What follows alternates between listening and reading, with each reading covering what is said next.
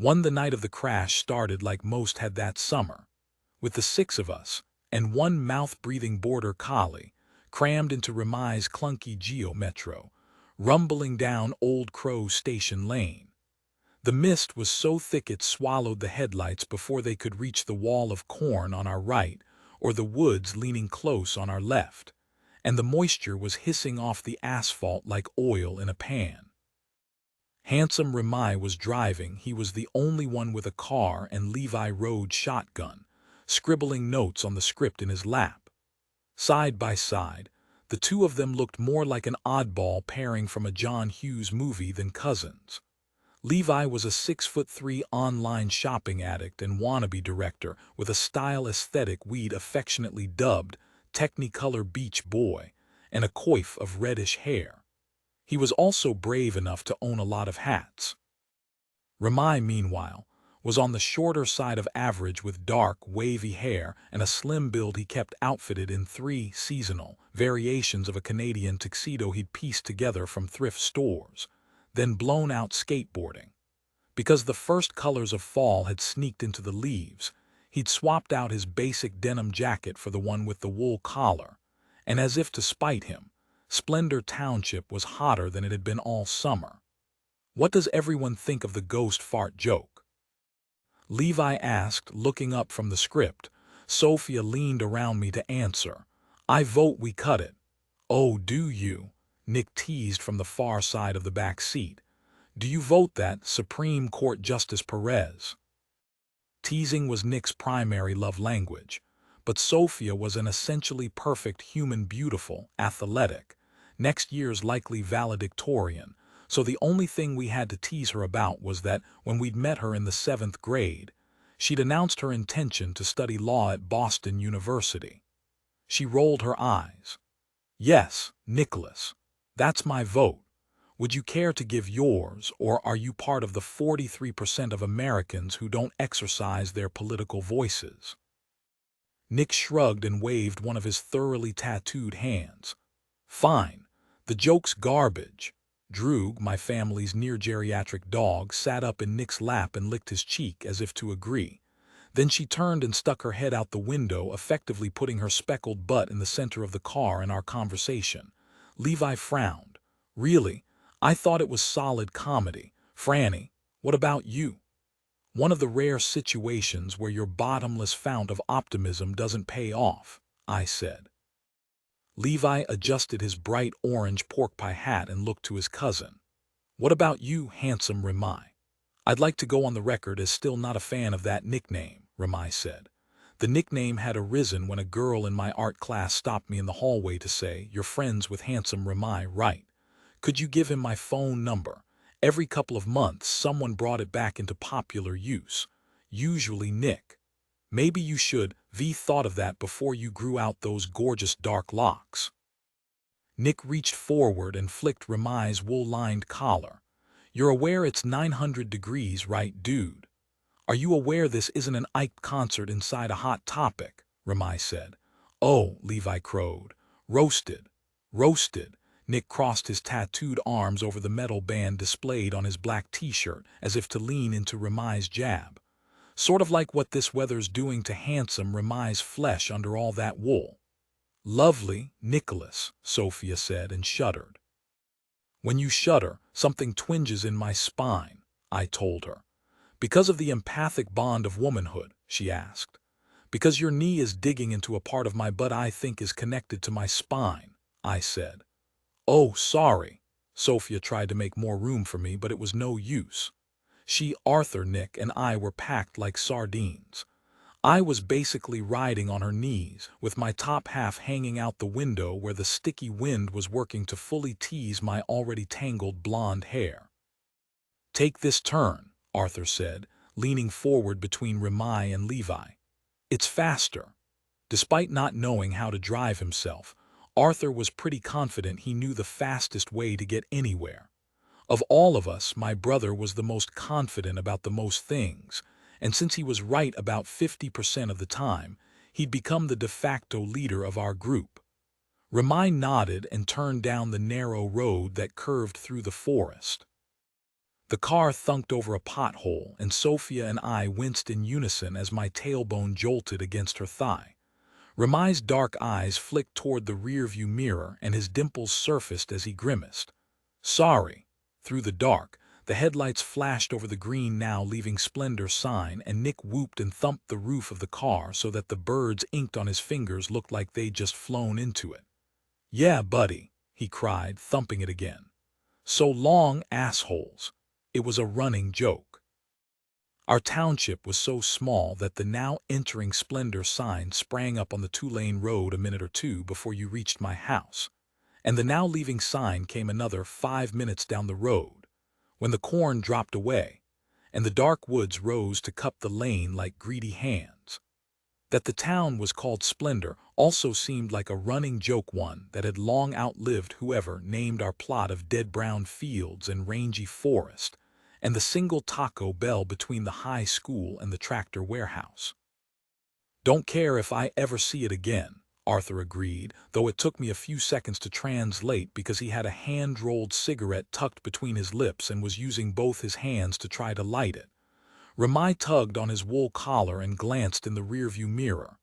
Could you not smoke in my car? No, Arthur mumbled around the cigarette. I'm addicted, Ramai. That's the point.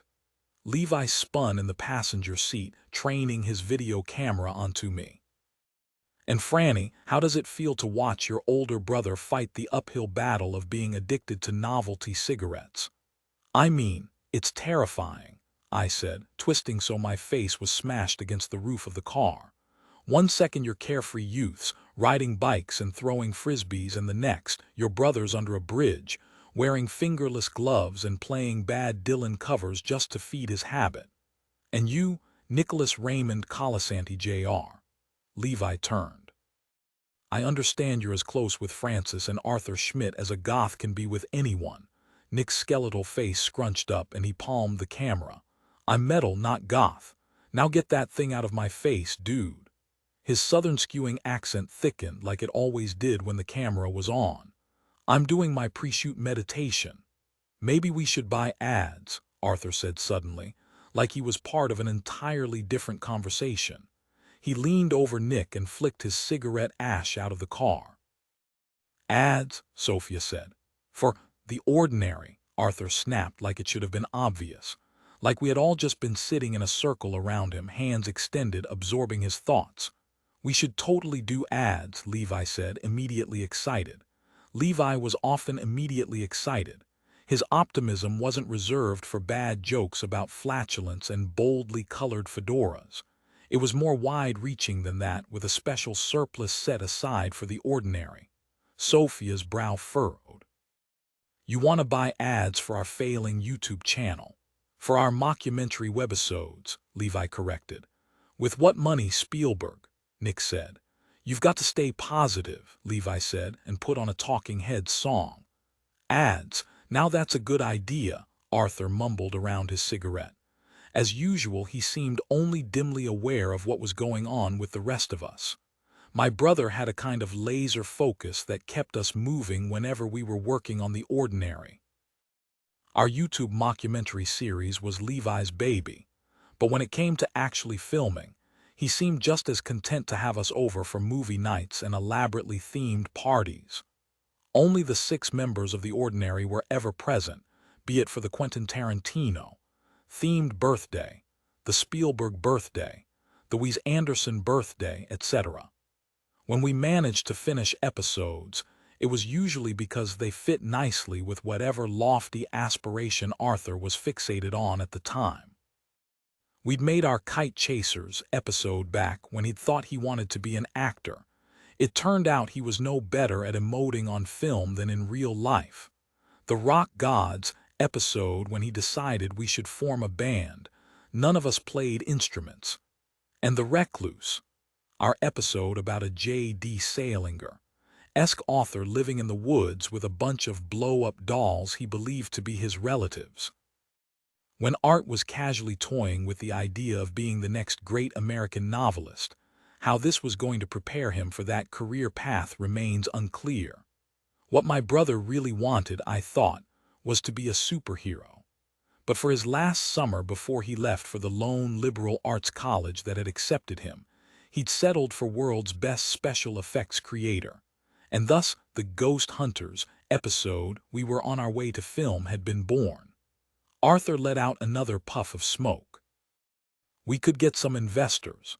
Ramai smirked at me in the rearview mirror. We could absolutely not get investors. Ramai pulled onto the narrow bridge that ran over the train tracks, and Nick gasped so loud I hit my head on the car roof, twisting to see him. "Guys," he said, voice low and panicky. He was turned to the window on his side of the back seat, his tattooed fingers braced against the glass. "Did you see that? There was something hanging from the bridge." I tugged at my Nautilus shell necklace like it was a talisman handcrafted to ward off bridge ghosts. "Stop it, Nick," Sophia said. "I swear to God," Nick said, laughing. He was always swearing to God. Allegedly, his mom got on him for using the Lord's name in vain, but Nick had a tendency to exaggerate, sometimes called a lying problem, and it was possible he felt guilty swearing to the veracity of something he knew was ludicrous. Still, he forged on. "Something's out there." "Oh yeah," I said. I was 99% sure he was messing with me, but that last 1% was tightening around my chest. "Like how you swore to God Caitlin Marsh's mom chased you out an upstairs window onto the roof. Franny, I'm not kidding." Nick slipped deeper into his accent. "There was something or someone hanging from the bridge."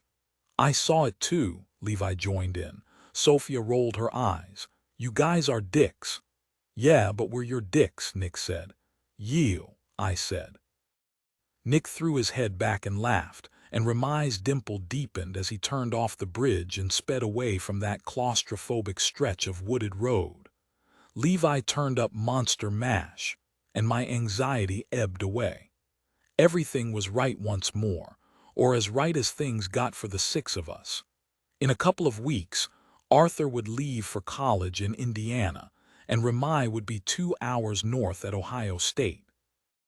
Nick would bump up his hours at Walmart to full-time, and Levi, Sophia, and I would be back in the halls of Splendor High School for our senior year, being occasionally mocked and often ignored. Things would be different, I knew, but if there were two subjects I did my best not to think about, they were A, the past, and B, the future. We turned down Jenkins Lane and followed the gravel road to its dead end. There was nothing but a small electrical substation on one side of the street, and the rundown wreck everyone called the Jenkins house on the other, our destination. Years and weather had stripped the house's whitewashed veneer to a drab gray, and a few small fires started by trespassers had charred the left side of the second floor. The porch had collapsed in the center, brush snaking through the holes, and the black shutters hung askew, like someone had tried to pry them off the house's face, while the blood-red door looked like its center had been smashed to bits by an axe. Ramai cut the engine as a breeze rolled past, rattling the house. "It's perfect," Levi said brightly, and got out of the car with the camera. The wind blew a tuft of golden hair into my face, and I pushed it behind my ear, then wiped the sweat from my hairline. Levi was already shooting B-roll of a loose shutter clapping against the house. His voice dropped into the nasally, faux British narrator impression he prized so much. The travelers arrived to the alleged hotbed of paranormal activity, skeptical and unscathed.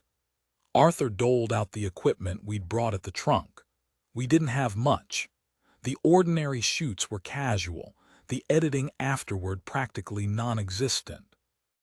Within a couple of days, Levi would have slapped tonight's episode online so it could garner our feed's traditional 5 to 7 comments, ranging between "lol, some people have too much free time" and "kill yourself."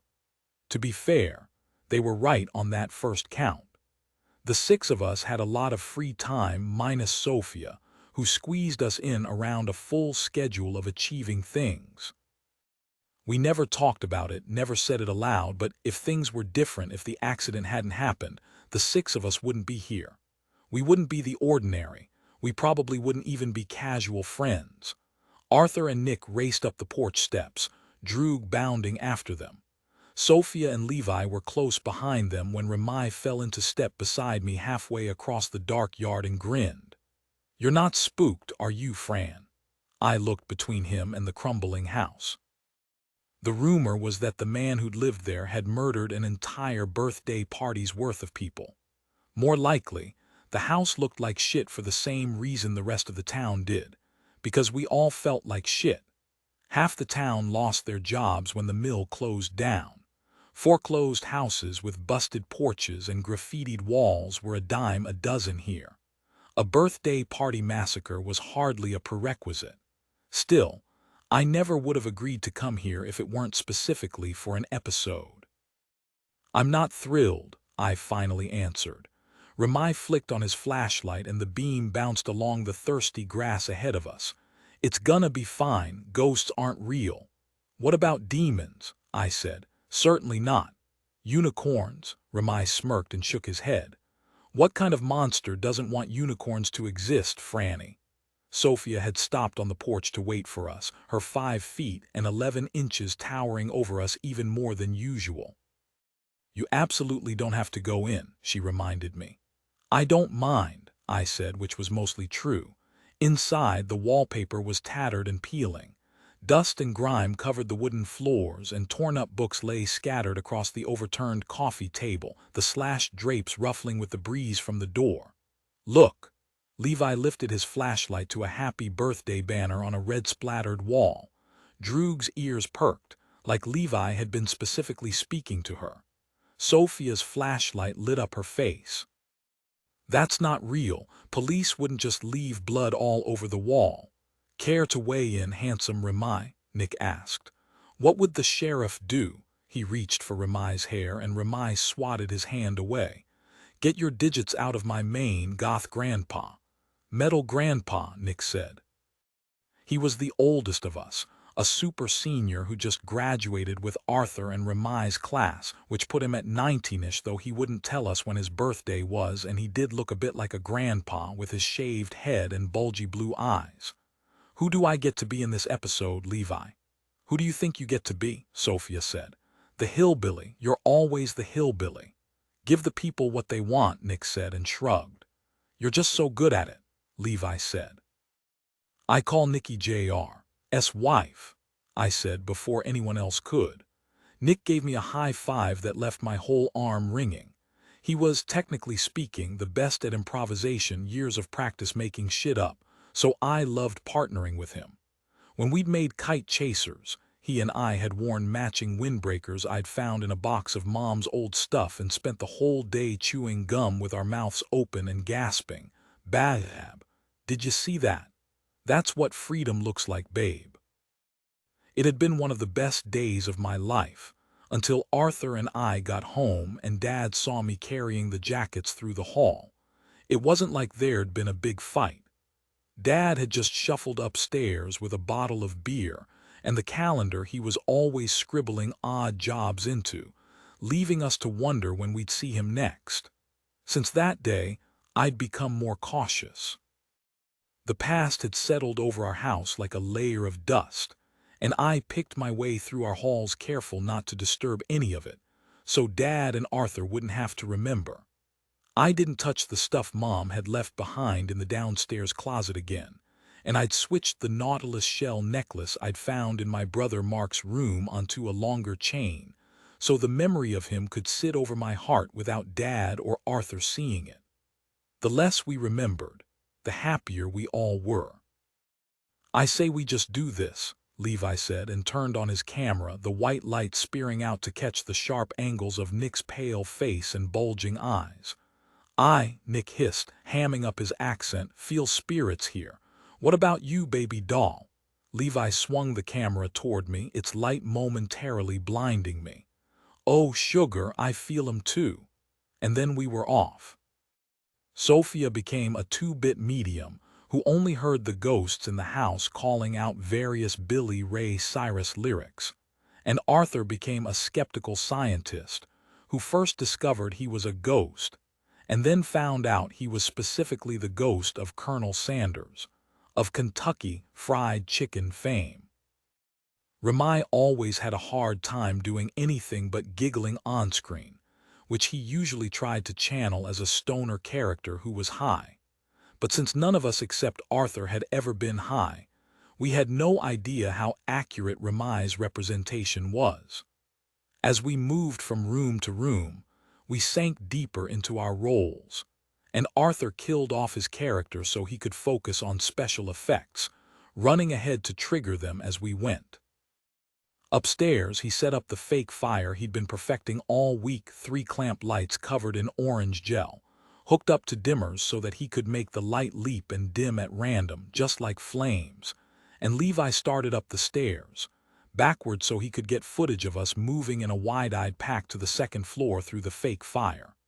From there, we made our way into one of the front bedrooms, where the windows faced the electrical substation across the street. Ramai, Levi said.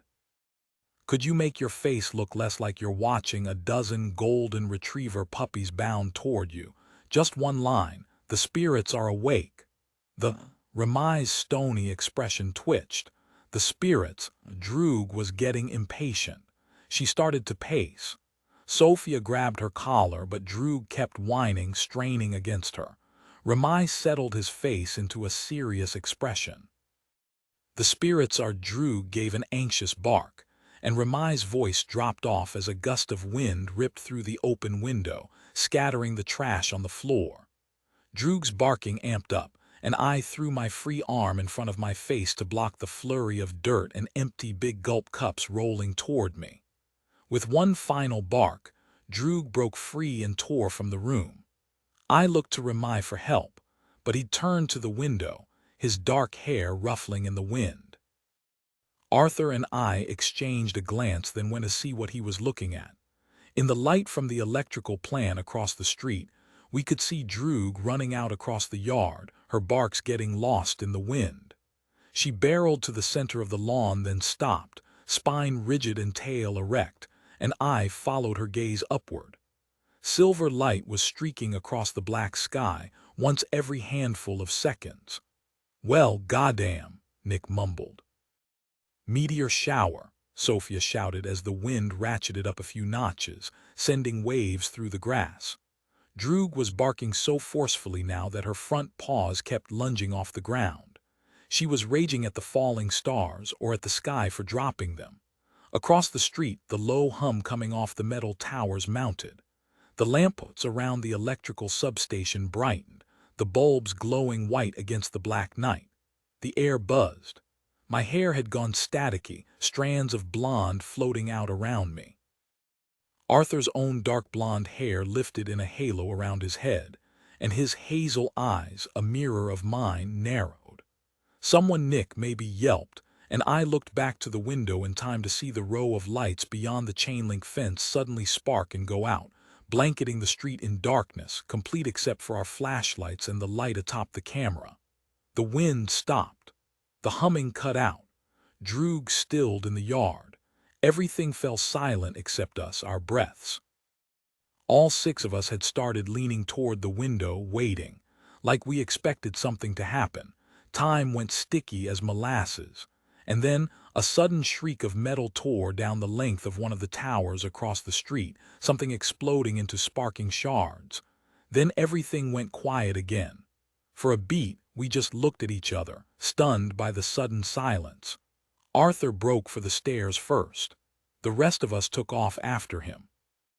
When we hit the porch, Droog leapt up and bounded after us across the road. "Wait!" I shouted as I noticed the yellow danger, high voltage sign on the substation's fence, but Arthur was already halfway up it. The power surge must have knocked out the charge. "That's private property," Sophia warned, but Nick and I were on the fence now, and Ramai and Levi were close behind. I heard Sophia groan, then start up behind me. We landed one by one on the far side, and I threw a glance back at Droog, who was whining anxiously. I stuck my finger through and touched her nose. "Stay here," I told her, then chased the others across the dark lot. "Are falling stars worth anything?" Arthur asked. "Like money," Sophia whispered. "They're basically rocks." Arthur's near unibrow crinkled. "Why are you whispering?" Only neighbors this place has our corn and cows, Nick said. Feel free to shout. Besides, Arthur grabbed Ramai's shoulder. We're here with the sheriff's son. What can they do? Ramai shook Arthur loose. Ground us. We crept toward the metal tower where we'd seen the rain of sparks. The top looked like it had been bitten off, the metal twisted and torn like it was nothing but a giant Twizzler chomped in half. The beheaded part was caught between the base of the tower it had come from and the one next to it, forming a twisted bridge between the two structures. The metal groaned as it slid lower along them. Look, Sophia whispered. White sparks were still leaping off the loose piece of the tower, darting out and back in along a set path like a strike of lightning being played, then rewound, then played again. Arthur led us closer. The metal shrieked, and we all lurched backward as the broken piece came loose and crashed to the ground. The light was still there, as if it were growing out of the metal then withering into it. But it wasn't coming off the metal at all. It was coming from the disc-shaped object balanced atop it, the thing that must hit the tower in the first place. What is it? I breathed as we circled around it. Levi lifted the camera, shining light on the plate-like object. We hadn't seen the disc from farther back because it was transparent, a little cloudy, like a rounded-out block of ice. The light came from within it, streaking back and forth along the same veins every time. It must be heavy to have done this kind of damage, Sophia whispered. Do you think it's like part of the comet? I asked. Arthur stepped closer. I could already see where this was going. My brother might be the type to obsessively remind me to drink water or take my mace when I rode my bike to work, but he was also the type to try LSD alone and give himself stick-and-poke tattoos during math class. He did not have good impulse control. Arthur, I whispered. He ignored me, reaching slowly as if in a trance. His fingers spread, the blue-tinted light diffusing between them. Art, I hissed, lunging to grab his shoulder. Don't, he thrust his hand toward the cloudy light. The last thing I felt was his worn thin sleeve in my hand. The last thing I heard was an earth-shattering crack, like the world splitting open. Like my eardrums bursting, my sense of balance and direction coming apart like a piece of fabric being unwound in every direction. Everything, every sound, smell, taste, and sight was lost in a blinding white. And then I was lost in it too. To Franny, Francis, Franny, Fran, do you hear me? Damn it, Franny, just fucking say something. I tried to blink the light away. My ears were ringing. My head throbbed. The light ebbed back, but not enough. A star-pricked sky should have appeared. Night-drenched electrical towers and coils and switches should have resolved around me. Instead, I found early morning pinks and oranges, streaks of gold filtering through cotton candy clouds. Every sign of night was gone. Thank God, Arthur gasped. His hands were on my shoulders, gripping so tightly I might be bruised later. My arms were cold and damp. Are you okay? Arthur's eyes were ringed in white. His blonde hair stuck to his forehead in wet clumps. A chorus of dim murmurs drew my gaze to the field behind the substation. Cows. Black-spotted cows packed tight along the fence, fur damp and mist hanging around their baby-pink nostrils. They were agitated, mooing and jostling against one another, and behind them the rest of the field was empty. Every single inhabitant had clustered along the chain link, the sun rising through the pinks and purples at their backs. Answer me, Franny. Arthur shook my shoulders.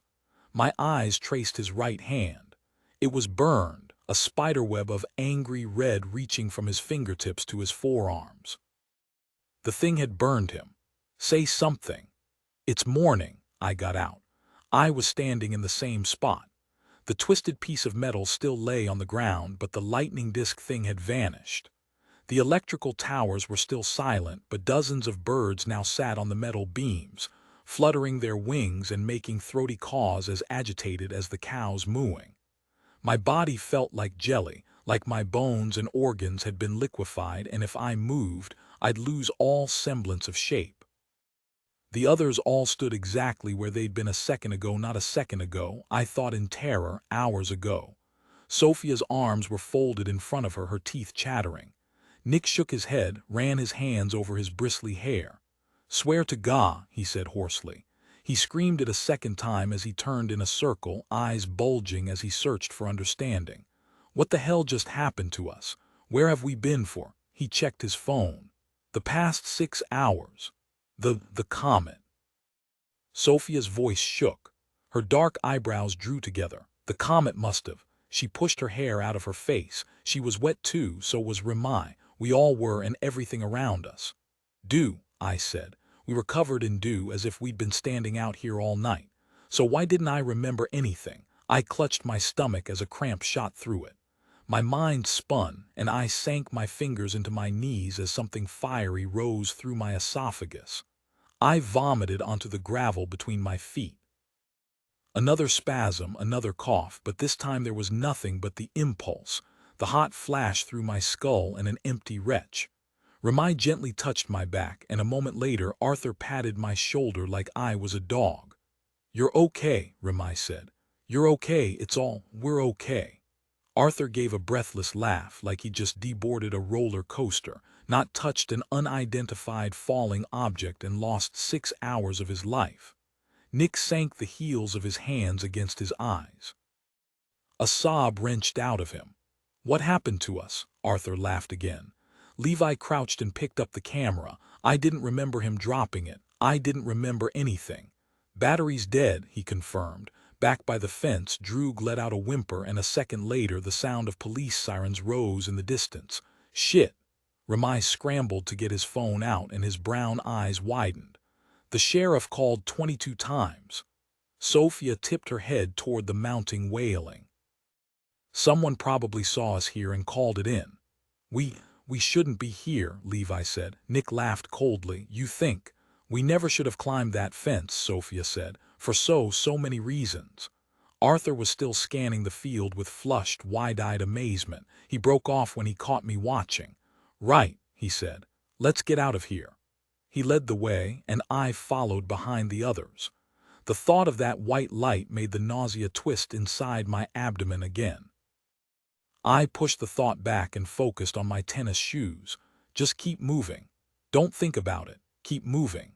Something black and feathery appeared in my vision, and I stopped short. A dead bird crumpled on the gravel. I looked across the lot and gagged. Hundreds of them, wings twisted at horrible angles, beaks cracked, blood on the pebbles where they'd hit, scattered across the dewy substation like some biblical plague.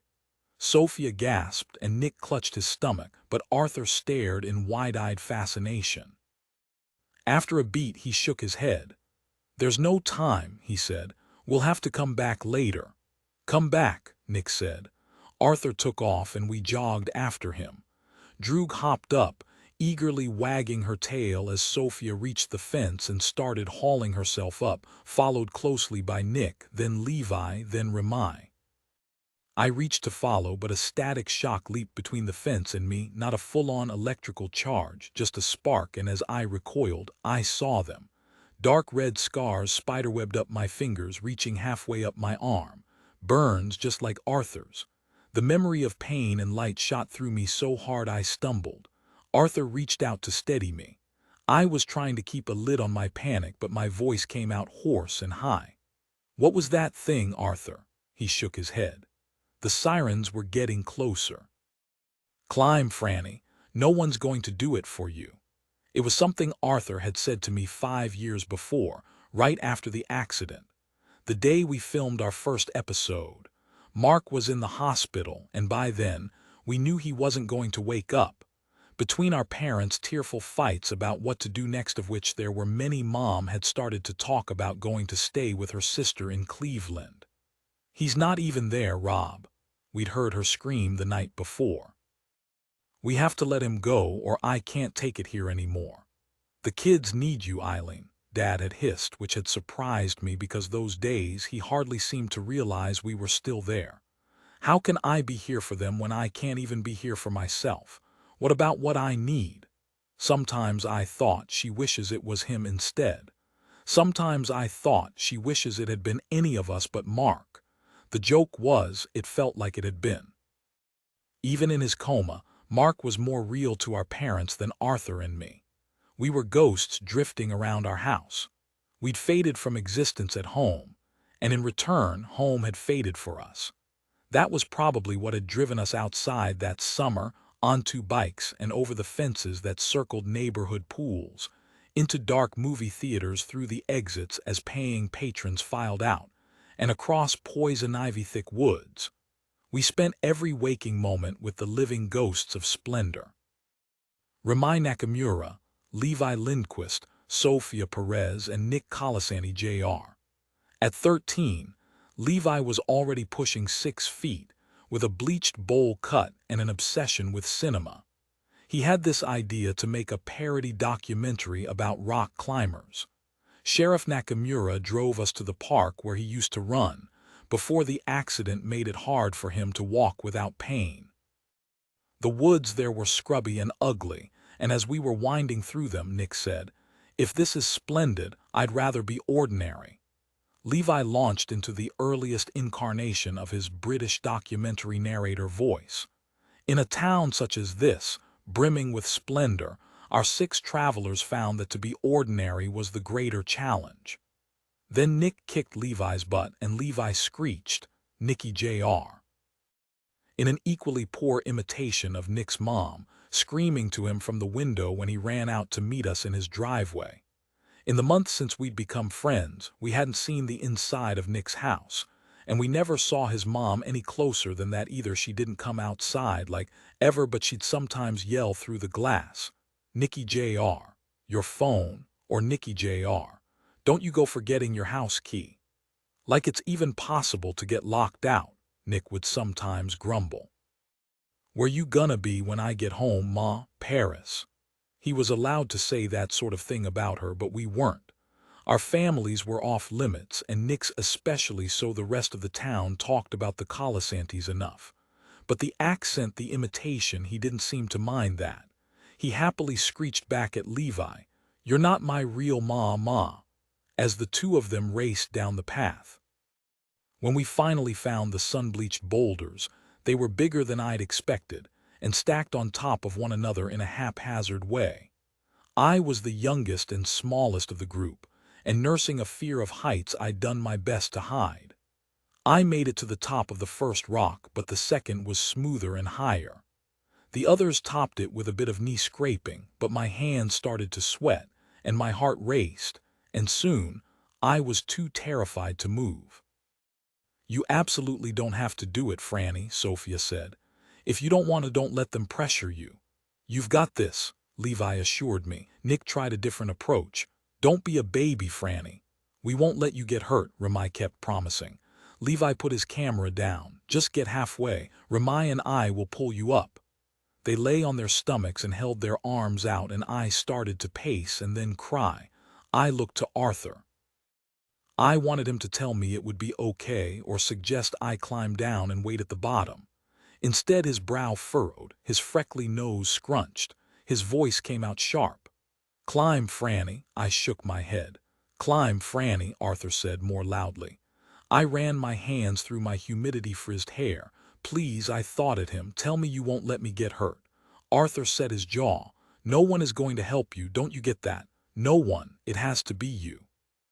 The tears started sliding down my cheeks, but I took hold of the rock. I stepped into a divot and pushed myself up once, then again. I moved higher, limbs shaking, tears falling. I was almost there when Arthur's hand caught my arm. With Nick's and Ramai's help, he hauled me over the lip and pulled me onto my feet. My brother gripped the back of my neck and stared into my eyes. His gaze was glassy, but then he blinked and it hardened. There was no softness left for me in him. Something inside me broke. He was right. No one was going to help us. We were on our own now. Arthur pulled me into a rough hug, and I cried into his shoulder for the first and last time that summer. Our friends turned away, busying themselves with whatever they could find. They knew this was the kind of thing you didn't acknowledge in Splendor. They let me feel my pain alone. They knew that was what I wanted because we were the same. Halfway to the car, I realized my mistake. I'd spent 5 years with the same weight resting below my collarbone, and in 6 hours I'd nearly forgotten to expect it there. My hand went to my bare neck. No Nautilus shell, no alloy chain. I'd lost Mark's necklace. The sirens were wailing closer and the others were already piling into the car, but I stopped dead. "Fran!" Ramai screamed when he realized I wasn't right behind him. "My necklace!" I turned, scanning the dew-dusted grass. I must have dropped it. "I'm not going to jail, Franny," Nick screeched at me. "Get in." "We'll come back for it," Sophia said. I jogged across the yard, searching the grass for the smooth spiral of the seashell. "Come on, Franny," Levi yelled. He was already in the car, Droog's muddy paws balanced on his mauve pants. "We have to come back anyway," Arthur yelled. "We'll find it then." "Why do you keep saying that?" Nick demanded. "I'm not coming anywhere near this place again." Sophia smacked his arm. "Of course we'll come back. Franny, just get in." Something glinted in the grass off to my left, just inside the range of trees at the muddy edge of the yard. I ran toward it, picked up the bit of metal before I even realized none of us had been over there last night. My stomach jerked at the object's cold weight. A bullet. A handful more were scattered in the mud, in a spray along a series of boot prints. My gaze trailed the prints from the woods and across the gravel road, where they vanished only to reappear on the far side and lead up to the fence, though further left than where we'd climbed it. None of us had gone near these muddy prints. My pulse spiked. Had someone else been here last night? Could tell us what we'd missed, what had happened in those 6 lost hours. I scanned the length of the fence for any sign of life, but if anyone had seen what happened, they were gone now. "Franny!"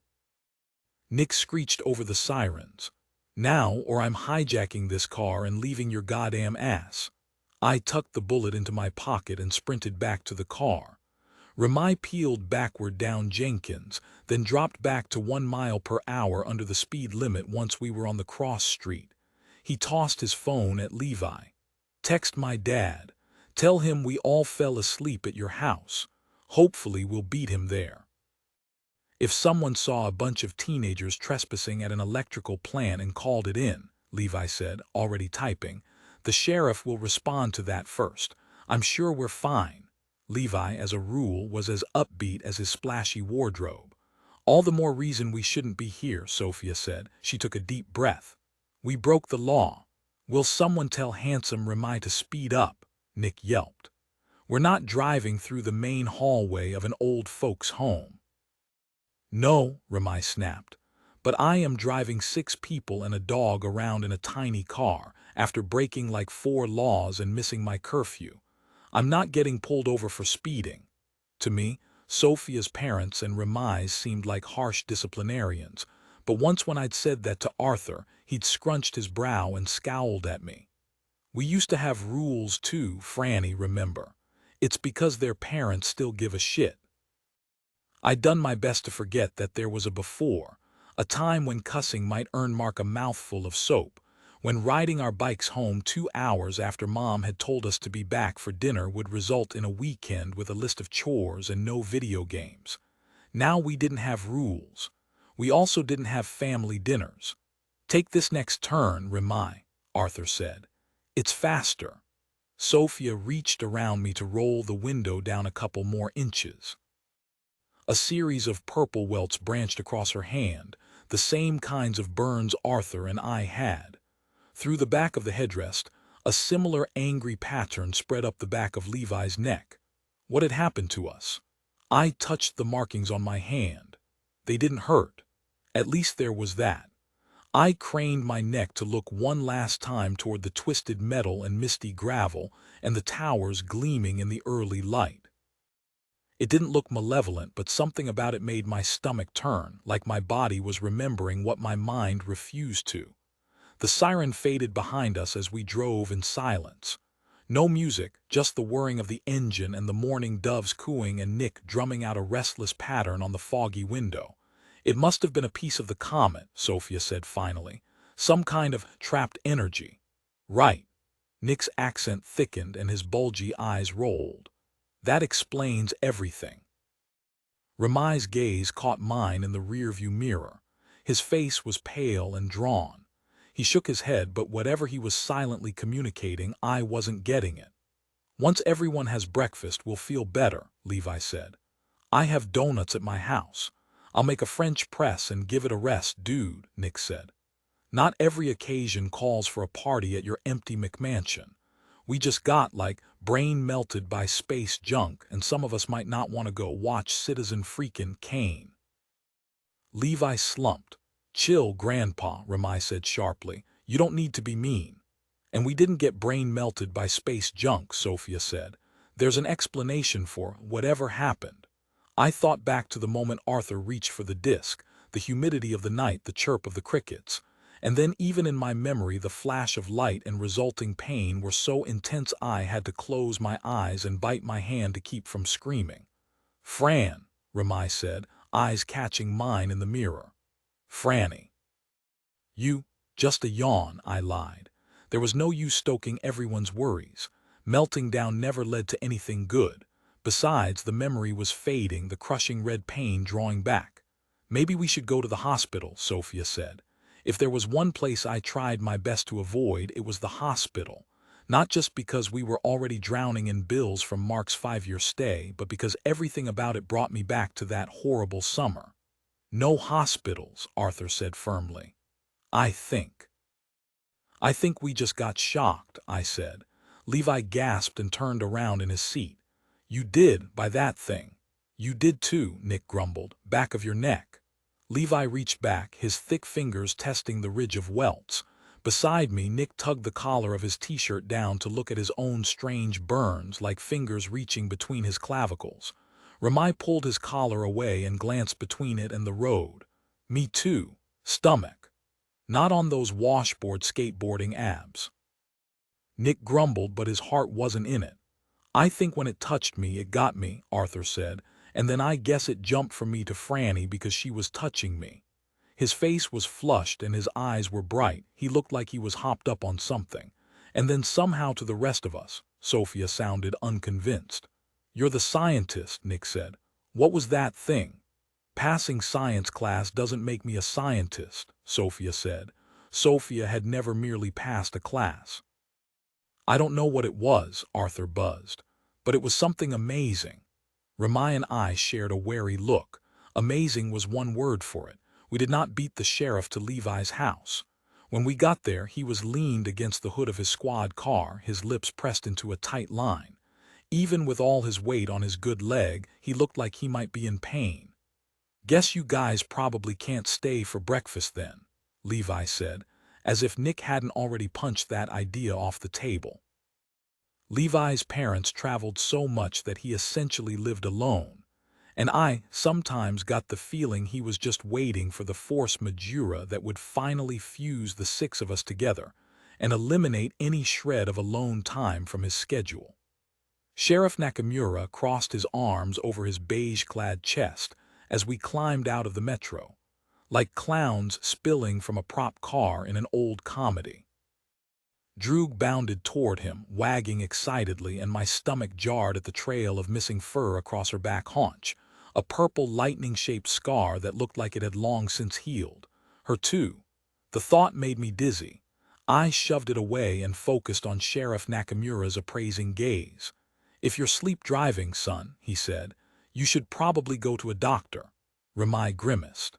I looked around, wondering whether anyone was going to explain. Sophia looked like the effort not to spill everything was costing her something precious and irretrievable. After a minute, Sheriff Nakamura sighed and tipped his head toward the metro. "You go on home, Rem. I'll take the others." "I can take them," Remai said. "Oh, no you can't," his father contradicted. Remai shot me a fierce look that made it clear there was something he needed to tell me but did no good whatsoever in communicating what that might be. Nick apparently intercepted it. "What are you doing, dude?" he asked. "You look like you're pooping your pants." "I wasn't doing anything," Remai said, face flushing. The sheriff's gaze flicked suspiciously between all of us.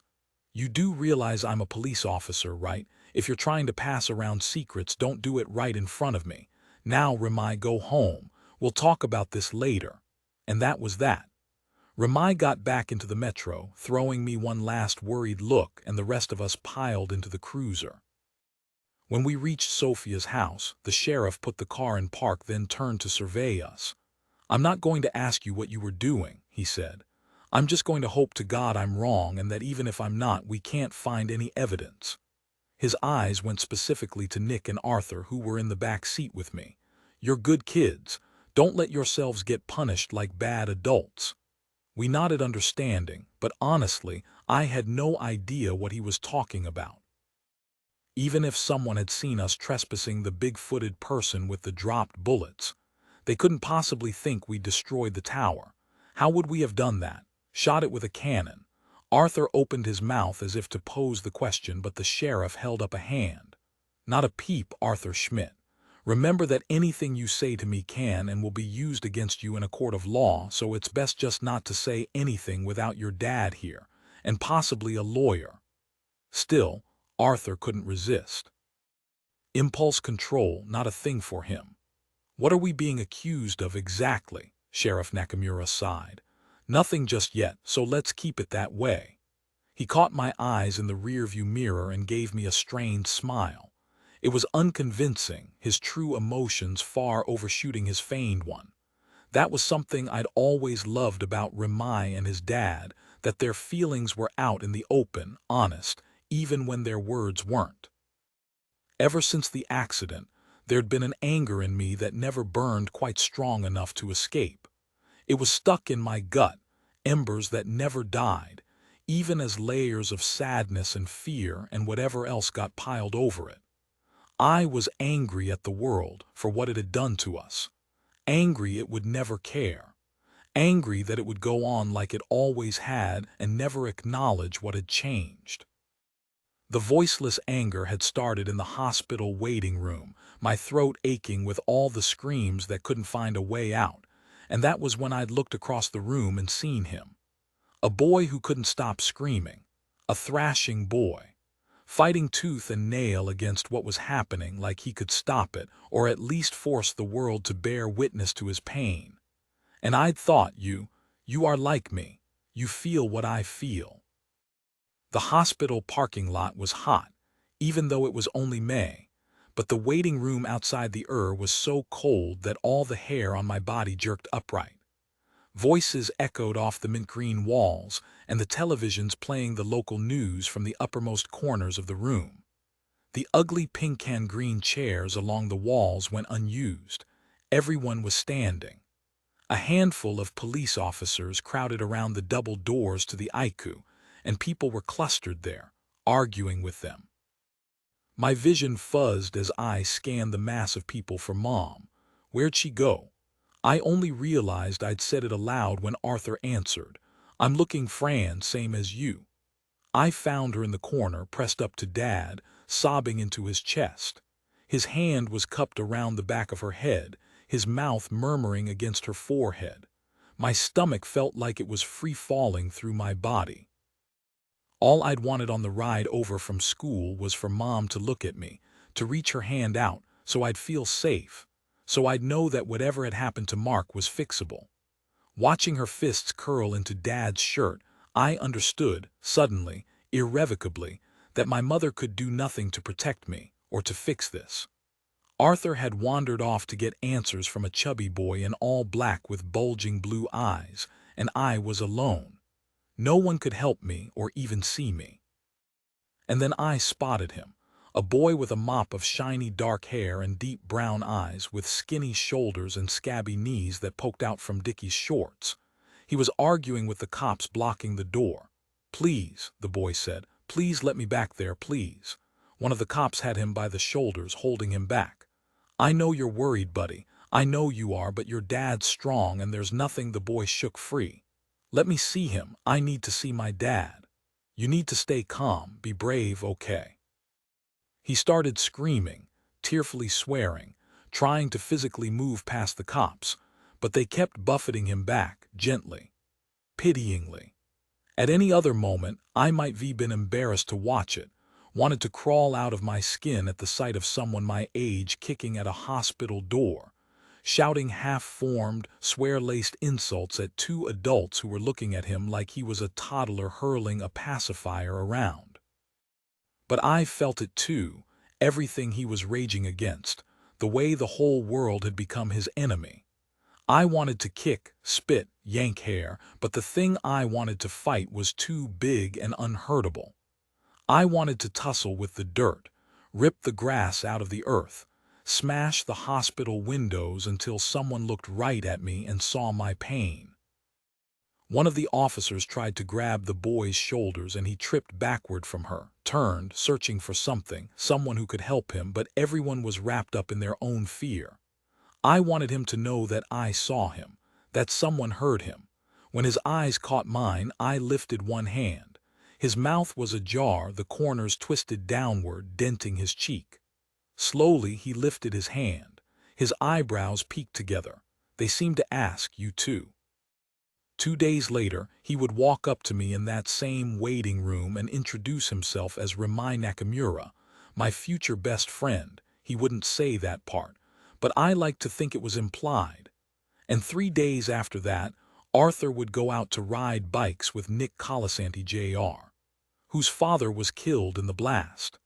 Dad would drag us along to Nick S.R.'s funeral. Mom would stay at the hospital with Mark. And there we'd see a lanky, dark-haired girl who carried a book in lieu of a purse, though she was polite enough not to read from it until the service was over and she was seated at the dismal Potluck's kids' table with the rest of us.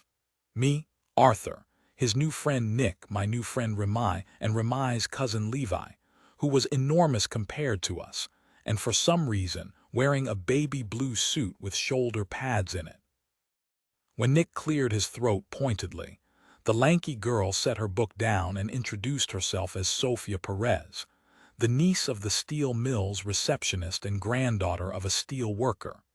She had just moved here from New York City, which immediately made her glamorous despite her plain clothes, and she wondered whether we liked our school. We didn't. And whether we played lacrosse, I hadn't even heard of it. "I tried out for a team once," Nick said, "but then the coach got busted for printing fake money in his basement." Sophia arched an eyebrow. "That doesn't sound very true." "I swear to God," Nick said, and no one argued. Sophia turned to me, her dark eyebrows pinching in the middle. "I heard about your brother. That must be so hard." Arthur bristled beside me, his mood turning the room icy. "What, are you looking for the scoop on the great Splendor tragedy like all those leeches taking pictures at the funeral? We don't know what's going to happen, so maybe don't put him in the grave just yet." Arthur didn't wait for a response, just stood and stormed from the room, leaving behind the chill he'd summoned. Sophia drew back, teary-eyed. She looked around the table, silently apologizing or maybe searching for an ally, but no one said anything. She hadn't done anything wrong, not really. Arthur just didn't want to talk about Mark or our parents, or the way home had started to feel like a sinkhole and the future had turned fuzzy and dark. He didn't want to talk about how afraid he was or how much he hurt. None of us did. That was the start of our long-term policy regarding the accident, unspoken but fully understood. Don't say a word. 5 years later, we still didn't talk about it. Bits of the accident hid in every dark corner of our lives, but dragging them into the light for everyone to see would only hurt worse than leaving them be. The 6 of us were destined to be alone, trapped in a grief we weren't willing or able to share. But from then on, at least we were alone together. 4 turn on Channel 11 now, Levi texted the group. Arthur had been fully invested in Googling things like ice disk and magic lightning and weird meteorite, lost time for the last few hours. He tended to become obsessed with things, especially things he thought could scratch the itch of boredom that came from living in Splendor. One week he'd be hell-bent on becoming a skydiving instructor.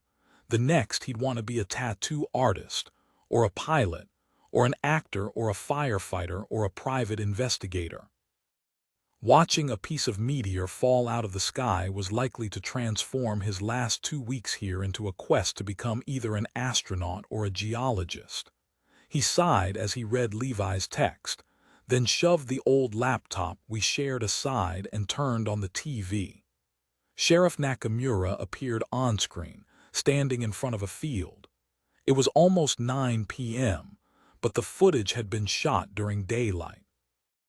It was one of those reports they kept running over and over again, a talking head in the corner adding information as the story developed. "This is absolutely some kind of hoax," Sheriff Nakamura was saying. "There is no natural way for the ground to have become scorched in this intricate pattern without doing damage to the surrounding crops. It's simply not possible. Think of this as graffiti in the extreme." "What do you have to say about the behavior of the cows?" the news anchor asked. I recognized her as Cheryl Kelly. She'd been the face of the reports about the accident at the steel mill too, though back then she always wore navy blue, whereas now you never spotted her out of her signature red blazer. The sheriff chuckled and thumbed the front of his hat.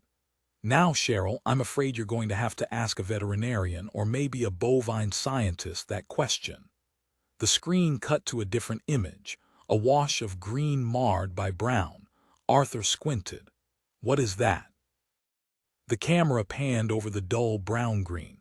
A series of gray rectangles appeared at the bottom edge of the screen, a thin streak of silver outlining the shapes, boxy buildings and a fence wrapped around them. "The substation. On Jenkins," I said, and from the fence along the top edge, brown sprouted outward in a symmetrical pattern. Like a tree's branches, like roots hanging from a plucked wild onion, like the scars up Arthur's and my arms. The grass was burnt, charred, resembling 100 streaks of lightning, some of them reaching out through the 2 acres of corn to the left of the electrical plant. But there was something else in the grassy field behind the metal structures, something black and white arranged along the charred patterns, modeling the gaps between them into speckled bands. Cows. They'd moved from their line along the fence that morning and fanned out to graze along the burns. The screen cut back to Sheriff Nakamura and Cheryl Kelly. My phone rang, interrupting her next question. "Seeing it?" Levi asked as soon as I accepted the call. "Uh-huh," I said. The camera cut once more to the field and my eyes dipped to the scars on my arm, trying to determine whether they were, as they seemed to be, identical to the massive pattern burned into the field on-screen. "You and Arthur need to get over here," Levi said. "Remai's grounded, remember," I said. "We have no ride." "Then ride your bikes." Arthur shot me a look over his shoulder. "What's he saying?" "He wants us to ride our bikes over there." "Not want," Levi said. "Need. Tell him if he's so desperate for company he can ride his bike here," Arthur said. "What's he saying?" Levi asked me. "He says stop being a lazy asshole," I replied. "Francis." Levi enunciated slowly. "Go out into your yard, get onto your bike and pedal your little Schmidt hearts out. You need to see what my video camera caught." My handlebars shocked me so badly I flung the bike back against the shed where I'd left it leaning. "What?" Arthur said, climbing astride his own. "Did you see a spider or something?" I wasn't afraid of spiders, but when I said so, my indignation was lost on him. He was already halfway across the yard. Arthur never waited for me. He looked back to make sure I was there, and he constantly bugged me about bringing the mace key chain he'd got me for Christmas, but he never waited. He was morally opposed to slowing himself down, for anyone but especially for me. A few years ago, he'd very matter-of-factly told me that the worst thing Mom ever did for me wasn't leaving us, but babying me so much that I couldn't handle it when she did. It was the only time either of us had said it aloud, leaving us, but the fact that Arthur thought I couldn't handle her leaving stung worse than the phrase itself. I grabbed my bike again, this time careful to touch the rubber handle first, then took off after my brother. The back of my neck prickled, and I fought an impulse to look back. Dad wouldn't be watching us from within the yellow glow of his bedroom window. He never was. And I'd feel stupid for even checking. I always did.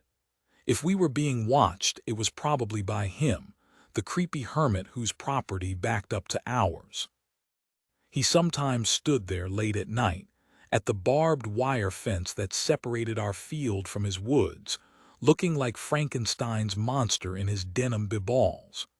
I rode faster.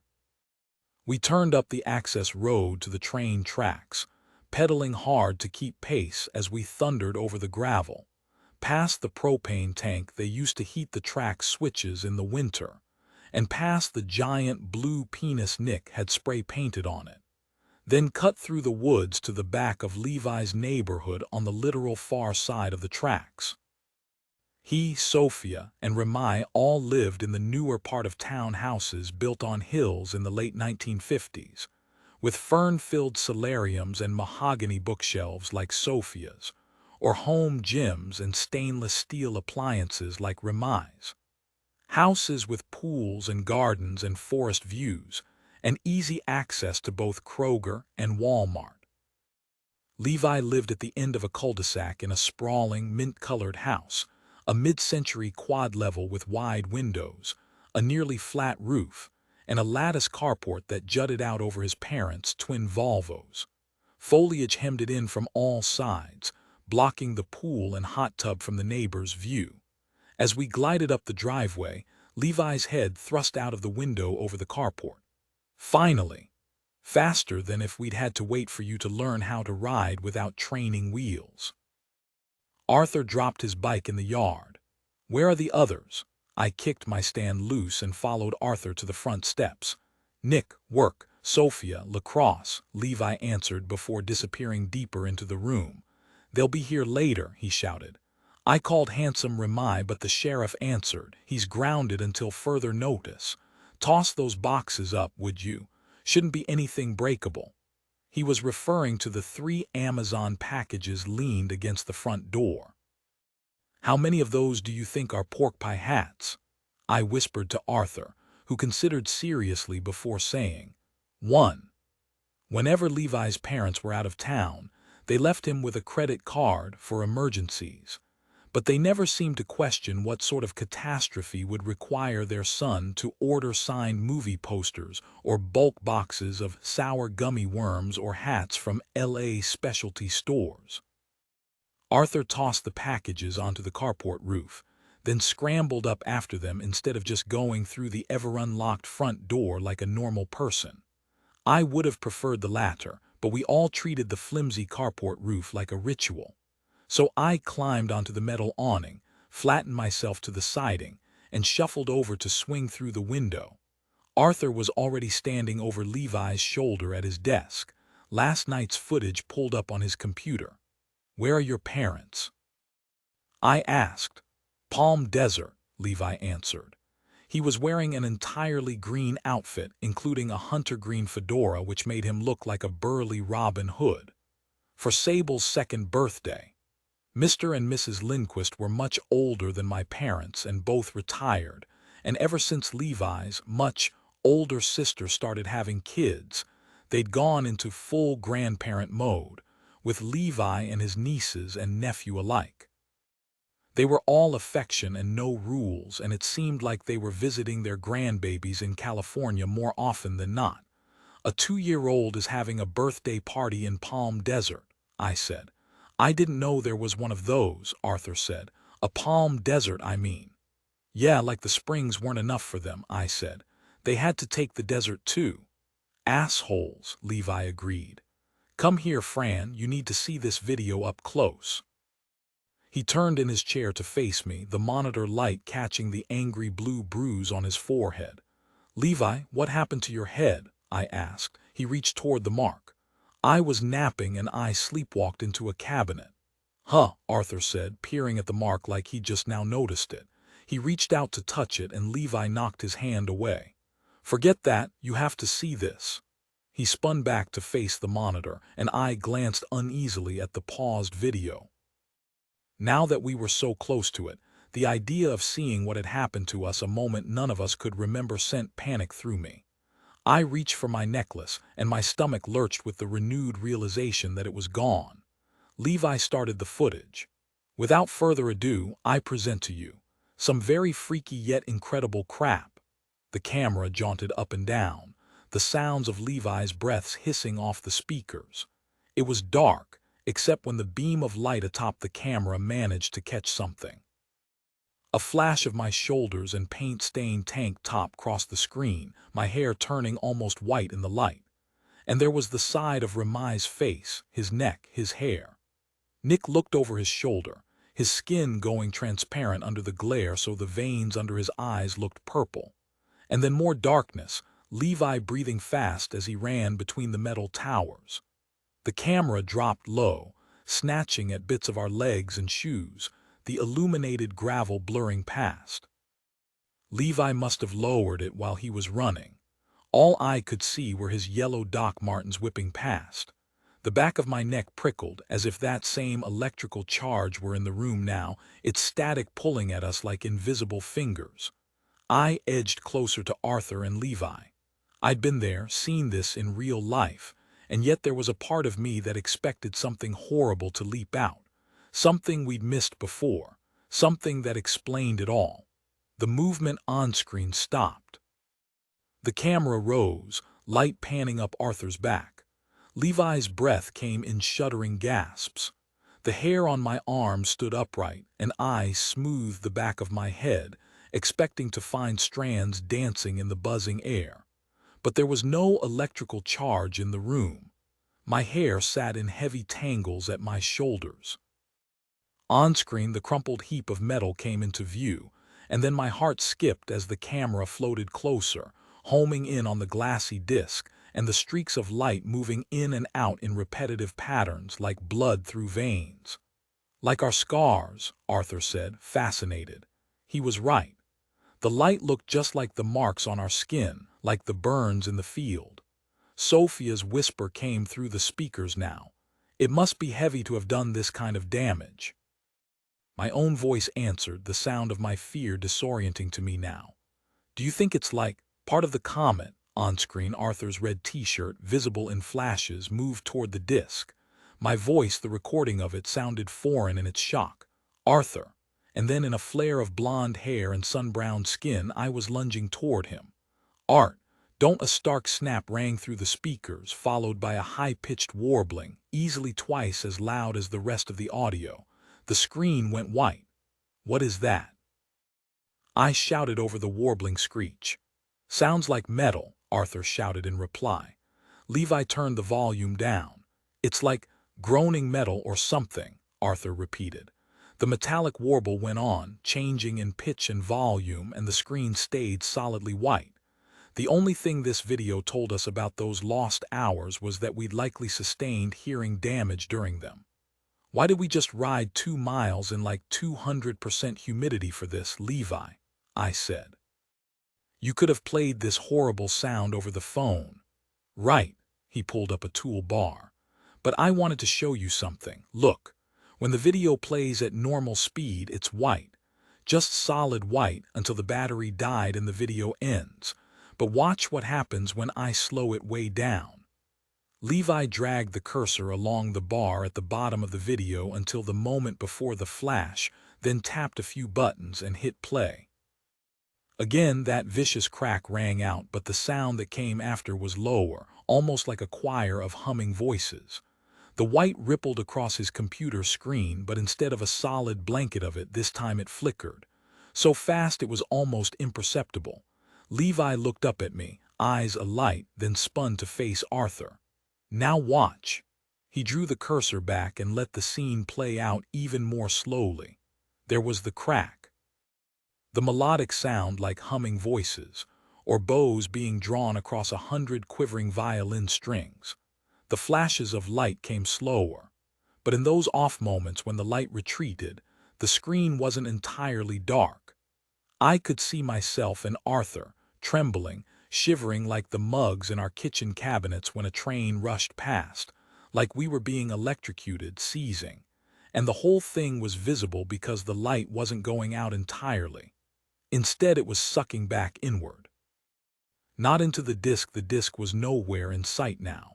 No, the light was cycling in and out of something else. A tall, narrow thing that absorbed the light in those jagged streaks and spat them out in every direction only to reabsorb them and repeat. I stared at the computer, trying to make sense of our impossibly fast convulsions, the sparking eruptions of light and the shape they leapt from. Is that? Arthur trailed off. In the glow of the computer, Levi's eyes were glassy and his skin looked almost blue. He jammed the space bar and the video paused, halfway between a flash and a moment of darkness. Bits of light hung across the screen like frozen confetti. Through the splotches on the right side of the screen, my hand reached toward Arthur's back. Tendrils of light seemed to be sparking off the fabric, crawling up my arm like ants. And then there was Art, standing with his arm extended toward the disk. Only the disk was, as I'd thought, gone, and in its place stood a person. No, not a person. A person-shaped thing, its head and hands and legs all grotesquely elongated. A body made of white light emanating shards of it in every direction. I whispered exactly the same thing Arthur had said. Is that? Levi nodded. I think it is, and so do our commenters. Commenters, I parroted. Mr. Kill Yourself and Mademoiselle Racial Slur have an opinion on what this thing is. Guys, Levi said, pulling up a YouTube channel, not the ordinary, a different channel named The Falling Ski Incident, but the video on display was the slowed-down footage Levi had just played. Everyone has an opinion on what this thing is. Holy shit, Arthur gasped. There were 9,000 views already and the count was rising before our eyes. So not only did we meet an alien, Levi said, we've also gone viral. I swallowed the fist-sized knot in my throat. Pretty big day for us. 5. What else could it be? It had fallen out of the sky during a meteor shower. It had hit the earth in a disk and unfurled into a person shape when that disk cracked. No way. Sophia was still in her lacrosse shorts and a muddy Nayu t-shirt, gnawing on one fingernail. Even so, she managed to be supermodel pretty and smell like a mix of rose water and tea tree oil. It would have been annoying if she weren't also the most truly kind and sensible person I'd ever met.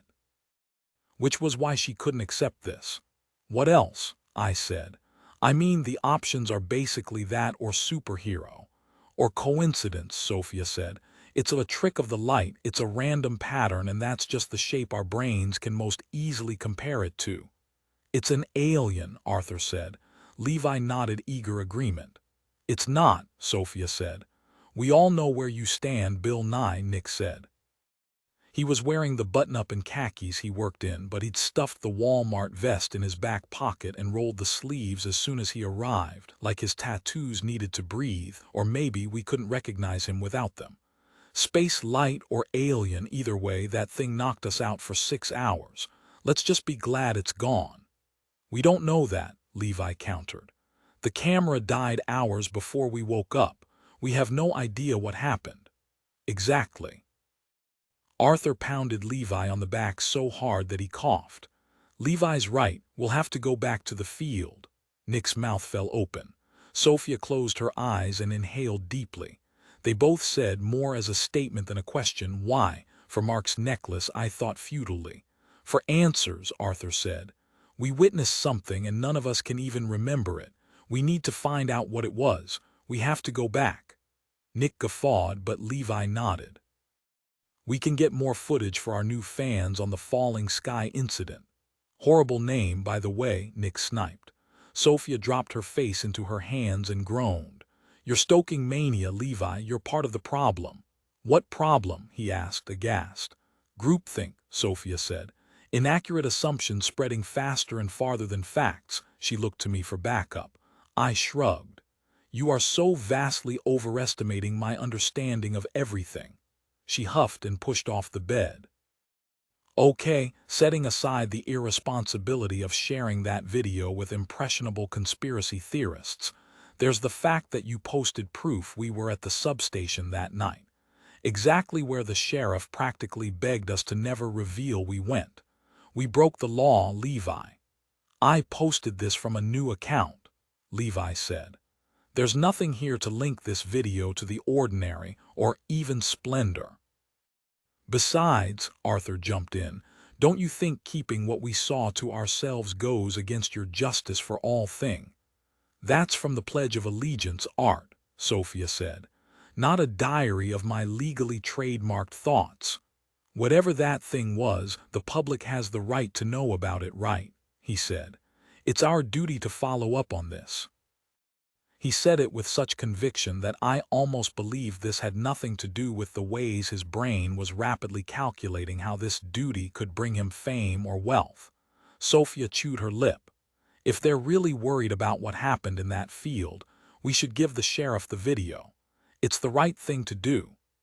And Stanford will be thrilled about your resulting breaking and entering charges, Arthur said. Going to the sheriff would just get us into trouble, and we'd lose ownership over this.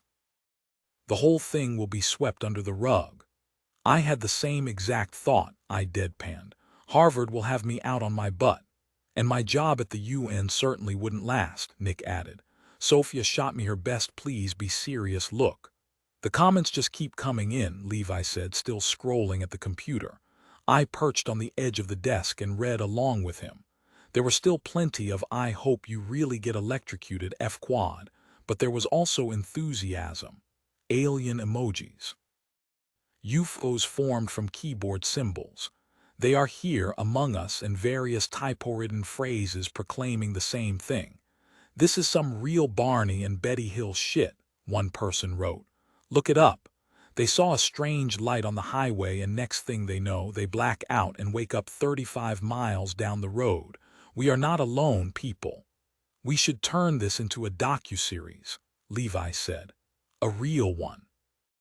We can interview people in town, the sheriff, the owner of the field, maybe someone from Crane Energy. This is a story worth telling. Dude, Nick said. Arthur and Ramai have 2 weeks before they leave for college. Fairly busy time. What could be more important than this? Levi said. My parents are gone for 8 more days. We can just camp out here, do the whole thing rapid fire. As he twisted in his chair to appeal to the others, I read the top-rated comment. I want to believe. Beneath it, the comment with the second highest number of votes read, fake, bad editing. My eyes caught on a reply to that one. It's not fake, a commenter with the handle Citizen off the blackmail box wrote. I saw this 20 years ago. Delete this immediately and contact me, blackmailboxbill@cotbum.com. They are watching. What do you make of this? I asked. Huh, Levi spun back, read the comment, and shrugged. It's the internet. Best to approach everything with a healthy dose of skepticism. Sophia crossed her arms. Something your rabid fan base could learn from you. Listen to this, I said, and read the comment aloud. We're not contacting him, Arthur said. We're not contacting anyone until we get back to that field and see what we find. This is our UFO. You're flying way too close to the freaking sun, dude, Nick said, talking about our UFO. Speaking of the field. Levi stuffed some gummy worms into his mouth. What do you think the deal with the cows was? Did you see on TV how they all lined up on the burns? That part's easy, Nick said. Everyone's attention snapped to him like one of his bulgy eyes had finally popped out of his head and rolled across the floor. Not all of us are bovine scientists, Nick, I said. Explain. Nick scritched the back of his head, and his fingers lingered, drumming out that restless beat he'd played against the car window earlier that morning. Magnetic fields. Magnetic fields, Levi said in his documentarian voice, adjusting his hat. Nick scooped up a fallen gummy worm and threw it at him. Cows eat facing north to south, or south to north. Either way, people think they sense Earth's magnetism or some crud. Arthur's beloved space critter must have messed that up with its spaceship, Sophia sighed. Meteorite gas or energy trapped in a space rock. It wasn't rock, Arthur said. It was like jelly, squishy. That definitely sounds like space junk, Sophia said. Wow, both a bovine scientist and a space junkologist in the same room, I said. She shot me another reproachful stare. Nick rolled his eyes. No wonder the alien chose us, y'all. See, that's the part, well, one of many parts that doesn't make sense, Sophia said. If intelligent life were going to reveal itself to mankind, why would it choose 6 kids in Splendor, Ohio? Levi shook his head. Maybe it crashed. The docuseries will uncover all that. Give it up, Levi, Nick said. Not all of us have swimming pools full of money and buttloads of free time to bop around town with our fancy cameras and a Nancy Drew notepad. Some of us have jobs, people depending on us to pull our weight. We just need to get back to the field, Arthur murmured, as if he were part of an entirely separate conversation. Don't use we, Nick said. I never agreed to this little investigation. Arthur bristled.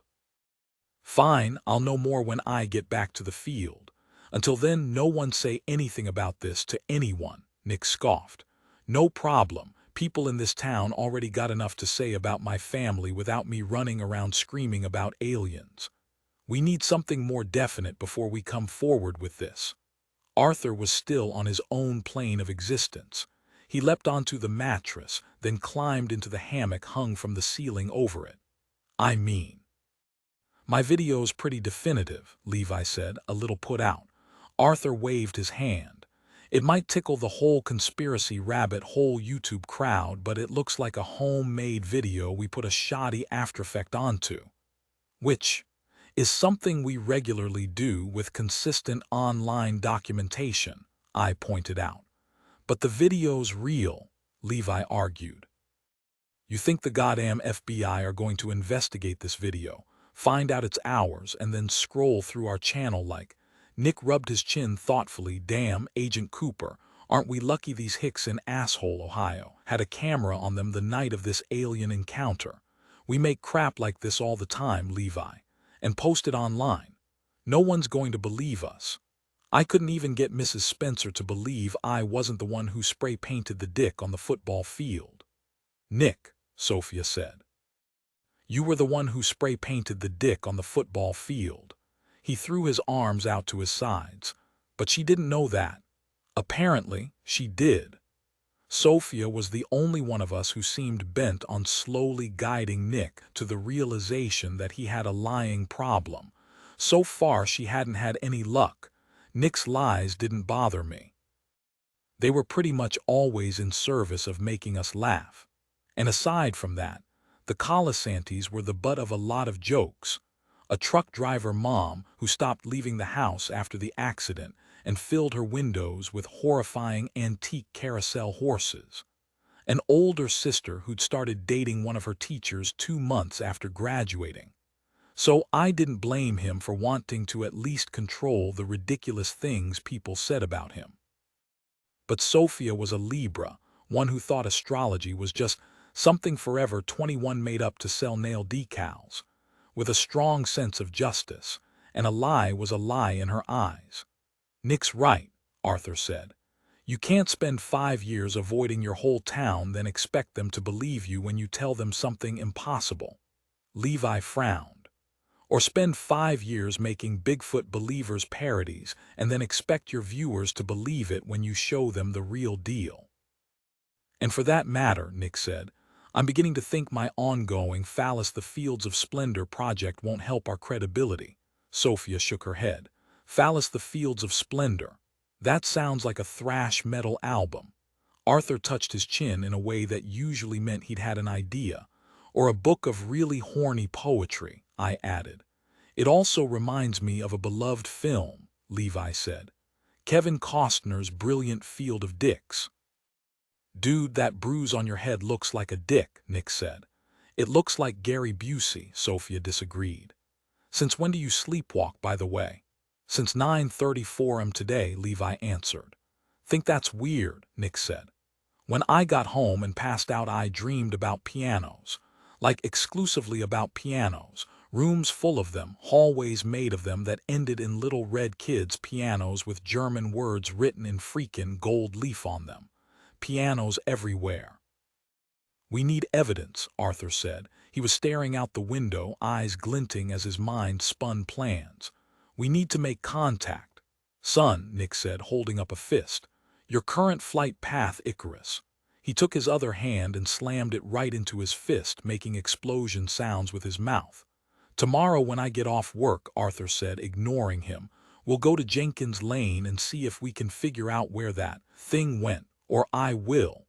He rolled his eyes at Nick. Levi patted his camera like a puppy. I'm there, Sophia sighed. I'll take a look, but only in a legal capacity and just for as long as it takes to find the real explanation behind all this. I'm not going near that place, Nick said. Arthur shrugged the sentiment away and fixed his sharp gaze on me. Fran, you in? I didn't like the way all of this somehow kept dredging up the past. I didn't like that it reminded me how mercurial and brutal the universe could be, or that there was no limit on how many random horrors could slash through the same life. And I really didn't like the look in Arthur's eyes that told me he wasn't thinking about any of that. It scared me to see how badly he wanted this. Wanting things was like needing people. It backfired every time. Soon he'd lose interest in this, like he'd lost interest in learning to count cards or play the bass guitar or slack line. It would all blow over. In the meantime, we'd get my necklace back, wander a burnt field, and maybe even generate some ad revenue on our newly viral video. Then we'd put this all out of our minds, like we did with everything else we couldn't control. I'm in. 6, but we didn't go back to the field the next day. For one thing, there was the violent storm that rolled into town not long after I turned up to work that morning, with angry purple clouds pushing in over the outdoor pool.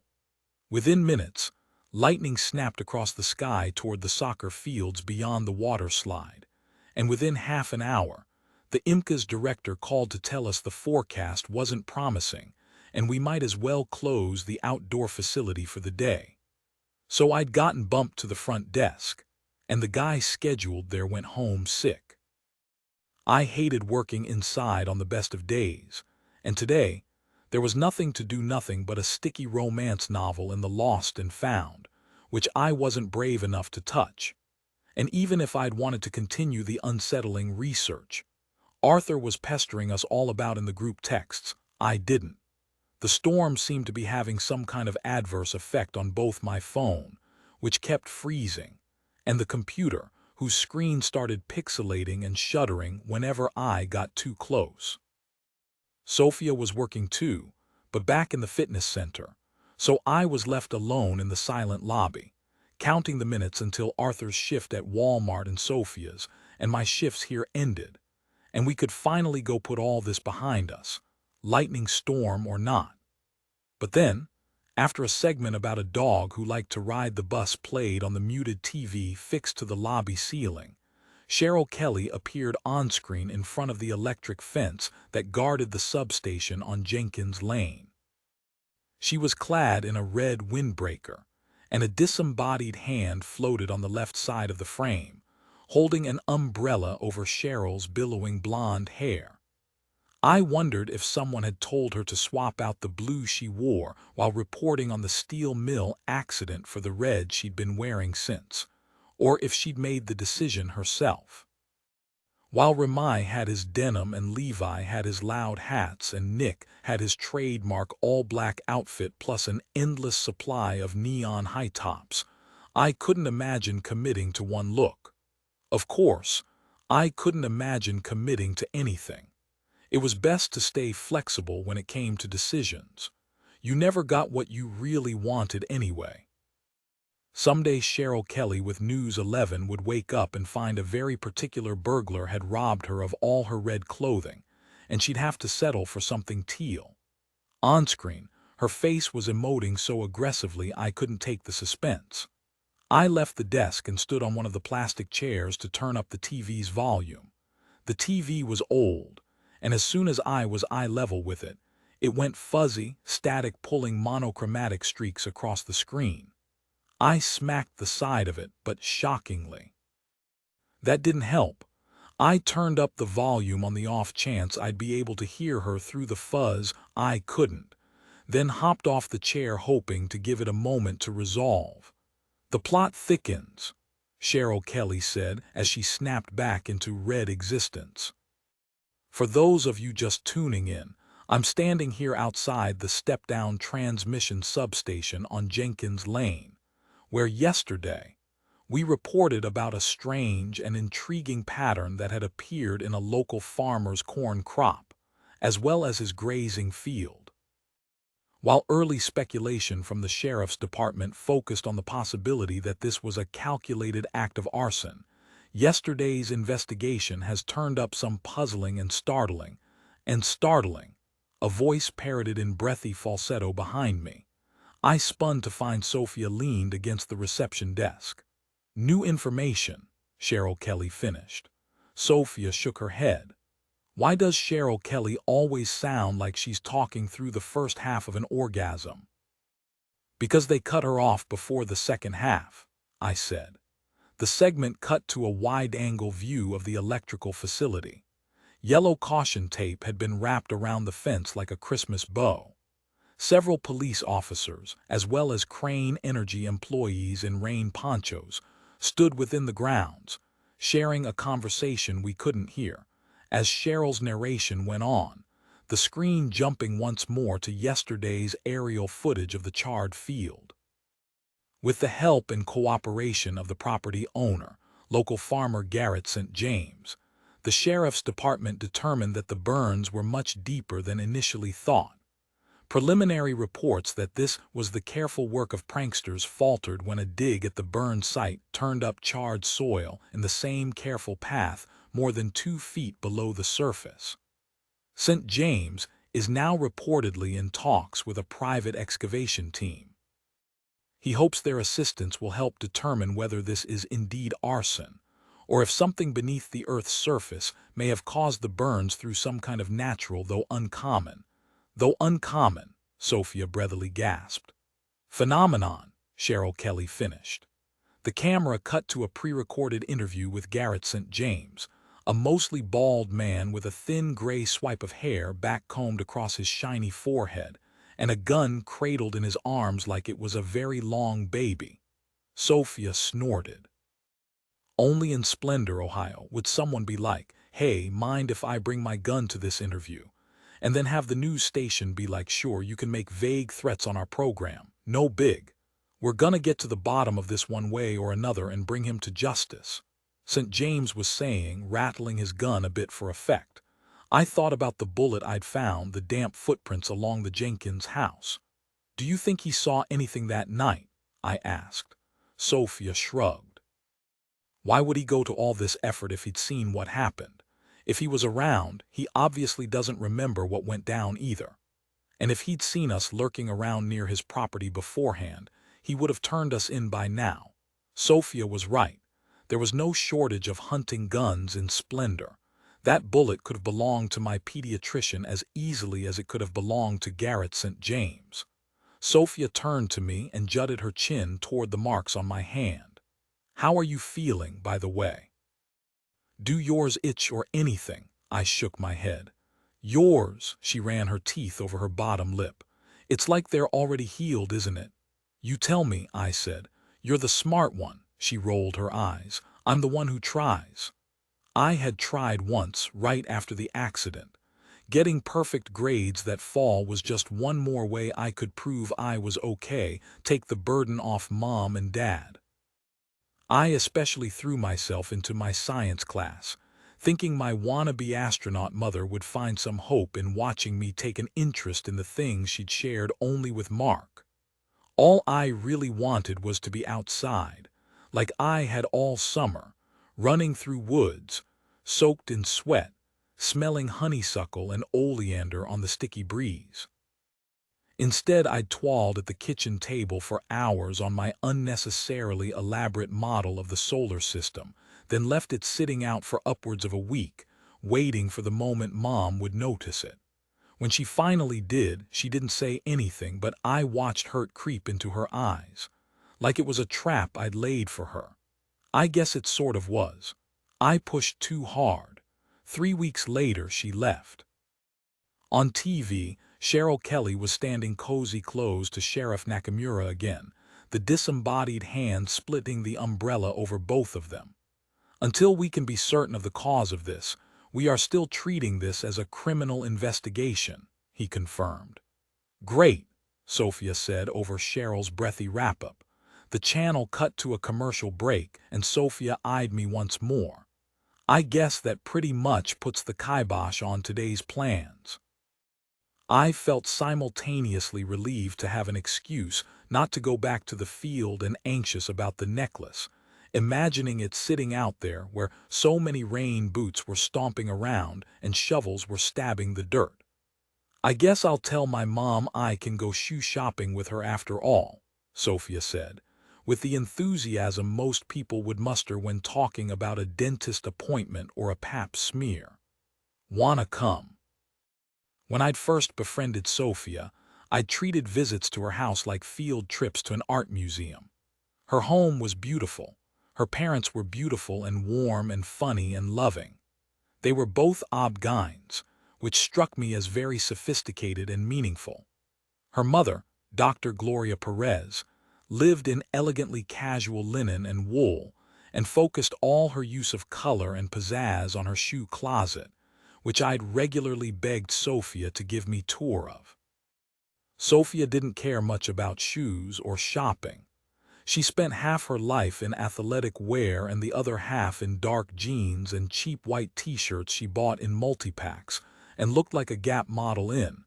But every few weeks, she and her mom went shoe shopping. It was just their thing, she explained. I'd gone along a couple of times. The last time, I remembered watching them both dissolve into laugh tears in the size 9 aisle of Nordstrom Rack, when Sophia called a feathery pink heel something that belongs in Muppets porn. Later, Dr. Gloria had told us about her childhood in Mexico City and her first boyfriend.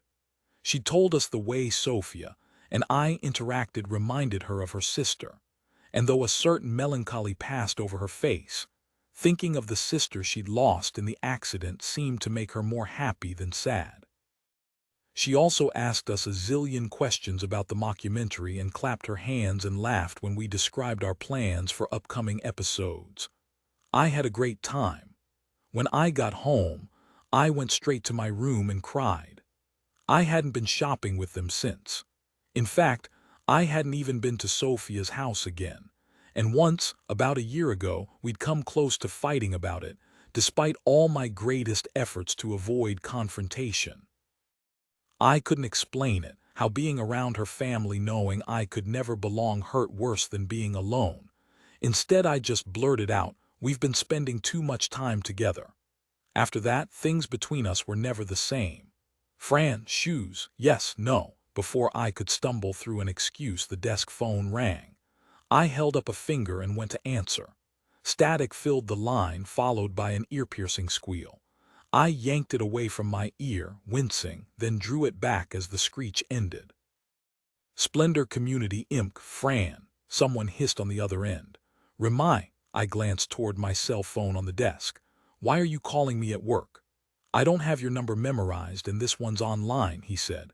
Look, I'm on my dad's phone and I only have a second before he realizes he forgot it and circles back. He's coming to ask you and Arthur questions. You can't tell him anything, okay? About the field, I said, startled. I thought about St. James, about his gun.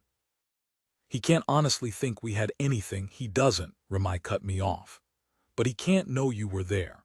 I mean it, Franny, he cannot know. I'll explain tonight. Can you meet me at the tracks midnight? It took me several seconds to understand. Despite his rebel without a cause aesthetic, Remi mostly honored his dad's rules, at least when he was already in trouble. I have to go, Remi hissed.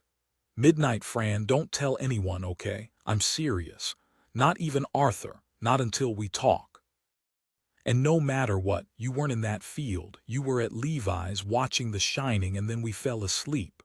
The line clicked dead and I stared at the phone trying to make sense of it all. What did Remi want? Sophia said behind me. I put the phone down. Sheriff Nakamura is coming to ask us some questions. I swallowed the knot in my throat. Remi wants us to lie. Like under oath, Sophia said. If it comes to it, I said, I think so. Her eyebrow arched and she studied me with something like suspicion, or maybe I was imagining it. And that's all he said. There were all kinds of things my friends and I never talked about, dozens of unspoken secrets, not to mention Nick's storytelling. This felt different. Pretty much, I said. Sophia's lips pursed. Okay, she said finally and walked away. Lightning flashed outside the window, and something feathery and black smashed into the door. I flinched and swallowed a scream as I jumped up from behind the desk. The bird slid down the glass door and dropped lifelessly to the concrete, a thin trail of blood connecting the point where it hit to where it lay dead. I jumped again as two more hit in quick succession, behind it. I clamped my hand over my chest like my heart was a skittish chihuahua I could soothe by petting, but it didn't slow and my stomach didn't unknot. I kept thinking about the mind-bending crack and the burst of light that had followed, the way I'd felt like the universe had split down the middle and everything was falling toward the rift, upending the laws of physics and swallowing them whole. In the last second I remembered, I'd lost all concept of up and down, of balance, of my body and its place in space. I felt fine now, I told myself. Completely, totally normal. But if the birds had been affected this way, what were the odds that we'd been unscathed? In my head, Cheryl Kelly's breathy voice sang, "The plot thickens." 7 At least the sheriff had come alone. I would only be lying to one cop, whom I knew, instead of multiple strangers. The worst part was that Dad happened to be home between jobs, and there wasn't anywhere for 4 people to comfortably sit in our house. We had one couch and an off-brand La-Z-Boy in the living room, and the 2 tiny chairs in our tiny kitchen at the back of the house were covered in mail piles, discarded jackets and bags, leaning stacks of thrift store National Geographics whose photos I'd pined over while standing at the kitchen sink eating breakfast. The surface of the table itself was worse. Playing cards and mugs that never made it to the dishwasher, paper towels and junk mail and crumbs that never made it to the trash. I could tell Dad was embarrassed, possibly because we never had adults over and he just realized how badly we needed to clean. Possibly because he had to sit on the couch between me and Arthur while Sheriff Nakamura perched on the not La-Z-Boy, looking stern and paternal despite the purple plastic cup of water Dad had offered him, with Droog sitting squarely on his feet. "I am sorry to just drop in on you folks like this." The sheriff eyed me guiltily. I was dripping wet from the ride home, leaving a full body print on the couch. I pulled my hands inside my damp sweatshirt pockets to hide the scars. "No trouble at all." Dad cast an anxious glance between me and Arthur.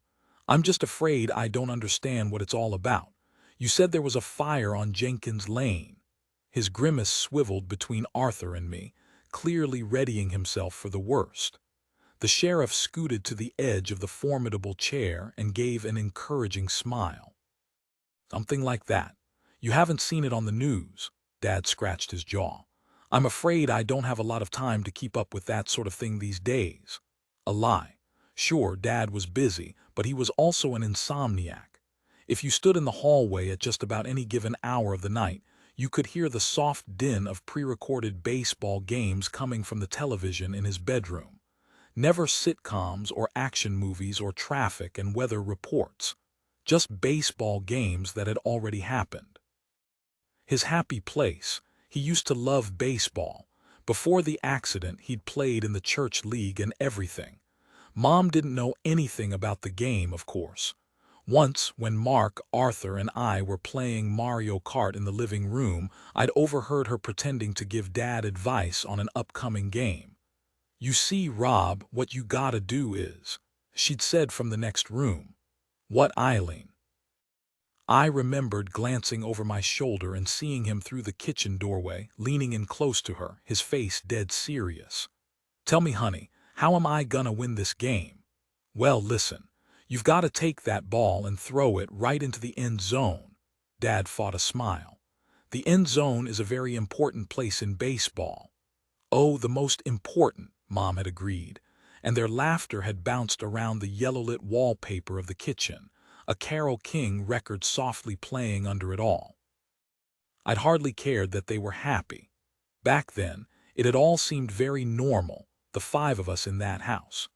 The smell of onions and baking garlic that meant Dad's potato chip-topped green bean casserole was in the oven. the spread of Arthur's superhero comics across every surface in the living room. Mark's mix of art books and science journals stacked neatly on the bottom step, so he'd remember to take them to bed with him. The high-pitched yodel of Mom's laughter filtering into the living room. "No one's accusing Arthur or Francis," the sheriff said, yanking me out of the memory. "To be frank, Robert, at this point, we're not quite sure what we'd even be accusing anyone of. There's been significant damage to some crops, as well as the little electrical plant down there.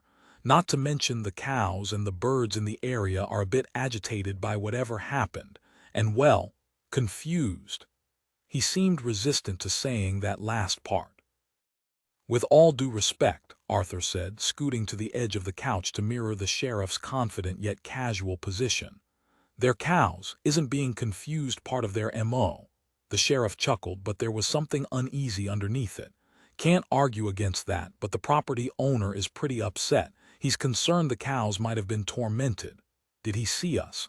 I thought again and again, like a skipping record. "They're beef cows," Arthur said. I shot him a pleading look he ignored. Lying to the sheriff was one thing. We didn't also need to be assholes. The sheriff sighed. "Look, under different circumstances, I wouldn't be here, but we're getting a lot of pressure to put a face on all this." Dad pulled at his flannel collar. "I see." Arthur cleared his throat. "Sheriff, where do we come into this?" I'd texted the others to tell them what Ramai had said, minus the part about needing to meet me, then ridden straight home and walked into this interrogation.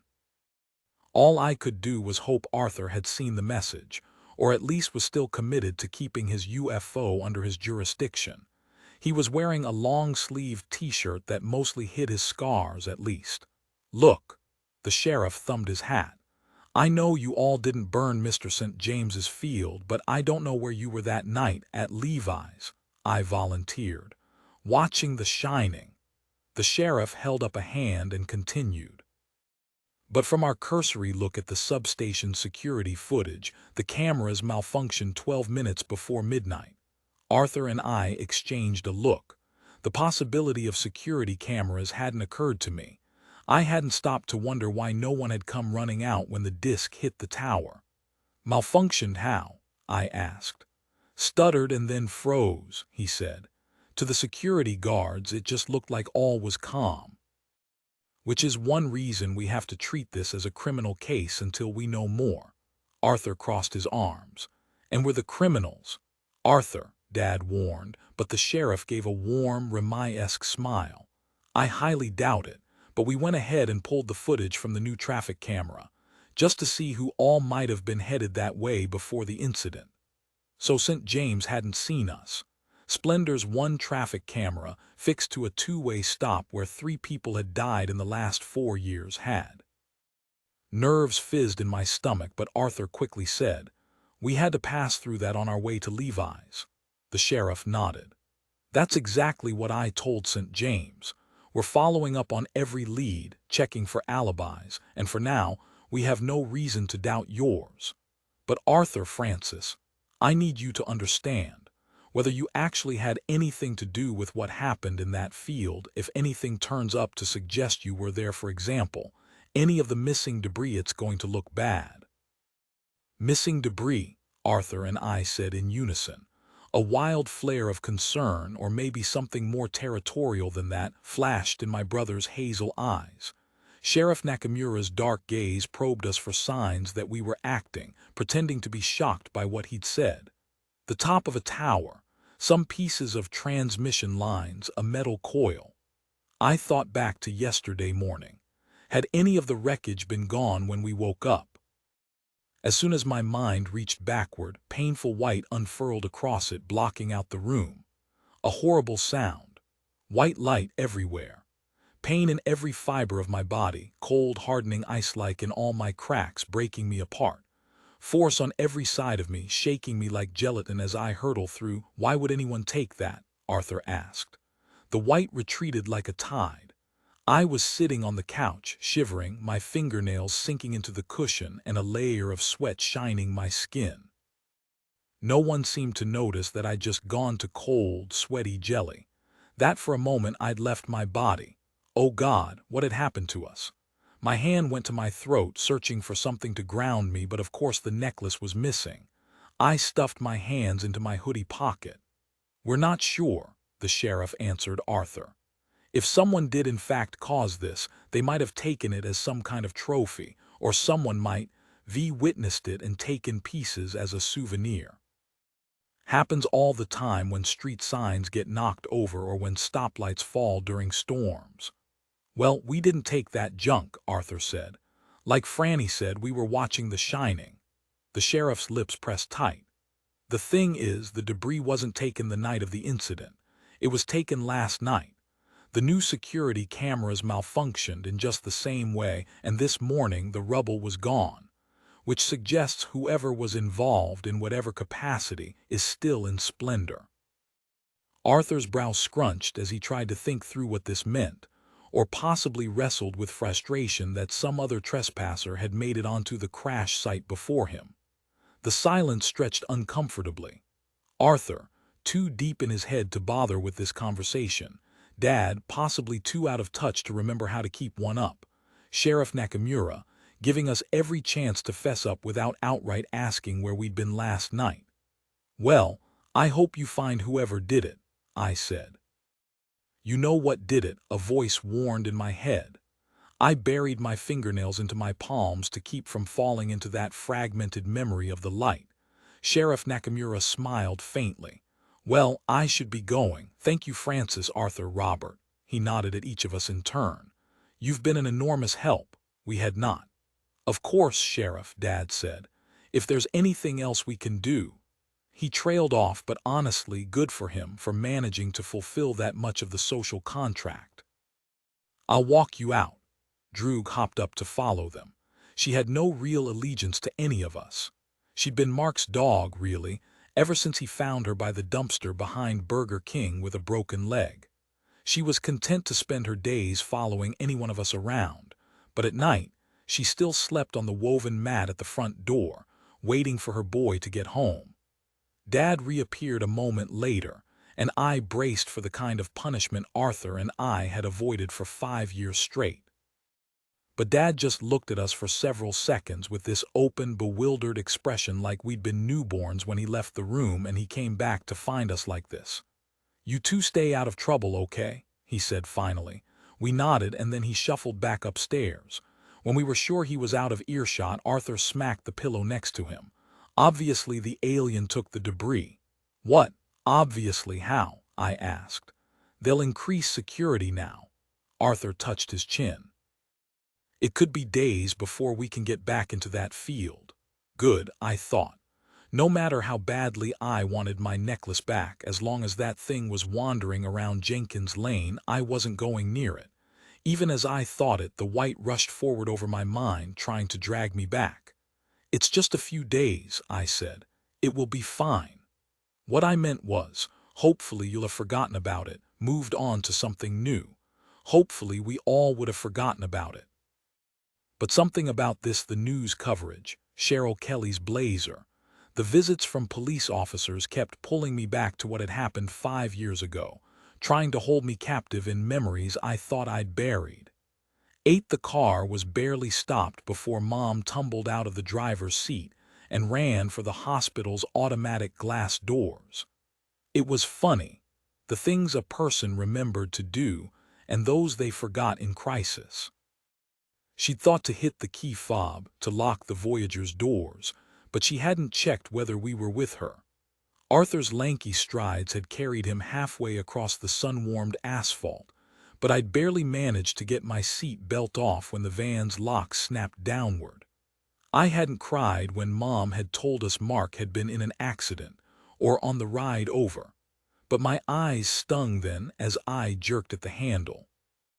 I knew I had to unlock the door to open it. I was 12, not 5, but Mom's shiny curls, her blue cardigan and khaki pants were disappearing through the doors, and I pulled again and again, a jumble of fear and loneliness overtaking any logical thought.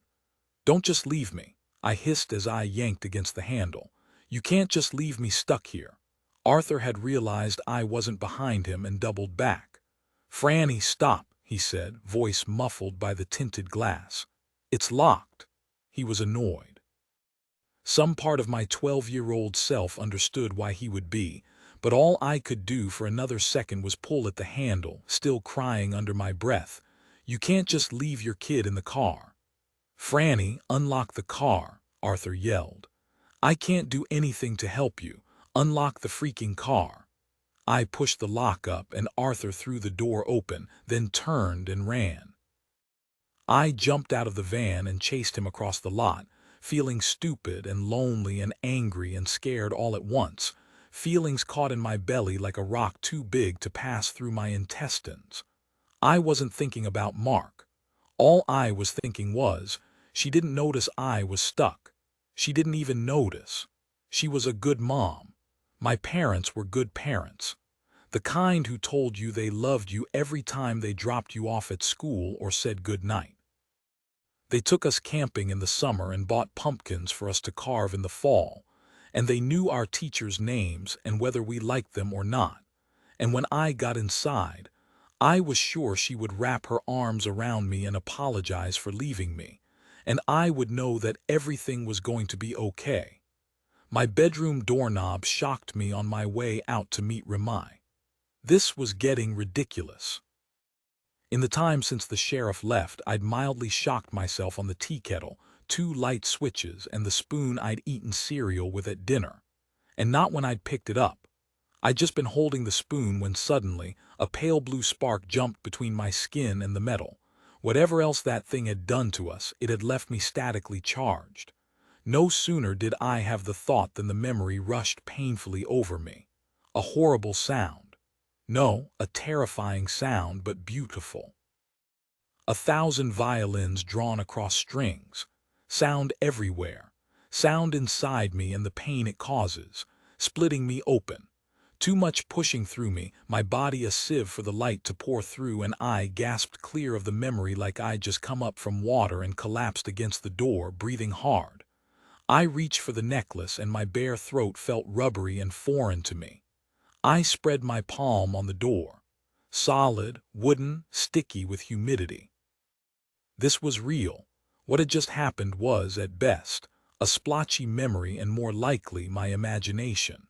Still, my teeth were chattering, and the pain throbbing through my body was taking its time easing back. I looked over my shoulder, checking the crease of light around the door to Mark and Arthur's room. I'd waited to sneak out until the last possible minute, with the hope that Arthur would have gone to sleep by now. But now I was relieved to find the light on. It reassured me I wasn't alone, that I hadn't actually been pulled out of my house and body into a blinding white. You're here, and whatever that was, it's over. I wouldn't think about it again. If Arthur wanted to spend his last 2 weeks here going all regressive hypnotherapy to recover those few hours, I couldn't stop him. But as soon as I talked to Remai tonight, I planned to be done with all this. I tiptoed down the stairs and Droog clambered up from the woven rug, tail thwapping the wall. Silently, I signaled for her to lie back down, but she turned her nose to the door and whined. I waffled for a minute. If I left her here crying, Arthur might hear and realize I was gone. I grabbed her leash, clipped it onto her, and slipped into the inky night. As soon as we were outside, Droog started straining against the leash, trying to run back through the field. Usually, she knew better than to tear back there. I wasn't convinced the hermit wouldn't snap her neck and eat the meat off her bones if she got too close to his fence, but tonight she was throwing a fit, crying and pulling desperately. I dragged her to my bike and carefully grabbed the rubber handle to avoid another shock as I boarded, then looped the leash around my hand. I flicked on the headlight Arthur had attached to the handlebars for my birthday. He was always getting on me for riding without it, just like he did whenever he saw I'd left the mace key chain at home. I paid good money for that, was his go-to defense for why it made him so angry, but I suspected it had been shoplifted by Nick, who, in addition to lying, might have been a little bit addicted to stealing. It took only a handful of trips to the mall with him to realize He had a habit of showing up wearing the expensive neon sneakers and black band t-shirt you'd watched him not buy the day before. From there, you started to wonder how a part-time Walmart employee, one responsible for keeping his mother fed and housed, could afford to randomly and regularly present his friends with the exact items he'd watched them pining over. Sophia, in particular, responded with visible anxiety whenever Nick gifted her something she'd just been eyeing. But our family's budget was comparable to the Colasantes, and I probably would have felt more guilty if Nick had actually spent money on the baby duck phone case I was now using. As I pedaled and Droog bounded along beside me, I checked the time on my phone. 2 minutes until midnight. We sped up the access road, and at the top, I hopped off my bike and walked it, Droog and I making our way through the bleached rock to the tracks. That first summer after the accident, when Remai and I were 13 and 12 respectively, we'd met here a lot. He wasn't a good sleeper due to his nightmares, and the sheriff took his phone every night so he wouldn't just stay up playing on it. But Remai and I had found a way around this. We'd invested his lawn mowing money in a pair of 5-mile walkie-talkies that could just barely reach between our houses. We turned them on every night at 11, just in case one of us had something to report.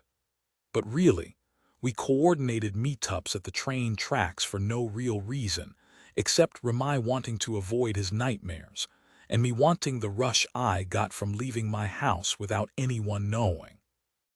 It made me feel capable and independent, like I could manage the world on my own, without worrying my parents who were busy with their own troubles.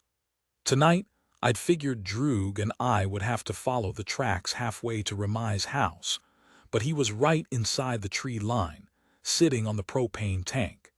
He hopped off it and came toward us, ignoring Droog's excited snuffling, to pull me into a rough hug for a few seconds.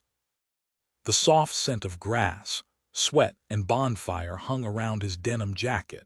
Weeks of skateboarding and filming and nights around the fire pit distilled into the smell that would always mean Remai Nakamura to me. It still caught me off guard whenever he or Levi hugged me. Even before the accident, my family had never been very physically affectionate, but the Lindquist Nakamura clan were big on hugging hello and goodbye.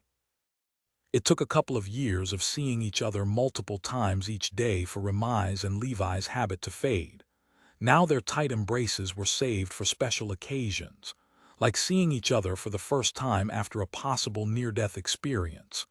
The white rushes into me, cold, and "How did the interrogation go?" Remai asked, releasing me. My dad wouldn't tell me anything. It was more weird than anything, I said. Apparently someone stole the wreckage from the electrical tower. Your dad basically warned us to get rid of it before we get busted. Remai's brows peaked. But you didn't take it, right? Droog nosed his hand and he began to pet her absently. Arthur didn't go back for it. He was as surprised as I was to hear it was gone, and twice as intrigued, ready to follow the missing debris right to the thing from the video. My skin crawled. Remai's shoulders relaxed. Good. Your brother needs to stay out of this. My stomach twisted. Remai didn't know Arthur was absolutely not going to stay out of this because Remai didn't know about the video. There's something you need to know about what happened the other night. Tears sprung into my eyes, not from fear but from the sudden rush of sensation. I jammed my eyes shut.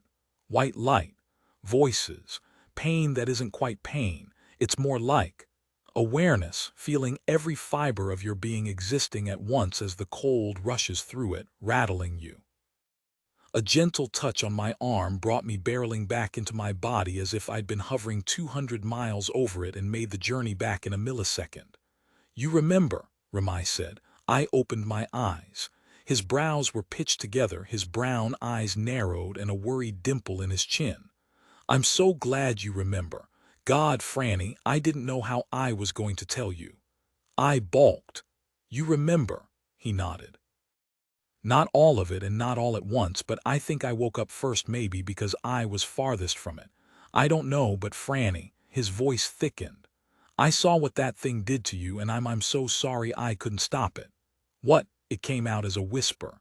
It was hard to hear over the blood rushing through my eardrums and possibly the crust of the earth coming apart underfoot. "What it did to me?" Ramai looked stricken. His mouth twisted. His voice was hoarse. "I thought you remembered." "There's a video," I managed. "Levi got footage before the battery died, and we saw the thing made of light and the way it shocked us. All of us," I added almost defensively. "What it did to you." Ramai's eyes darkened. He turned away from me, gathering himself. I reached for his elbow, and another static shock jolted down my arm. The white furled across my vision, and the not quite pain but definitely sensation scorched through my head. As if through glass, I heard Ramai swear and jerk away from me, and when the light faded, he was standing a few feet away, breathing hard, gripping his elbow. His eyes were still fearful and glassy, but somehow unsurprised. "Try to remember, Franny," he begged in that same throaty gravel.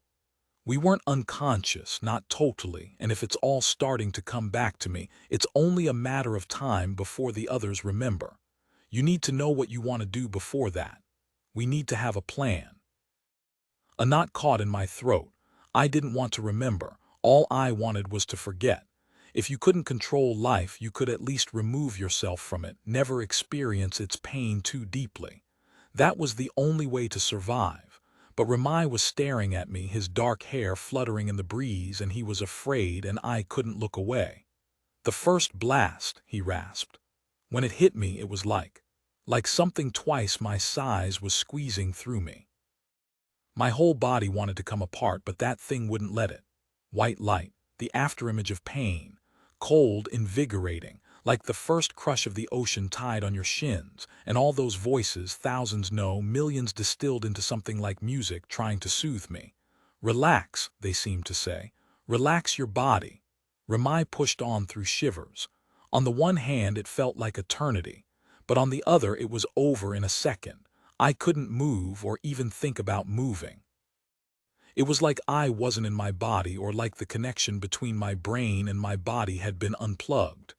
He ran his hand through his hair.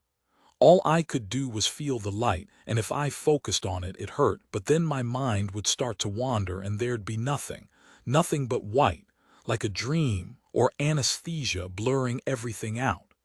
My stomach roiled. Yes, my mind said, exactly like that. Like those hours had been recorded in our minds in the most jumbled, drunken fashion, and piecing the bits back together would be nearly impossible. "There's a lot I don't remember until the end." Ramai shook his head, trying to choose his next words. "The being got fainter with each pulse, like all that energy that was hitting us was leaching off its body, draining it, but it didn't disappear, Franny. I was conscious enough to see it didn't burn out." His voice was low and odd. "It started to move. And I promise, Franny, that as soon as I saw where it was going, I woke up." He was talking more quickly now, his words tumbling out, hoarse and wet. "I promise, I was trying to get there first, but the blasts kept hitting me and I couldn't take a single step." My pulse quickened. The sweat on the back of my neck went cold.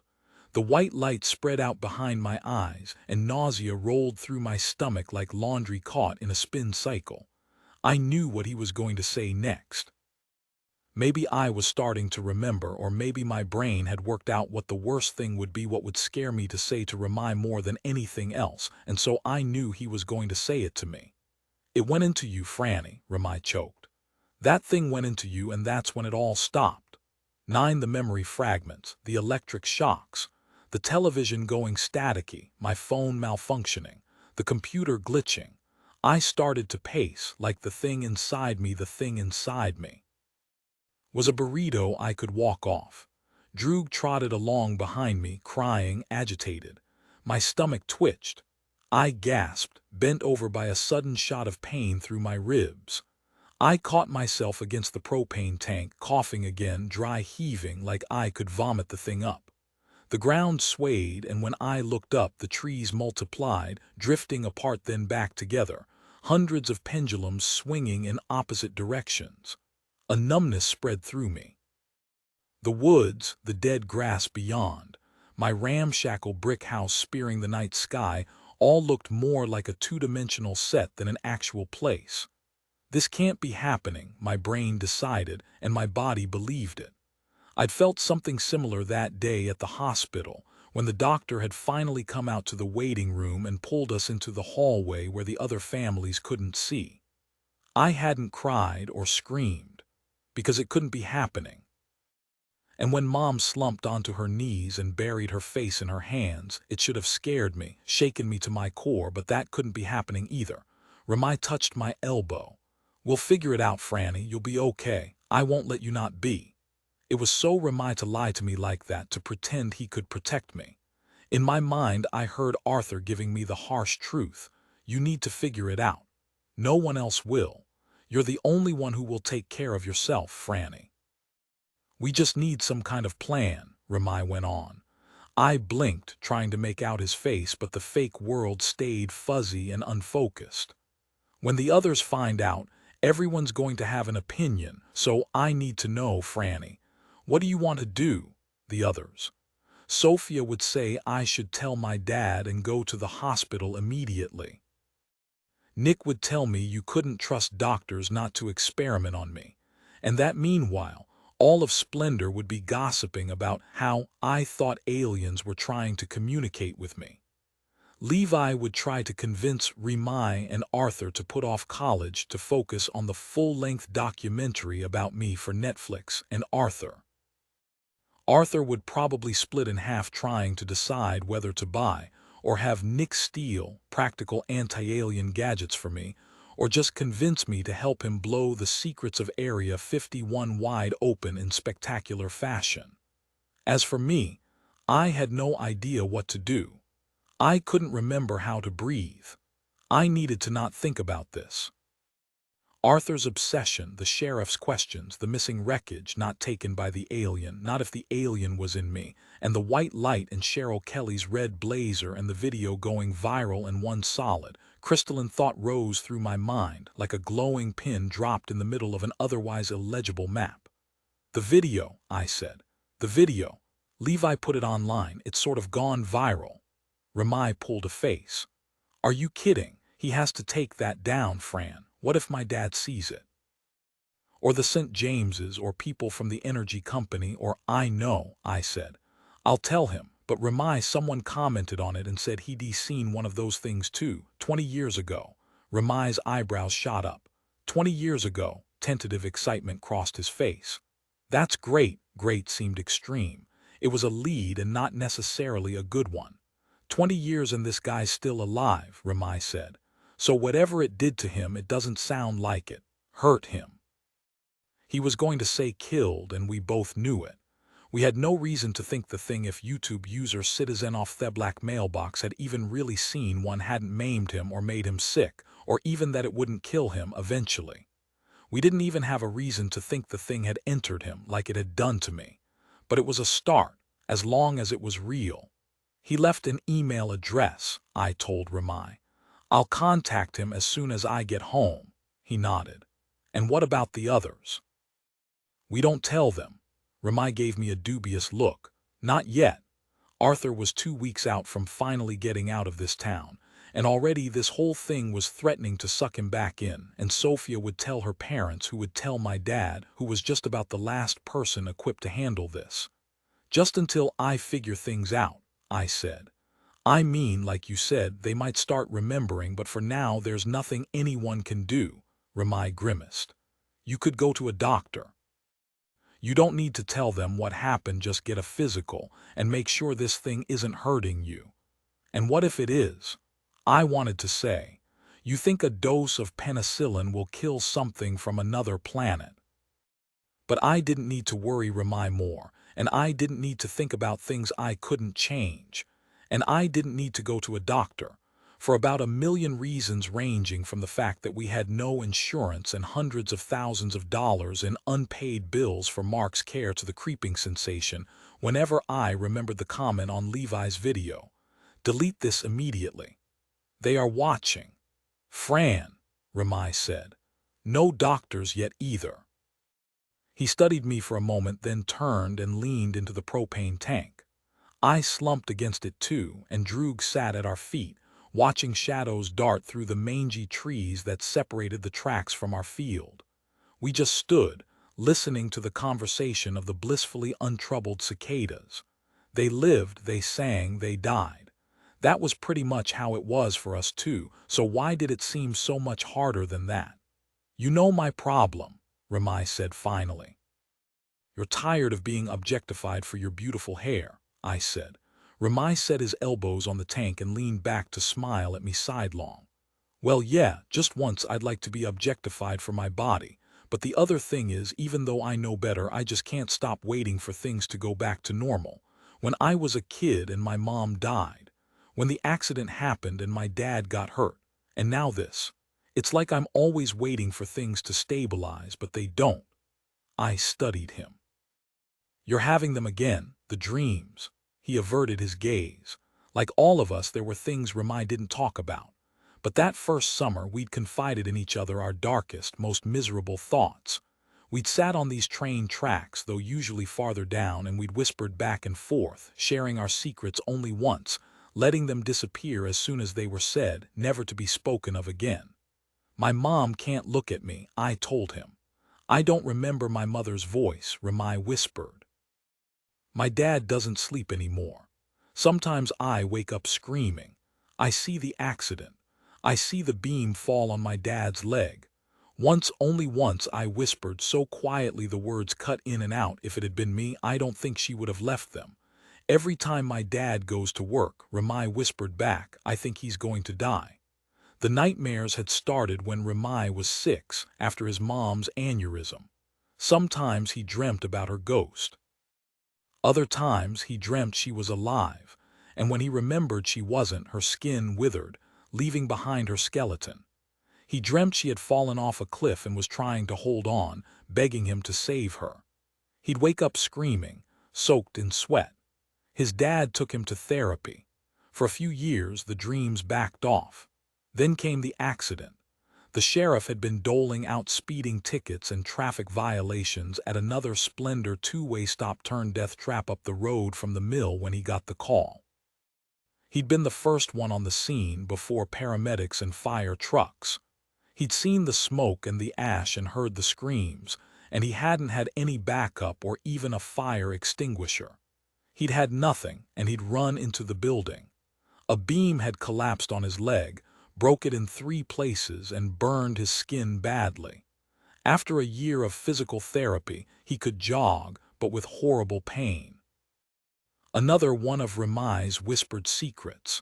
The box of prescription painkillers he'd found in the lockbox under the sheriff's bed. That his dad, who'd once loved a gin martini, had cut out alcohol to counterbalance the damage all those meds would do to his organs. It was one of the angry embers burning in my gut, that in real life that was what being a hero looked like. That every day, Sheriff Nakamura woke with pain in his leg and an itch behind his teeth, and a whole lot of people he'd loved and lost, not to mention a son who screamed himself awake. That Ramai was too brave or selfless to ask his dad to quit, and instead spent his life waiting for the world to try to take something else from him, even while promising his friends the impossible, that he would protect them. Sometimes the anger was too much. Sometimes I thought that if you peeled back my skin, that would be all that was there, a burning red hate for this world and what it did to people callously, every second, every day. Ramai hadn't mentioned the dreams in easily 2 years. The crash was doing the same thing to him that it was doing to me, dredging up everything we'd finally found hidden shelves for.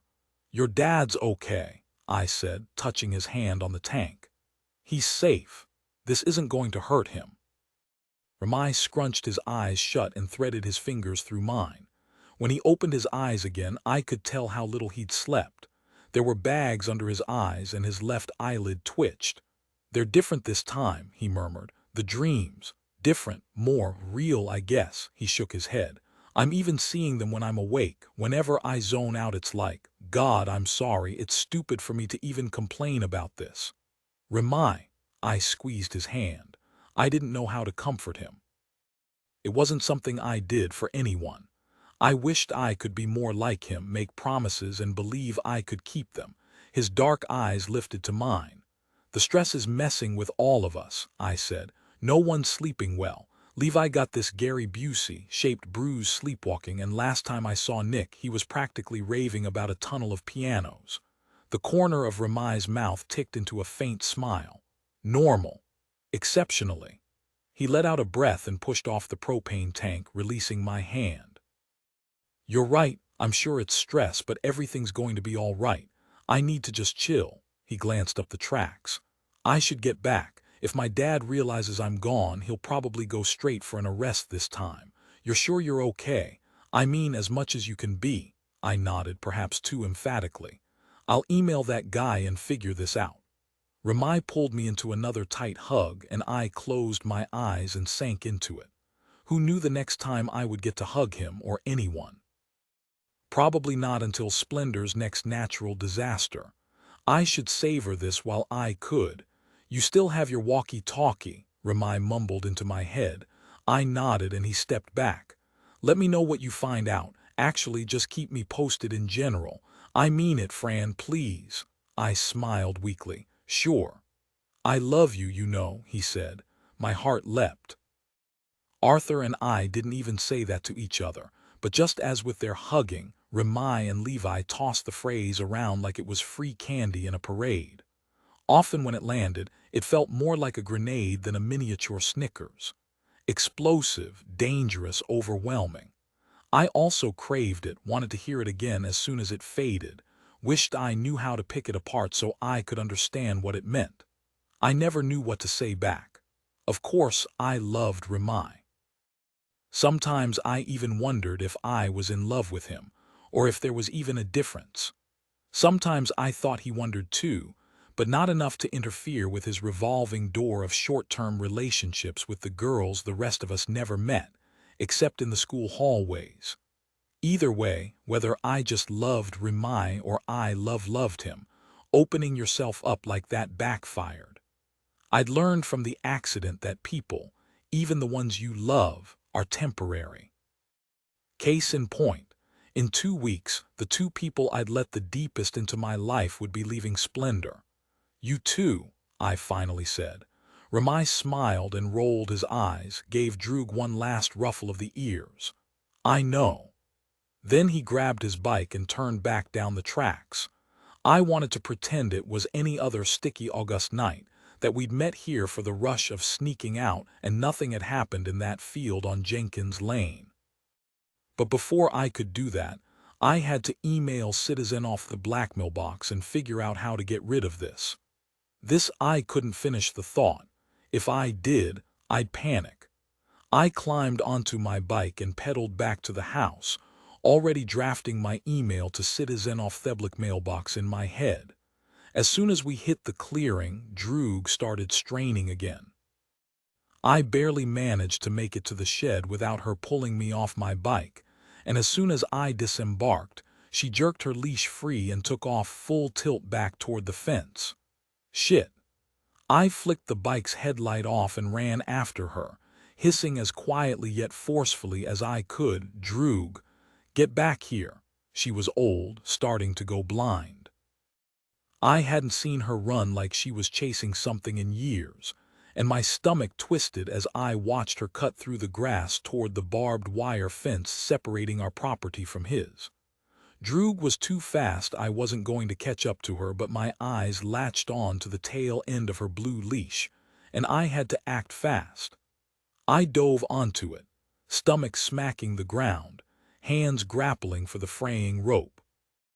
I hauled her back as I got to my feet, but she kept pulling and crying, desperate to get to whatever she'd seen. And then I felt the crawling on my neck, that watched prickling, and I knew what she was looking at. Even after all this time, I still responded to the sight of him with needling dread, with hot cheeks and itchy skin. The hermit stood at the edge of the woods, just inside his fence. He looked exactly how he always did. Tall and wide-shouldered, scraggly gray hair that tangled around his neck, and a night-shrouded face like a skull with weathered, leathery skin stretched tight over it. Even his teeth, long and gapped, unsettled me. And if all that weren't enough, he was wearing his trademark denim overalls, like he was some kind of 1930s axe murderer, a look the most brazen, irreverent kids at Splendor High had been known to replicate for Halloween. His eyes were the worst part, cold and dead in a way that made me feel skinned alive as he looked at me through the deepest part of the night. There was a rumor he only left his house after midnight. There were a lot of rumors about him, and having lived an acre from him for the past 5 years, I could confirm a lot of them. He did only come out after dark, to walk the length of the fence, or rumble off in his too-loud truck down the access road, long after most places in Splendor had closed their doors for the night. Art loved to flip him off, which made me nervous, given that the man carried a gun at all times and had posted handwritten signs up and down the fence promising he'd use it on trespassers. That was one of the rumors, too. Kids at school, the popular ones especially, had braggy stories about sneaking onto his property and being chased away with gunfire. They whispered about finding human hair in the grass and dried blood on trees. They said he was a cannibal, that he was supreme priest in a blood cult of one, that he hung dead rabbits on posts to worship the devil or maybe just to scare people off. And outlandish rumors aside, everyone knew he'd been the one who assaulted Eric Paladin at the Drink Inn and broke his collarbone, even if Eric's family hadn't pressed charges because Eric would have gotten busted for the fake ids he'd been selling out of his old Volkswagen bus. The man was a blight no one liked to think of, and even if none of the rumors were true, my blood still would have gone cold at the sight of him there, too close, too dead-eyed. Because this man, whose name was a curse I'd never spoken aloud, was a murderer, Wayne Hastings, the man who destroyed this town once, and even now, 5 years later, haunted it with a hateful vengeance, the man who'd caused the accident. He jogged his rifle against his shoulder like some soldier on the front lines, and I dragged Drew backward a few feet, then turned and ran in through the back door as fast as I could, as if I could escape him, as if I could escape everything that had happened since the day he'd ruined my life. I didn't even slow when the doorknob sent a shock through me. Mom came for us at school. Dad was already at the hospital.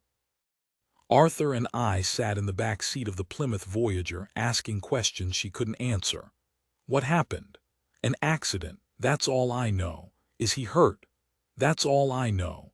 We could have asked what 2 plus 2 was. We could have asked anything, but Mom had stopped knowing anything, other than that her oldest son had been in an accident. He hadn't wanted the job at the steel mill. That was what I kept thinking as we sped through the two-way stops on the country roads surrounding the high school, headed out toward a hospital in the suburbs. I'd bet anything that was what Mom was thinking too. Mark hadn't wanted the job. He'd wanted to take a year off and paint, build up his portfolio to apply to art schools. He needed something good to make up for his terrible grades. He was as spacey as Arthur or Mom, but had neither Arthur's ability to bullshit his way through presentations and essays nor Mom's interest in academia.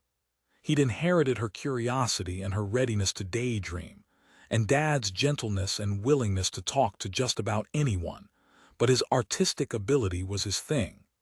What people talked about when they talked about Mark. Mom had begged Dad to let Mark take a gap year, out of school and without a job.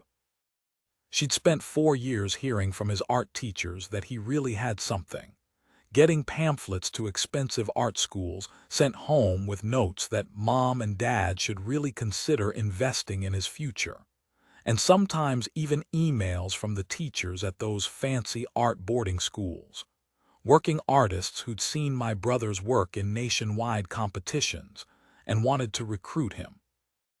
Maybe Mom wanted to make up for what they couldn't afford to give Mark, Or maybe she wanted to make up for everything she'd given up herself to raise her family. She'd been pining for grad school and a NASA job when Mark came along, and so had settled for community college and a research and development job at a shampoo factory. And when she told us the story, she made it sound like the world's best trade-off. But maybe it hadn't been. Maybe she thought that if Mark got to follow his dreams, it would make up for the ones she'd given up. "Think about it, Robert," she'd begged Dad. "This is his destiny. He's already missed out on the camps and the boarding schools and the private lessons. We can at least support him now. We can give him time to focus, to catch up. Art school's expensive, Eileen. How's he going to make that dream a reality if he's not willing to do the work?" Dad knew some guys at the steel mill. Everyone knew some guys at the steel mill. It was almost single-handedly propping up the Splendor economy. "Full-time," Dad had said. "Part-time," Mom had argued. Mark had stood right there, but he hadn't said anything, just let them wear themselves out. He hated being in the middle of disagreements. Whenever Arthur wouldn't give me a turn at Mario Kart, Mark would just hand his controller over to me and leave the room, much to Arthur's chagrin. When I was angry, I buried it deep. When Arthur was angry, he'd let it snap out of him like a bear trap. But when Mark was angry, he closed his eyes and thought through it. While Arthur and I were listening in to Mom and Dad's argument from the staircase, we could see Mark doing just that. Finally, he opened his eyes and said, "It could be cool. Working at the mill could be cool. It's good pay, and I bet they'd let me take some scrap metal home." Dad had stared back at him, not understanding what could be cool about taking home scrap metal. "For sculptures," Mark had explained. Mom's wide eyes had gone even wider, mirroring Mark's curiosity right back at him. She turned it over. She nodded. "I suppose so." By then Mark was distracted, staring out the window at something we couldn't see. He always saw things that Arthur and I didn't. Around that time, he'd been obsessed with Fibonacci spirals, a mathematical concept he'd tried to explain to me for easily 2 hours. I was more for climbing trees and tromping through creek beds than studying either one through a microscope, and then turning them into paintings. But I loved the way he'd explain something over and over again without any sign of impatience. And I loved watching him look out the window and wondering what magical thing he saw. 2 days after his conversation with Mom and Dad, he'd started the job. And for nearly a year, life went on pretty much how it always had. We ate breakfast around the table in the kitchen. We fought over controllers and fell asleep on the floor watching movies with Mom and Dad. Talked about our Halloween costumes too early and went to church on Easter and chased Droog around the yard. Looked through Mom's telescope while she explained the Milky Way and the Zeta Reticuli and spiral galaxies, which were, Mark informed us, Fibonacci spirals. Gave up on the exorbitant Halloween costumes and trick-or-treated as ghosts instead, though even I was really too old for it. And most days Mark came home from work tired and too dirty for his taste. Arthur and I came home from school tired and too clean for ours. We spent our weekends stomping through woods and picking ticks off our scalps while he spent his with sketches and blueprints spread across the table, planning what he'd build when his coworker finished teaching him to weld. Mom and Dad laughed in the kitchen. We argued. We kicked each other. Arthur spat on my face. Droog knocked things off the coffee table and Mom groaned and told her she was a very bad girl, and Mark scratched behind her ears and whispered, "It's okay, droopy baby. We all mess up." And Mom kissed us good night and said "I love you" from the hallway just before she turned off the light, and Dad badly sang a few bars of Carole King's Way Over Yonder. And if I'd thought about it in those months, I would have guessed life would always go on this way. You're born, you sing, you die. Instead, Mom showed up at the school one day in May. "Was anyone else hurt?" I asked her from the back seat of the Voyager. She chewed on her thumbnail as she drove. "That's all I know." My phone kept freezing and glitching and once even shut itself off, but finally I made it to the falling ski incidents page. Only when I navigated to the video, a notice popped up, a gradient screen with a red frowny face and the message, "This video is no longer available due to a copyright claim."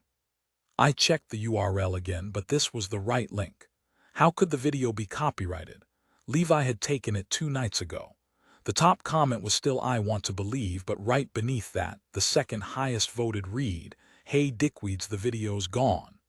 Painstakingly, I scrolled through the glitching column of comments.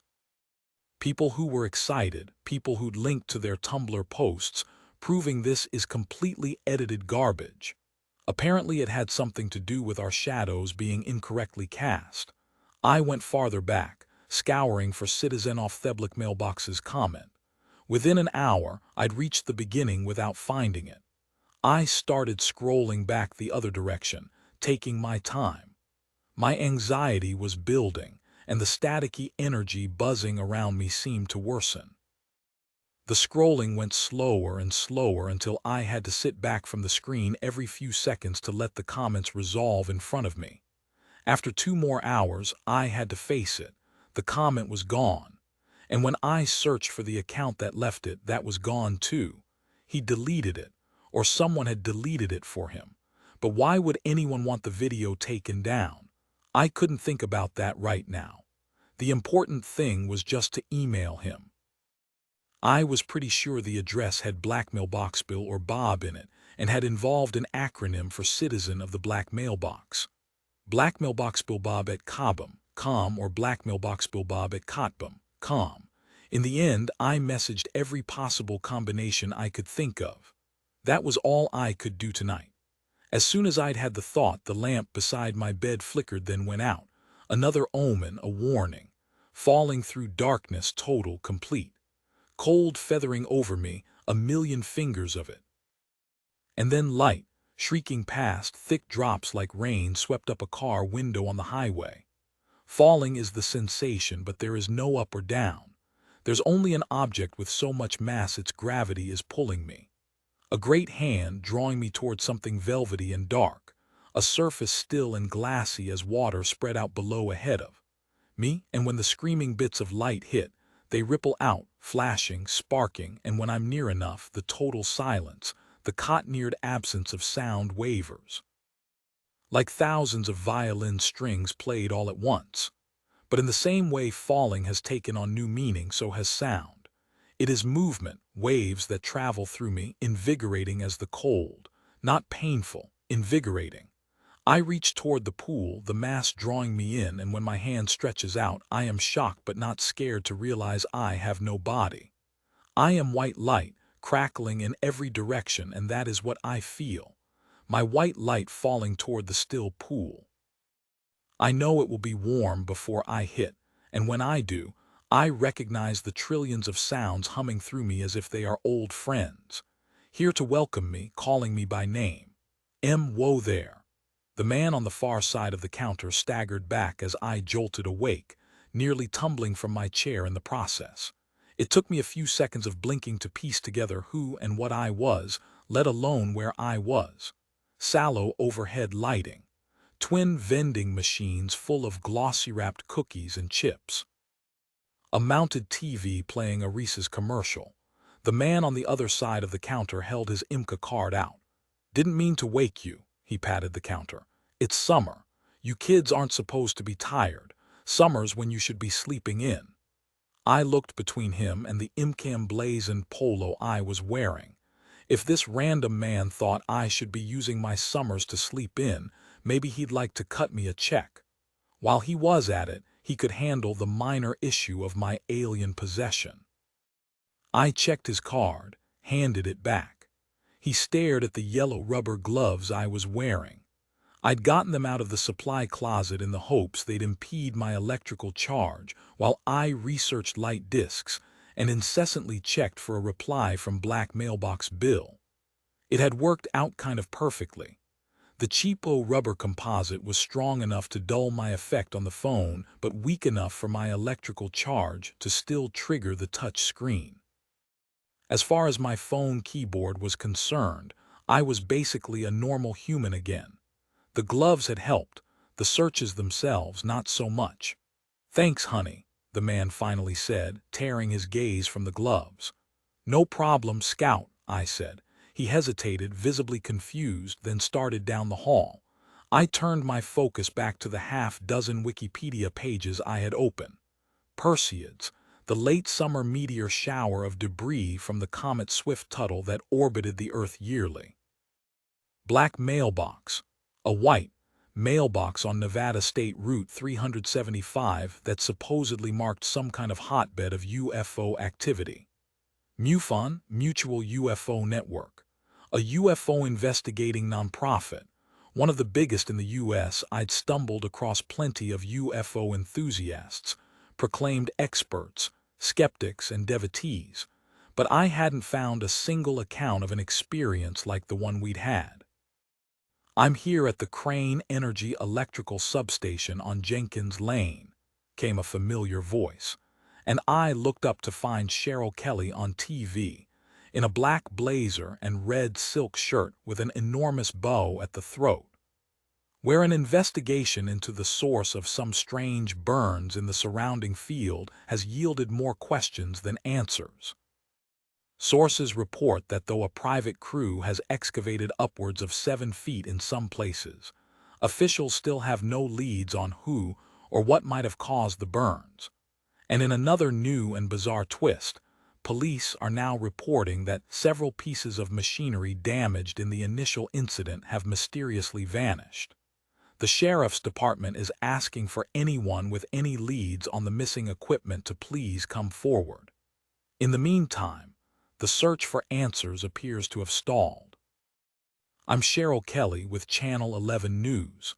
My phone buzzed with a message and my heart palpitated as I registered the email alert on screen. It took a few seconds to get the message open, and Bill's reply was shorter than I'd hoped for. I made up for that by reading it 6 times in a row. "Hello, friend. Thank you for getting in touch. You did the right thing. Have you told anyone else what you witnessed? I must advise against it. Having been where you are, I hope you'll trust me on this. Take the video down too. If they haven't already seen it, you'll be okay. But if they have or do, you'll need to take extra precautions. I know what is happening to you because it all happened to me too. The scars, the energy, the strange images in your head and impulses to do things that are utterly unfamiliar to you commands, as it were, from the presence you are hosting. There's so much more I should tell you, but this is not the venue. The important thing is, I can help you before it's too late. I believe you are in Ohio. That is what the networks I am involved in are saying after some sleuthing related to your video. Try not to be alarmed, but that is how simple it would be for the wrong party to find you, and is thus why you must cover your tracks.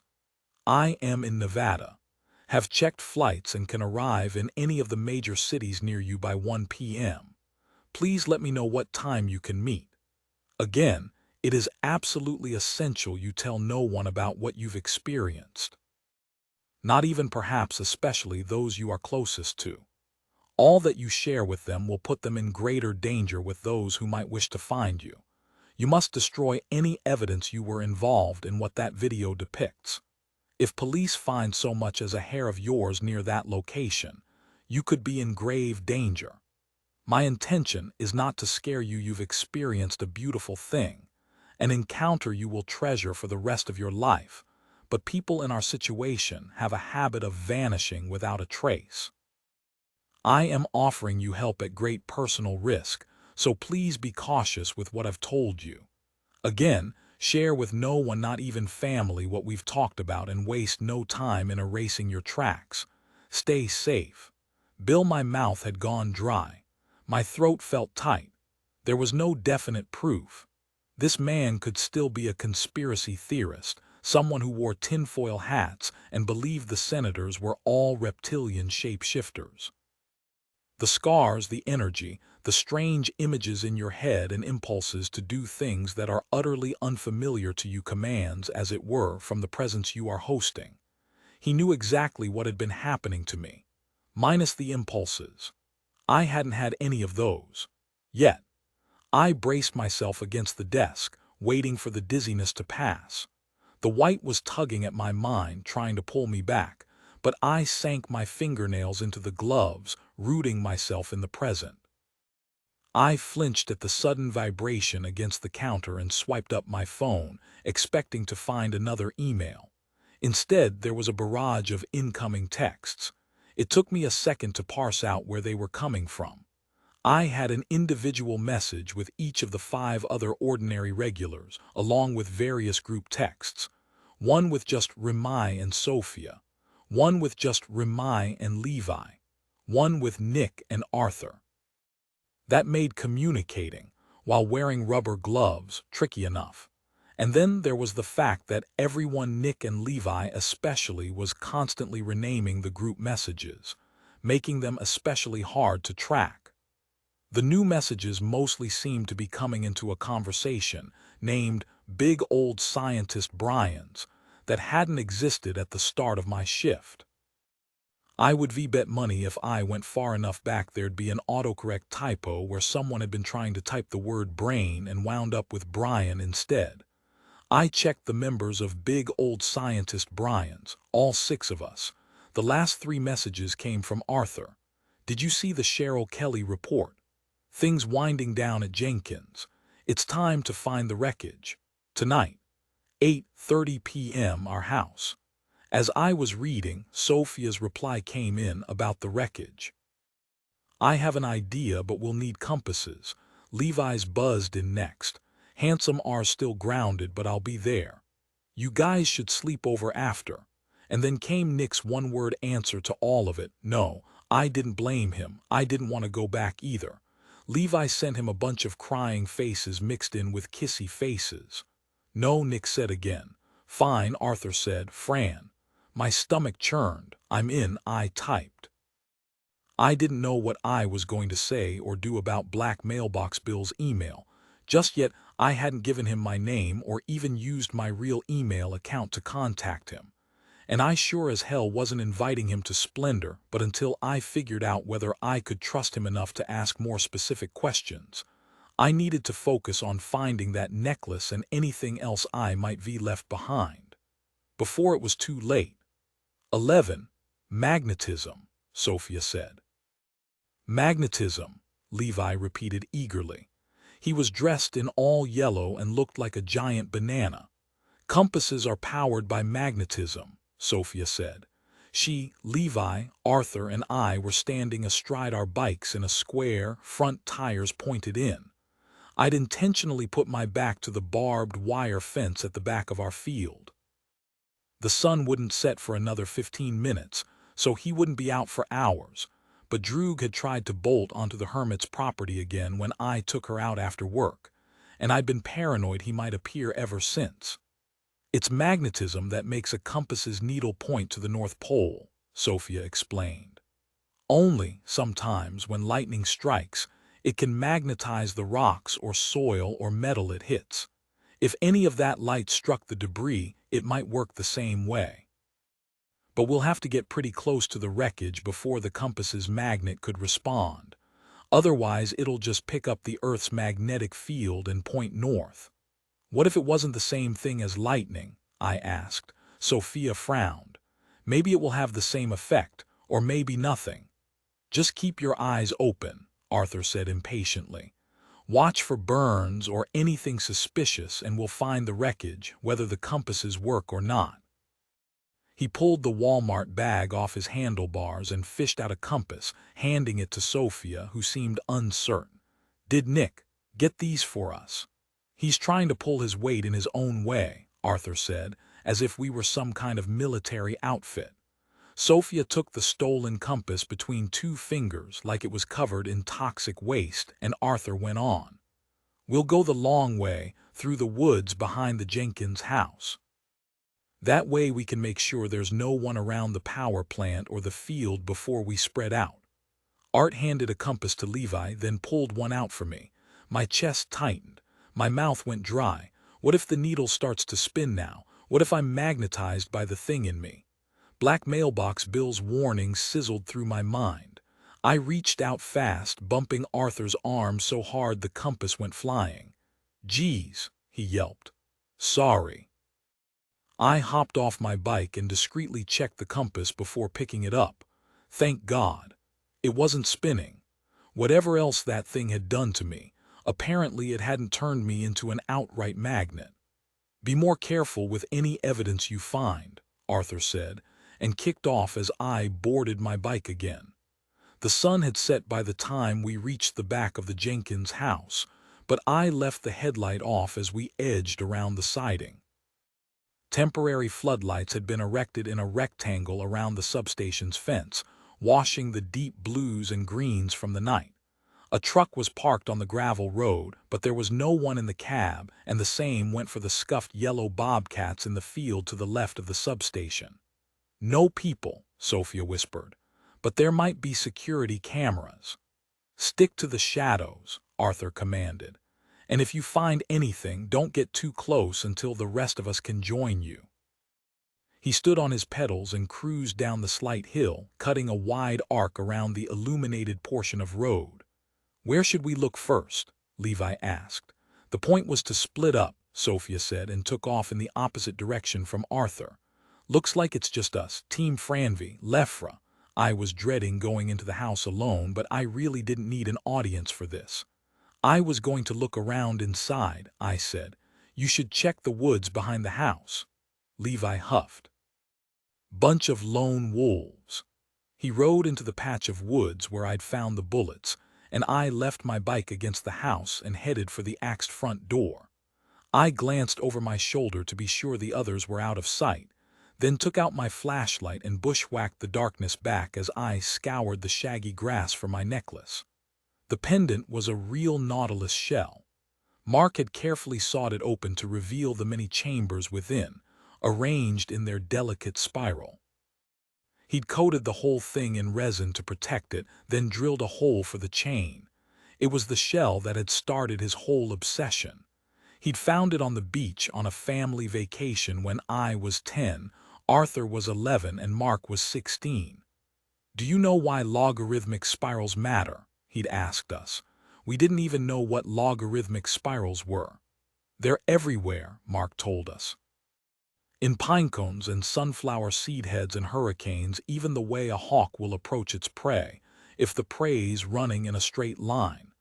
It's a spiral where every turn gets bigger by the exact factor it takes to keep the spiral the same shape. It's growing fast with each turn, but it's still staying the same. Isn't that amazing? If by amazing you mean boring, Arthur had said. Mark had ignored the comment, or maybe he'd been so excited he didn't notice the sand Arthur was flinging at him in an attempt to get him to play some rough-and-tumble game. Mom had looked up from the scientific journal she was reading and laughed. How could the building blocks of all creation be boring to a child of mine, Arthur? Dad had ruffled Arthur's sun-streaked hair. Add enough math talk to anything, and you can take the joy out of it, right, Art? Even the galaxy, the whole Milky Way, is a logarithmic spiral, Mark had forged on.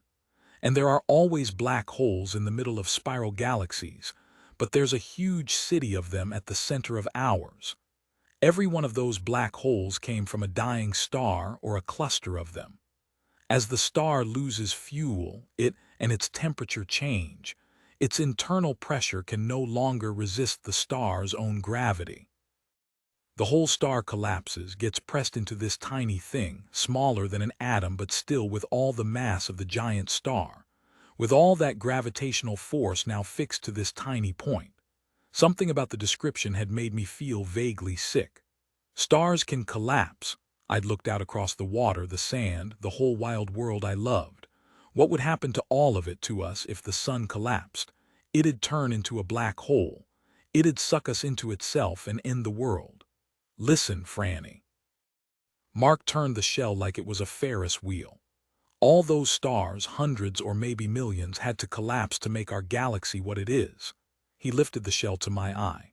It's like this giant manual telling everything in our universe and beyond how it should work down to the smallest thing. Isn't that cool? Doesn't that make you feel like you're part of some huge design? Like a huge, boring quilt, Arthur said. Mom had sighed, Dad had laughed, Mark had said, "You little butthole." and thrown a handful of sand at him, and my anxiety about the inevitable end of all things had frittered off. I'd felt, right then, like the universe was in perfect order, like I was a small part of a huge and meaningful design. I stepped through the blood-red front door to the Jenkins house, emerging from the memory. It had been so long since I'd thought about all that, since I'd thought about Mark, period.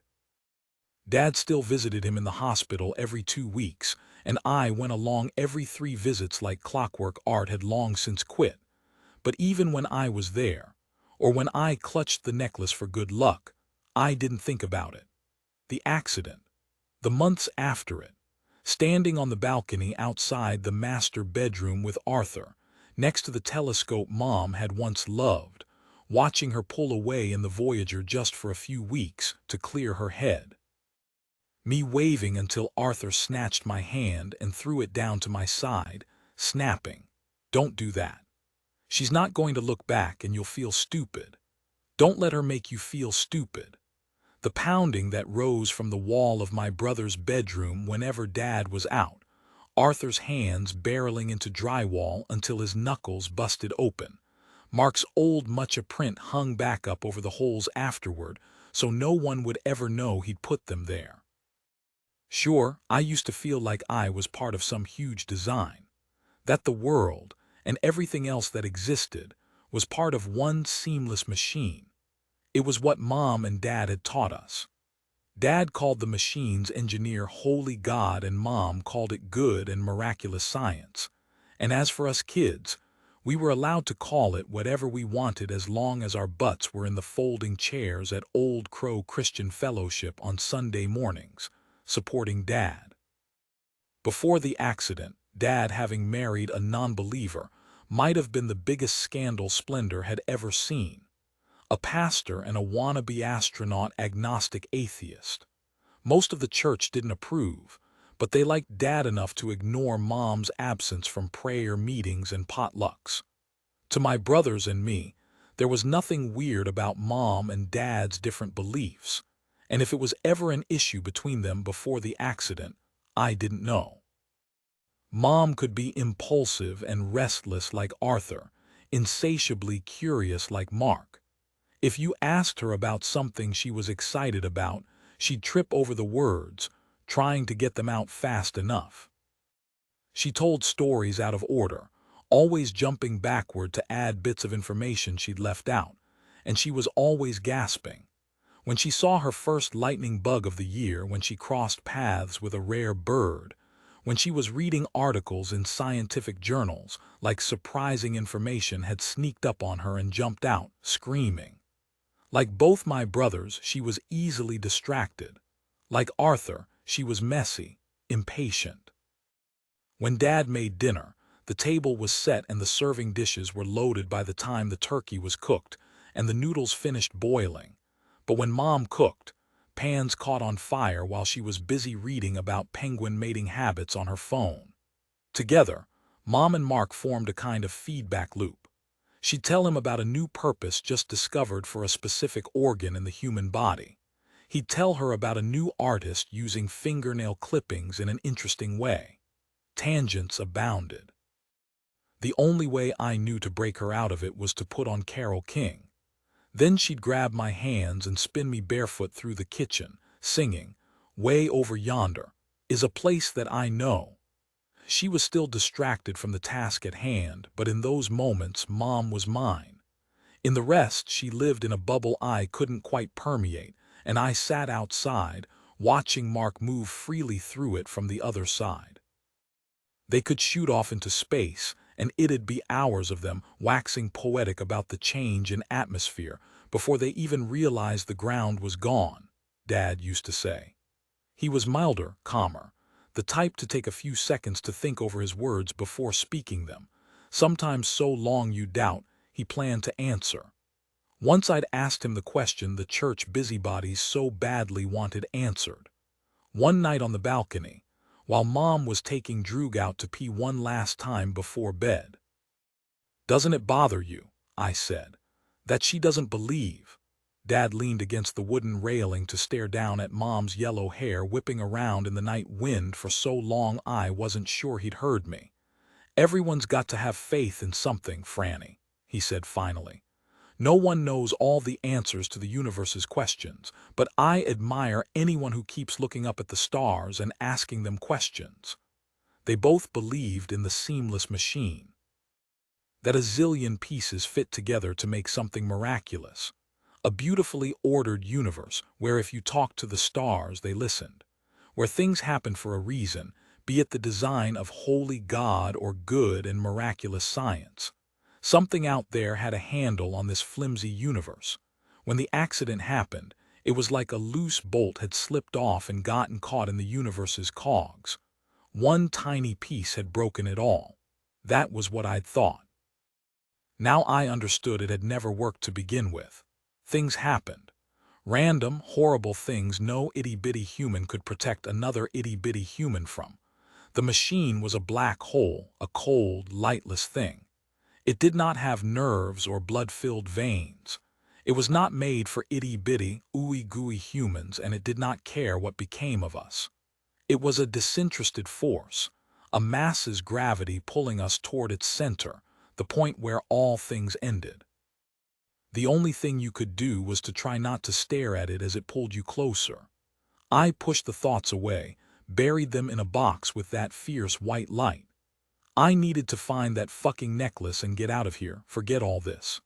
My flashlight caught the happy birthday banner, the fake blood, the fireplace where Arthur had directed Levi to arrange the fake bones. I paced back and forth, checking among the glass shards and cigarette butts for the shell, then went upstairs. My stomach tightened as I followed the hall to the bedroom where we'd watched the light fall from the sky. Focus. I swept the flashlight across the room. Nothing. We hadn't gone into any of the other rooms. The meteor shower had distracted us, which meant the shell necklace could only be by the fence or inside the substation. I turned back into the hall and headed for the stairs. In the dark room at the end of the hall, something clattered. Cold dread knifed through my middle.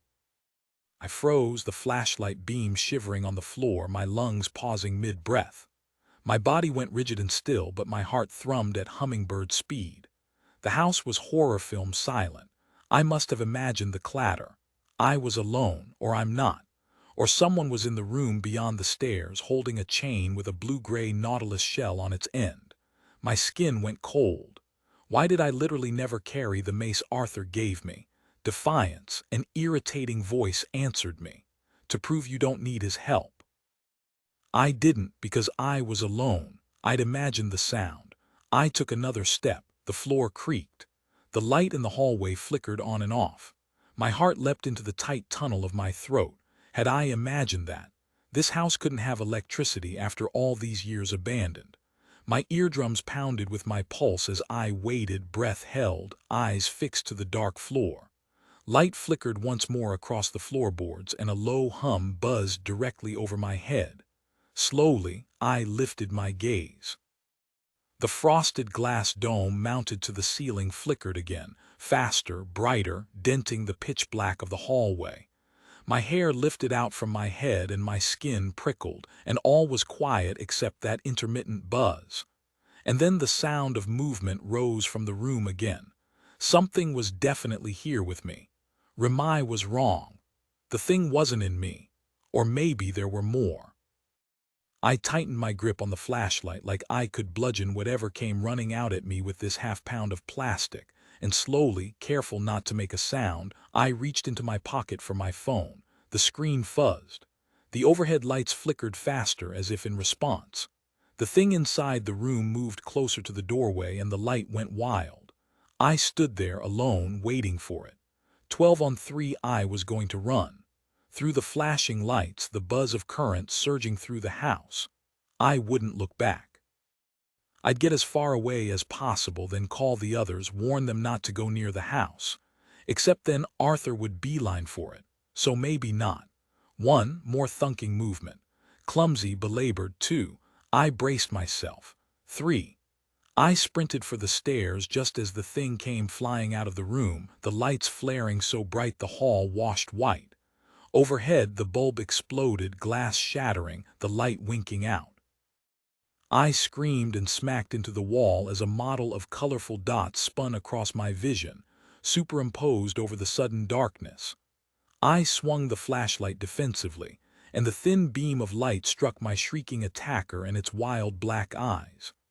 "Raccoon!" I gasped, clutching for the missing necklace as the animal barreled back the way it had come, striped tail bobbing. Just a raccoon. My heart slowed. I caught my breath, shone the flashlight on the floor, searching for shattered glass. The frosted glass dome had caught the pieces of the bulb when it exploded. The bulb. If the thing in that room hadn't caused that power surge, then what had me? I thought, the thing in me. The hall rocked. I closed my eyes until the feeling passed. I couldn't think about this right now. I needed to get down to the fence and find the necklace. That was the only thing I had control over. After that, I'd get more information from Black Mailbox Bill. I'd figure out how to fix this.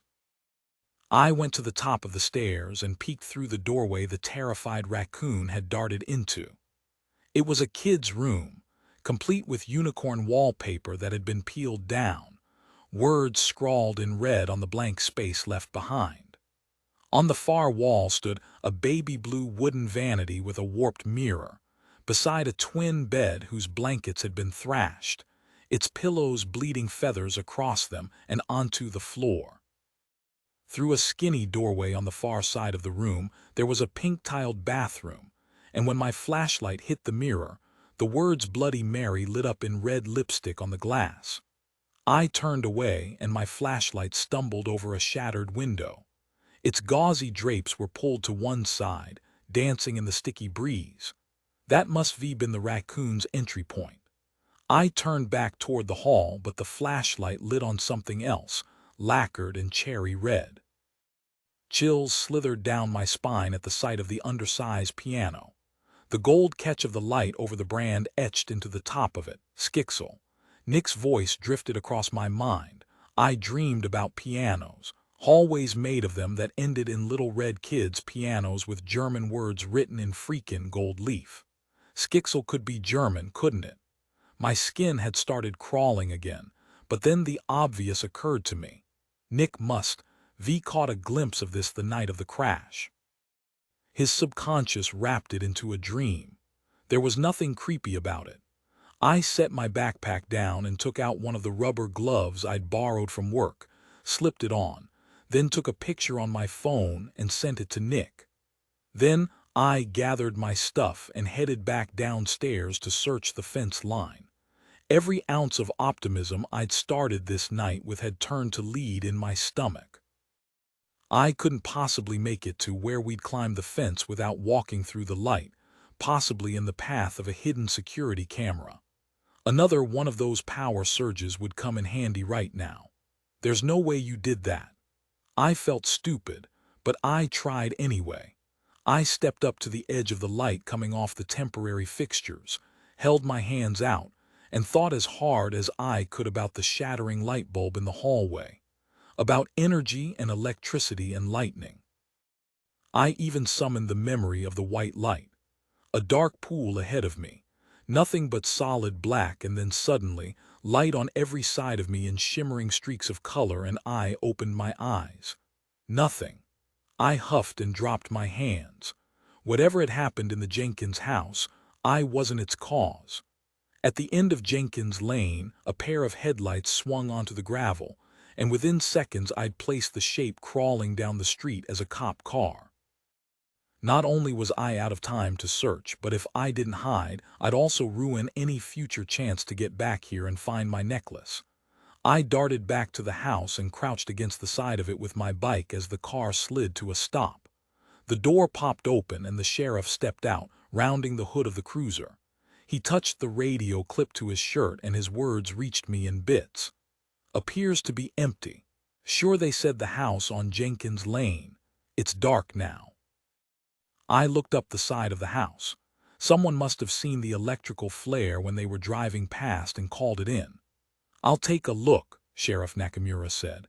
Go ahead and send another cruiser for backup, but it was probably unrelated, just kids getting into trouble. He started up the yard, and as my heart rate sped, something happened. A light flashed in the window directly over me. The sheriff's chin snapped upward, his gaze locking on to where the light flickered. Shit. Was I doing this? At the end of the street, more headlights appeared, and when the sheriff turned toward them, I took my chance. I ran along the side of the house, dragging my bike and trying for a magical mix of speed and quiet that didn't exist.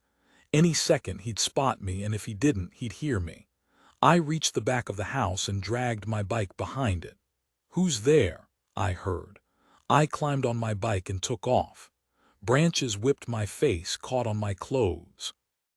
My front tire jerked and stumbled over roots. Voices called through the dark behind me, and I risked a glance back. Spears of light crisscrossed the night, interrupted by the slim silhouettes of trees. At least 3 officers were spreading out behind the house, following me, calling out words I couldn't hear over my own pulpy pulse. My front tire slammed into something hard and jerked sideways, the bike skidding out from under me. I hit the leaf-strewn ground on my side, my breath and a grunt knocked from my body. The flashlight snapped toward me.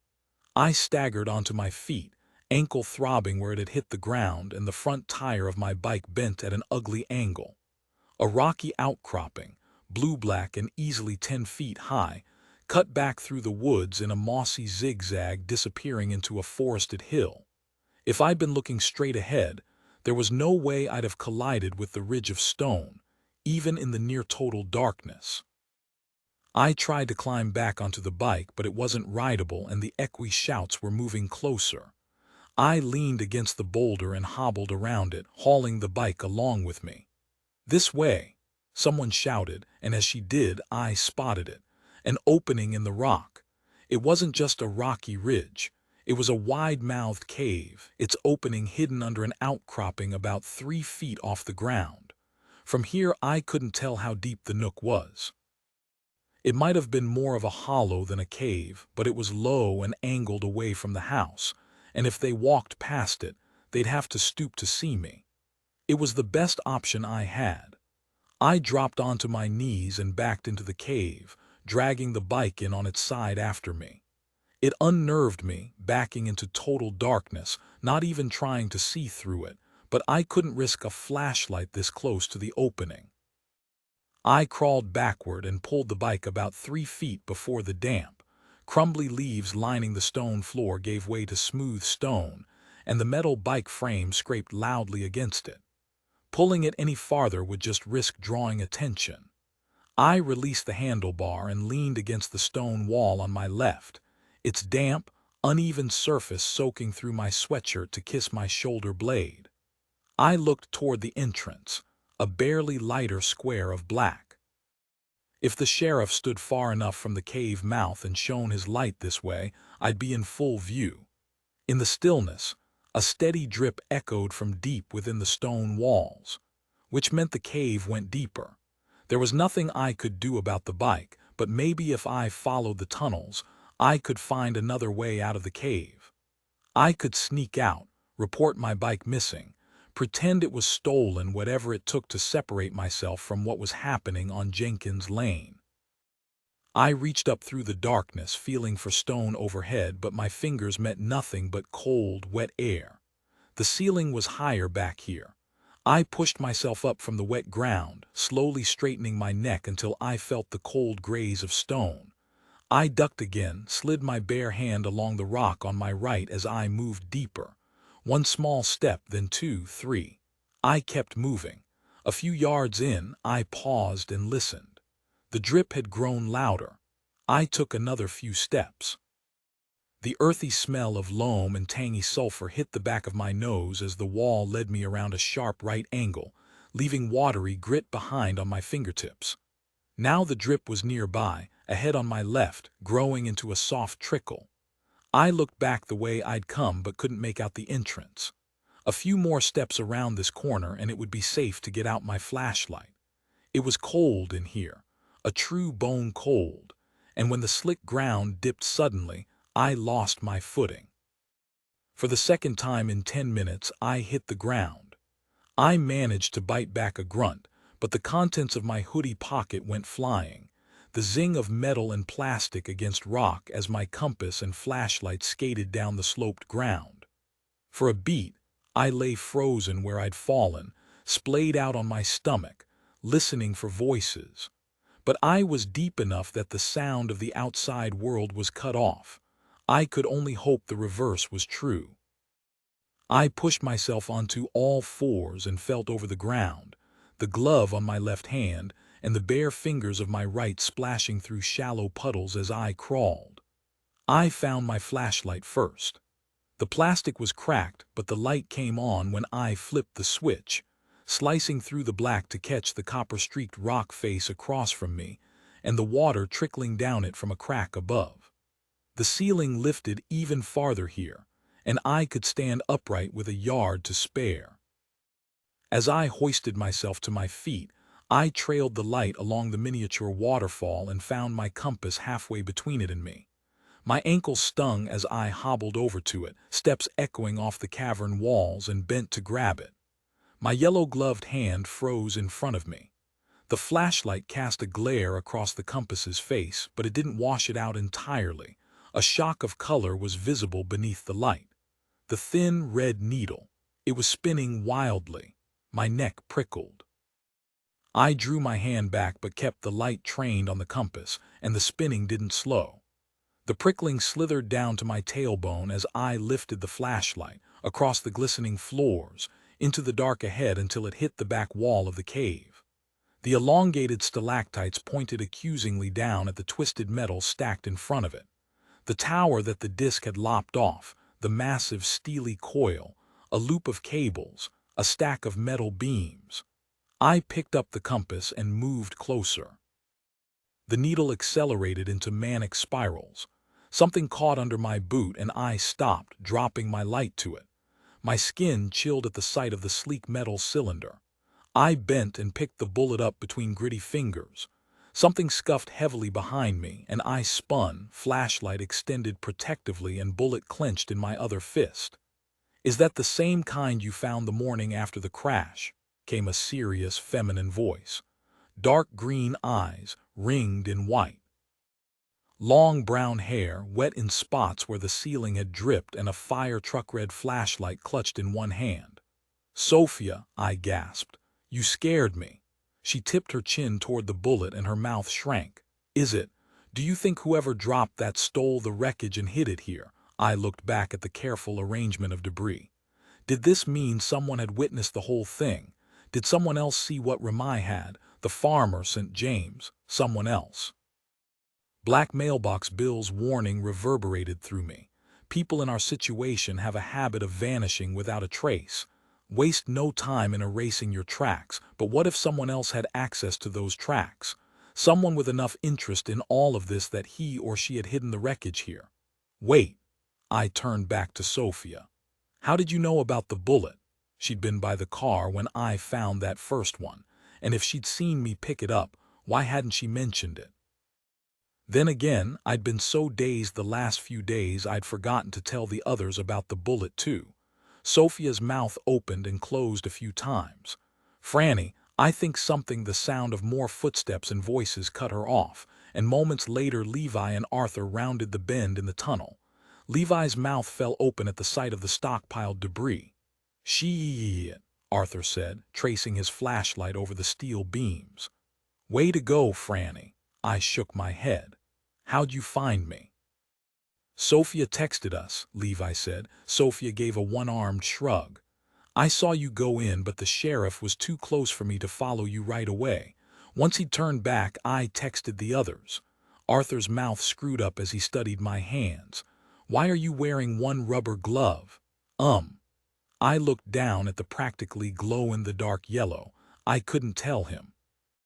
There was nothing he could do about it anyway, and if Black Mailbox Bill was telling the truth, even knowing could put Arthur all of them in more danger than we might already be in. I was afraid the metal might shock me. It wasn't totally untrue. Arthur had already lost interest. He was fixated on the bullet now. What's that? He plucked it from my hand and held it aloft. It's a bullet, Sophia answered. I glanced at her. Something was still bothering me, her knowing about the bullet, her showing up in the cave. She continued. Franny found one just like it when we woke up after the, Was it possible she already knew about the cave, that she wasn't looking for me after all when she found my bike just inside the entrance? I was being paranoid, wasn't I? What does it mean? Levi asked, wide-eyed, as he took the bullet from Arthur's hand. Our alien has a gun. It means whoever moved this wasn't an alien at all, Sophia replied. It was someone who saw the whole thing go down and probably figured he could hawk memorabilia of a close encounter for way too much money to UFO weirdos like your YouTube commenters.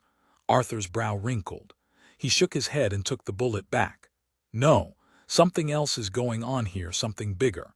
I can feel it. Sophia shot me a knowing look like, oh, he can feel it, right? Besides, Arthur went on, Sheriff Nakamura told us that whoever took that wreckage did it during another weird power surge that knocked out the fence and the security cameras. See, Soph, that's not something your average eBay salesman can do, Levi said. But if what had happened in the Jenkins house was any indication, it might have been something I could do, or the thing in me at least. Only I hadn't, so who had? If our alien is capable of all that, Arthur said, half to himself, why's it carrying around human ammunition? Sophia grabbed the bullet and carried it a couple of yards away from us. She held it with her compass in one hand and shone her flashlight on it with the other. Look, it's magnetized just like the other stuff. Maybe whatever, Levi said, right as Arthur blurted, our alien. Put it here wasn't the person who dropped it, she finished. It's just one more piece of evidence they wanted to sell, or maybe hide. Her gaze cut toward me with a force that made my throat tighten. Was she accusing me? Or confessing? Had Sophia hidden this stuff? She didn't have a car, but she regularly borrowed her mom's CRV to get to work and lacrosse. Maybe she'd seen the thing go into me too. Maybe she figured it wouldn't end well for us if that information went public, so she decided to clean up anything that linked us to what happened. But moving the wreckage itself seemed too reckless for Sophia, and it wouldn't explain what had caused the blackout at the substation. Probably Sophia was looking for me to back her up on her perfectly reasonable theory. That makes sense, I offered. She looked to the boys to gauge their reaction. Arthur still had his mouth screwed up. Levi, you've got your camera, right? Of course. Levi hurried to get it out of his backpack. You want to get footage of the debris or the spinning compass? Maybe we should go back and get footage of us discovering it. I should have been filming for that. That doesn't matter, Arthur said. Contact is what matters. We need to figure out where our alien went and what it wants. We'll set the camera up in a tree outside the cave and see if we can catch it coming or going. Levi gaped at him. What if it rains? Arthur stared back. I don't think a little rain would stop an alien from coming back to its hideout. No, dude, Levi said. What if it rains on my camera? Then you'll order another one, Arthur said, impatient. Levi huffed but seemed to have no argument for that. The battery will die, Sophia pointed out. Levi just charged it. Arthur pocketed the bullet. It'll get at least a couple of hours. For now, let's head back to our house. Who knows what brought the sheriff out here or when he might be back? Right. Sophia looked toward me. Who knows? 13 on our way out of the cave. I searched Sophia's face for signs she knew about the thing in me. But if she did, she was working hard not to acknowledge it. I wanted to ask her if she was keeping a secret, but among the ordinary, there was so much we didn't talk about that avoiding touchy subjects was second nature. And aside from that, if I asked her if she knew more about all this than she was letting on, she'd probably ask me the same question right back. Keeping things from each other was easy. Outright lying would be harder. Absolutely essential you tell no one about what you've experienced, not even perhaps especially those you are closest to. All that you share with them will put them in greater danger with those who might wish to find you. But what if Sophia, like Ramai, already knew? And what kind of danger was Bill talking about? A jolt of dread went through me every time the thought hit me, which happened over and over again while Arthur and Levi were fixing the camera to a tree branch that overlooked the cave. They'd made do with what they had Levy's bike lock and one of his shoelaces, and they'd wiped the whole contraption down as thoroughly as if it were a bank vault we just robbed without gloves. The air felt sticky and unpleasant after the cool of the cave, and with my bike's bent tire, the walk home was miserable. I kept waiting for the sheriff to pull up alongside us and demand to know where we'd been, or for Sophia to announce that she remembered the light thing going into me. But we made it to our brick house without any more discussion of the incident, the Jenkins house, or the debris. We propped our bikes against the shed and were headed across the field when a hunched silhouette jumped up from the steps. "Franny," Nick called through the dark. In the wash of the moth-encircled porch light, he looked harried and white-faced, even more skull-like than usual. "Already missing us, huh? I knew it," Levi cried. "I knew you'd join the investigation," Arthur said. Nick marched right past them and bore down on me. "I've been trying to call you for an hour." His voice was hoarse, edged with panic, and his face was rigid angry. "Me?" I looked around at the others, who were as evidently stunned as I was. Nick was like a third brother to me, but he was way closer with Arthur. We rarely called each other. "Yes, you," Nick growled. "What happened? You sent that goddamn message, then dropped off the face of the planet." "What are you talking about?" Arthur said. "The piano," Nick snapped. "The piano, the picture I'd sent him. The red kid's piano with the embossed gold lettering. That was what this was about, not the alien inside me, not the secret that had been pressing down on me all day." "Where'd you see that?" Nick grabbed my arms. The already sharp lines of his face went razor-edged with tension. "I need to see it, Franny." His accent thickened. "Take me to it." "Chill out," Levi said. "You look like Beetlejuice right now and it's freaking me out." Nick shook my shoulders. "Where is it, Fran?" Arthur shoved him so hard he stumbled back, then reeled toward us looking like a wounded animal. "Franny, tell him it's at the Jenkins house." I snapped, rubbing my arms where his fingers had dug in. "It's nothing to lose your shit over." The fire faded from Nick's eyes. He jammed his mouth shut and blinked. It's at the Jenkins house." "You must have seen it the other night," I said. "That's all." Nick stared for 2 complete seconds, then let out an embarrassed laugh. He dropped his head, rubbing the back of it. He gave another uneasy laugh. "I just about convinced myself it was like some kind of message from, you know, your little green friend." He tipped his chin toward Arthur. "Gray," Arthur said. "It's way more common for people to see gray aliens, but ours isn't like that anyway." Nick gave his head another restless rub. "I really am losing it." Sophia folded her arms over her chest. "Well, I hope you find it fast. Look, we never should have climbed that fence, but we did, and now we have to deal with the consequences." You don't have to believe Arthur's theory, and I certainly don't, but something's going on here, and until Cheryl Kelly's magically orgasming microphone is put back on its shelf and the sheriff's investigation is over, you're as stuck in this mess as the rest of us.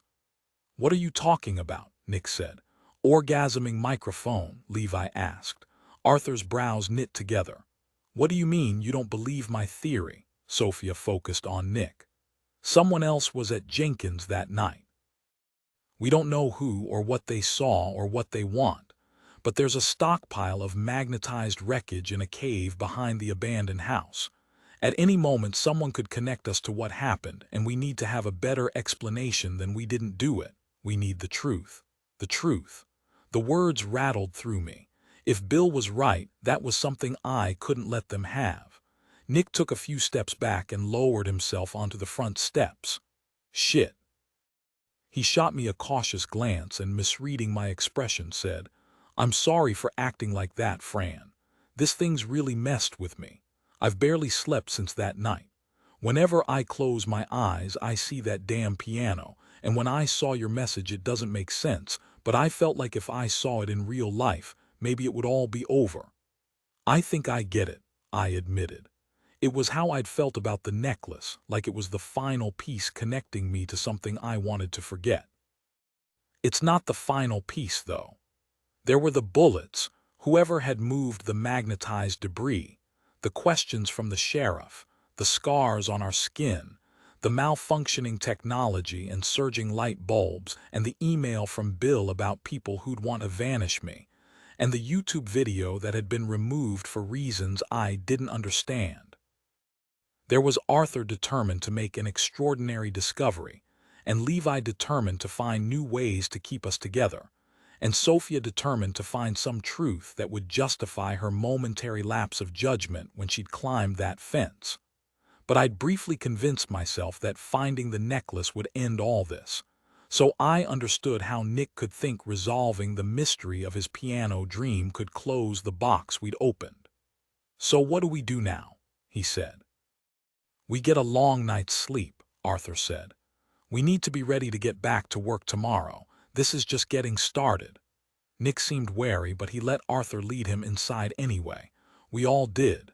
Maybe we were just used to Arthur leading the way. Or maybe Levi, Sophia, and Nick all knew, like I did, that my brother was right. This was only the beginning. 14, a little after 11, I lay awake, listening to the easy rhythm of Sophia's breath in the bed beside me. She slept on her stomach, but whenever she seemed nearly out, she kept twitching awake again, shifting in the bed. Not yet. I couldn't sneak out to walkie-talkie Ramai until she was out. I flipped onto my back and stared at the ceiling. I used to fall asleep like this every night, gazing at the Milky Way Mark had painted overhead for my 11th birthday. I rarely glanced at it these days, not just because it reminded me of him, that I didn't mind, but it also reminded me of Mom. Whenever I looked at it, I pictured her floating through space in an astronaut suit, alone and happy among the stars, happier than she ever was or could be in Splendor, especially now that her one tether to the great beyond, the son who understood the awe it struck in her, was lost to her in all the ways that mattered. Sophia let out a snore. It was time. I turned onto my side, untangling the sweaty sheets from my legs, and slid out of bed. At my dresser, I stopped and carefully removed the rubber gloves and walkie-talkie, then sneaked out. I stepped over Droog at the bottom of the stairs, and her tail gave one thump on the mat as her eyes slitted open, but she didn't follow me back to the kitchen. I moved a stack of mail from the chair onto the table, then sat and turned on the walkie-talkie, tuning it to our usual channel. "Ramai," I whispered after a beat. A few seconds passed. A crunching sound came over the speaker. "You're okay," Ramai said in a rush. "I am," I agreed, though it didn't feel true. "Did he email you back?" "He did." "Well," Ramai rasped. "What did he say?" My stomach dipped. "That some mysterious entity is going to kidnap me and anyone who knows what happened. Basically, he said not to tell anyone and little else," I said. "What the hell? What are you supposed to do with that? Why did he even bother emailing you back?"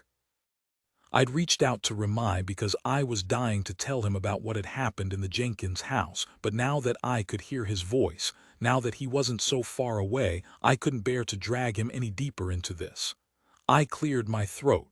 "I'm going to email him back and try to get more." Ramai was silent for a beat. "Maybe we should tell someone. For all we know, this guy's a fraud, Fran." "No," I said quickly. We fell into silence again. Moonlight pooled across the floorboards from the window, and the ceiling fan was still whipping dust through the air, but the air conditioning unit in the window was silent. "I'm sorry I can't be there with you," he said. "It wouldn't make a difference." "Still," he said. "Still," I agreed. The soft static shuffle between our words reminded me he was there, though on the other end, and even that was a relief. A floorboard creaked at the front of the house. "I have to go," I hissed and turned the walkie-talkie off, slipping it behind a pile of books. I peeled the glove off and tossed it over the sink, then hurried to fill a glass of water. But whoever was down here didn't intrude, and a second later I heard the front door squeal open. "Hello," I called. No answer. I tiptoed down the hall. Droog was standing on the mat whimpering, her nose pressed to the window beside the door. I brushed the drapes back and looked out at the shabby yard. A dense fog hovered over it, diffusing the moonlight, wiping everything from sight except the massive, stock-still figure 2 yards from the front door. My heart leapt, and fear punched in my stomach before I placed the messy twist of auburn hair and the gentle slope of the figure's shoulders. Levi, I realized with relief. Just Levi. But what was he doing? There was something eerie about his stiff posture. A breeze rolled toward the house, rippling through the grass and tousling his hair and bright yellow boxers. He turned on his heel and started walking jerkily, like a mostly naked toy soldier come to life, around the side of the house. I remembered the shiny purple bruise near his temple. He must be sleepwalking. I doubled back to the coat closet and grabbed a sweatshirt from it, then stuffed my feet into a pair of shoes and ran out the door. Levi was already out of sight. I wrapped my sweatshirt tighter around me as I circled the house, scanning for him. A strand of moonlight lanced through the foliage to catch the shocking yellow of his underwear, lighting it up like a neon sign. He was already across the fence, on Wayne Hastings's property. I hissed his name, but Levi kept walking, vanishing into the shadow between 2 trees. By the time I reached the forest's edge, I'd lost track of him. I hesitated at the fence. A 6-foot stretch of it had been toppled, laid flat to the ground, but all down the length of it, posts leaned wildly, were uprooted from the mud, and in some cases smashed to bits, the barbed wire strung uselessly across the ground between them. Had Levi done this? Had Wayne Hastings seen Levi do this? A breeze gusted fog around me and the hair on my arms lifted. I stepped over the fence. The woods were preternaturally silent. No cricket chirp or cicada song, no owls or foxes or possums skittering through the brush, and the leaves had started to curl, their edges blazing in the fiery tones of autumn. I broke into a jog, mud and leaf guts sloshing up my shins as I searched the dark spread of trees for a flash of yellow fabric or wisp of auburn hair. Levi, I hissed again. The night swallowed my voice before it could dent the weighty silence. I kept running, calling out to him, until the hermit's A-frame house sprang suddenly into view. My stomach twisted and dropped, like a drill bit turning through me. The mucky windows were aglow with amber light, except where the no trespassing signs and pictures of firearms the hermit had duct-taped to the glass blocked it. All the downstairs windows had deep cracks in them, and one had been boarded up with a square of plywood on which someone had spray-painted murderer in a neon yellow that gave Levi's underwear a run for its money. My stomach lurched at the sight of the word. Wayne Hastings. The murderer who'd walked free, who'd been cleared of wrongdoing by an internal investigation, but whose every move since the accident had proven he lacked any regret, that he hated all of us. Levi. The whisper barely came out. I edged around the house, my gaze trained on the windows. A flurry of movement on the roof startled me, and I jerked back as my eyes lifted to it. The green corrugated metal was barely visible, blotted out by the massive crowd of birds perched there. Dozens, easily. Silent, focused, all angled in the same direction as if they were watching me. My gaze traveled up to the branches overhead, reaching toward the house. More. Birds everywhere. Hundreds of them filling every crook and branch, a near-silent flutter of oily black wings. All quiet, all watchful. I thought of the cows at the substation, all lined up along the fence. What had Nick said? That cows grazed according to Earth's electromagnetic field. Those sharp beaks and beady eyes now all pointed toward me like 100 accusatory compass needles. I glanced over my shoulder, but there was nothing back there except the shallow valley where the woods dipped. Something snapped a branch. The drop of a bullet into a chamber.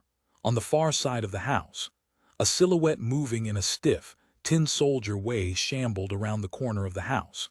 Levi.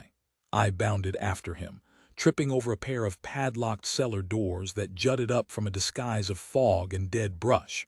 Of course, this creepy man had a creepy cellar behind his creepy house. I wouldn't be surprised if there were trip wires just waiting to catch me and Levi in nets. I fought a shiver and hurried to the front of the house. Levi stood at the steps, his glassy eyes fixed on the door. If he heard me crashing through the bramble, he didn't show it. I stepped between him and the door, waving a hand in his face. Levi, are you okay?" He stared right over my head. "We have to go." I pushed against his shoulders, but he didn't budge. "Molly," he mumbled. "Molly, I didn't know any Molly." I shook my head. "Franny." Levi pushed past me and took the first step toward the front door. "Levi," I hissed, grabbing his elbow. "Molly," he said roughly, and took the next step in a slow, belabored way like he was moving through maple syrup. "Save him," he grumbled. "Not a lot of time." My skin went cold. The hair follicles prickled on my thighs and arms. "You're dreaming," I said. "It's a dream, Levi." "Molly," Levi mumbled. "It's Molly, save him. I told Yahavito, save him." Goosebumps crept over the backs of my arms. "Levi, come on." I tugged on his elbow. He shoved me backward so hard I sprawled out at the base of the steps, a metallic taste flooding my mouth. A yelp tore out of me, loud enough that some of the birds startled. My pulse sped, my chest tightened, and a cold sweat sprung up on my neck. A hum picked up under my skin, and the lights in the windows began to flicker. A radio burst to life inside the house, the classical music blaring out through the woods like a call to arms. The rest of the birds exploded like a mushroom cloud from the roof, squawking angrily. Shit. Now we really had to go. I grabbed the first stick I could find on the ground and hurled it at Levi's back. "Wake up!" He whirled around to face me, mouth open and eyes wide and blinking. "Franny!" "Thank God!" I gasped. "You're awake!" The flashing stopped, the music stopped, and in the newfound silence, another sound had picked up behind the house. Footsteps trudging through fallen leaves, breaking up the silence like a sledgehammer against concrete. The quick gait of someone climbing up from the bottom of the valley that curved around the back of the house, coming to see what the commotion was. Wayne Hastings was going to find us here at his front door. Worse, he was going to think we'd been in his house, flashing his lights, messing with his stereo. "We have to hide," I said, barely louder than a breath. I clambered to my feet and snatched Levi's hand, nearly pulling him off balance as I darted for the cover of the bush snarled in wild grape and Virginia creeper. We dropped into a crouch behind it, and the bear trap of anxiety around my heart loosened. Wayne Hastings was cresting the ridge, ambling toward his house, but we were out of sight. We were safe. Probably. And then I saw them running through the dark, right into the clearing where Wayne was headed. "What's going on?" Levi whispered. I officially had no idea. Arthur, Nick, and Sophia were sprinting through the woods, still dressed in pajamas, just as a massive silhouette was moving toward the clearing from the other side, a gun propped against his shoulder.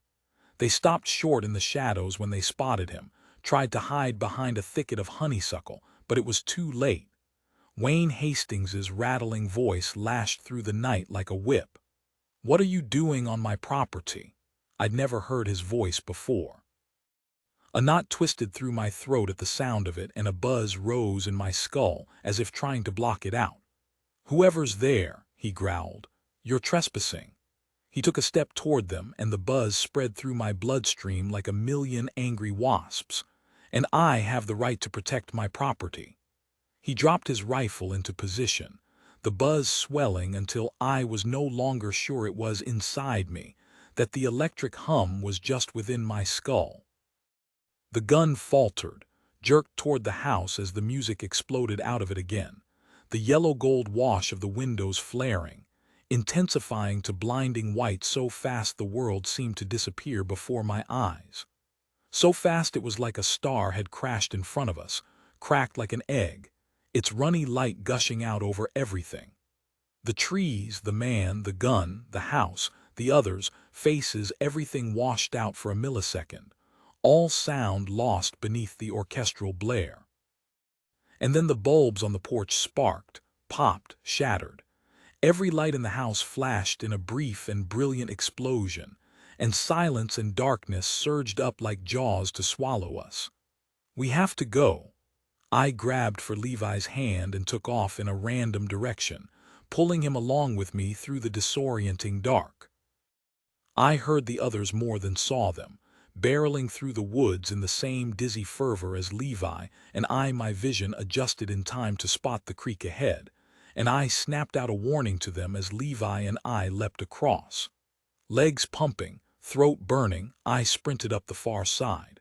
The man was yelling after us, but his words unraveled beneath the thunk-thunk-thunk of my heart. I released my grip on Levi as he overtook me.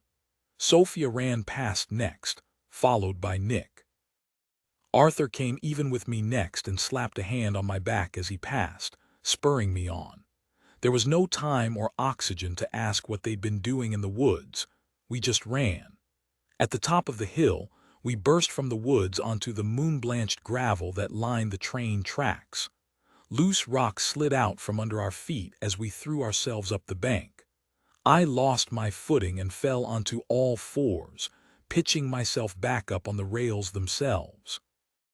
At the bottom of the bank on the far side of the tracks, Sophia and Levi were disappearing into the trees, but Art, Nick, and I wouldn't have time to get down there before the man and his gun caught up.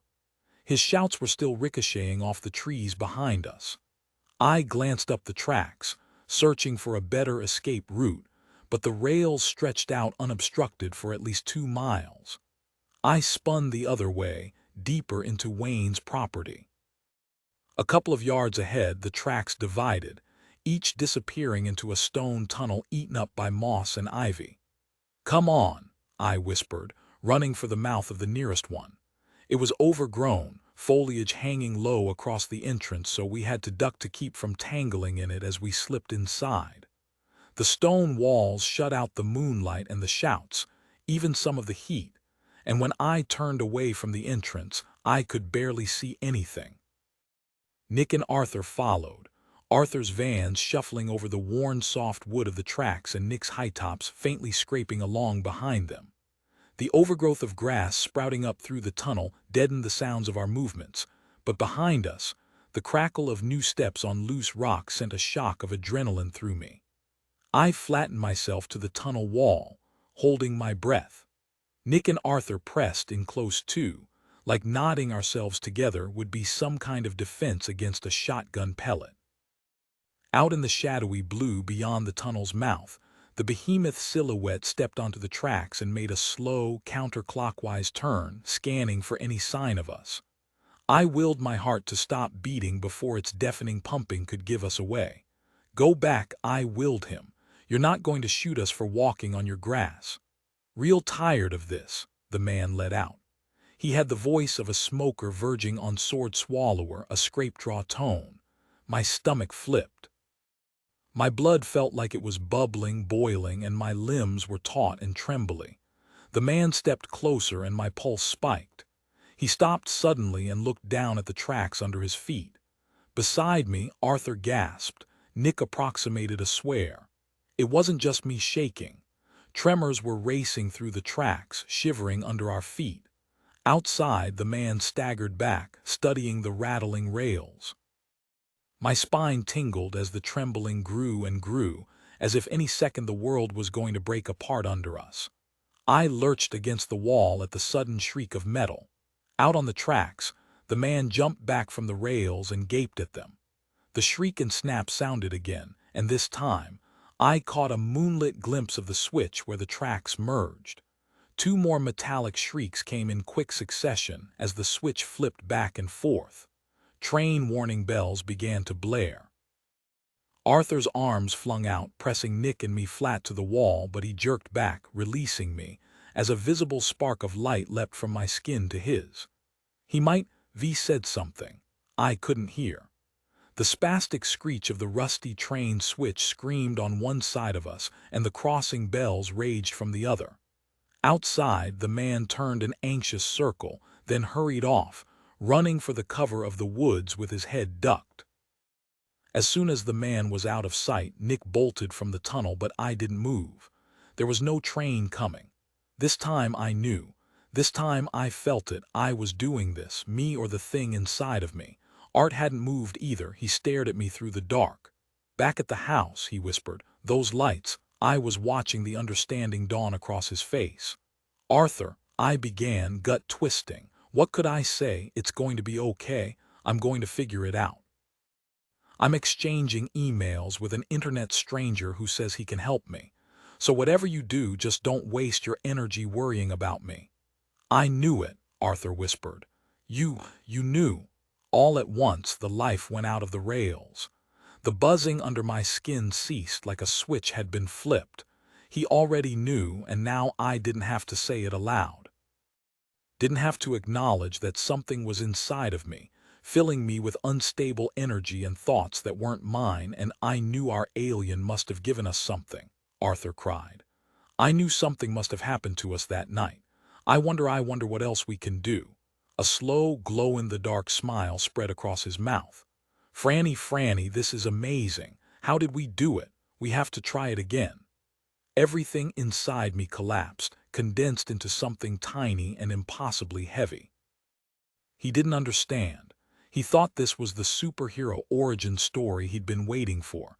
He thought everything was going to be okay, better than okay. I was a black hole, the force ripping all of them into a place where light and sound couldn't reach them. My throat ached. Arthur, there's something I have to tell you. Sophia stepped into the mouth of the tunnel, Levi and Nick close behind her. It wasn't us who did that, she said quickly, like she was ripping a band-aid off on my behalf. It was Franny. Only Franny. 15 they stared, scared, mistrustful, angry. Nick stepped back looking queasy.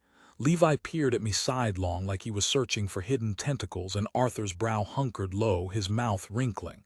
I was the problem he was trying to solve. How do you know? He asked Sophia like I wasn't even there. She sighed. Because I saw her do it. Every time she uses the energy, I see it happen in my head. My gaze snapped toward her. You see what exactly? Sophia folded her arms and her eyes glinted like emeralds. Whatever you see. Actually, sometimes even when you're not using the power, I see what you're seeing. I can't control it much yet. Just 1 minute I'm asleep or at home or practice, and the next I'm not. I'm watching whatever you're seeing play out around me. I saw you pick up that bullet right after the accident, and I saw you talking to Ramai the other night at the tracks, and I saw you in the Jenkins house earlier, and then the cave. How was that possible? My mind felt like a dandelion blown apart, every thought traveling out in a different direction. I latched on to one. She saw me talking to Ramai. She knew not just that I'd been shocking myself on doors and sending power surges through the wiring in abandoned houses, but probably what Ramai had told me and what Black Mailbox Bill had said. And you saw me in the woods tonight? I asked, voice tight. She looked quickly away from me and nodded at Levi. I saw what you saw, actually, she told him. It's sort of been happening with all of you and Ramai. It's like I'm tapping into your channels, watching your lives like they're TV shows. I guess that's what that thing did to me. But you said you heard her leave, Nick said, disbelieving. You said it woke you up and then you saw Levi sleepwalking from the window. Sophia sighed. I lied. Why didn't you say something sooner? I demanded. She studied me with pursed lips, silently communicating something along the lines of I could ask you the same thing. I wasn't sure, she said. I thought I was imagining it, like vivid daydreams. And I figured if you were experiencing something like that, you would tell us. You would tell me. Guilt sank like an anchor in my stomach. It was our non-fight from last year all over again. Sophia inviting me in, me having to shut her out, her unable to understand with her beautiful house and her beautiful family and their beautiful closets full of shoes. Then I saw you going into the cave earlier, she went on. You know, in my head, and when I found you there, it seemed like proof, but you still didn't say anything. I had no idea what to say. I could have dealt with her anger, but she just looked hurt. The whole point of keeping things from people was to avoid that look. My body felt too small, shrinking in tight around my heart. Sophia turned to focus on Arthur. And then tonight I knew Levi was outside that creepy little house, even though I'd never seen it before. For 3 complete seconds no one spoke. I looked to Sophia, expecting to find her staring daggers at me, but she wouldn't look at me. I wanted to tell her this time was different. The last time I'd pulled back on our friendship was to protect myself, but this was to protect them. But from what? If the alien was in me, then how had Sophia gotten powers too? So, Levi began. Fran is electrokinetic, and Sophia can hack our eyes. Sophia shrugged. A bit reductive, but essentially. Awesome, Arthur murmured, eyes saucer wide. Is it though? Nick deadpanned. Of course it is, Arthur said. We have to figure out what the rest of us can do. I already know what my ability is. Nick's eyes fixed in the distance as he scratched his head. We all stared at him until he blinked clear of his daze. The piano, he said. The piano hallway, Sophia said flatly. Yeah, like what? Levi said. Your superpower is being able to dream about pianos, he added quickly. No offense, dude, you're great at other stuff. No, smartass. Nick smacked the back of Levi's head. The piano's just some kind of cover. Probably Arthur's little gray hid something in it or some shit, and now he wants me to retrieve it. Probably he left a little code in my brain or something. Can we not say he when we're talking about this alleged alien? Sophia requested. Yeah, because saying alleged alien 3 times in a sentence won't get old, Nick fired back. We don't know if there is an alien, Sophia said, let alone its gender or whether it even has one. Great point, Sophia, Levi chimed. We should give the alien a name. Not what I was saying, Sophia said. Arthur tapped his chin. E.T., like the movie. There are any number of alien films we could pull from, Levi said. Let's not go straight for the most obvious. Are y'all kidding? Nick drawled. Call it Alf, call it Leonard freakin' Nim, this thing is dangerous either way. Do you think sleepwalking is my superpower? Levi's mouth stuttered between hopeful optimism and a frown. That's anticlimactic. Oh yeah, Nick said. I'm pretty sure Alf gave me missile codes to activate a piano bomb. Wanna trade? Tuning everything out like always, Arthur bent to touch the track switch and looked up, eyes lit with excitement. Still warm. Can you do it again, Franny? I shook my head. I don't try, he implored. Instinctively, I looked to Sophia for support. Her lips were pursed tight, but her eyes were still avoiding me. It's for the best, a little voice said. If you'd told her, it would have been too much. If she really understood what was happening to me, she'd be sitting in the sheriff's office right now, spilling everything. Just try, Arthur said, impatient. You can do it, Fran, Levi cheered. The birds tattooed on Nick's fingers seemed to fly across his stubbly jaw as he rubbed it. Probably should at least try. I sighed and crouched in front of the switch. I wasn't sure what to do, so for a few seconds I just stared. When that did nothing, I imagined it snapping sideways, pushed by an invisible force by me. I tried to summon that charged feeling into the air.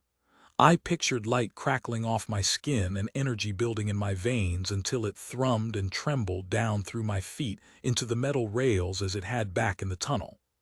I could feel all 4 sets of eyes homed in on me, all 4 bodies inclining expectantly. Move, I thought. Move. My mind wandered toward the memory of the white light unspooling across the gravel lot into me. Move. I closed my eyes and pictured the rail switch flopping like a fish on dry land as that buzz rode through my blood. I could feel the energy, but it was like it was no longer close to the surface, and the tendrils of it I grasped at were evasive, slippery. Move. My eyes snapped open. Art, Levi, Nick, and Sophia were all still leaning toward me, eyes wide and tense. The switch was lifeless. I can't.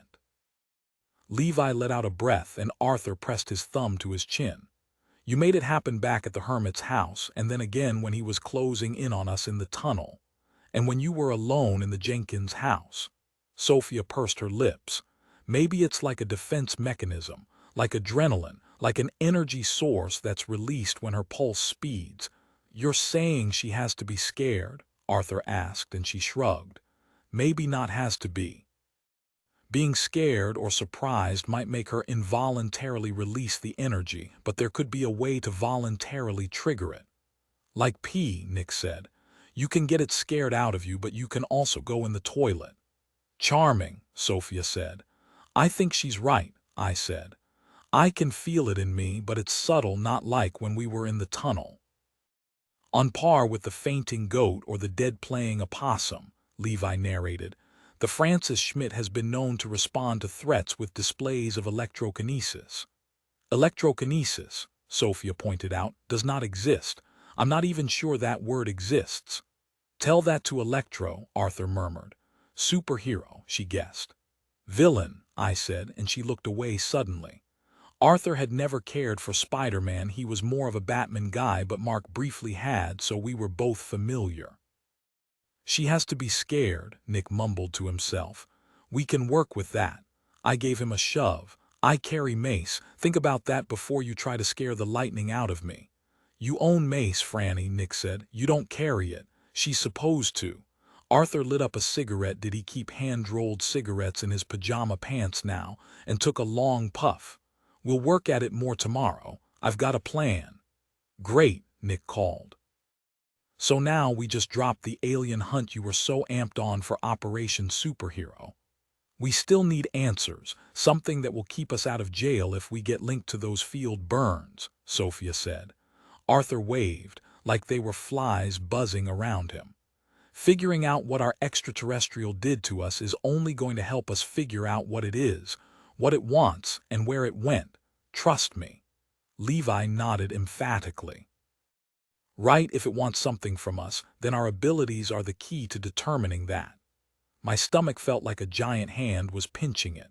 Maybe I was coming down with something, or maybe it was simply guilt-induced nausea springing from the secret Sophia had uncovered, and the bigger one I was keeping. Y'all need to come back from the Marvel Universe, Nick said. Franny, Bill Nye, someone be the voice of reason here. Sophia massaged the bridge of her nose. I'm actually with Arthur on this. I can't spend the rest of my life popping into your heads. I need to figure out how to undo it, or at least how to control it, and the same goes for Franny. And what about you? Don't you want your piano nightmares to stop? Well, you don't need to say it like that, Nick said. Have you ever tried sleeping with one song on repeat in your head at full volume nonstop? That's the point, Nick, I said. We have to figure out how to make this stop. And why it's happening in the first place, Levi added. And document it. Arthur turned on his heel and started down the tracks, puffing his cigarette like it was a glass of water he'd found in the desert. This is going to be amazing, he said to us or himself. Absolutely incredible. I fought another wave of dizzy nausea and fell into step behind him. We all did. We always did, but even so, that didn't mean I wasn't alone in this. Maybe the shocks we'd sustained at the substation had affected all of us in some way, or at least Sophia. Maybe there was alien shrapnel lodged in the others, doing strange and impossible things, but I was the one an alien had outright walked into. When I got home, I was going to write Bill back. My stomach hitched and gurgled. First, I was probably going to throw up. Dear Bill, thank you for your reply, but before I can say more, I need proof that you're who you say you are. Tell me about your encounter. How did it all start, and when did it stop? Dear F, I've seen 3 of our little friends. My first encounter was in the fall of 1986 during the Orionids. It's a meteor shower like the one that must have brought your visitor, but this one is the product of Halley's Comet. I was driving through Texas. At first, I didn't think much of it. Shooting stars streaking past on occasion, but that was about it. Then suddenly, this light fell from the sky about a half-mile off the road. It didn't move like the meteors in an arc. It dropped, straight down, brighter than all the lights on the road or anything else. I thought my mind was playing tricks on me. It was very late and I'd been driving all day. But as the light was falling, my radio cut out. My engine died, and all the lights down the road blew, like they'd had some surge of power. The road, my windshield, the desert all went white. It was so bright, and then just as quickly it went pitch black. Nearly wrecked my car. Glass shards landed on the hood from the blown-out bulbs, and I pulled over just in time to see where the disc hit the earth. You can guess the rest. I left my car and walked out to the light. It was crackling in its gel receptacle. When I touched it, the receptacle opened and the being entered me. So that was how it all started, but as for how it stopped, that's more complicated, and I cannot discuss at length in such an insecure way. What matters is that of the dozen of us I've met since I started my research, I've now lost contact with all but 3. If those responsible for my peers' disappearances locate you, there will be no protecting you. I saw your video had already been removed. That suggests they've seen it. They'll want to keep it quiet. They'll arrive with a cover story. They will give your family all the answers they want, every reason to trust that they are looking out for you, but trust me, all they want is the being. To them, you are nothing more than a vessel. I can help you, but we must act fast. Where shall I meet you? Bill, dear Bill, I understand the need to be careful, but you're a stranger. On the internet. How can you help me? F16. The night before I turned 11, Mom made red velvet cake. It was terrible, dense and overbaked, and it had whiskey in the frosting, which Mom insisted shouldn't affect us, but Arthur pretended it had gotten him drunk. We took it down to the yard where we sat on a blanket under the stars, making exaggerated noises while we tried to eat it. Geez, Eileen, Dad said, where did you ever get the idea to put cream cheese frosting on this meat loaf? Is there garlic in this turd? Arthur asked. Theoretically, I'm good at baking, Mom cried through laugh tears. It's science. See, that's the problem with you science types, Dad teased. You put too much stock in theory when you should be putting stock in Marie calendars. Or buying stock, Mark said, since we're going to keep them in business. I think I broke a tooth, I said. Some birthday. Even at 10.9999 years old, I knew how my family played with one another, the rapid-fire sarcasm. Oh, honey, I'm sorry. Mom was laughing so hard she could barely get out words and kept having to wipe her eyes. You're practically Oliver Twist, aren't you? Arthur spat his mouthful across the lawn and Dad chided. Now, that's not nice, Arthur. What if a poor, unsuspecting groundhog wanders across that and tries to eat it? Then Mom ordered 6 lava cakes for delivery from Domino's, and we sat out under the stars, waiting for the weed-infused delivery boy to arrive. And Mark showed us an app he downloaded so he could hold his phone up to the night sky, and the screen would show him the constellations and cosmic bodies right overhead, with labels and glowing outlines. It played a beautiful ambient song, slow and swelling, that changed with your movements as if each star had its own variation on the cosmic theme. Soon our giggles died down and we fell into raptured silence. Fresh tears bloomed in Mom's eyes as we studied the sky, and she whispered, "Sometimes I love to feel this small." "I wish there was a hole in my ceiling," I said. "I wish I could sleep under this every night." The next morning on my birthday, I woke to find Mark spreading a drop cloth on my bedroom floor. "Surprise," he said. "What?" I said. "I'm giving you a Milky Way," he said. "What?" I said. "For your ceiling." Mom came in with muffins then. "Tada!" Arthur slipped past in the hallway, grabbed one off the plate and shouted over his shoulder, "Don't worry, I saw her take them out of the package. They're from Sam's Club." For the rest of the day, the whole family filed in and out of my room, watching Mark's progress. The blues and purples and blacks spread out, the white gaps shrinking into stars and planets. Despite his artistic talent, Mark tended to dress in worn-out Old Navy jeans and whatever t-shirts he got for Christmas, and that day he wore his black holes don't suck shirt. He was nothing if not on brand. Late in the afternoon, Mark took a break to eat leftover pizza with me and Mom, and I asked him, "Why do you like black holes?" Ever since the day we'd found the Nautilus shell at the beach, the thought of them had haunted me. I pictured black holes like toothy mouths screaming across the universe, swallowing everything in their paths, destroying solar systems, ending worlds. Massive grim reapers, chasing stars and planets down, forcing them into a place with no sunshine passing through leaves or soft lavender smell on a breeze, no chirping cardinals or voices you knew singing you Carol King, nothing but darkness, loneliness. They were worse than the unknown, they were the certain nothing. Mark's brow crinkled in confusion until he realized I was looking at the white words across his chest. "Oh," he said, "this doesn't mean like black holes are cool. That's the joke. People always talk about them like giant vacuums just sucking everything into them. Aren't they? Not really," he shrugged. "Black holes are these massive bodies that suddenly collapsed into one tiny point, right? But they still have the same mass as before, it's just more concentrated, packed into a singularity, and mass sort of creates gravity." "What's that mean?" Mom dabbed her mouth with a napkin. "Like with the Earth.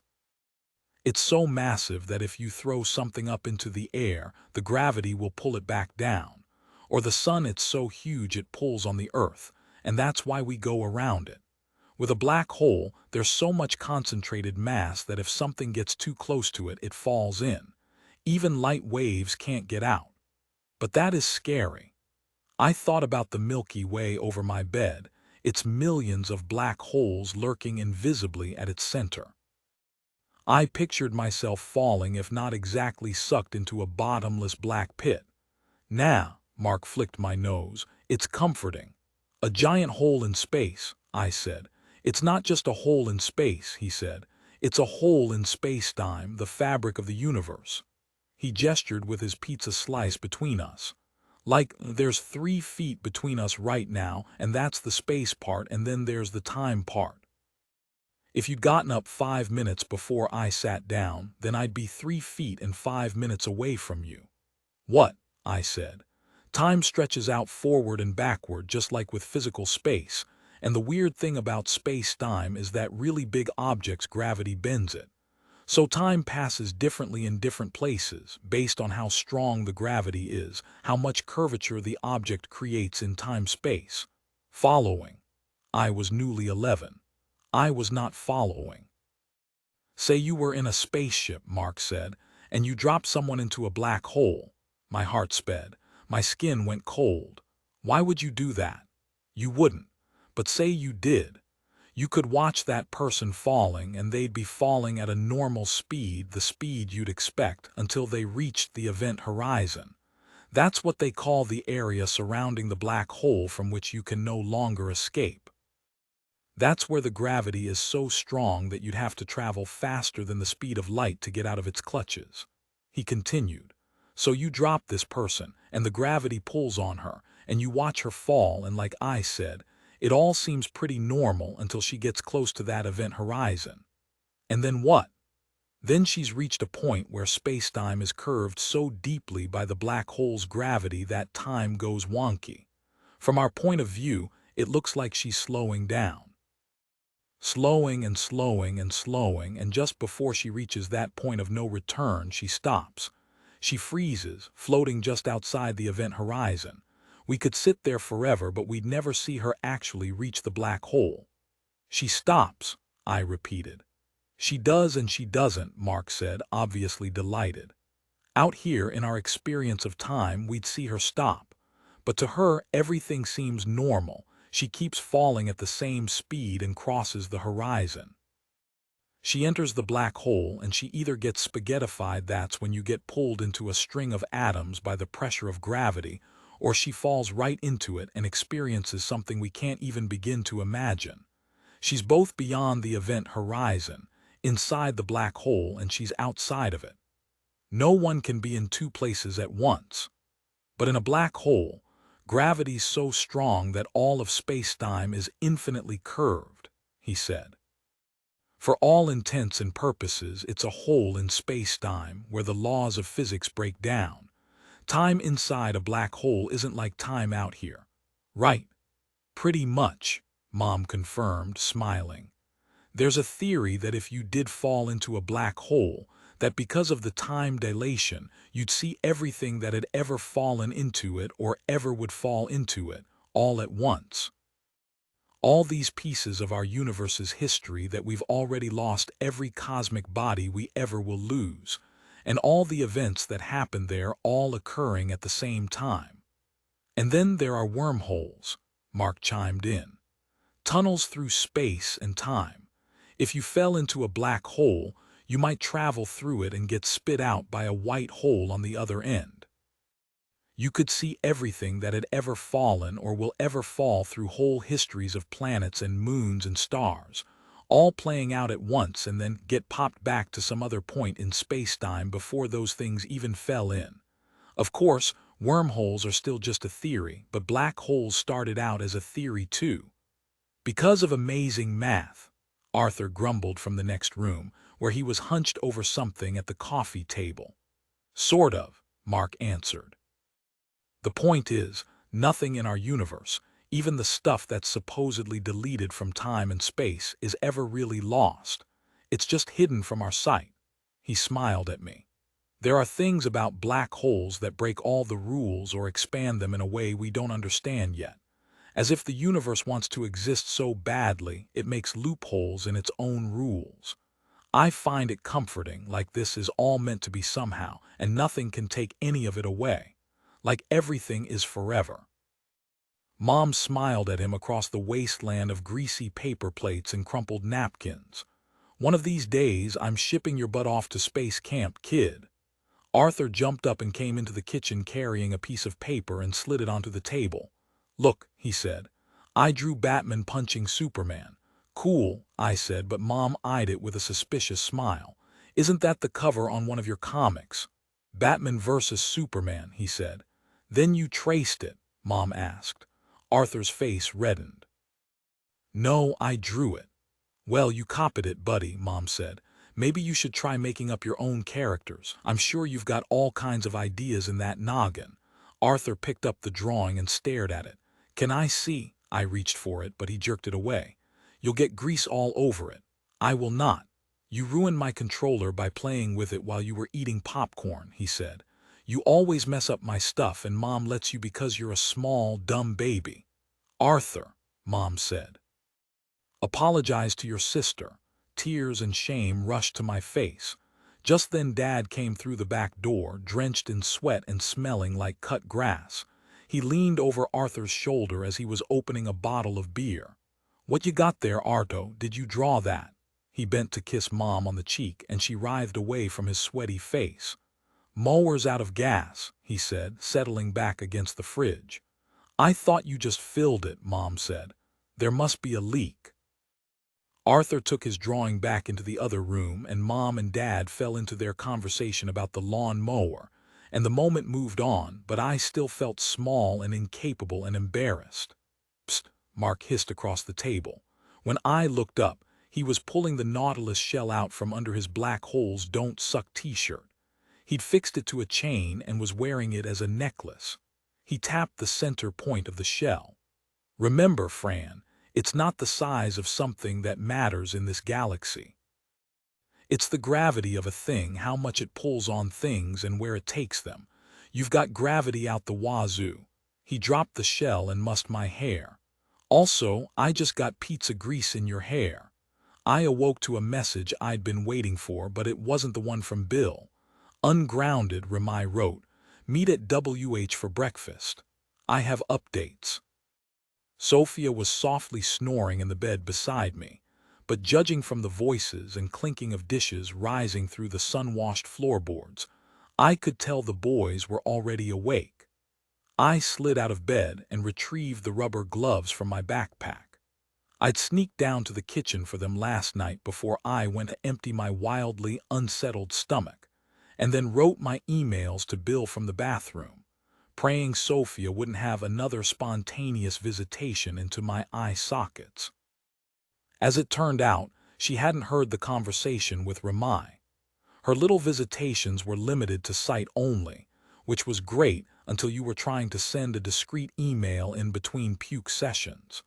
When I got back to the bedroom, though, she wasn't there, and I figured she'd decided to go sleep on the couch. Apparently sharing a bed with someone she couldn't even look at didn't appeal to her. But here she was, back in bed this morning. Our couch was famously uncomfortable, and things were looking better in the light of day. Whatever had upset my stomach, the crushing weight of this situation perhaps, had passed too. "So do we," I typed back to Ramai. "We," he replied. Sophia sat up groggily in bed, shoving a fistful of dark hair out of her eyes and squinting through the buttery morning light. "Updates," she said through a yawn. "What updates?" I stared at her for a minute, then typed back. "Sophia's psychic and Nick's obsessed with pianos. We'll explain everything at breakfast in half an hour." "Technically, I think I'm telepathic," she said, reading the message from the far side of the room. "Or something." She offered a tentative smile, an olive branch, and the relief flooding through me was immediate. "Get out of my head," I teased, flinging my rubber glove across the room at her. "Get out of my head," she squealed back, dodging the glove. This was how our last fight had gone too. One weird day, and then 360 plus more, wherein we agreed not to acknowledge the parts of our friendship that could never fit quite right. "It's bad enough I had to see you poltergeist a house," she deadpanned. "I shouldn't also have to take a front row seat to your and handsome Remai's unrequited love." "How do you get unrequited love out of that text message?" I took my other glove off and flung it at her too. "It's there between the lines," she yelped, lurching onto her knees and hurling the first glove back at me.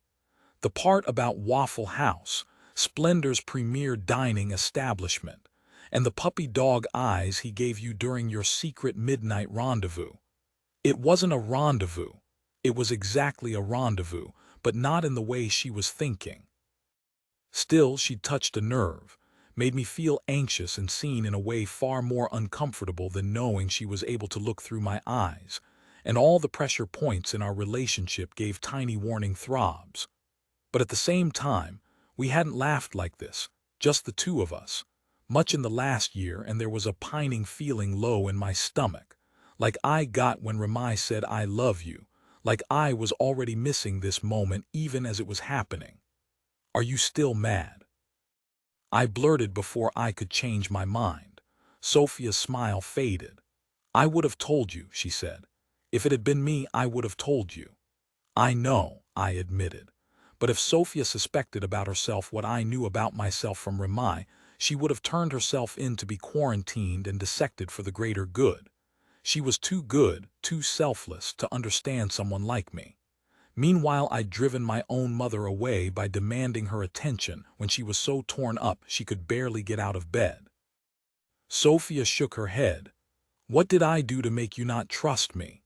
A pit opened into my stomach. I hadn't meant to hurt her. That was the whole point. I'd wanted to be the kind of person who didn't cause the people she loved pain, but somehow I still managed to poison things. Sophia had left behind the private school where she could have prepared for her future as a lawyer. She'd left behind her favorite city in the world, her enviable lacrosse team, and a whole host of friends, and she'd been stuck with me. Someone who couldn't be the friend she deserved and couldn't really explain why. "You didn't do anything," I said. Outside, footsteps thundered down the hall and my bedroom door was flung open. "Is everything okay?" Arthur asked as he, Nick, and Levi swarmed in. We heard screams. "I knew it," Nick pointed at Sophia, whose hand was still poised to throw the second rubber glove my way. "Girl sleepovers really are freakier than boy sleepovers." Sophia cleared her throat and pitched the glove at his head. "Put pants on, Grandpa. Ramai's ungrounded and he has updates for us." "New haircut," Nick guessed. "New girlfriend," Levi said. Arthur clapped his hands together. "New superpower. New phone," I said. "Who dis?" "Who indeed," Levi narrated. The travelers would not see, until they'd tracked down the rare and elusive handsome Ramai for themselves. 17, you're psychic," Ramai said. We were scrunched into a booth and none of our food had come out yet, but the table was already completely covered in beverages. Orange juice and water for Ramai. Water and coffee for Sophia, Levi, and me. Water, chocolate milk, and Mountain Dew for the world's grossest humans, Nick Colasanti Jr. and Arthur Schmidt. Actually, it's more like telepathic, Sophia clarified. Or maybe that's not right. I can't hear your thoughts before you ask. Actuale, I can't hear anything you hear. It's all visual. Ramai blinked at her for a few seconds. Prove it, she sighed. Weren't you listening? I can't do it on command any more than Franny can snap her fingers and start up the stove back there. Levi twisted in the booth to look over the counter. Also, that's a gas range, not electric. An astrophysicist, a bovine scientist, and a connoisseur of stoves, I said, trying to drag the conversation away from my ability. Ramai shot me a tense half-smile. He didn't love it when I deflected with humor, and with him it was easier not to. Maybe because his emotions rode so close to the surface and that made mine feel more manageable, or maybe because the first moment I'd truly seen him was the low point of both our lives. I pressed my knee against his, an apology. He pressed his back, an understanding. Just try, dude, Nick urged Sophia. How many fingers am I holding up under the table? Just your middle one, she said. Doesn't take a psychic to guess that, Nick. Ramai pulled his gaze from mine and looked to Arthur. What about you? What's your power? TBD, Arthur fidgeted. As long as it's better than Nick's, I'll be satisfied. Which is? Ramai prompted. Nick took a big swig of Mountain Dew and chased it with a swig of chocolate milk. Sophia pretended to gag, which set my stomach back on edge. Some piano shit, Nick grumbled, rubbing his head.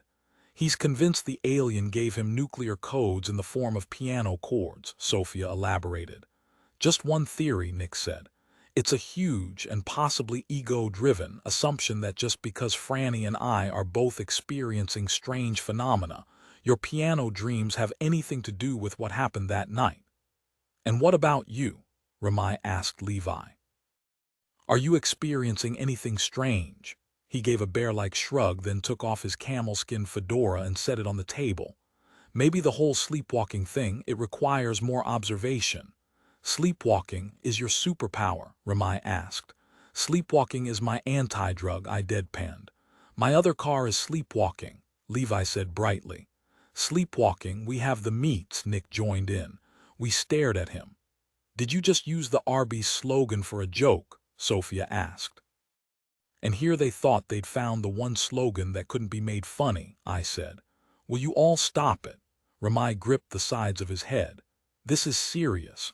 Can we quit with the ordinary variety show for like 2 seconds? I sank in the booth like a scolded kid. Ramai's eyes caught mine, then flashed away. He cleared his throat. If this alien really is making all this happen, why? I mean, if it's really causing Franny's power surges and Soft's eye hijacking and Nick's pianos, Nick said. Sure, and Levi's somnambulism, Sophia offered. That's the medical term for it. Then why? Ramai finished. And how do we make it stop before we all wind up stapled to tree trunks on Wayne Hastings's property? Obviously, we're going to have to go back to see why it would take us there, Arthur said. Sophia mouthed, oh, obviously. We'll wait until he's not home, Arthur said. He goes out most nights for an hour or so. And if he doesn't, I asked. Arthur shrugged. We'll give him a reason to. Such as? Sophia was wise to ask. The first image that popped into my head was Arthur dumping gasoline on the hermit's porch and tossing a hand-rolled cigarette onto it. I'll think of something, Arthur said. In the meantime, we've got plenty to do. We need to get the camera back from the cave and see if the alien or anyone else came for the debris. We need to take Nick to meet his piano, hone Franny's and Sophia's abilities, and figure out mine and Ramai's. The good news is, I have a plan that covers most of that, but the hitch is we need to go back to the Jenkins house. Ramai ran a hand through his dark hair, then realized what he was doing and slapped it onto the table before anyone could make a crack about it. This seems like as good a time as any to tell you my update, he said quickly. There's a reason I'm not grounded anymore. Something happened early this morning. There was another big power surge, this time out by the steel mill. The steel mill. I repeated. There's nothing out there. Arthur's eyes narrowed. It makes perfect sense no one goes out there ever. It's the perfect place for the alien to hide. Yeah, maybe it was, Ramai allowed. But it isn't now. My dad went to check it out this morning, and they'll probably patrol for a couple of days. The good news is, though, they're pretty much convinced there's something wrong with the electrical system that's causing the blackouts and caused the burns. I guess now that the blame's getting turned back on them, Crane Utilities is pretty much shutting up, paying St. James for the damages to his property, and doing their own review of their systems. My dad thinks they're afraid any more police involvement could turn up some big mistake and they could get sued or something. They don't even seem to care about the missing parts anymore. So he's just done investigating, Sophia said, bristling at the thought. If he suspects a cover-up, he shouldn't give up. Ramai shrugged. I doubt he'll just let it go, but officially the investigation's over. I'm sure he'll keep an eye on things, but the security won't be as tight on Jenkins Lane from now on. Art rubbed his chin. Perfect. Then Operation Franny starts tonight. A tremor went through me and Ramai's knee pressed into mine again, this time a promise, it will be okay. What about my piano? Nick cried. Sure, Arthur said. That too. We headed over just before dark. It was raining, so Ramai drove, but we left his car parked on the cross street that ran parallel to Jenkins Lane and made our way through the misty woods to the cave. Who's going to get the camera down? Ramai asked. Arthur clapped him on the shoulder. Thanks for volunteering. Nice try. Ramai slipped out from under his grip and followed me and Sophia toward the cave. It's a two-person job, Levi insisted. I wouldn't want to drop it. Why not? Arthur called, jogging after us. You'll just order a new one. But keep your pants on, Levi, Nick said as the rest of us headed for the cave's low mouth. You don't have to be alone for 5 seconds. I'm not going in no alien hidey hole. He'd been visibly anxious all day, tapping his head and thigh and chin in that obsessive rhythm, and I'd half expected him to back out. Instead, he'd been the reason we'd headed over before the sun even set. If this piano bomb is gonna kill me, he'd said, I'd rather just get it over with. As he and Levi argued about who was going to climb the tree, Arthur dropped into a crouch and crawled into the cave, followed by Sophia, and then me, and finally Ramai. Nick's squawking voice faded along with the soft tap-tap-tap of rain and everything else as we followed Sophia's flashlight beam deeper into the cave's antechamber, until finally the ceiling lifted and we could stand. Pretty creepy, Ramai whispered behind me, his voice echoing as we started down the stone path toward the steady drip-drip-drip. I wish we'd found this place sooner, Arthur murmured. Would have made a great hideout. For what? Sophia asked. For anything, Arthur said. Ahead the cave curved in on itself, and as I moved around the bend, I felt a little bit like a piece of food being sucked down an esophagus, passed along by the muscles of an intestine. Arthur stopped so abruptly he caused a pileup, Sophia plowing into him, me slamming into her, Ramai colliding with me. What? Ramai asked, stepping out to get a look at the rounded-out hollow where the cave ended, the trickling waterfall that formed a shallow pool in the corner. Arthur laughed. It's gone. He patted the stone wall like it was a very good horse. That means E.T. came back for it. That means the video caught it. Or whoever else might have taken it, Sophia amended. She seemed every bit as optimistic as my brother did that this would prove what she expected it to, though it was no longer clear to me just what she thought that might be. Hope swelled in my chest, a light, shaky feeling like I'd swallowed a bunch of helium. We'll know who dropped the bullet, I said. Whether that was an alien or just a person who saw what happened to us, we'll know. And once we knew, if we had a human observer, and who they were, I could figure out what I had to do to make sure our secret was safe, to protect against the people Bill had warned me about. How I'd convince the person to keep quiet about what had happened was another matter entirely, but I could focus on only one obstacle at a time. Ramai gave me a look that said he understood. We told him earlier that morning about the bullets we'd found both on Jenkins and in the cave, but he and I hadn't managed to have a second alone since breakfast, so we hadn't got to talk freely about Black Mailbox Bill's emails. And since then, I'd even received another one, though it was just a prompt.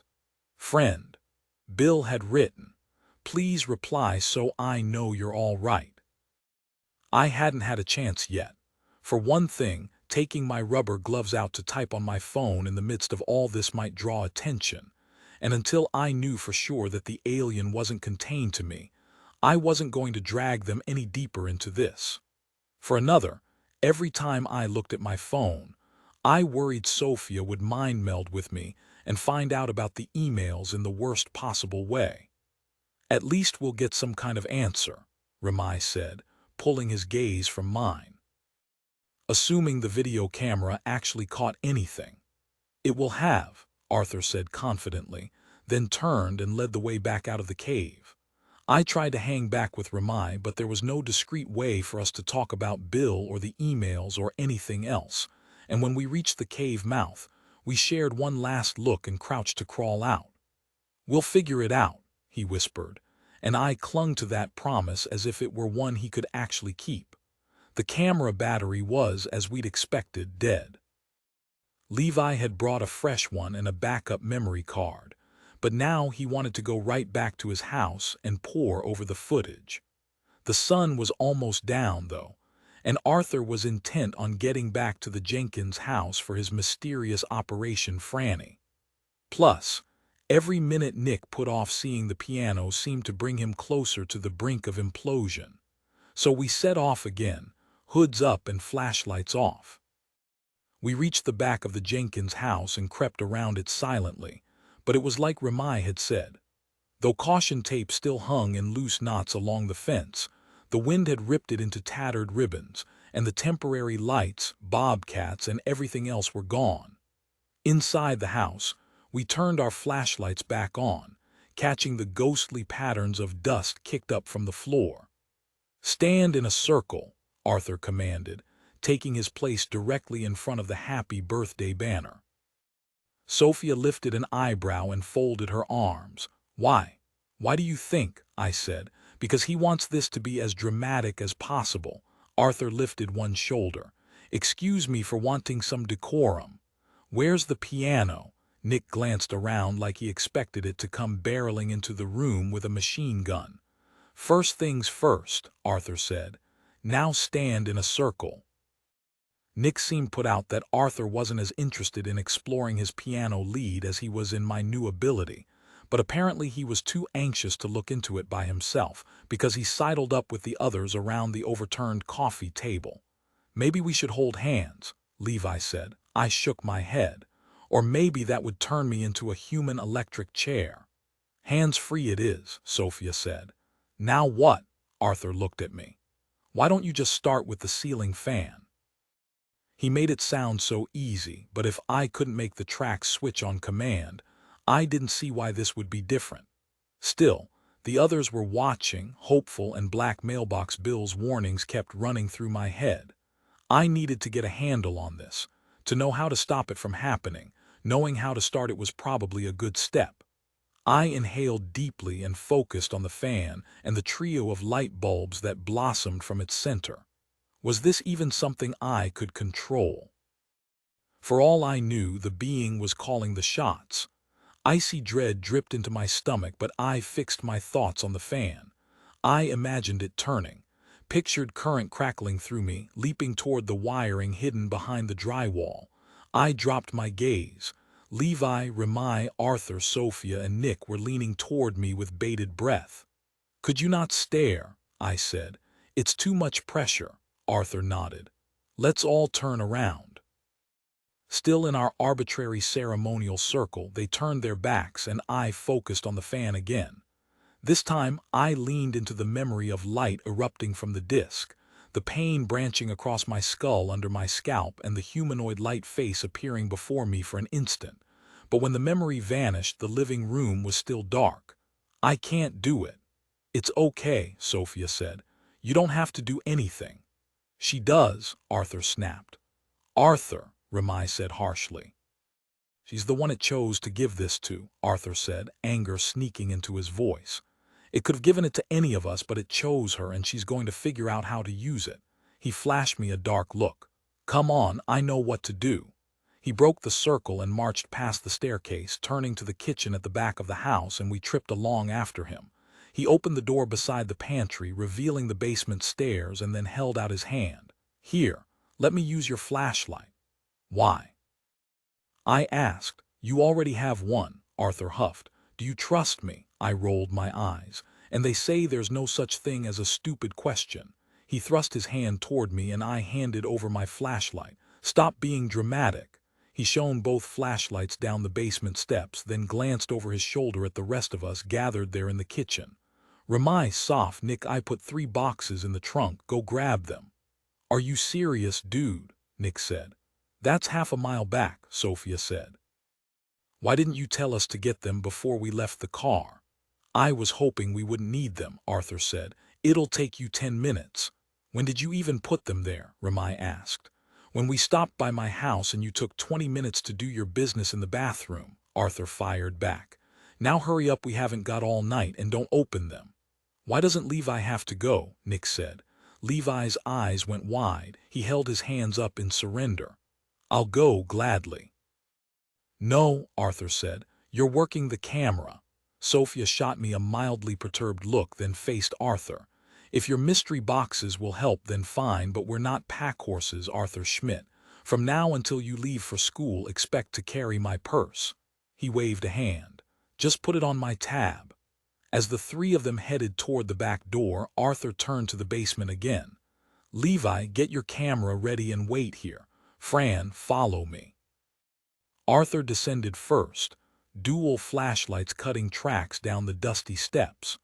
3 steps from the bottom, a skittering noise rose from the back corner of the basement, and Arthur jerked the light sideways in time to catch a massive rat disappearing behind a stack of mildewy cardboard boxes. The air smelled dank and sour, and if there were any partial windows, they'd been blacked out. We could see nothing but what the flashlight touched.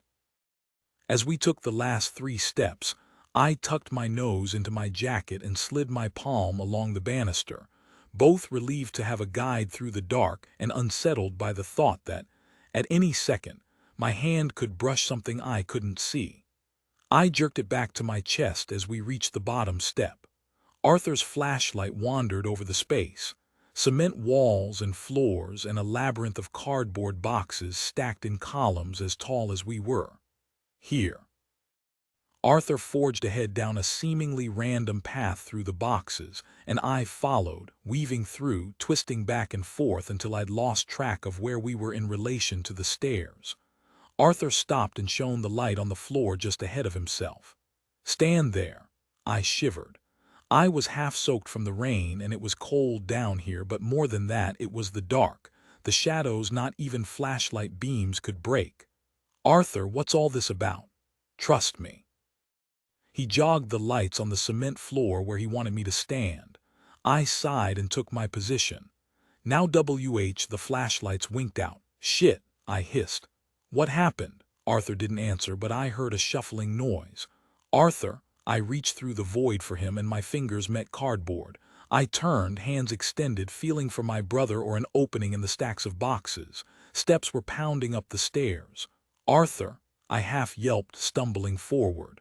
Art, is that you? I hit another box and jumped backward, disoriented, lost in the darkness. The angry embers in my stomach flared into something bigger. Turn the light back, my words dropped off at the sound of a door opening then slamming shut again. I moved toward the sound, hands still outstretched. Arthur, there was nothing to see, not even a dappling of moonlight. I reached for my phone, tapped it awake, but the bluish glow barely dented the darkness and the screen was pixelated, unusable. Arthur, I screamed. My pulse kicked up to full-fledged panic and my shoulders lifted, as if to protect my neck from whatever could be hiding in the dark as I tried to feel my way back to the stairs. Arthur, come on, I choked. Let me out. I jerked backward in surprise and horror as my hands met something stringy and dry. Hair, I thought with revulsion, and stumbled sideways. I swung my phone light toward it even as my stomach clenched, warning me I didn't want to see. A doll.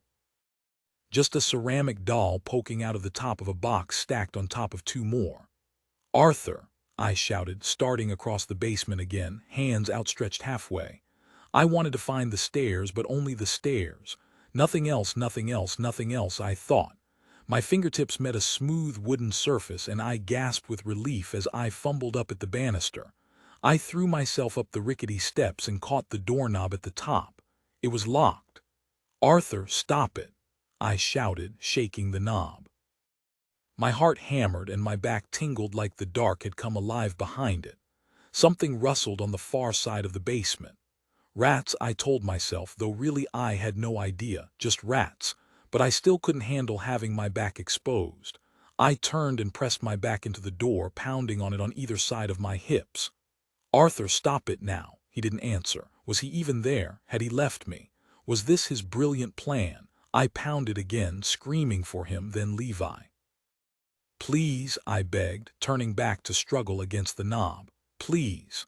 Glass shattered behind me and something scuttled across the floor at the bottom of the steps, and I whipped around again. The basement had changed, lightened. A black garbage bag had been pulled loose from one of the windows, and the resulting trail of light was enough to reveal movement. Not a rat. Something much bigger, hurrying through the shadows toward me. A scream tore out of me. The lights overhead stuttered. Oh my God. There actually was someone in here. I threw my body against the door, screaming. The lights strobed. There was someone in here with me, a figure cutting toward me through the dark. I slid down against the door, curled against it, fists pounding. There was screaming on the other side of the door now too. Sophia and Nick, they were trying to get the door open, screaming my name. But they weren't the only ones. Someone else was screaming it much closer. On the stairs below me. The lights surged brighter, so bright I couldn't see. Not just the overhead light, but whatever light lay beyond the now exposed window, the substation maybe, or the porch lights, or something else. And then my eyes adjusted and I saw him bounding up the stairs toward me. The figure who'd torn through the window covering, the other person calling my name. "What?" Ramai shouted, wide-eyed, as he thundered toward me. "What is it, Fran? What happened? I heard you from Ramai." It was just Ramai. My heart felt like it was dropping back into my rib cage. The lights went out. The door behind me opened and I fell backward, sprawling out across the filthy linoleum floor of the kitchen. 18 Levi, Nick, and Arthur stared down at me, splayed out on the linoleum in a daze. Sophia ran over and crouched beside me. "What the hell were you thinking?" she screamed at Arthur. Ramai jogged up the stairs and knelt on my other side as Sophia helped me up to sitting. "What happened?" he asked. "We were behind the house when we heard you screaming." "They happened," Sophia raged. "When Nick and I got in here, they were holding the door shut while she screamed bloody murder. Levi tried to hide by sinking into himself, but his height wouldn't allow it. We thought you needed to be scared, Franny, and you mean he did." Nick rounded on Arthur. "This is what it's come to. You almost gave us heart attacks. Handsome Ramai broke a goddamn window to get into that basement. We thought something was killing her." He shoved Arthur, but Art barely seemed to notice. He was staring at me, breathless and flushed in the sober light of Sophia's lead lantern. "It worked. I knew it would work." "I can't believe you," I spat, staggering to my feet. He blinked, coming back down to earth. As his eyes met mine, his victorious expression faded into guilt, which quickly dissolved into a mask of cool indifference. "Yes, you can." "Fine," I shouted. "I can, and it makes me sick. How could you do that to me?" Now I shoved him as hard as I could. He stumbled into the kitchen countertop, but quickly regained his balance and advanced on me. "I did that for you, and you know it. You have a gift, and you need to know how to use it, Franny." "Why?" I demanded, heart thudding viciously. "Because that's what you would do. Because you can't stand being normal. You'd scare your sister to death just to feel like you've got a starring role in a comic." Arthur's eyes hardened and he stepped forward, forcing me back. "You said you trusted me. You knew what that meant." The anger dimmed just a little, crumbling back into the secret knot it usually lived in. Some part of me had known. I'd seen his shiny plan glinting behind his eyes and been complicit because I wanted to understand and control this. You didn't have to take things that far, I said weakly. Were there even mysterious boxes back at the car? Arthur cracked his knuckles. Hair sticking up in wild tufts, he looked every bit an evil mastermind. Not as such. I faced Levi, who once again shrank like a Newfoundland who'd peed on the carpet. We never would have left you alone, he said guiltily. We just needed you to think you were. We wouldn't have let anything happen to you. She could have gotten seriously hurt and you wouldn't have even known, Sophia said. She could have fallen down those stairs. Arthur's lips tightened. I didn't think of that. He turned toward me. Franny, I'm sorry I scared you, Nick slow clapped. So he does know the words. There's a reason we tried standing in a circle, sending prayers up to a ceiling fan first, Arthur said. I knew this wouldn't be fun, but I also had a feeling it would work. And it did. My hands were still trembling and my voice came out thin and broken, but my body was abuzz. Energy crackled along the lifelines on my palms. I looked past Arthur to the light over the kitchen sink. It was different this time. I knew what it was I was looking for in myself, as if I'd found a new muscle, a slew of them that I hadn't known before. They were the closest word I could find: sore, distressed from exertion, but that made it easier to locate and engage them again. I felt them spiraling down my center, at the crown of my head, in my throat, and under my sternum, all the way down to my crotch, and when I focused on them, it was like they could reach outside my body. The more I focused, the farther I felt them extending. Though I saw nothing, I felt when they reached the bulb over the sink, and a second later soft, golden light swelled to life from it. Holy, Nick whispered, and the others turned to the sink, going silent, as if any noise would break my concentration, and it might have.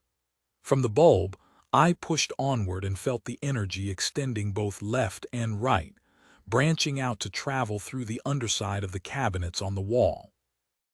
The light fixtures set into them lit up one by one as I felt the energy reach them. When they were all lit, they pulsed faintly, light rising along with an audible buzz. That's me. I thought of the sound. I felt it inside my body and I heard it with my ears, and I knew the two things were the same. I was hearing myself, my energy, pass through something else. The others were silent, holding their breath. I held my focus on each of the connections I'd formed and moved slowly around the corner, back toward the living room, seeing how far behind me the trails of energy could stretch. The others stuck close to me, moving in a silent pack. Tentatively, I reached out for more, lit up the lamp on the floor beside the coffee table, the overhead lights, a box fan propped against the wall. I felt myself stretching thinner, starting to shake, but I could take it further. I turned to the stairs for the second floor, and the not-quite muscles in me pulled tighter as the energy reached up. If I'd had a marker, I could have traced the wiring hidden within the ceiling. I could feel the hidden veins of the house like they were an extension of me. The light over the carpeted steps eased on, and I started climbing, taking the buzzing energy all the way to the second-floor hallway. The farther I spread myself, the more I felt the strain. I was shaking from it, like I was holding a metal bar over my head while someone added more weights. It was a new kind of pain I didn't have the vocabulary to describe, like there was an invisible layer to the human body that usually lay sleeping around us, an inactive shell. That didn't make it any less real. I sucked air through my teeth as the weight built, the light unfurling into the bedroom where the piano sat as we slowly edged into it. I couldn't hold it much longer. I needed to release my grip, little by little. Dropping it all at once seemed as risky as if it had actually been a dumbbell. I closed my eyes and pictured the kitchen below us, traced the outreached energy all the way to its farthest point, until it was like I was holding that bulb over the kitchen sink in my hand. I released my grip, and the feeling of the energy drawing back was a relief. I checked the other bulbs, loosened my hold on them, the pressure lifting, the hum lessening as the knot muscles retracted into me. At the bottom of the stairs, the living room went dark, and then the stairs, and then the hallway where we stood, and the bedroom right in front of us, my eyes splotching as they adjusted. "Oh my God," Sophia whispered. "It's real." Nick laughed uneasily. "My God, indeed." A shiver passed through me as I met Ramai's dark, worried gaze. It was real, and it was really inside me. "Think about everything we can do with this," Arthur whispered. "Everything Franny can do with this," Sophia said. "We could make money off this," Nick said. "Levi had his camera out trained on me. Not to mention be famous." "It's bigger than all that," Arthur said. "We're going down in history. People are going to remember our names. We're doing something important." "We still need to keep this to ourselves until we understand more," Ramai said tensely, looking away from me. I understood his anxiety, but I didn't want to think about it. I wanted to bask for a second, to pretend this was as exciting as the others seemed to think it was, without worrying about what the thing in me might do or any of Bill's warnings or anything else. "We're going to have bank vaults we can dive into," Nick said. "We're going to win awards," Levi said. "Only if we actually figure out what's going on here," Sophia said. "This is like power," Arthur went on. "Like purpose." He lit up a cigarette in the house.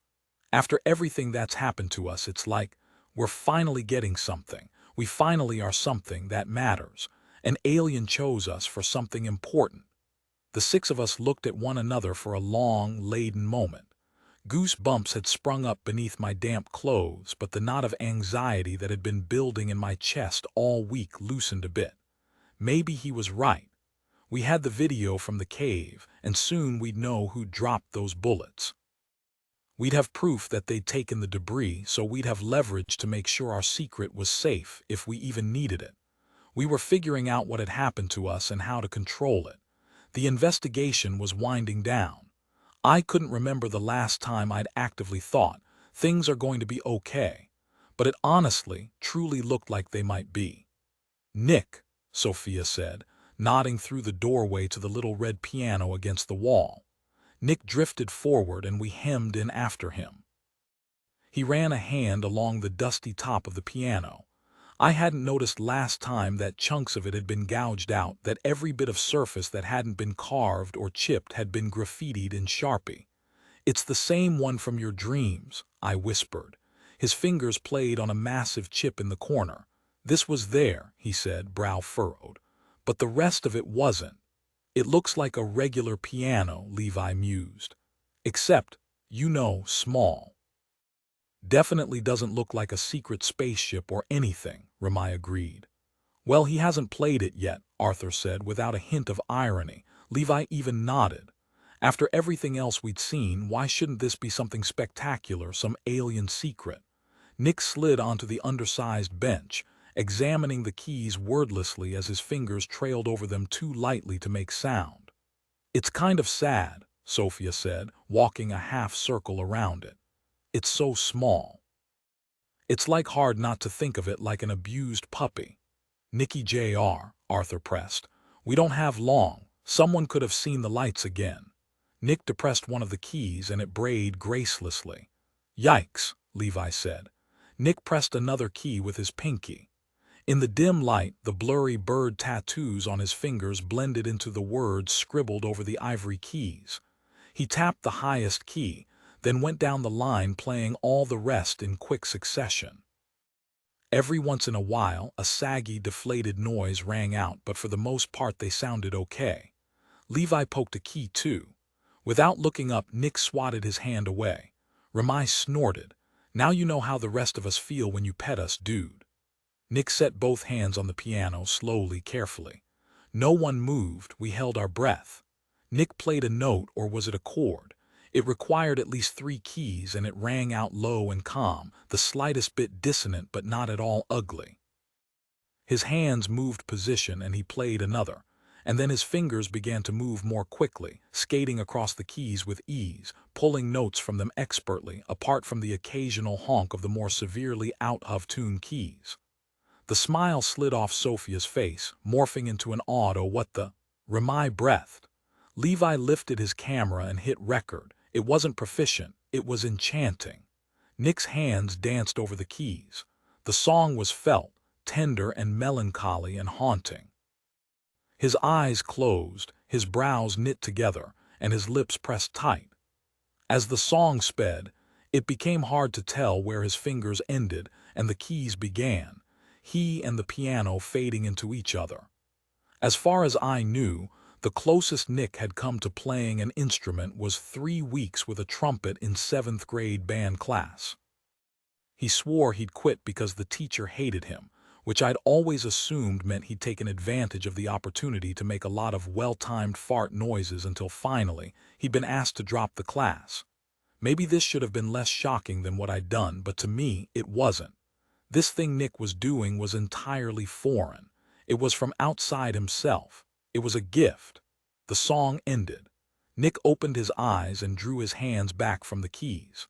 The whole room seemed to draw its first breath in a minute. And then something thudded heavily to the floor behind me. All of us spun toward the sound.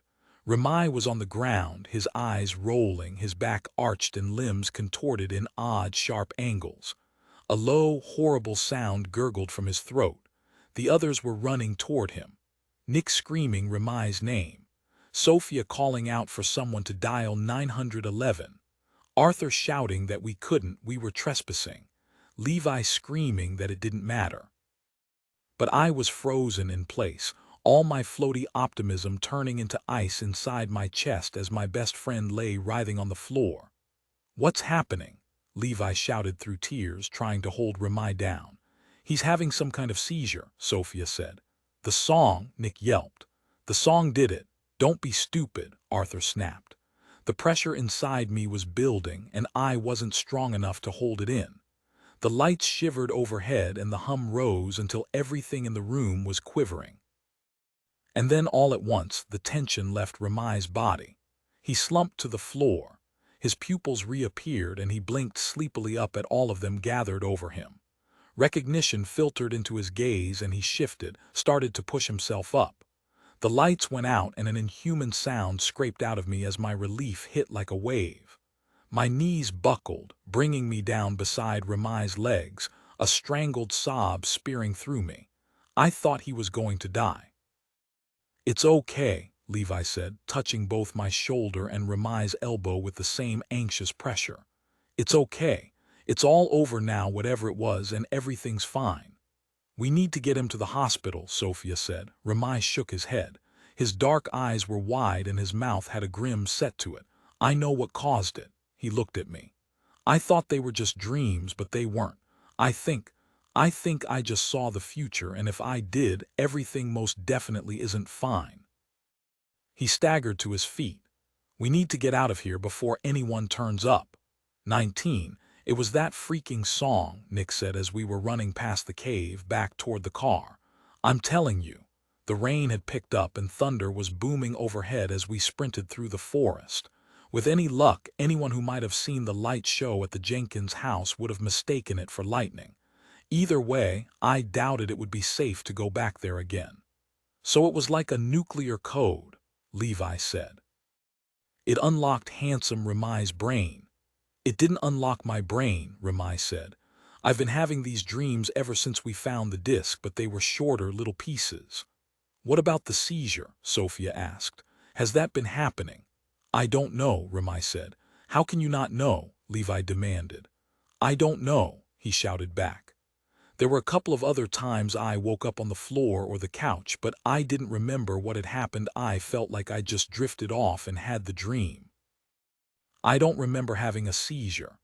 "But you remember what you saw," Arthur yelled over another thunderclap. "We just made it to the edge of the woods, legs drenched in mud, head sopping wet, and Ramai stopped halfway between the trees and the car, his hair plastered to his face with rain. I thought they were dreams." He looked haunted, shaken. "Get in the car. I'll tell you everything." We moved toward it, but I stopped short at the sight of something white and rectangular tucked into the windshield wipers. "You guys," I shouted. "What's that?" Arthur came to the hood of the car to see. "Religious tract, who cares?" But when I reached for the soggy fold of paper, something small and solid slid out of it and nestled into the bottom corner of the windshield. "Is that a rock?" Arthur asked. My teeth had started to chatter. It wasn't a rock. Ramai came to stand beside me as I reached for the small, blue-gray circle and the long chain attached to it. An uncanny tingling oozed down my spine as I lifted the Nautilus shell.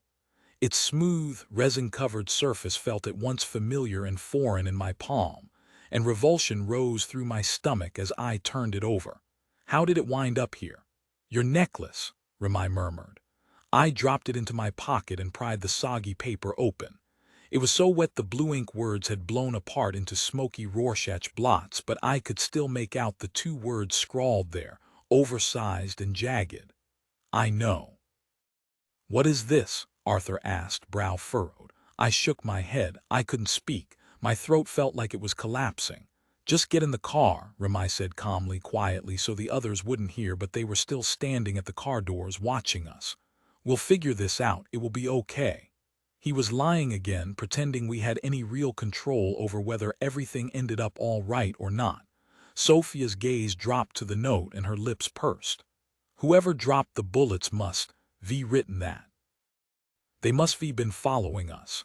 Every beat of my pulse seemed to shake the whole world. My mouth had gone dry and there was a ringing in my ears. Someone knew what had happened to us, and Ramai was having seizures and visions, and everything was coming apart. "We need to go," Ramai said, touching my arm. "We'll figure this out later, please." But I stayed rooted to my spot. "What did you see?" I asked him. Levi, Arthur, Nick, and Sophia all floated out into a semicircle around us.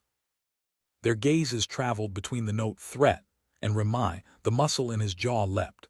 "The end," he said. "I think I saw the end of the world." 20, it was Splendor, he said. "I saw your house." Arthur pushed forward. "Our house," thunder boomed, and the raindrops sliding down his freckled face shivered. "You saw our house in a vision from the alien." "Not just your house," he said. "I saw Levi's too, and the old movie theater and the steel mill." He shook his head. "The whole town was being destroyed. The roof was ripped off Wayne Hastings's house. Its whole top floor was destroyed, and so was yours. Beams, hubcaps, pieces of refrigerators were everywhere. There was this thing, this big metal thing, a machine, I guess. I think it was causing it, like maybe it was a weapon." He tipped his chin toward Nick.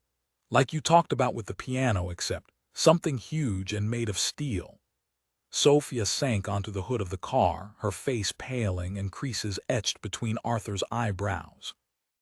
He took a step, rubbing his chin. "The ET must want us to stop it. That's got to be what all this is about. It's given us some kind of coded information and Franny's ability because it wants us to save Earth." Ramai gave me a dark look. I wondered if he was also thinking about Bill's email. Impulses to do things that are utterly unfamiliar to you, commands, as it were, from the presence you are hosting. I swallowed a knot. Or maybe it wants us to destroy the planet. Arthur shook his head. "That's not it. That's not what's going on." "Of course it is," Nick said, voice uncharacteristically restrained. "Think about it, Arthur. Ramai's got the overview, and Levi's wandering around at night, probably doing that thing's dirty work, and Franny's probably like a freaking battery. And what about you?" Arthur poked Nick's chest. "And Sophia, you're playing the piano like an angel, and Soph's able to watch over us from anywhere. Those are gifts, Nick." Nick scoffed. "For all we know, I'm just here to operate some alien control panel. And as for Sophia, she could be your precious ET security feed, keeping track of our progress. That thing didn't come here for us. It came here for steel, and we're the poor saps who happen to cross its path and get roped into this. $50 says when we watch that video from the cave." He whirled around to point at Levi. "It's him lugging those beams out of there." The blood drained from Levi's face. "He wouldn't have had time," I argued, though I wasn't sure. "I heard him leave the house." I clutched the shell in my hand, but it was no comfort. Someone knew what happened to us, and if they'd told anyone.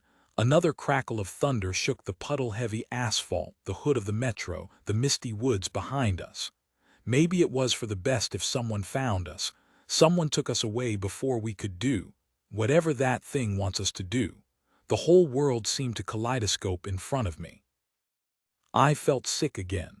Actually, the nausea had been building for some time, along with a sharp, cramping pain down my center. I leaned into the car, trying to hide the jolt ripping through my spine. "This has gone far enough," Sophia said. "We have to tell someone." "No," Ramai snapped. "Not yet, that's a last resort only." "Well, we've officially reached the land of last resorts," Nick said. "Haven't you been listening? We're possessed by an evil alien." Possessed. The word sent shock waves through me. Was I possessed? And what about the others? Micro-possessed. Tainted by alien shrapnel, as if it had whittled itself down to a size that could fit inside me and stored the final slivers in them. Was that why Sophia could see through our eyes? Because that thing was in all of us in some capacity. Levi looked as queasy as I felt. He rocked between his feet, swaying like a redwood, considering just packing it in as a tornado spun toward it. "You want me to prove you're wrong," Arthur said sharply. "Let's go watch the video." "Fine," Nick stormed to the car's back door. Arthur stomped around to climb in on the opposite side, and Sophia sighed and followed. Levi still hadn't moved. His bottom lip was trembling from cold or fear. "We don't know anything," I told him. I'd meant it to sound comforting. It didn't. "The video will help," I added. Ramai bumped his elbow. "We'll get answers," he said for the second time that night. "This is good." "Sure," Levi said. "Answers." The problem with answers was you almost never got the ones you wanted. Sometimes it was better to float through that liminal space that came before you found the truth. If I could go back to the hospital waiting room and stand there, alone, inside those sliding glass doors, and exist forever in a world where I still might hear that Mark was okay, I would. But I couldn't. We got in the car and drove to Levi's house in silence. When we arrived, no one climbed the lattice. We filed through the door and went straight to his bedroom. Mr. and Mrs. Lindquist were still out of town, and the house had fallen into disarray, the lowest point it reached between their bi-monthly housekeeper visits. Usually, we would have teased Levi about the paisley socks left on the floor, the mustard-yellow trousers discarded over the sofa arm, and the novelty soda bottles resting on the bathroom sink. Tonight we were silent. It only took a minute to get the video pulled up. The process of dragging the cursor back and forth in search of any significant movement took longer. "Slower," Arthur commanded whenever he thought Levi might zipped over something, whereas Nick impatiently growled, "Faster," every few seconds. "Wait," Sophia finally cried. "What was that? Go back." Levi dragged the cursor back a centimeter. "Farther." He pulled it back until a dark blur swam onto the screen. "It's too dark," Arthur said. "It looks like this was taken underwater during a lunar eclipse," I agreed. Nick prodded the screen. "That's obviously Levi. Look at those huge shoulders." "That person's wearing a shirt," Sophia said. "When we found Levi, he was a square inch of neon fabric away from butt naked." "He might stripped afterward," Nick said. "That's what I went to bed in," Levi said. "You were there, dude. You might gotten sleep-dressed beforehand, then stripped afterward." Levi screenshotted the figure across several frames, then opened some photo editing software and began playing with the brightness and contrast. "Look," he pointed to something on the figure's shoulder. "Long hair. I think it's a woman." Nick and Arthur leaned in, scrutinizing the blur that might or might not have been long, glinting hair. "I don't know," Nick began. "What's that?" I pointed at a little dark rectangle on the figure's chest a couple of inches below the clavicle. There was a hint of the same shadowy shape on the other side. "Weird metal nipples?" Levi asked. "I think they're hooks," Sophia said. "She's wearing a jumpsuit." "No," I said. "It's overalls." Nick made a face. "Who wears overalls?" St. James, the farmer who owns all the land that got burnt. Not in his interview he hadn't, but I could think of someone who did. I watched the realization dawning across Arthur's freckled brow just as it was hitting me. The person who'd witnessed the incident, the person who'd stolen the material and left the creepy "I know" note, who was at the center of this, just like he was at the center of everything that happened 5 years ago. I squeezed the Nautilus shell necklace in my pocket to keep the sudden dizziness from tipping me over. His name tasted like poison. Wayne Hastings. 21, it was a dangerous job. Everyone knew that. But the accident shouldn't have happened. The crane that broke had been scheduled for maintenance the day before. That was what all the papers would say. All the talking heads in the weeks following the accident endlessly pulling at the same strings, trying to find more concrete answers in the knotted center. The employee responsible for the maintenance had called off work that morning for the rest of the week. The team had been short-staffed, so they'd put off the repairs. For one day. 16 hours. Like fate's evil twin had been doing the scheduling that week. It shouldn't have been enough time for anything to go wrong. It was like those expiration dates they put on milk, a lie for the sake of caution. Deadlines for maintenance came long before maintenance was necessary. But then someone, not the man originally scheduled to do the maintenance, but someone who'd had to take his place, had climbed onto the forklift to work on the crane. The crane's hook block had fallen off mid-service. Hook block. There was a phrase I hadn't known 5 years ago but now would never forget. I'd Googled it. I could picture a hook block easier than I could picture Mark's conscious face.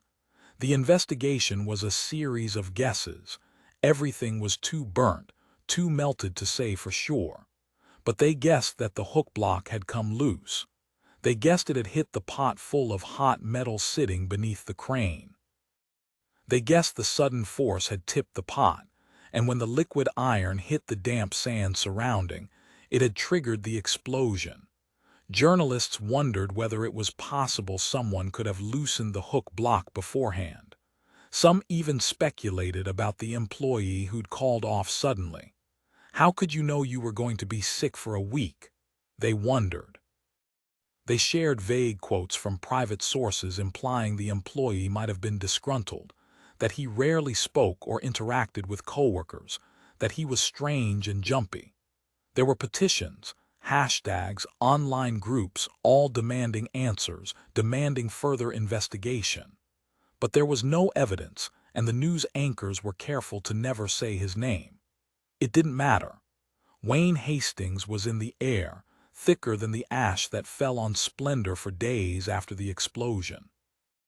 The name was whispered and screamed, repeated 1,000 times in the school hallways and the aisles of Kroger and the hospital waiting room. Wayne Hastings. Oh my God. Wayne Hastings dropped the bullets. He left the note. He took the debris. He knew about the disc. Was he going to turn us in, or was he one of us? What if he has something? I gasped. What if the alien gave him something like it did to all of us? Well, not all of us, Arthur bit out. I still have no sign of a gift whatsoever. A little dent divided his unibrow. I'm the one who poked it, he growled, and you all get the powers. Want to trade places? I snapped. You can have them. Arthur's eyes darkened. You think that's possible? Franny, Sophia said. What are you saying? What if he's building it? I said. The thing from Remai's vision, the machine or weapon or whatever. Oh my God. She pulled her phone out and started typing. Arthur shook his head. We're missing something, something important. The ET isn't here to hurt us, it chose us. What are you doing? Levi asked Sophia. What do you think? I'm calling the police. No, Remai snatched her phone. We have to tell someone, she said. For all we know, he's building some kind of super bomb. My stomach tightened. I felt the hum quickening in me, the pressure building, the energy jittering under my skin. She's right, I said. This is all getting too dangerous. People could get hurt. And if we announce what happened to you to all of us, Remai said, we will get hurt. We'll end up in test tubes. He picked up his car keys off Levi's desk and turned, appealing to the others. We don't have to tell anyone about the disc. All we need to do is take Wayne out of the picture. And how do we do that? Arthur asked, apparently enlivened by the thought that his self-imposed destiny could remain intact. We go to the station, Remai said. We show my dad the video of Wayne at the cave and we lie through our teeth about everything else, Sophia grimaced. We can't lie to the police. Ramai says the world's ending and that's your concern, Nick said. It's a start, I said. There was no part of me that believed it would be enough, but it was a start. We get Wayne taken out and he can't finish whatever he's building, or maybe the police will find it, disarm it. I'm in, Levi said. Nick rolled his eyes. Fine. But if this doesn't work, we turn ourselves in. Seconded, Sophia said. Fine, Arthur said bitterly, for once outvoted. Maybe that is what it wants, to stop him. I guess it doesn't matter how we do that. The Splendor Sheriff's Department was a squat brown building at the edge of town and looked more suited to be the gift shop at a shoddy state park than the headquarters of a police force. The sign was vaguely and inexplicably Western, like a prop from a cowboy movie. But once we got inside, it was as quiet and sleepy as any small office. Wood laminate lined one wall, and the blinds were slatted open, the elongated ceiling fluorescence casting glares across the deep blue panes and washing out the already washed-out blue-gray industrial carpet. When we came in, dripping, the officer at the front desk took her feet off the desk one at a time and rolled forward in her chair. Ramai, she said, squinting at him like she couldn't be sure in this very, very offensive lighting. You look like you've been swimming in that storm out there. At the sound of his son's name, Sheriff Nakamura's head popped out of the glass-walled office at the back of the station. He quickly tried to hide his own concern. Is everything all right? Ramai nodded. Can we talk to you for a second? The Nakamura men studied each other for a moment. The corners of the sheriff's mouth creased. He looked like he was bracing himself to discover we dumped several bodies in a nearby river. Come on back, he said finally, lifting his coffee mug. We filed past the three other officers. One was laughing on his desk phone and another had a game of solitaire up. Slow night, Ramai asked. You could say that. The sheriff closed the office door behind us. There was another surge down at the substation, but they called to let us know they didn't need assistance. Did you go anyway? Ramai guessed. The sheriff arched an eyebrow. I drove past, didn't see anything suspect. He leaned against his desk and folded his arms. Now why don't you all tell me why you're here? Arthur crossed his arms, a grumpy mirror of the sheriff. Wayne Hastings took the debris, Ramai blurted. We have video evidence. The sheriff's eyebrows lifted. He set his mug on the desk. You have video of Wayne Hastings stealing debris, Ramai shifted. Well, no, we found the debris in this cave, behind the Jenkins house. So we set up a camera and we caught him taking the debris out of it. The sheriff dropped his chin. And you didn't think to tell me when you found the debris, Ramai frowned. No, his father sighed. But you see the debris on this video. Not exactly, Levi answered, handing over the flash drive he'd put the copy onto. It's really bad quality and it cuts him off right here. He poked the center of his chest. But you can see his creepy overalls and that he's carrying something. Probably. And the stuff was gone after that. Well, the problem here is we've got no proof that the materials ever were there. I'll testify, Sophia said. Look, you all, he said. Even if we had solid proof Wayne took that stuff out of some cave, that doesn't mean he stole it. Search his house, I said. It's there. It's got to be. I can't do that without grounds, he said.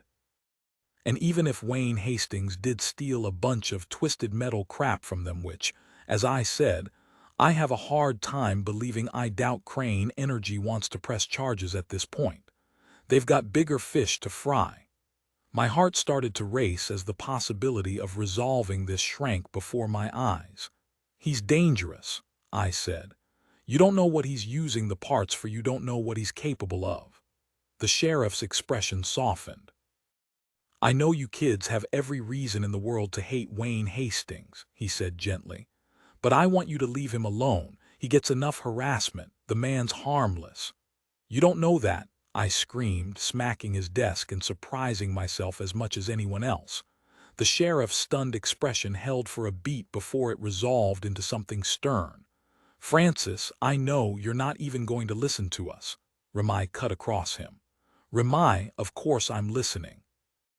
I'll always listen, but you won't actually do anything, Ramai said. You'll run into a burning building for Joe ass SHMO from 2 streets over, but when I need something from you, I'm just on my own. Remai. The sheriff reached for Remai's arm, but he shook him off, and Sheriff Nakamura's face twisted. You're not on your own. You'll never be on your own. Remai laughed. Really? Because my mom's dead, and you're a police officer who's not following up on a dangerous person. Right then, he was the secret Remai who'd whispered his fears to me and then pretended they vanished on the breeze. And the way his father was staring at him made me think the sheriff had never seen this Remai at all. Didn't he know what his son's nightmares were about? Didn't he know his son hated that he was a cop? I'll go to Wayne's house tomorrow, the sheriff said. He gave a tiny shake of his head. I'll ask him if knows anything about the wreckage or the power surges, but I can't barge into his house without a warrant, and I can't get one of those without evidence. For a prolonged moment, Remai and his dad faced off. Do you understand? The sheriff finally asked, quiet, gentle. Yeah, Remai said and jerked the office door open. Got it loud and clear. He was already out the door when his father's face crumpled. After a few seconds, the rest of us awkwardly shuffled toward the door and Levi cleared his throat. Good to see you, Uncle Rio. The sheriff's dark eyes shifted over each of us. You kids be careful, okay? By the time we made it to the parking lot, Remai was in the metro, idling at the curb. What now? Nick asked as we piled in. We try the FBI. Do they have an alien hotline? We get better evidence, Remai said. We find whatever Wayne is building and get pictures. Exactly, Arthur said, confident and optimistic once more. The alien wants us to destroy what Wayne's building to prevent global catastrophe. That's why Levi sleepwalked to his house. That's what our purpose is, to save the world. I wanted to scream at him to stop. I didn't know how, after everything, he could believe in purpose, in great commissions that fell from the sky. If people had purposes, then why was Mark comatose in a hospital bed? Who decided to cut Nick's dad down in the prime of his life? To give Nick's mom a grief so big and terrifying she couldn't get herself to leave the house ever since? To put her in a situation where she could no longer work, and her 19-year-old son was responsible for keeping a roof over their heads and fancy-ass stolen sneakers on their feet? Who or what took Remai's mom from him? Robbed his dad of his health and comfort, stole Sophia's aunt and grandfather, and with them, Sophia's perfect future. Maybe there were people who had purposes, but we weren't them. Not people in Splendor, at least not the ordinary. It wasn't our purpose to save the world, but I wanted to anyway. Or at least to save the 5 people smashed into the car with me who'd already lost too much. My destiny. Whether that meant burning Wayne Hastings's house to the ground or turning myself in, somehow I'd save them. He has a cellar, I said. He keeps it padlocked and covered with branches. If he's hiding something, it's there. Oh God, Sophia said, rubbing her head. We're going to break into it, aren't we? I am, I said. It's up to you what you do. Good thinking, Fran, Arthur said. The cellar, I should have thought of it. Sophia took a deep breath. If we don't find what we need, we have to call in the big guns. Like tomorrow, Nick said. Agreed, Levi said. Remai's eyes met mine in the rearview mirror. I nodded despite the anxiety piercing through me. Tomorrow. This was our last chance. 22 We decided we couldn't all go. Most nights Wayne Hastings drove off in his old Ford truck in the dead of night for an hour or so, and if he was gone when we got there, we'd have free rein to search, so long as we had a lookout who could warn us when he was returning. And if we get there and he's home, Sophia added, we'll want to be ready to follow him if he takes off. Wherever he's going, there could be more evidence. You can take my car, Remai said. I'm going to the cellar. I was surprised. Sophia seemed poised to argue that she also wanted to be a part of our crime spree, but Remai said quickly, You're the only person I trust to drive my car. Please. Wow, Nick said. Rude. But you have to respect his honesty, Levi said. And so when we got to our house on Old Crow Station Lane, Sophia, Levi, and Nick stayed in the metro to stake out the end of Wayne Hastings's driveway. while Rimai, Art, and I got out to search his property. "We should take Droog," Arthur said as we headed across the field. "She hasn't gotten out much since all of this started." "Are you kidding?" I said. "If he catches us, he'll shoot her without hesitation. No way. I'll take her out to pee before we go, but I'm not bringing her with."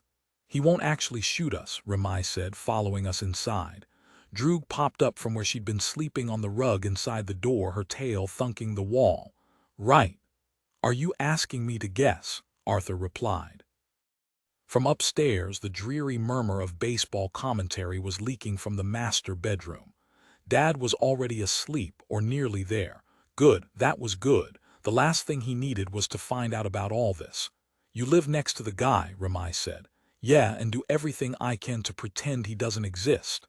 Arthur clipped the leash onto Droog's collar and then handed it to me. "Is he really nocturnal?" Rimai asked. "I mean, if this doesn't work out tonight, we can go back in the morning." "I work," I said. "So does Arthur." "And Nick," Arthur said. "Not that he's been much help." As soon as we were out the door, Droog pulled me around the house to where she could see the woods. Usually we just let her out and she did her business unsupervised, but all week she'd been like this. "See," Arthur said. "She wants to go on our mission." "Too bad." I yanked her back. "This is basically the one thing on the planet I'm responsible for, and I'm not letting her get skinned and hung on a tree with a pentagram carved into it." "What's that?" Rimai said, and bent to brush the fur on Droog's haunch to one side, revealing the purple web of scars. "She got hit too," I nodded. Somehow she managed to keep straining as she crouched and peed, her nose sniffing wildly in the direction of Wayne Hastings's forest. Rimai shook his head. "Do you think she has an impulse too? Like Levi's sleepwalking? That the alien, it was clearly a challenge for him to even use the word, put something in her too," Arthur scoffed. "Right now even the dog is getting a superpower, of course." "Dude," Rimai said, "will you stop acting like this isn't the worst thing to happen to any of us?" "Maybe for you," Arthur said coldly. He jerked the leash from my hand and pulled Droog back to the house. "Get the bolt cutters from the shed, Fran." Rimai made a pained expression as his eyes flicked toward me. "I didn't mean to. I just meant that this isn't a gift." "I know," I said, opening the shed. I'd been feeling nauseated and crampy ever since we left the Jenkins house, and now as I scanned the crowded shelves for the bolt cutters, a searing pain shot from my skull down to my tailbone, knocking me off balance. "Franny!" Rimai stepped in close, and I grabbed his arm to steady myself as dizziness and pain pummeled me. The white unfurled across my vision, and for a second I was falling through darkness again, light screaming past me. "What's happening? Are you all right?" I blinked it back, and Rimai's dimpled face pieced itself together in front of me. "I'm fine." The corners of his mouth twisted down. "You're not," he whispered. "I will be." "Promise me," he said. Tears sprang into my eyes. "Please." I tore my gaze from him and grabbed the bolt cutters. "Come on, Arthur's waiting." We met him at the fence. The overturned posts had been righted since we were last here, but Arthur pried one loose and tossed it on the ground. I handed him the bolt cutters, then stepped over the barbed wire, back into the perma-hush of Wayne Hastings's woods. The three of us communicated in nods and waves. We kept our flashlights off until absolutely necessary, which meant we could barely see one another. My phone buzzed in my pocket, and Arthur gave a sharp, reproving look as I slid it out of my jacket. The screen glitched for a second before I could see the message preview on screen. "Another email from Bill, friend. You really must contact the others," Rimai whispered. "About Wayne." His name sent an icy drip down my spine. I shook my head and slipped my phone back into my pocket. We were almost there. We'd come a roundabout way up through the valley behind the house to his back door. The windows were dark, a good sign. We crept to the house and split up. Arthur edged around the left side, and Rimai and I hurried, bent, around the right, glancing up the side of the house for signs of life in the dark windows. We came around front, and from the far corner Arthur nodded the all clear on his side. Remai touched my arm, then pointed toward the truck parked on the gravel driveway. "He's here," he seemed to ask. Arthur propped the bolt cutters on his shoulder like Wayne Hastings's gun and marched in place, then drew a circle in the air with his finger. "What the hell is he doing?" Remai's expression seemed to ask now. "Walking." "The grounds," I tried to mouth back, but by then he was distracted, staring with a repulsed expression toward the roof. In my peripheral sight, Arthur's gaze jutted up too. I was startled anew by the eerily still birds gathered on the green roof, all angled in the same direction, their focus fixed off the back right corner of the house, the same as they'd been the other night. Only this time I wasn't standing there. The birds hadn't been pointed toward me at all.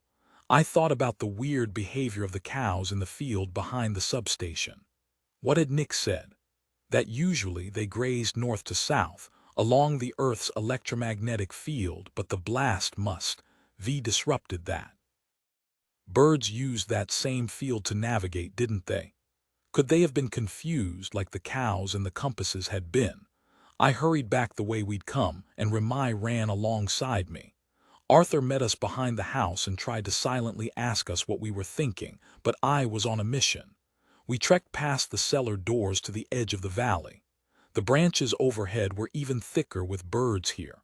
In a panel of moonlight, I stopped suddenly, grabbing for Remai's hand before he could go any further.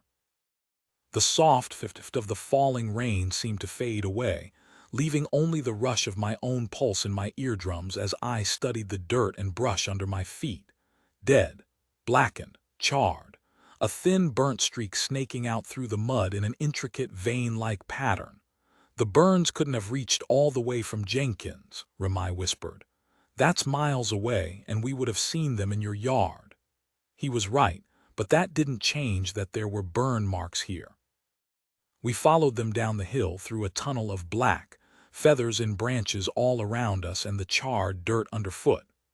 Arthur produced his compass from his jacket and angled it under the moonlight so we could see the needle spinning.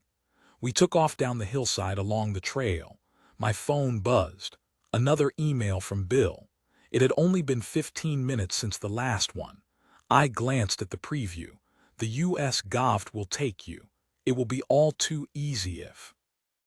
I jammed the phone back into my pocket and ignored the crawling of my skin. I couldn't deal with him right now. One thing at a time. Mossy branches lay scattered across the ground, splintered at the ends like snapped bones where the energy must have hit them. We stepped over them and followed the streak toward a small clearing, where 4 other jagged burn marks met it, like points of a star. My skin heated and itched as I stepped into the center and slowly turned, staring at the thousands of watchful black eyes, heads that cocked and twisted curiously at the sight of us. And worse, at the birds I now realized lay along the burn marks in lifeless lumps, just as they had back at the substation. There were feathers scattered across the forest floor, black and brown and gray and red, like a plague. Remai swallowed. I wonder if the blast confused their sense of direction so much that they dove. "I knew it," Arthur hissed. "He's not one of us. There's a second alien, an evil alien that we have to stop." My stomach roiled. It wasn't just the birds or the prospect of a second alien, though those weren't helping. I took a few dizzy steps before I caught a tree and retched into the mud. Remai was beside me in a second. "You're sick," he said. "We should get you home." I shook my head and righted myself. "I feel better now." Remai shook his head angrily. "We should be closer to figuring this out by now."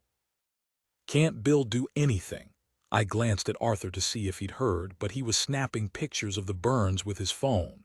As the flash went off, another painful spasm went through my esophagus, and I hunched over, vomiting. Remai swept my hair back with one hand and drew light circles on my back with the other until the sickness had passed. I spat into the mud to get the taste out of my mouth, then straightened. "We need to take you to a doctor," Remai whispered. "We won't tell them about. Just see what they can do." I shook my head. "Something's wrong, Franny." "I'm handling it," I lied. I clutched at the tree trunk, waiting for the next jolt of pain twisting through my gut to let up. cold wind, light falling all around me, being pulled into the center by an insurmountable force, and the sound moving through me, everything all at once, happening again and again. Focus on the tree, I told myself, but it wasn't working. I was lost in that dark place. Something pressed against my hand. "Hold on to me," came a voice through the darkness. "Hold on to me, Franny," Ramai said again, and I opened my eyes and stared at my hand, still on the trunk but knotted tightly into his. The creases of my raw pink knuckles, the light blue chips left on my nails from when Sophia brought polish to work for us last week, digging into his hand, the red scars twining all the way from the tips of my fingers down my wrist and up to the scars. They started halfway up my hand. There weren't any on my fingers at all. I stepped back from Ramai, pushing my sleeve up, and found the jagged ridges faded a half-inch below my elbow where they used to end. "My scars," I said. "Look, my scars, they shrank." I thrust my arm out in front of Ramai, and Arthur shone his phone toward us as he trudged over. Ramai's mouth screwed up. "Are you sure?" He lifted his t-shirt around his stomach. "Mine too," he said. "It's like a third of the size it used to be." In fact, it was little more than a wine-colored V-shape under the right side of his ribs. Arthur turned his arm over under the light, illuminating the intricate pattern of purpley red. "Mine's the exact same." "What do you think this all means?" Ramai asked. Arthur looked back to the burnt mud. "Like I said, we've definitely got two aliens in Splendor." "Not that," I said. "The shrinking scars." His brow furrowed. "No idea. I'm more concerned with saving the world." His phone chirped just then, and mine buzzed in my pocket, and Ramai's must have too, because he took his out as well. It was from Nick, creep on the move. Following. Another email popped up from Bill, blocking out Nick's text. "Francis," it read, "only I can help you. Do not trust the—" My heart gave one sharp pulse. Francis, Francis. When had I told him my name was Francis? I wouldn't have done that. I couldn't. I didn't. My blood went cold. "Earth to Franny," Arthur was saying, waving the back of his hand in front of my face so I could see the stickhand poke letters spelling out "but" on his knuckles. "We don't have much time, come on." He was right. Now was our chance, probably our only one. We bounded up the hill and beeline toward the cellar. Ramai and I tore the brush aside, and Arthur stepped in with the bolt cutters at the ready. He crouched and fitted them onto the loop of the padlock. "Wait," Ramai said, and we both froze and looked at him. "After this, we're officially criminals. I mean, not fence-hopping delinquents. We're talking felonying our way into someone's cellar." "Yeah," Arthur said. "That's all," Ramai said. "I just wanted to commemorate the loss of our innocence, as you were." Arthur cracked a smile, and an exhausted, fairly sick laugh rocked through me. "Farewell, indeed." Arthur put pressure on the bolt cutters, and the padlock snapped, dropping with a clatter against the wooden doors. Ramai reached forward to open it, but I brushed his hand aside. "Let me," I said. "That way, if we get arrested for this, we can tell your dad we coerced you." He smiled faintly. "Who would buy that? You won't be the one who opened the door." "So?" I shook my head, trying to explain. "You're the one who has stuff to lose here. College and a career and all that. When this is all over, you need to be able to get out of here, Ramai. You have to leave before this town sucks out your soul, which means maintaining some level of plausible deniability. You're the one with the future." "Stop it, okay?" Ramai said sharply. "You have a future, and wherever it is, I'm in it. I'm not leaving you." Arthur squinted between us. "What the hell are you two even talking about? Just open the door." So Ramai reached out and opened that last door, the one we couldn't close again. Maybe we couldn't close any of them right from the very beginning. When Mark was painting the Milky Way on my ceiling for my birthday, he told me something. Black holes were like punctures in the fabric of space-time. If you dove into one, you'd cross its horizon at the same moment as everything else its gravity had ever pulled there. You'd see it all, every single bit of time and energy and material the black hole had ever experienced, its entire life flattened. No order, no causality, just a bunch of shit. Everything all at once. That was what the accident had done to Splendor. As soon as we'd crossed that event horizon, we'd been doomed to everything our shit town's gravity could pull into itself. Ramai opened the door and Arthur led the way down the rickety stairs and I followed. It had always been like this. Every time we'd opened a door, it had been this door. Every time we'd followed him down, it had been this set of stairs. Now we would finally see where we'd been going. 23. Even our footsteps seemed to whisper as we descended, making no more noise than the faintest scuff of rubber on concrete. We felt our way down the stairs. Ramai's flashlight clicked on, swinging back and forth like a lightsaber until it caught on the metal racks that lined the right and back walls of the room. On the left, rusted metal hooks held tools aloft: axes, snow shovels, guns. Lots of them. An immense, wood and foam-dusted work table occupied the center of the room.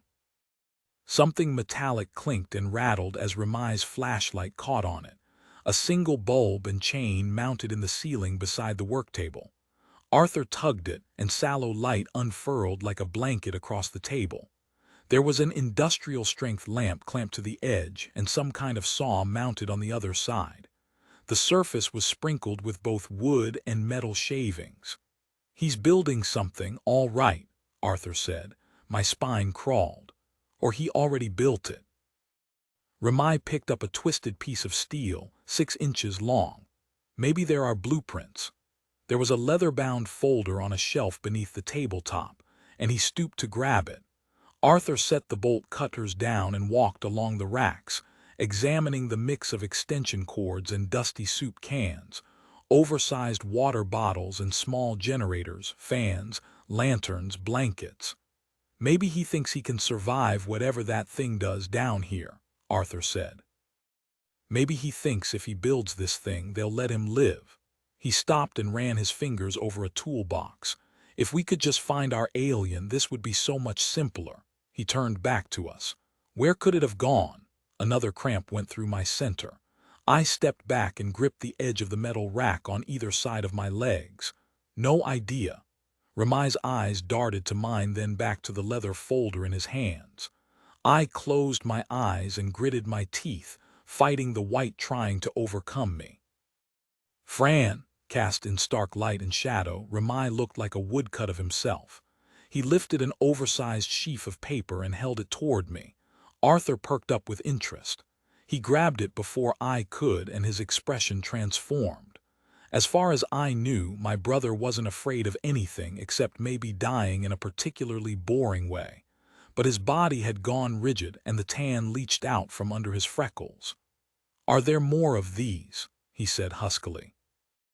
Ramai's mouth juddered, but no sound came out.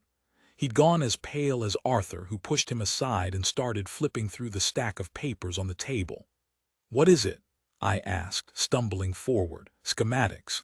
A journal about his time with the alien, or a confession that he'd loosened the hook block at the steel mill. A why I did it letter." Arthur tried to block my way as I came forward, and that was when I knew it must be something worse. Something horrifying, something I'd never unsee. My phone buzzed, and I heard Arthur's chirp. Ramai's had probably gone off too, but neither of them reacted. They were quickly sifting through the papers, spreading them out across the tabletop in a mania, all while Arthur kept his back to me, all while he tried to block me out. I pushed past him. This time I knew I couldn't afford to look away. At first I was so stunned by the light, careful lead sketch that a bubble of relief rose through my chest. It was just a drawing, a portrait. Then I pieced together the thick wavy hair, the unruly eyebrows and speckled cheeks and bony shoulders. It was me. The phones chirped, buzzed, soundlessly vibrated, and we ignored them. My throat felt like it had collapsed. I couldn't speak. Blood rushed past my eardrums and a forceful buzz went through me. The lights overhead stuttered, but I was too dazed to reel back the energy pouring off me.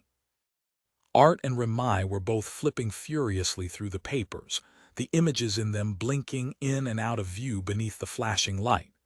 Me, Droog, my parents, I realized. Mom twice more, then Dad, then Droog and me. A drawing of Arthur before his tattoos, before he'd cut the bowl-like mop of blonde hair off. Another of me.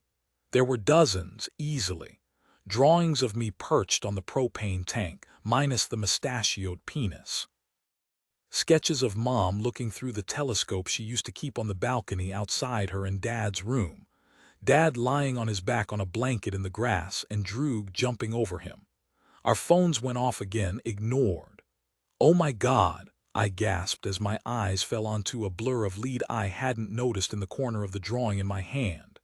I checked the one beneath it, and beneath that, 2 letters scrawled on every page. Initials. MS Mark Schmidt. My skin erupted in goose bumps. "He took these from our house," I whispered, and then the much worse realization. "He's been in our house." Why, what did he want? To figure out what the thing in the disc had told us, to hurt us. Ramai's phone started ringing. "Shit," he choked. "All these texts, we have to go, he's on his way back." He answered the call, and on the other end I heard Nick spring into rapid-fire talking. I spread the drawings across the table with shaking hands. "Take pictures," I told Arthur. "We need to get proof." He was staring at the table in a daze, fear torquing his features. The buzz in me was worsening, the lights still strobing, and reaching for my own phone would be useless. "Art, now we have to go," he shook his head. "We can't leave these here, he can't have them, Franny. They're marks and they're our family. Arthur, unless the sheriff finds them here, we have nothing." "He'll think we planted them anyway," Arthur cried. "He's more suspicious of us than he is of this asshole." "Then we'll find some other way to lead him down here," I promised. "Just take the freaking photos, Arthur." Ramai hung up the call midward and held up his phone, snapping a few pictures. Then he pulled the chain to turn the light off, but it did nothing. My emotions were out of control, and so were my surges of power. In the flashing light, I thrust the pages back into the folder, all except the lone drawing of Arthur, which he grabbed from my hand. There was no time to argue, and even if there had been, I was momentarily distracted by the sight of my own arm. The scars had shrunk again. I was almost sure. Whatever. It didn't matter right now. I stuffed the folder back on the shelf under the table and we fled. At the top of the steps, I grabbed the broken padlock as Ramai and Arthur pushed the doors closed. It was extremely unlikely a man with something to hide wouldn't notice the missing lock, or that his stuff had been disturbed. But there was nothing else we could do. The rain had stopped, but everything was drenched and muddy as we sprinted through the woods, away from the gravel driveway and the sounds of tires crackling up it. We ran down through the valley, then curved back toward our house, and when we reached our property, the others were just pulling up. We ran up and they jumped out and met us partway, and everyone started talking at once. "Wait," I half shouted over the din as I latched on to something Sophia had said. "The steel mill." "What about it?" Arthur said. "That's where he went," Nick explained. "First to a cemetery, then to the steel mill." "Is he building the weapon out there?" Ramai asked. "We don't think so," Levi said. "We couldn't follow him into the cemetery without making it too obvious, and we couldn't get all that close at the mill either," Sophia said. "But it looked like he was loading more metal into his truck, like stripping the wire and pipes from the building." "I don't understand," Arthur said. "It was bound to happen to you eventually," Nick said. "There was no sign of the materials in his cellar," Arthur said. "If he's not building it at the mill either, where do you think he's doing it?" "In his house," Sophia said. "Somewhere in the woods." "Did you find anything we can use?" Nick asked. "A jar of human teeth or something." Ramai flashed me a dark look. "You could say that." Arthur held out the picture on his phone and the others stared at it. "Dozens of those," I clarified. "Well, not that exactly, but drawings of our family." "He's been drawing you," Levi said, wide-eyed. "Not quite," I said. "They're marks," Arthur explained. "He stole them."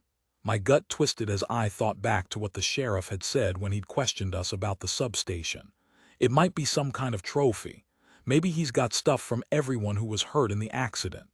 If this dude's got serial killer trophies in his basement, it's officially time to stop calling it an accident and call the police, Nick said. Again. We need to get them out here before he moves anything, Arthur agreed. Ramai looked to me and I nodded. He took out his phone and paced the length of the car as he dialed. He's not picking up. We'll have to go back to the station, I said. By the time we get there and the sheriff gets back here, the stuff could be gone, Arthur cried. Ramai thrust his phone toward Levi as he climbed back into the car. Put that on speaker and don't stop dialing until he answers. For what felt like the millionth time that night, we squeezed back into the metro and took off, but we'd barely reached the haunted bridge when the incessant ringing over Ramai's loudspeaker cut out, replaced by a clamor of voices. "Hello," Sheriff Nakamura said over the wash of sound. "Where are you?" Ramai asked. "What's all that noise?" "I'm at the station." There was a harried edge to his voice. "I know we need to talk, Rem, but right now's not a good time. Things have suddenly picked up here." Ramai's jaw worked anxiously. "Is it about Wayne Hastings?" "What? No, it's—" A few seconds passed and then the drone of the busy station went silent as a door clicked closed. "Are you injured? Are you safe?" "Injured? No," Ramai said. A knocking sound came over the line. "Hold on a second." The murmuring voices crept back in and the sheriff said, "Tell Agent Rothstadt I'll be right out." As soon as the background noise vanished again, the sheriff sighed. "Sorry about that, bud." "We got a late-night visit from the FBI." "The FBI?" Ramai said. My heart thudded. Ramai's eyes met mine in the rearview mirror. "Yeah, it turns out those burns in the field were caused by a piece of a satellite," the sheriff said. "Piece of satellite," Arthur mouthed, clearly offended by the very notion. I tried to smile at him to communicate, "Yeah, ridiculous," but I'd just gone so dizzy the car was capsizing before my eyes. The FBI. The FBI was here. Were they the ones who'd taken the video down? Did they know it was us in it? Did they care? "We don't know much else yet, but there are concerns about radiation," the sheriff was saying. "They've got military here setting up a temporary facility and everything, so I don't want you kids going anywhere near Jenkins Lane, got it?" Ramai stared hard into my eyes via the rearview mirror. "Rem," the sheriff prompted. He pulled over onto the shoulder abruptly and put the car in park. "Got it." "What did you need?" the sheriff asked. "Everything okay?" Ramai's mouth opened and closed. Bits of Bill's frantic emails were carouseling through my mind, and the others must have been able to hear my heart racing guiltily, fearfully. I should have told them. I might be the one hosting the alien, but we were all in that video. If I'd told them what Ramai knew, one of them would have talked sense into me. I would have turned myself in before it came to this, before it came to them. "Ramai," the sheriff pressed. Nick's eyes bulged as if to say, "Dude, go on." And Arthur spun his finger like get to the point, and Levi and Sophia both leaned in, urging Ramai onward. Just then, headlights hit the rearview mirror and a black SUV appeared on the curved bridge behind us. The long black car slid past, sleek and inky, followed immediately by another and then another. A fourth, a fifth. Ramai was watching them with a tense jaw. My mouth had gone dry as sandpaper. The buzz revved through me, jostling eager as fear coiled through my body, but I released my grip on those non-muscles and it dispersed in my body again. The ground shivered as the sixth and final Suburban skimmed past, and in its wake a solid white semi-truck appeared, brakes spitting and hissing as it jerked through the corkscrew of the road. "Are you there?" the sheriff asked. Ramai cleared his throat. "Shoot, I just blanked." "What?" Nick demanded from the far side of the back seat. "I'll call you back, Dad," Ramai said and hung up. "Dude," Levi said gently. "What's the deal?" The semi-truck rumbled past and another one slewed out of the blue-green foliage, followed by a third. There was something nightmarish and impossible about it, like I was watching the woods lay eggs, long and shining in the moonlight. "Why didn't you say anything?" Sophia demanded. "The FBI is here," Ramai said. "So what?" "They're busy with the satellite crash. We need to get Wayne behind bars, Ramai." "Not a satellite," Arthur growled. "Not the point," Nick said. "The man who ruined our lives and stockpiled your brother's stolen drawings is building a weapon for aliens, and Ramai's having visions about the world ending. I personally am thrilled the FBI's here. The shadowy fold of the woods delivered a fourth and final semi-truck. So many trucks. So many voices at the police station. So many people here all searching for us, for the thing in me. The power trapped under my skin was too much. The memory of light searing across my mind was too much. Their arguing was too much. It was supposed to be our discovery, Arthur was saying. Now they're going to take over the whole thing. So what? Sophia said. The world will still be saved. Those trucks were in my vision, Remai said, spinning in his seat to face us. This doesn't change anything. The FBI isn't here to save the world. My own body felt claustrophobic and I couldn't get a good breath. Then what are they here for? Nick demanded. I threw open the back door and tumbled out onto the shoulder, gasping for oxygen. I bent over and pressed my hands against my knees as I struggled to inhale. Two more subs were roaring past behind the trucks, bumping up behind them like security guards. Franny, Sophia said, jumping out of the car and trailing me to the evergreen trees. Franny, are you okay? I turned back to her, staring through the heady clumps of mist drifting through the headlights. I tried to speak, but no sound came out. I shook my head. Ramai opened his door and stood, his silhouette peering over the car at me as Sophia took 2 slow steps, murmuring, "It's making you sick, isn't it?" I blinked at her. "I know it is," she said shakily. "All night you've seemed like you were about to collapse. Using that power is hurting you." It should have been obvious, but it honestly hadn't occurred to me before then. Every time a burst of the power receded from my body, pain and nausea raced in to take its place. Every time I tapped into the energy, the pain got a little worse. "Whatever's going on," she said, voice wet and rattling, "please just tell me, for once just tell me." Tears flooded my eyes. I felt suddenly small, helpless. The others had gotten out of the car too and were watching, waiting for an explanation for my outburst. The last thing I wanted to do was tell them, but it was time. I could end this for all of us if I was just honest. "Remai's right," I rasped. "The FBI isn't here to save the world. We don't really know what they're here for," he cut in. "But whatever it is, they're here for me," I said, "for the thing inside me." 24, it went into me, I said. I didn't remember at first either, but Ramai turned away, shaking his head angrily, but it was never his job to protect me and I shouldn't have let him try. My heart pounded as I went on. But at the end, right before we came to, the thing walked into me. That's how it disappeared when it all stopped. It entered me. There was a beat of silence. Levi's mouth dipped open. "What?" Nick's eyes bulged. "I swear to God." Arthur went white-faced and Sophia stepped back like she'd been pushed. "That's what you've been keeping from us," she said. I glanced at Ramai. He'd walked into the middle of the road, his hands folded behind his head like he was stretching his neck. I took a deep breath. "There's more." I held my phone out to Arthur, but he made no move to take it.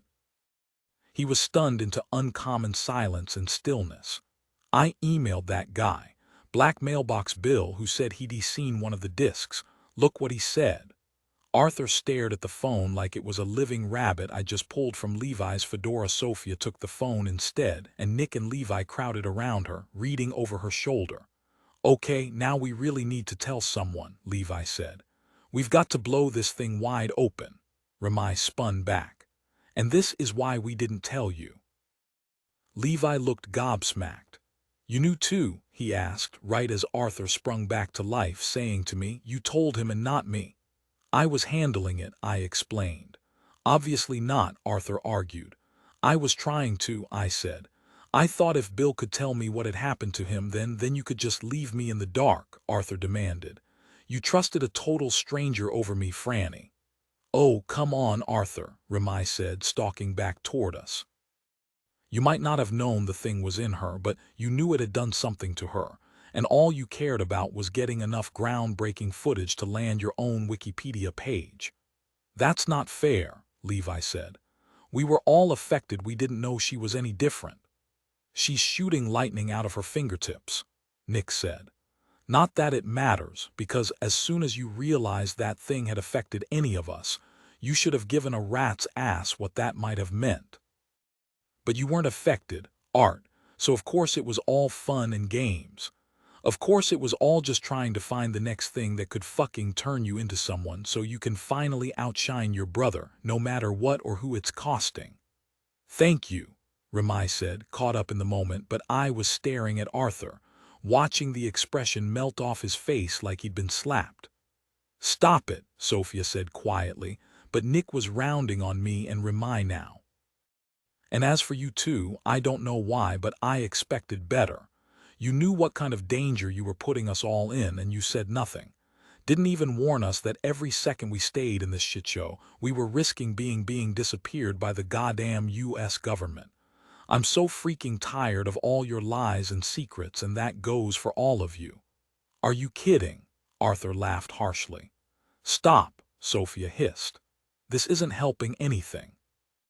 You're a shoplifting addict who never even lets us past his front door, Arthur cried at Nick. We don't even know your birthday. Every story you tell is about 9% factual, Nick. You lie more than you tell the truth, and we all pretend not to notice, so that you can continue in your delusion that you're just a normal guy with a normal life, and not a teen caretaker for a stay-at-home hoarder. After 5 years, the laws of our private universe had been violated, and now the fabric of us was set to come apart. The ordinary was teetering, ready to shatter in a way that it could never be put back together. You're damn right, Nick shouted. I take care of my mom, and if something happens to me, that's it. She's got no one else. She'll die under a box of used batteries she's saving in case she ever gets around to recharging them, and no one will think to check on her for weeks. You think you and Franny have it so hard trying to get your parents' attention, but guess what, man?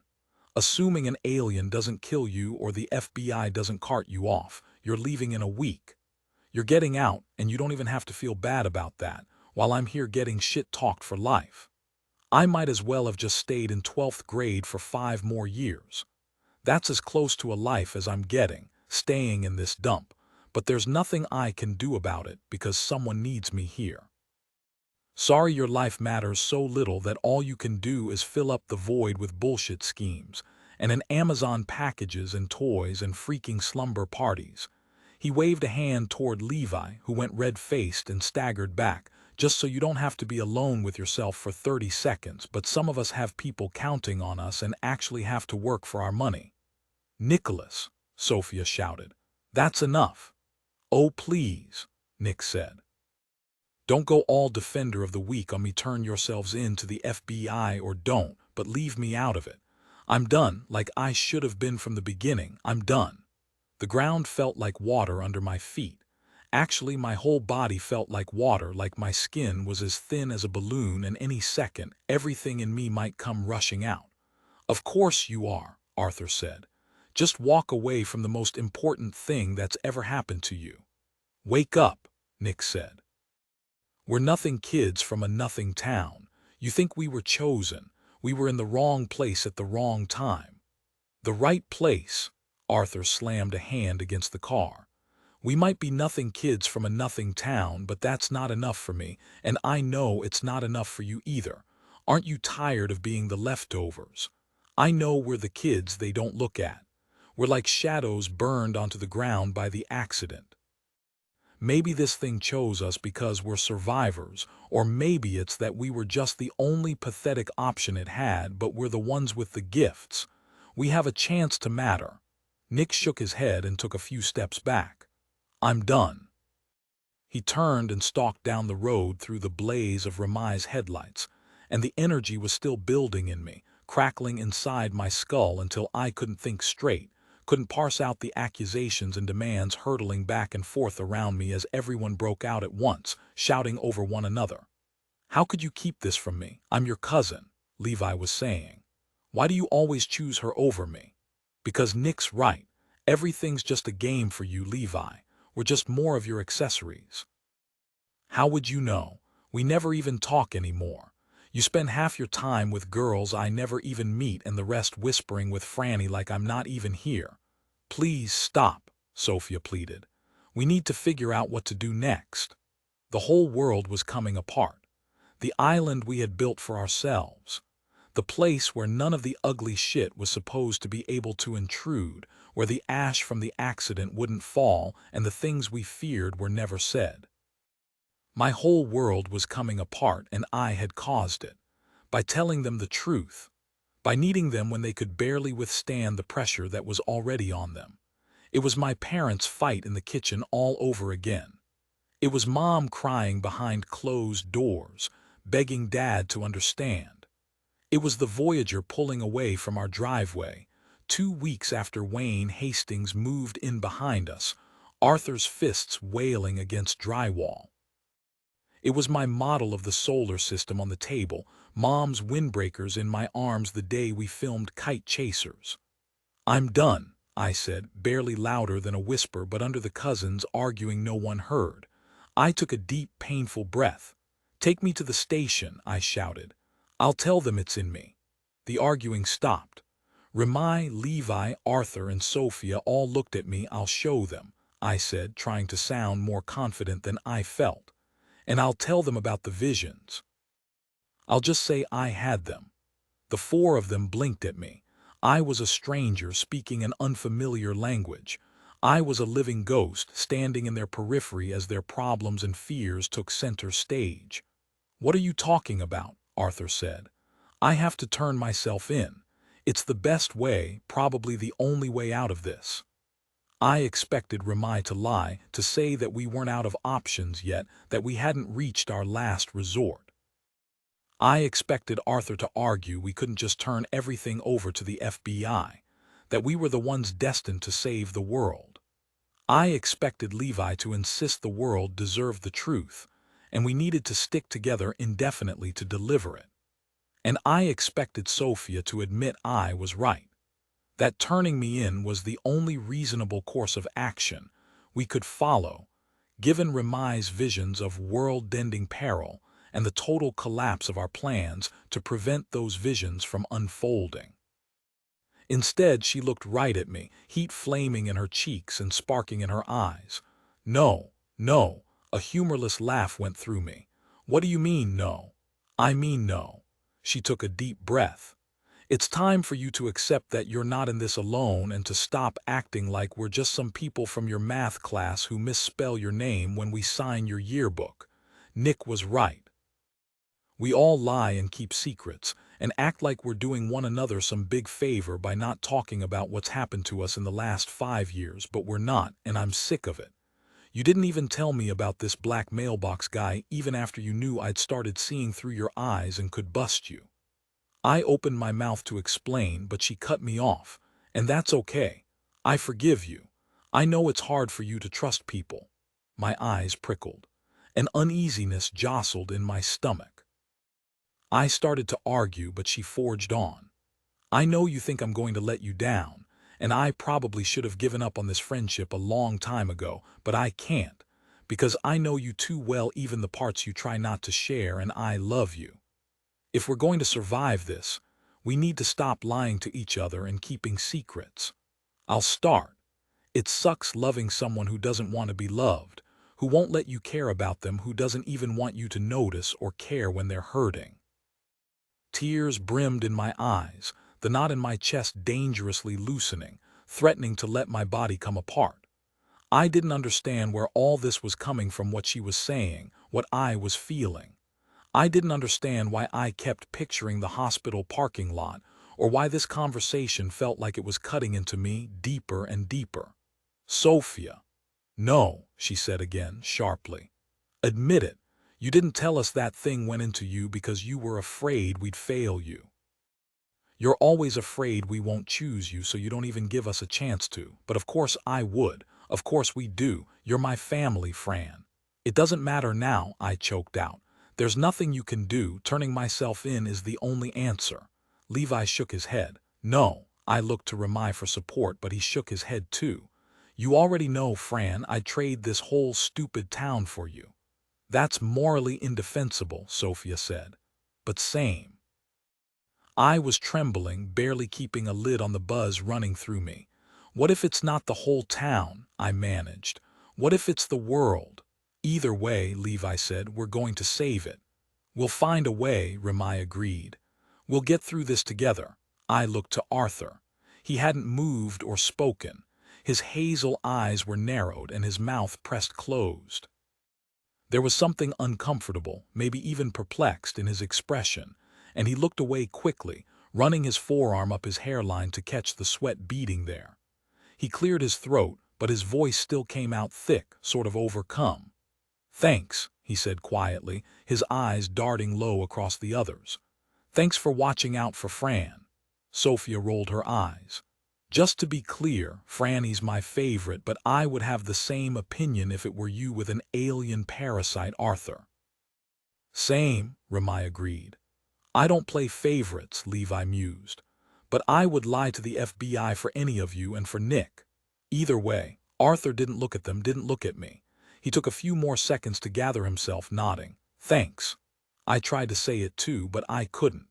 I turned away, trying to discreetly wipe tears off my cheeks. I felt arms come around me and smelled Sophia's rose water as she tucked my head under her chin, the itch of the power slowing in my veins. "You're my sister," she said. I closed my eyes tight and nodded into her shoulder until I'd gotten control over myself. I pulled back finally, sniffling, and looked at the ground. "What about Bill? Do I email him back?" For once, Levi, Arthur, Ramai, and Sophia were in complete agreement. "No way. Absolutely not. Hell no." "What are you thinking? He's some guy on the internet, Franny." 25. We agreed that life had to appear to go on as usual, to not draw attention. And so I'd come to work, but now, with 10 minutes until 6:30, when my shift ended, I couldn't help but pace behind the desk. I checked the group message again. Someone had renamed it the first rule of Fight Club. But there had been no new messages since Ramai's noon update that he was still waiting at home for his dad to show up so he could show him our evidence against Wayne, and Sophia's 2 p.m. text that she was leaving lacrosse practice and to keep her posted. As long as the FBI was around, we'd have to lie low, but the sooner we led them to Wayne, we hoped, the sooner they'd be gone. Rather than risk going back to the station, Ramai had taken Levi, Art, Sophia, and me back to our house, where the doctors Perez already thought we were sleeping over, and then Ramai had gone home to ambush his dad with what we'd found in Wayne's cellar. Only, as of noon, the sheriff still hadn't made it home for so much as a change of socks. Still, it had been more than 6 hours since then, and Ramai hadn't replied to either of my any news texts, which seemed strange. Black mailbox Bill seemed to have finally gotten the hint and stopped emailing me too, and while I knew the others thought it was for the best, the silence was deafening. For all I knew, by ignoring him, we'd lost our one chance out of this. Or maybe he'd only stopped emailing because he had to, because someone had finally found him. The bells rang over the glass doors as my replacement, Grace, showed up for the evening shift.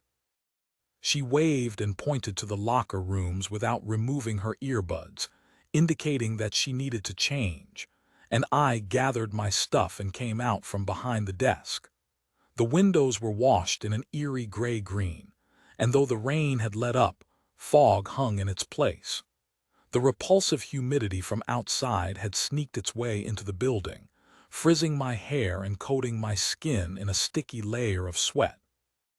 To be fair, I'd been sticky since I got here. I was fairly sure that barely sleeping last night had left me with a low-grade fever. Just as I'd finally started to drift off around 3, I'd heard a commotion in the front yard and looked out my window to find Arthur cursing up a storm as he fixed my broken bike wheel.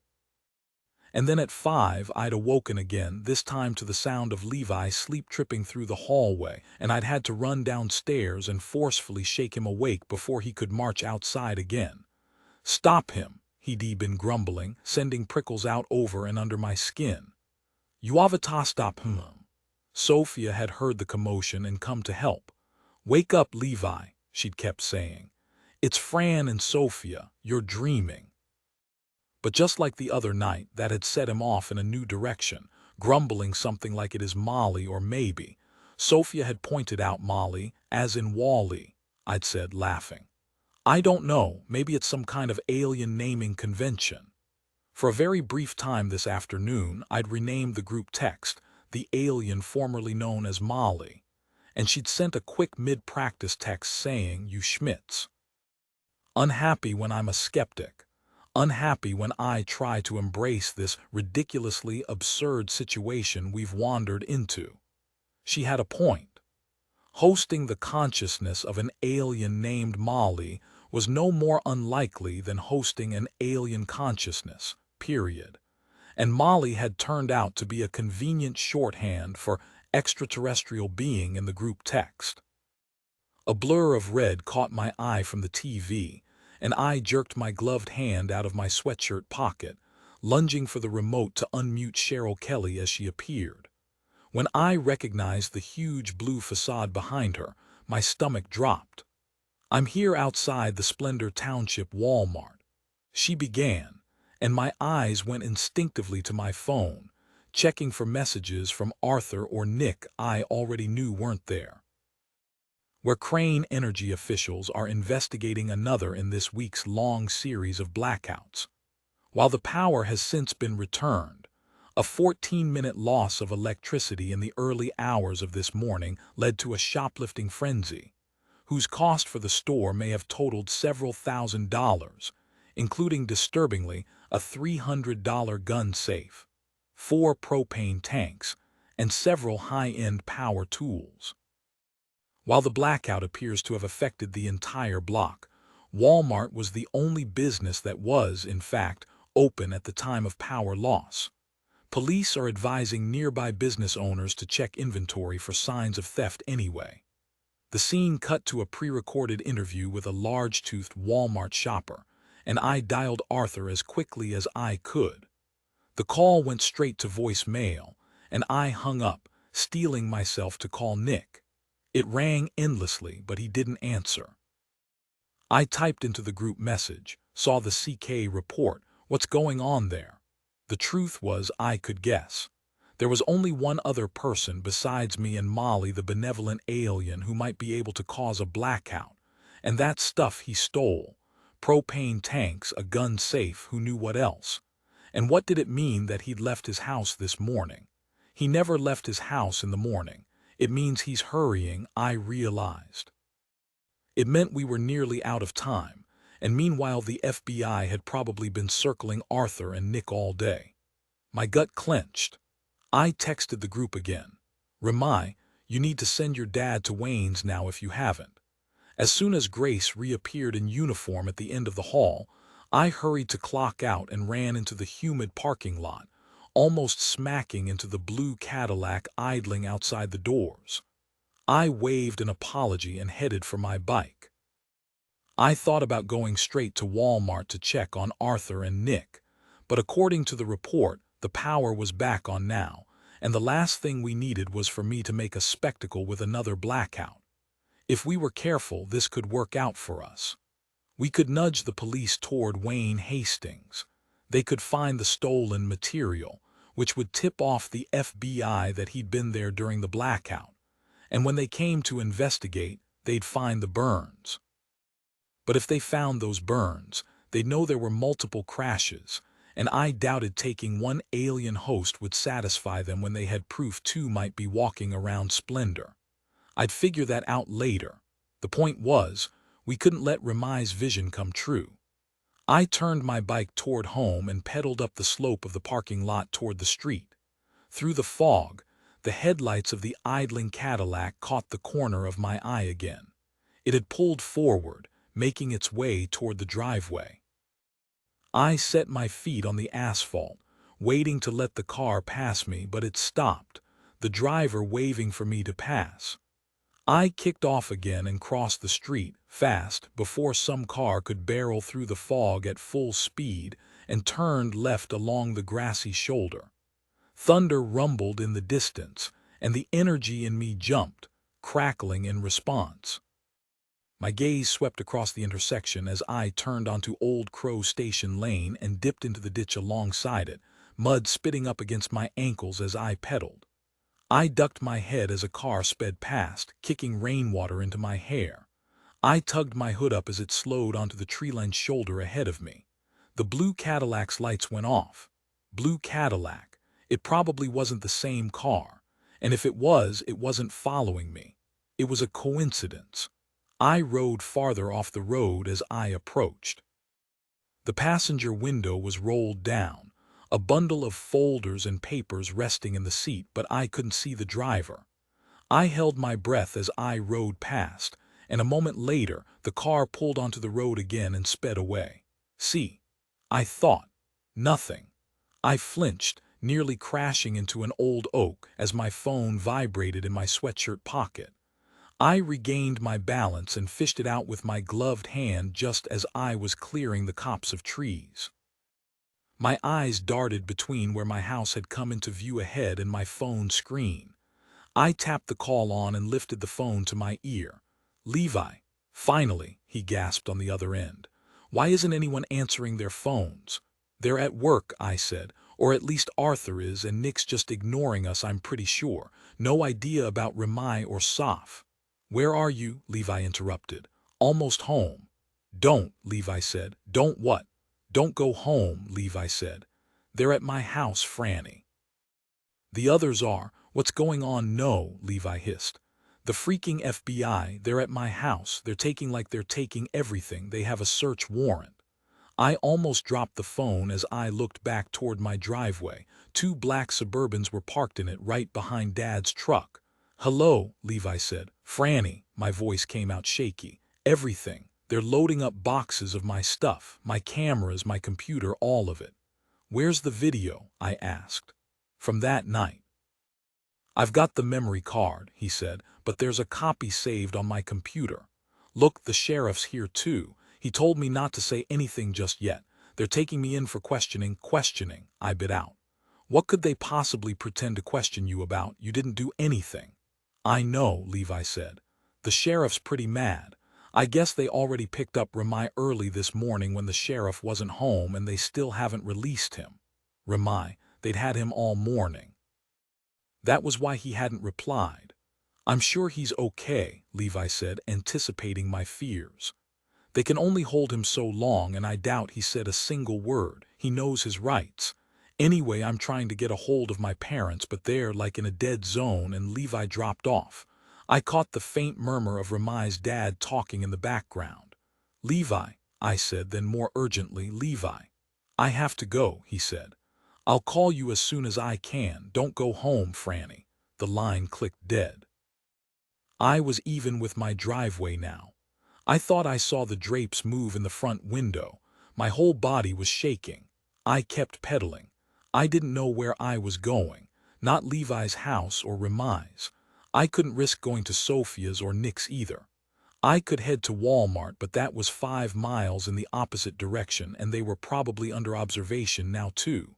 The panic was building, and as it did, the headlights of passing cars were flickering in and out. Shit. I focused all my energy on pedaling, on getting as far from my house as I could, typing out a message into our group chat as I went. Don't go home. What were they doing at my house? What were they telling Dad they were doing at my house? What excuse had they given Sheriff Nakamura for digging through his nephew's stuff, for taking his son? I lurched back onto the asphalt in time to pass under the stone bridge that held up the train tracks, and the car passing through in the opposite direction slammed on its horn at the sight of me. I turned my handlebars so hard I nearly fell off my bike as I shot out of the tunnel and onto the cross street beyond. I jerked the bike right again as the left handlebar clipped the rearview mirror of a car waiting at the stop sign there. Fog slipped down my throat as I swore and lost control, careening furiously into the marshy bank off the road. The gray world cycloned around me as I flew clear of the bike and tumbled through the soggy end-of-summer grass.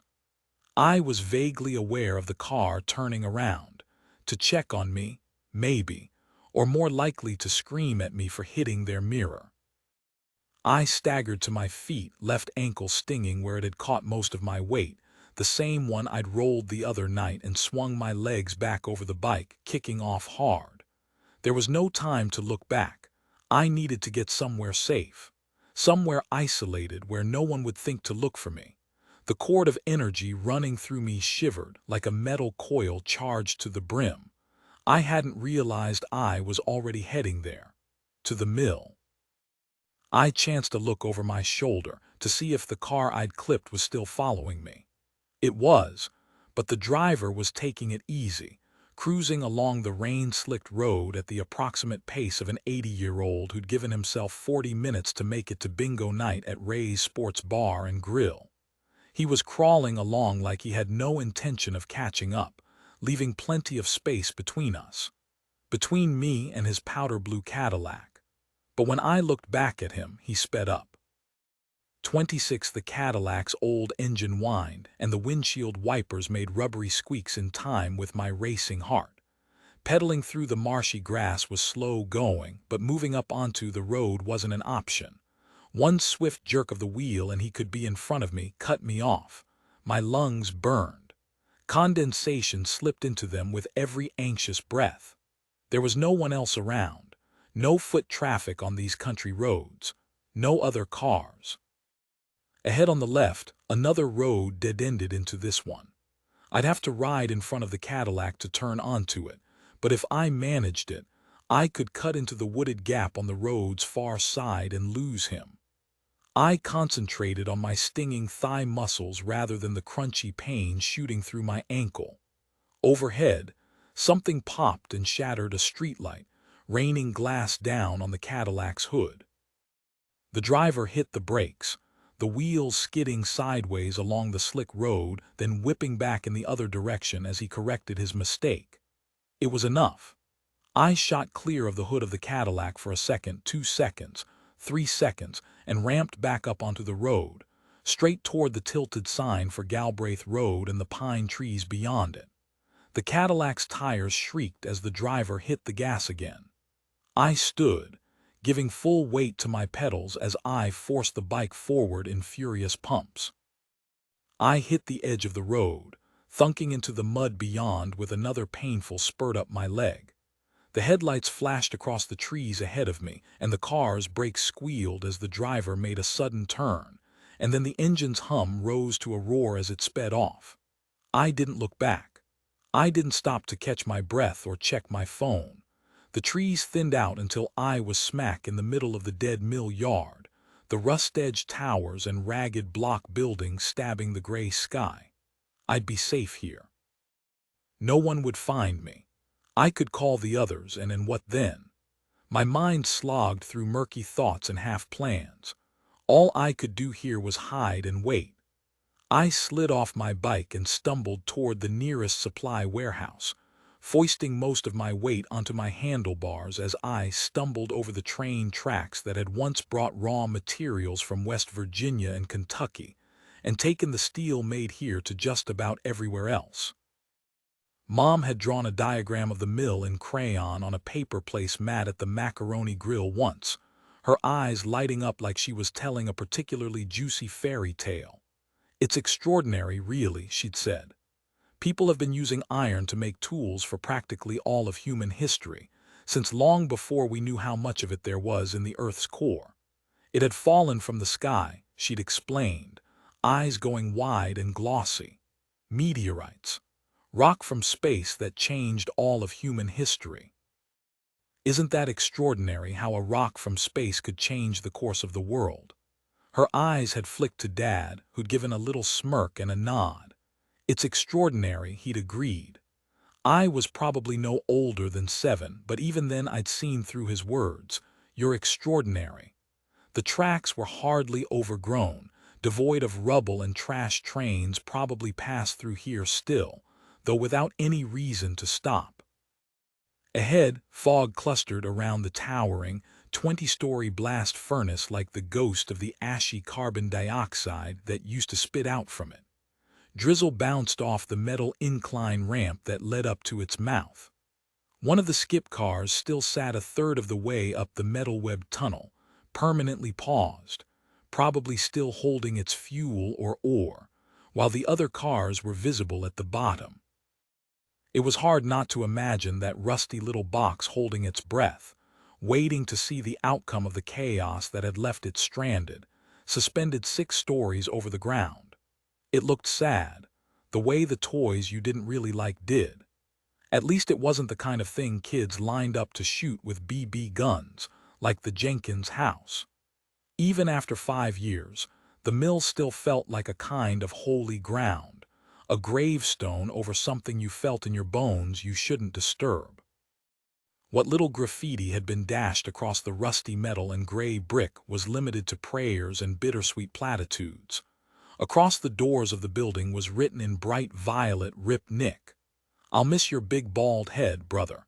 My gut twisted like a wrung-out rag. There could have been any number of Nicks working at the mill that day, but Nick Colasanti SR was the first to come to mind. Was he bald? In the few pictures I'd seen, he was always wearing a mesh-backed hat. When I tried to picture him, I just saw Nick in the hat. If the accident had happened a few years later, it could have been him, Nick Jr., or any of us. Not remind he'd been college-bound since first grade, even if all he really wanted was to skateboard, and not Sophia, who'd been planning to be a lawyer ever since the pre-accident summer she'd spent binge-watching Law and Order, SVU, with her grandma on a visit to Splendor. But Arthur, Nick, Levi, me. It could have just as easily been any of us. There was a padlock on the door, but it had been clipped. Apparently not everyone avoided this place. My skin crawled. Wayne Hastings hadn't. Any other time that would have scared me off, but any other time I wouldn't have come here in the first place. As I stumbled inside, the ground beneath my feet was soft, with the give of moss or thick carpet, and yet clouds of soot and dust kicked up around me. Another tremor dropped through me, a sounding line that couldn't find the bottom of my stomach. I'd been in here exactly once. Mom had asked Arthur and me to drop off Mark's lunch when he'd forgotten it. The place was blurry in my memory, a messy amalgam of what the place that nearly killed my brother would have looked like, not what it did look like. What it did look like was somehow worse. I had expected the black, the ash coating everything, the rubble where the explosion had begun, the metal oxidized and flaking from where the roof had been blown clear, leaving millions of dollars of equipment exposed, just like the skip car. The white was what surprised me. The gallons or tons of foam or powder that had been sprayed over everything. If someone had led you, blindfolded, to this room, you might for a moment think you were looking at mounds of snow. Or heaps of chewed-up newspaper, piled for the ultimate papier-mâché project. The softness of the ground made sense now. I was walking on that last moment when firemen wandered through this place, eyes stinging, hearts pounding, hoping against all evidence there were more survivors, people trapped under rubble near the fringes of the room with no more than minor burns. I doubled over, gagging. My eyes stung from smoke that wasn't there, from chemical-laced smells I couldn't place. I didn't know how praying worked, or if it did, but I prayed right then for something that had already happened. I prayed Mark had had his back turned. I prayed he hadn't seen the rush of hot metal coming toward him. Maybe he'd even been staring out the window at the field beyond, tracing Fibonacci curves in wildflowers, counting spirals in a dandelion, doing any of the things I pictured my brother doing, when I could conjure up anything but that steadily beeping hospital room. Purpose. Meaning, connection. That was what he'd found in those things, in drawing them. I hoped that had been what he'd seen in those moments, even if it was a mirage, rippling through the heat waves sent across the room. It was possible. He'd been almost to the door, heading out for a lunch break when it happened. They'd found him caught under a metal pipe that had been thrown by the blast, but the burns on his feet and legs and hands weren't so bad they wouldn't be usable if he woke up. How usable, though? Would he ever draw again? I backed up to the door as a desperate, helpless scream worked its way out of my chest. Anger, anger, so much anger. And here I was, as alone as I'd felt for 5 years. Finally safe to let it out. Spit flew from my mouth, mixed with the piles of everything around me. I doubled over and screamed again until I felt that jittery energy flowing out of me in every direction. Until probably the last surviving light bulb surged bright and snapped apart, raining glass into the desert of ash. Until the red-painted fire bells on the wall began to scream with me. The flame winked out as quickly as it had come on, leaving me empty, achy, gasping for breath. I swiped the back of my hand up my mouth, drying it, wiped at my tear-streaked face with my fingertips. The damp hair on the back of my neck began to prickle then, just a second of warning. "Quite the show," said a man's voice behind me. "That must make you Francis." I spun toward him. He was standing in front of the door, dressed in a bucket hat and Iron Crisp members only jacket 3 shades lighter than his mocha khaki pants. The man was easily 70 years old, white-haired and starting to stoop. He shuffled toward me, his hands raised in appeasement. "No need to be alarmed." I took a step back, and fear as big and hard as a jawbreaker caught in my throat. "In fact, it's essential you remain calm." He was a heavy breather, the kind who gave a damp exhale between every couple of words, his lips smacking audibly as they parted to let in new oxygen. "Our bodies aren't meant to channel the energy in that way. If you keep up like that, it's going to make you very sick, young lady." I glanced between him and the door.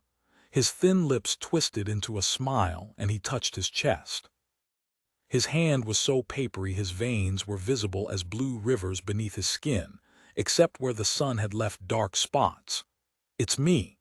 I recognized him, but not because I knew him, because he'd been following me in the blue Cadillac. He patted his chest once more, and the movement revealed a shiny black rectangle tucked under the jacket at his hip. "Gun," my mind registered, and it was like I could taste the bullets in the back corners of my mouth, between my molars, even down in my stomach. Cold and tart metal all through my body. My heart rate skyrocketed, and I took another step back, trying not to react to the sharp pain in my ankle.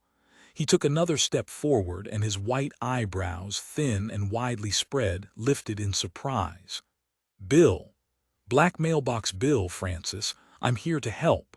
My throat loosened just a little.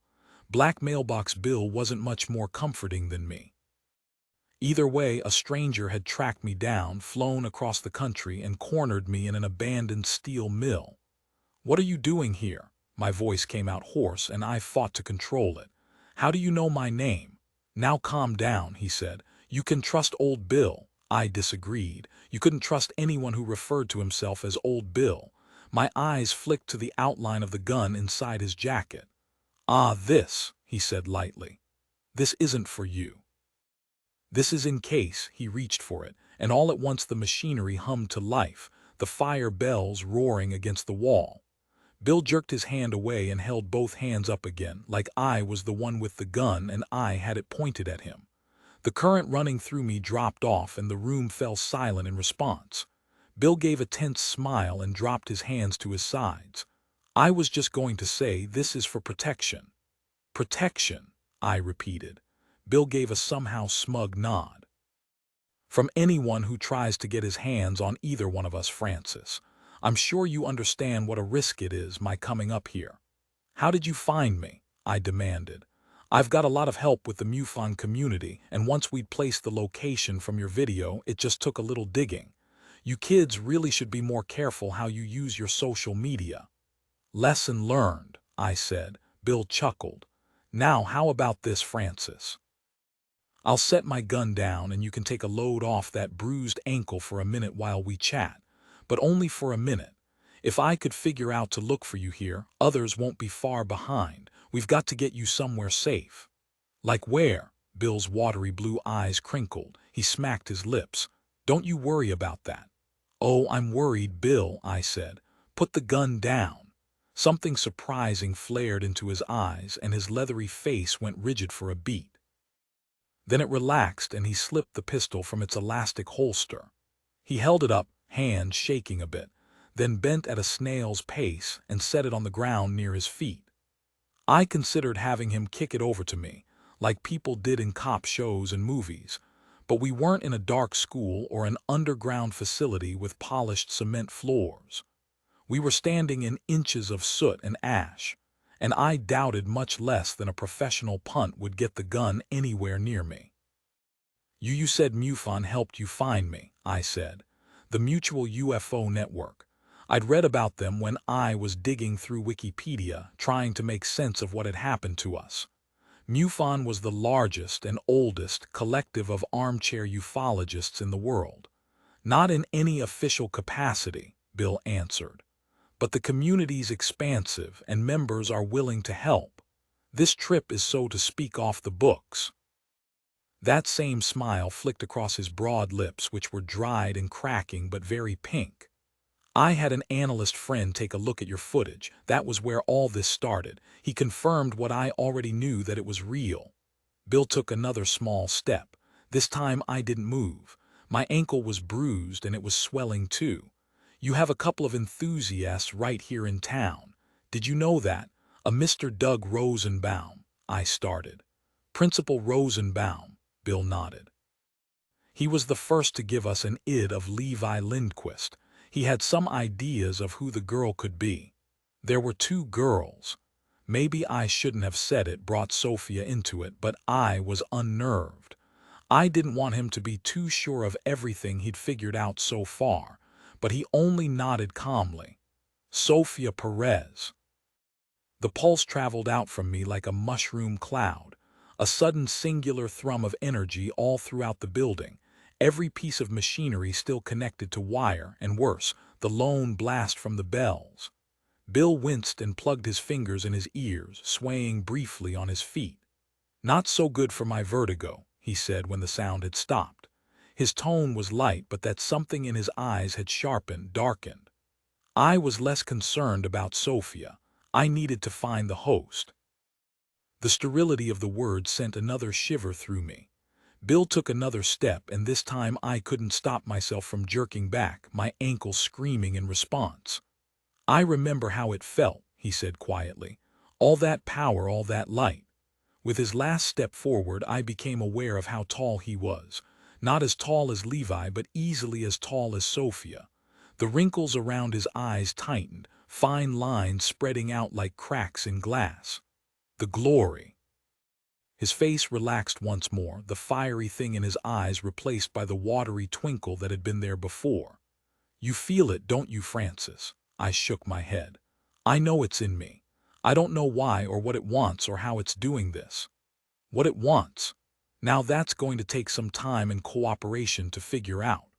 But as for how it's doing this, well, the science is heavy on the pseudo, but as far as I can tell, the beings are made of an energy akin, if not quite identical, to electricity. He huffed through a few more humid breaths and licked his lips. If these remarkable beings were to move freely through the earth, well, they'd blaze right out. You said they were electricity, I said, not fire. Right. Bill wetted his lips again. Right you are, Francis, but we're not talking light switches and copper wire. No, these things are much more volatile, like lightning.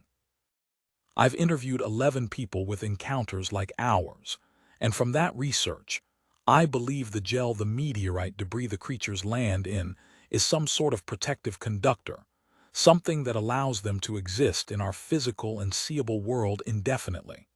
Maybe even a magnetic field, stoking the electric current, you see. I'd gotten such a bad grade in physics class that I couldn't even be sure this was the sort of thing you'd learn in physics class. Bill went on. But when that structure's compromised, the beings start to lose their form.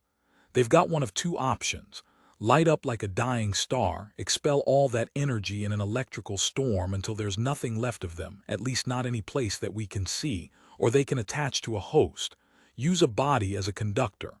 He took another step. Now here's the thing, Francis. His expression was friendly and the gun was still on the ground, but I stepped backward anyway. Our bodies. They're not the same thing as the disc you found. Every pass of the current through you costs something. He took another step. At this rate, setting off alarms and powering up furnaces, you're liable to burn right through the energy in you and kill yourself doing it. My gaze dropped to the scars on my arm. Ah, he said, exactly, you understand. As you expel the power, the markers of it on your skin will fade. Why didn't you tell me that to begin with? I said. I thought of Ramai shut into an interrogation room with an FBI agent. How many times had he had his vision? Had his scars disappeared yet? If I'd known that, I went on, I could have burned through it by now. Bill shuffled toward me and I took another half step back. If there's no alien in me, then the people you say are after me, they wouldn't have any use for me. Bill's mouth went slack. Another step through ash for him. Another anxious half step back for me. And you would do that? He said in a low voice, "Pity, you're just like all the others." "The others," I said. "The others," he hissed. "Everyone who's ever squandered this precious gift, you'd be okay dumping the being right out of you without ever knowing why it came."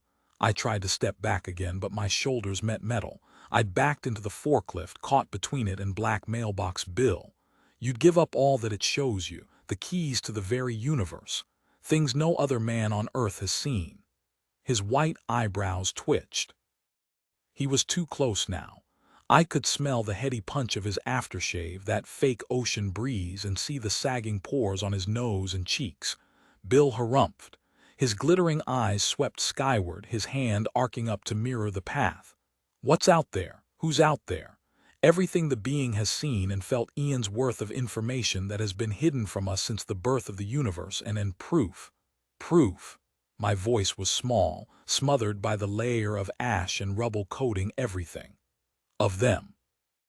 The words hissed out of him like air from a tea kettle. His eyes bulged in their sockets, all the manic energy of Nick but none of the warmth. "Of where they come from. Of what lies beyond the limits of our human understanding and the technology we have to advance it." He took another step, trembling. "When you close your eyes you see it, don't you?" he whispered, wispy brows knitting together as his gaze darkened with focus. "All that light, and that sound, the sound you can feel. The voices, zillions of them, whole civilizations that came before us and maybe even those that come after us, all drawn into that same timeless place. You still can feel that, can't you? You haven't wasted too much yet, have you, Francis?" "I need to go," I said, heart thudding as he pressed in tighter. "That feeling of utter connection. There's nothing else like that. Nothing, and believe me, I've looked. There isn't a drug or a piece of art or a temple on this earth with a feeling like that bliss. No amount of money can buy your way back to that pool of light and all those voices." And his words caught in his throat. He seemed suddenly sick, his skin sheened with sweat, his legs wobbly as he took another step. "All that light. I really need to go," I said again. "My brother will be wondering where I am." Outside, thunder rumbled and the darkness in Bill's eyes cleared. His mouth softened and he blinked rapidly like he was caught off guard to see me standing there. "Yes, yes, of course. And he won't be the only one. We can discuss this more at the safe house." Safe house? I wasn't going anywhere with Bill. Not with shaky, half-desperate Bill, whose voice went hoarse with awe when he talked about the creature in me. He adjusted his footing. "Francis, do you know what will happen if they find you?" He waited just long enough to make me wonder whether the question was rhetorical, then went on. "It won't matter whether you've got any of the extraterrestrial left in you or not. They'll want to test it. They'll tell your folks they're taking you in for questioning. Oh no, not for something you've done, but for something they'll say you witnessed. Something you were exposed to, maybe. They'll say they need to run some tests, see whether your immune system's been compromised, courtesy of some Russian satellite that fell out of the sky or some such nonsense." The word satellite sent a dizzy wave through me. "You'll say you feel fine," Bill said. "But they'll frighten your folks enough to get them to sign some waivers, and next thing you know you're in quarantine. And as they're running some tests you'll realize, hey, I'm not feeling so well after all. You'll think they might have been telling the truth. When your parents come in to see you, they'll notice you're not looking swell. You won't be able to hide it, what with all the drugs they'll be pumping into your system. Your illness will progress quickly. One night your parents will be at your side, through a protective layer of plastic, of course, and the next morning they'll get a knock on the door letting them know their little girl didn't make it. Tragic, I know, Bill said, but hardly the worst part. The worst part is the body contaminated, highly toxic. It cannot safely be released. Your folks might be ticked, sure. Might even go so far as to call a lawyer friend, but things will be settled quietly in the end, with a check and a non-disclosure agreement. Now, Bill's eyes brightened and his eyebrows lifted. Will they actually kill you? I can't say. The accounts I have of this are from our end of things, Francis, the little guy, not the suits. I don't know what happens at that point. Maybe they keep you in a lead box and feed you on a tray pushed under the door until they're good and finished. Maybe when they realize there's no trace of your little friend left in you, they toss you into another round of unrelated experiments, the kind that's supposed to be illegal. The point is, you'll be more than dead to your friends and family. You'll be erased. He smacked his lips, beleaguered breaths grating out of him. That's what will happen to you, Francis, if you don't come with me somewhere safe right now. He knew about the satellite. He knew they were saying the field was contaminated. And staying here wouldn't keep me safe. If he could find me, they could too. Maybe he was right. I cleared my throat. I'll just let my brother know. Bill shook his head. They'll be monitoring your friends and family's calls. They're tracking your phone too. We've got to discard it and get out of here. They're likely on their way right now. My mind whirred, cycling through my options. Bill was a stranger, a strange stranger, but he was right about the phone. If TV and movies were any indication, a person with resources could use it to find me. Still, I wasn't going to get in a car with him, at least not alone. I have to get a hold of my brother. I sidestepped him, but Bill moved into my path, his hand held up, fingers splayed. I can't let you do that, Francis. Then it's lucky you can't stop me. I sidestepped again, but he was already in front of me, hands buried in the pockets of his members-only jacket. Francis, be reasonable. This is what's best for everyone, you, your brother, your friends, the being. Me be reasonable, I said. I'm a teenage girl, and you're the old man who came across the country to corner me in an abandoned mill. If you want to help me, then let me get out of here before anyone else turns up. I ignored the pain searing through my ankle and pushed past him. He snatched at my elbow and caught a fistful of sweatshirt. I tried to yank my arm back, but his other hand shot out and knotted into my hair, pain shrieking across my scalp as he dragged me toward him. I tried to scream, but one of his arms had already snaked around my throat, his papery palm flattening across my mouth, and his elbow pushing in on my windpipe so hard it made me cough. Stars popped behind my eyes, and my eardrums gave a red-hot throb at the sudden noise of the fire bells. I grappled at Bill's arm, but his grip only tightened as his other hand reached for something in his pocket. Another gun, I thought, with a burst of fear that sent a rumble of current through the warehouse. I clawed more viciously at his arm, and he jabbed the heel of his foot down hard on my ankle, making red explode behind my eyes. What had I done? What had I done, staying here with him when no one knew where I was? He'd freed the thing in his pocket, and in my peripheral vision I watched him whip the white rag out, then bring it toward my mouth. I could barely breathe as it was, and then the damp rag was being plastered over my nose and lips, his palm cupped over it. I couldn't breathe at all. Couldn't breathe, couldn't smell or taste whatever was on the rag, but I had an idea of what it must be. Don't worry, he coughed. The energy won't be wasted. Just like when the gel receptacle was destroyed, the being will leap to the nearest body when its current host dies. A quiver ran down my center as I thrashed against him. The room seemed to pulse around me, shrinking as it went. The corners of the room fuzzed and dimmed until all I could focus on was the block in my throat and the buzz building in my middle. I tried to concentrate, but panic sent my mind and gaze zigzagging uselessly. They hit the clock over the front doors, still quietly ticking out time 5 years after anyone was left to watch it. Tick, tick, tick. How long had it been since I'd breathed? My limbs felt heavy and clumsy, but still that buzz was there, zealous, eager, use me, it seemed to say. The forklift, I thought. If I could power up the forklift, it was already angled right toward us. But even as the buzz was building, the world was getting foggier. My legs were turning into jelly and my lungs were stuttering. In the movies, this always looked so quick, painless. A chloroform-soaked rag swept over the mouth, eyes rolling back, knees dipping, an unconscious body caught by people in black uniforms. For me, it was 5 minutes of clock hands ticking, 5 minutes of fighting for breath, of lungs burning, imploding, and feeling like I was going to die before the world started disappearing, blotting out bit by bit. The ground turned soft as warmed butter under my feet. And then a red face punctuated by curling white eyebrows was over me, a voice melting out of it, slowing impossibly. "I am sorry, Francis," Black Mailbox Bill said.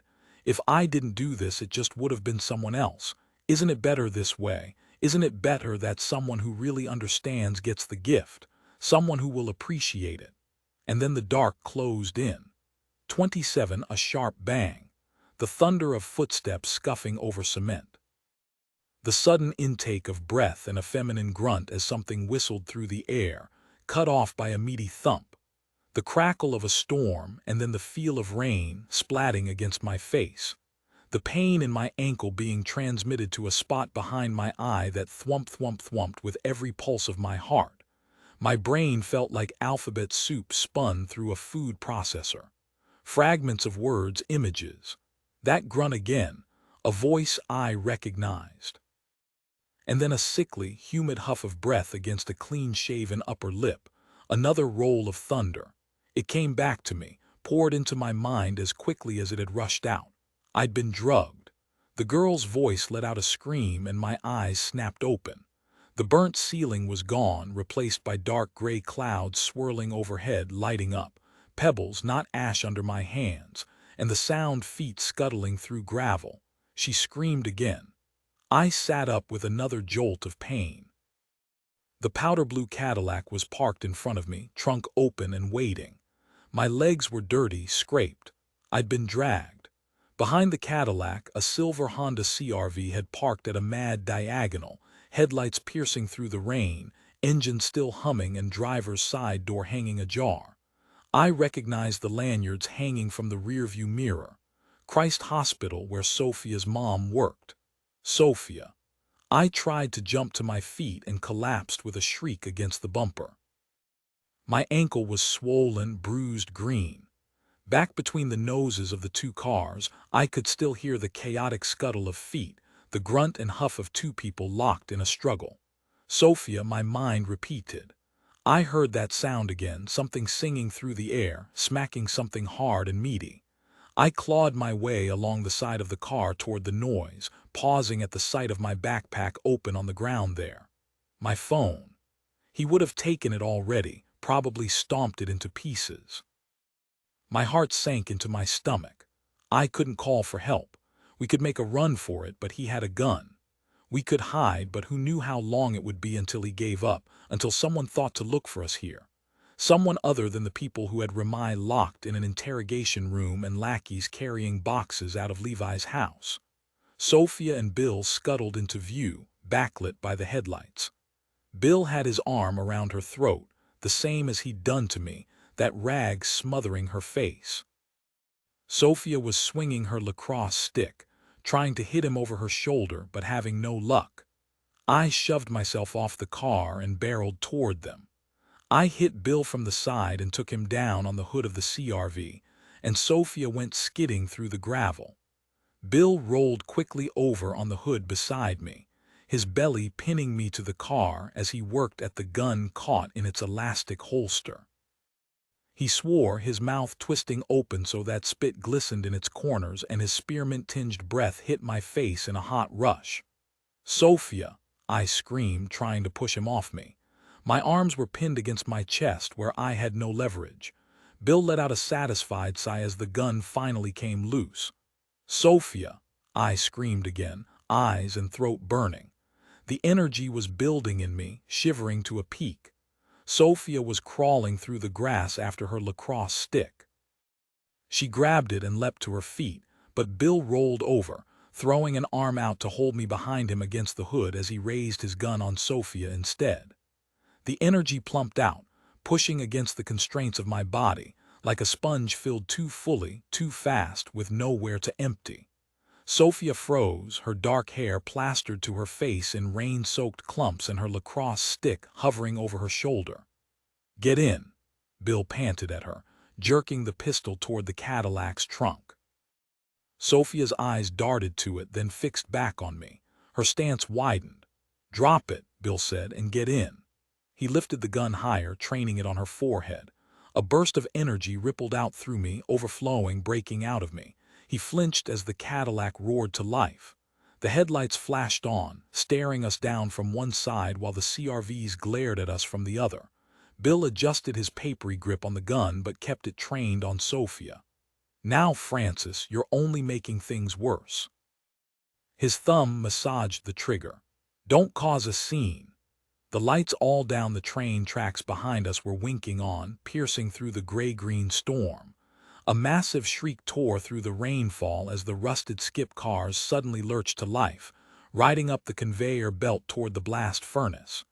Bill swore but didn't move. His car alarm had tripped, the CRVs too, triggering a strobe effect on the headlights. He spun in place, looking toward the access road he'd taken to get here. I took my chance. I ran toward the Cadillac, and Sophia dove behind its trunk as Bill's gaze snapped back and the first bullet went off. I threw the driver's side door open and hurtled inside, jerking the car into gear and slamming the gas. Bill's eyes went wide in the fluorescent white of the lights as I shot toward him. His hands lifted at his sides and his mouth dropped open in an ellipse as I sped toward him. I could hear Sophia screaming, running alongside the car. "No, Fran, no." She darted out in front of me, hands waving frantically, and I hit the brakes as hard as I could, spinning the wheel to miss her. Lights shattered and popped all down the tracks, and I jumped out of the car the second it screeched to a stop. Bill was screaming, bent in half with his hands cupped over his eyes. Sophia was holding something small and pink up defensively in front of her as she bent to scoop his discarded gun off the ground. She looked at me, blood dripping down her Cupid's bow, breathing hard. I froze, staring back at her, shaking from fear and confusion and fatigue and pain. I had almost died. I had almost killed someone.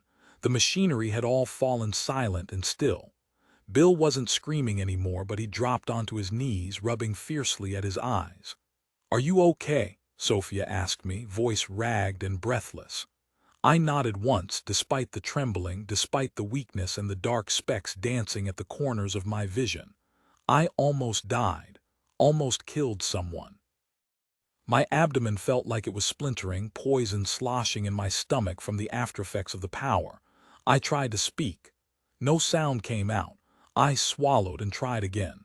"How do you do that?" I barely whispered.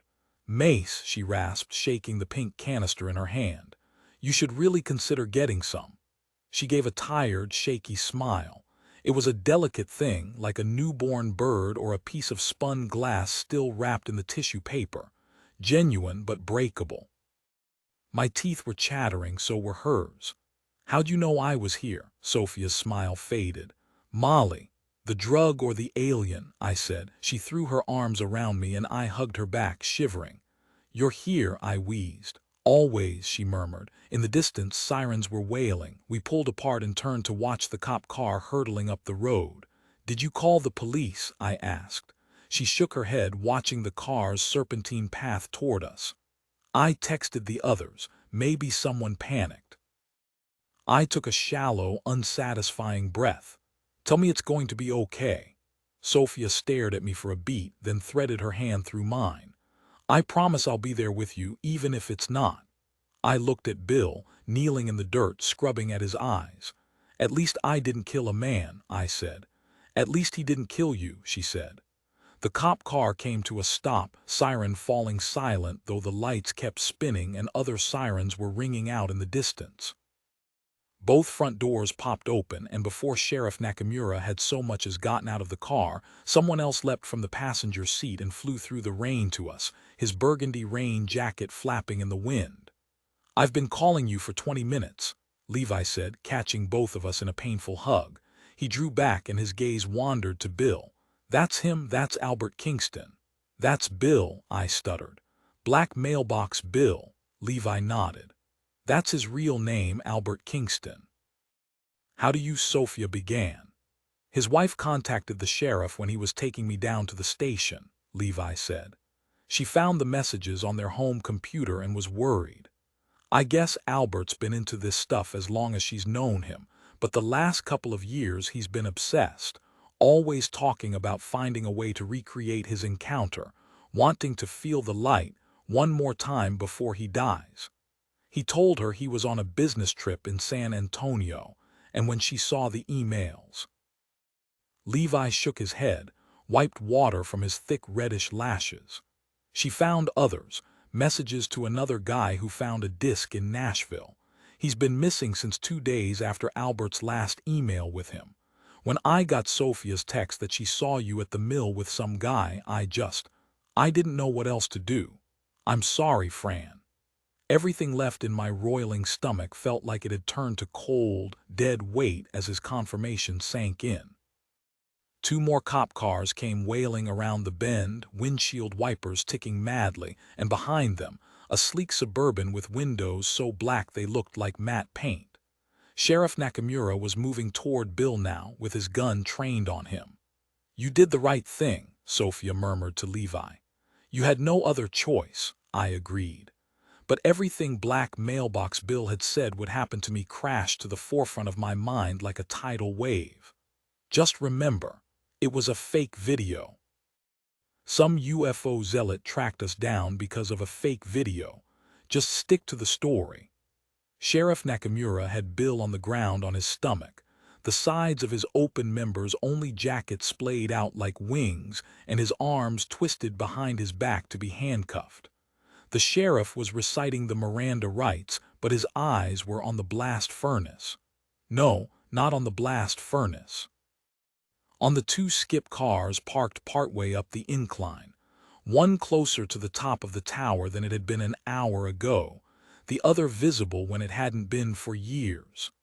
Sheriff Nakamura's eyebrows pinched together, and his mouth stopped moving as he studied the building. I gripped the Nautilus shell and focused on that, clearing my mounting anxiety before I could send the skip cars shooting off the ramp into the sky, right before the eyes of the blazer-clad woman stepping out of the black SUV, followed by the man in fatigues who'd been driving.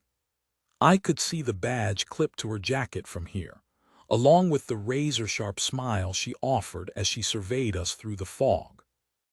Sheriff Nakamura dragged Black Mailbox Bill to his feet, his eyes still puffy and red, and as the sheriff led him past us toward the cruiser, Bill Albert looked between me and the FBI agent approaching in low, sensible heels.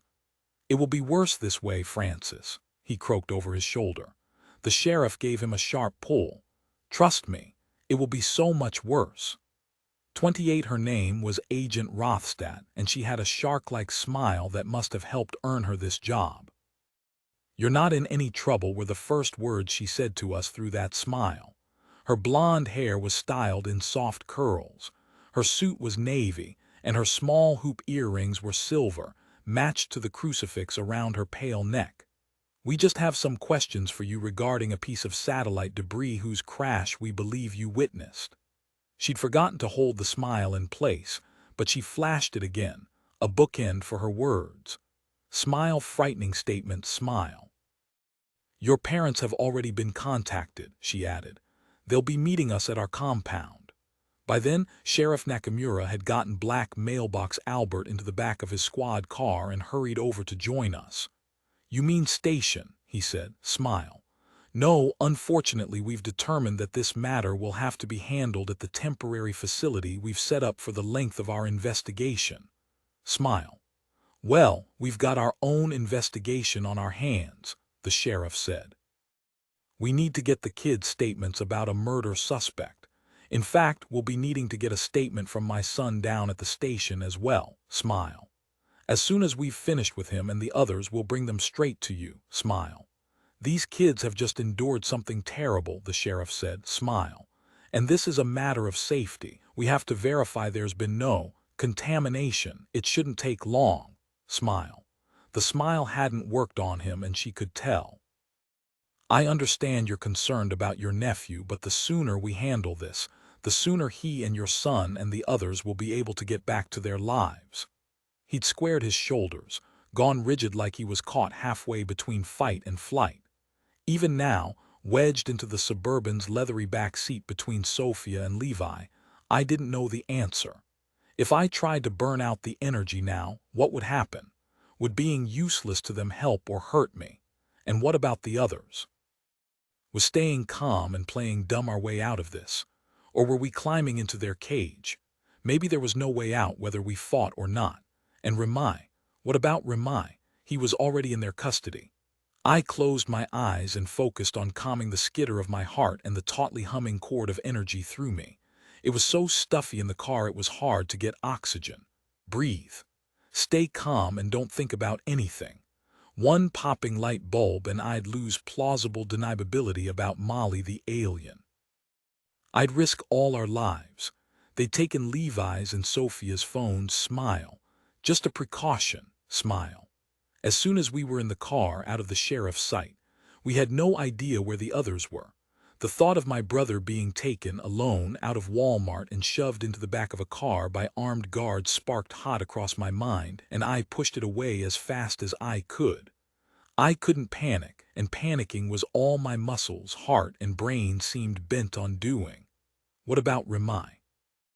Don't think, don't think, don't think.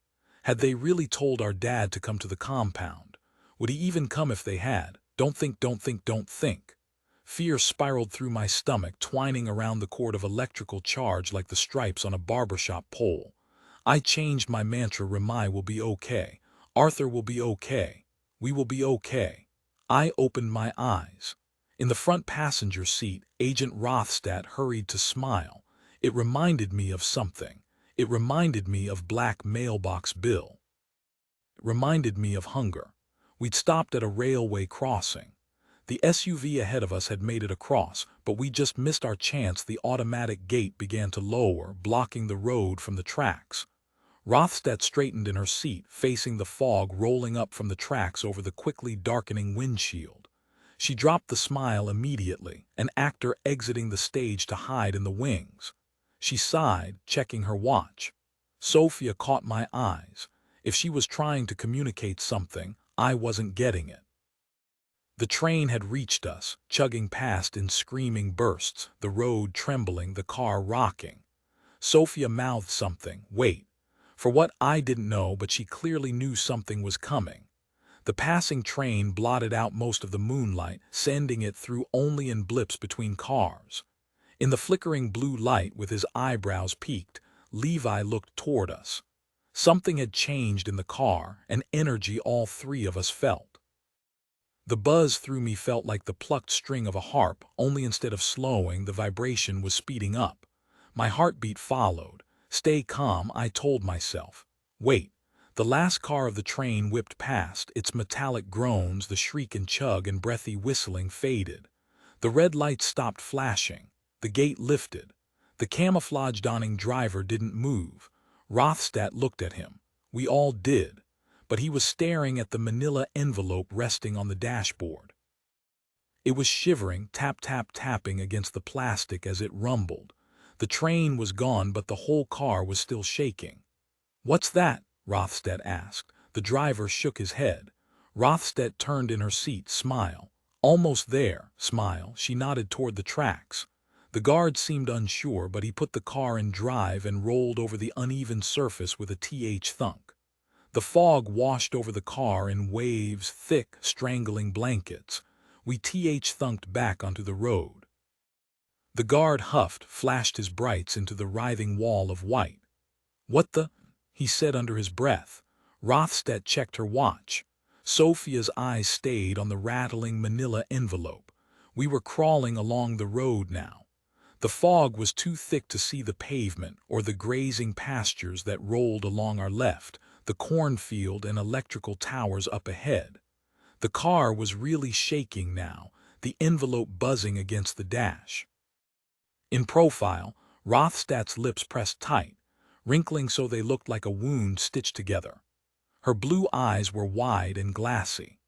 The car was silent except for the slow squeak of the wipers against the misty windshield and the feverish tapping of paper on plastic.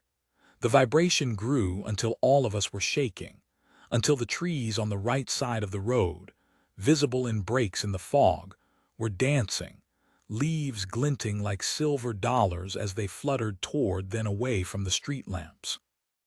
The vibration had a sound now, not like the train whooshing past, a rumble like earthbound thunder. "Stop the car," Rothstadt said. The guard already had, but he put the SUV in park. In the rearview mirror, I could make out the Suburban that had been following us, and it stopped as well. "Stay with the witnesses." Rothstadt swung the door open and climbed out, shoes clicking as she walked along the headlights trail. She paused, staring into the foggy night, her blazer taut on her lifted shoulders, her hand resting at the gun on her hip. She turned back, hand cupped over her eyes to block the light as she stared through the front window. She shrugged and her voice reached us dimly.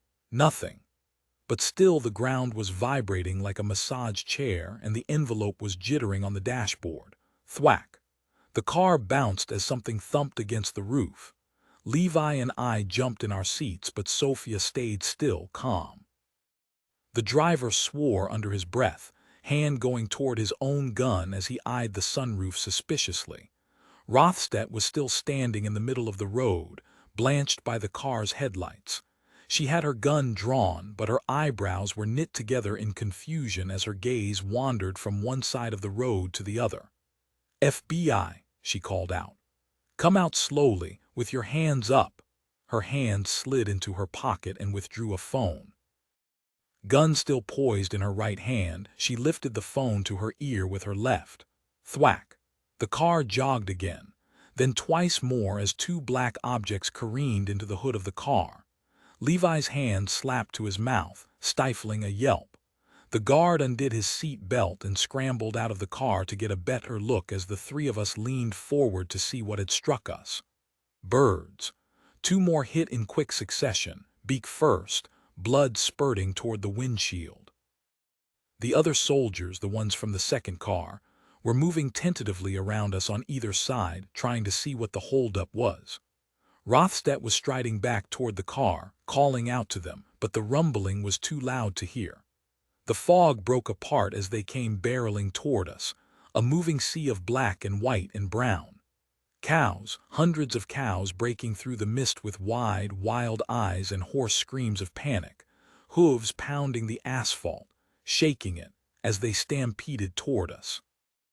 Rothstedt and the others dove out of the way as the crush of cows hit the front of the car like a wave, breaking around it, surging past on either side, their noise drowning out the shouted commands of Rothstedt and the others. "You knew," Levi crowed enthusiastically.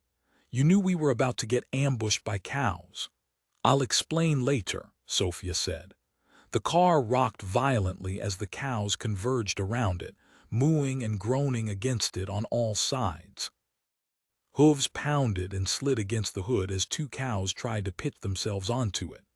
Gaping mouths and wild eyes pressed in against the windows, thick tongues drawing patterns of slime on the glass as the animals pounded against the car. The herd hit the left side of the car so hard the tires lifted off the road, and all three of us screamed as they slammed back down, just in time for the right side tires to catapult off. Snatches of shouts broke through the chaos. Camouflage was visible in flashes as the soldiers tried to push through to reach us. Sophia gripped my arm and shouted over the noise, "Are you ready?" Ready for my voice wrenched into a scream as another slam against the left propelled the car over, glass shattering on impact, raining down on us from the uptilted left side of the car. Hanging hard against my seat belt, I threw my arms over my head as glass fell on us like confetti and cows pushed in around the window. still suspended in his seat belt.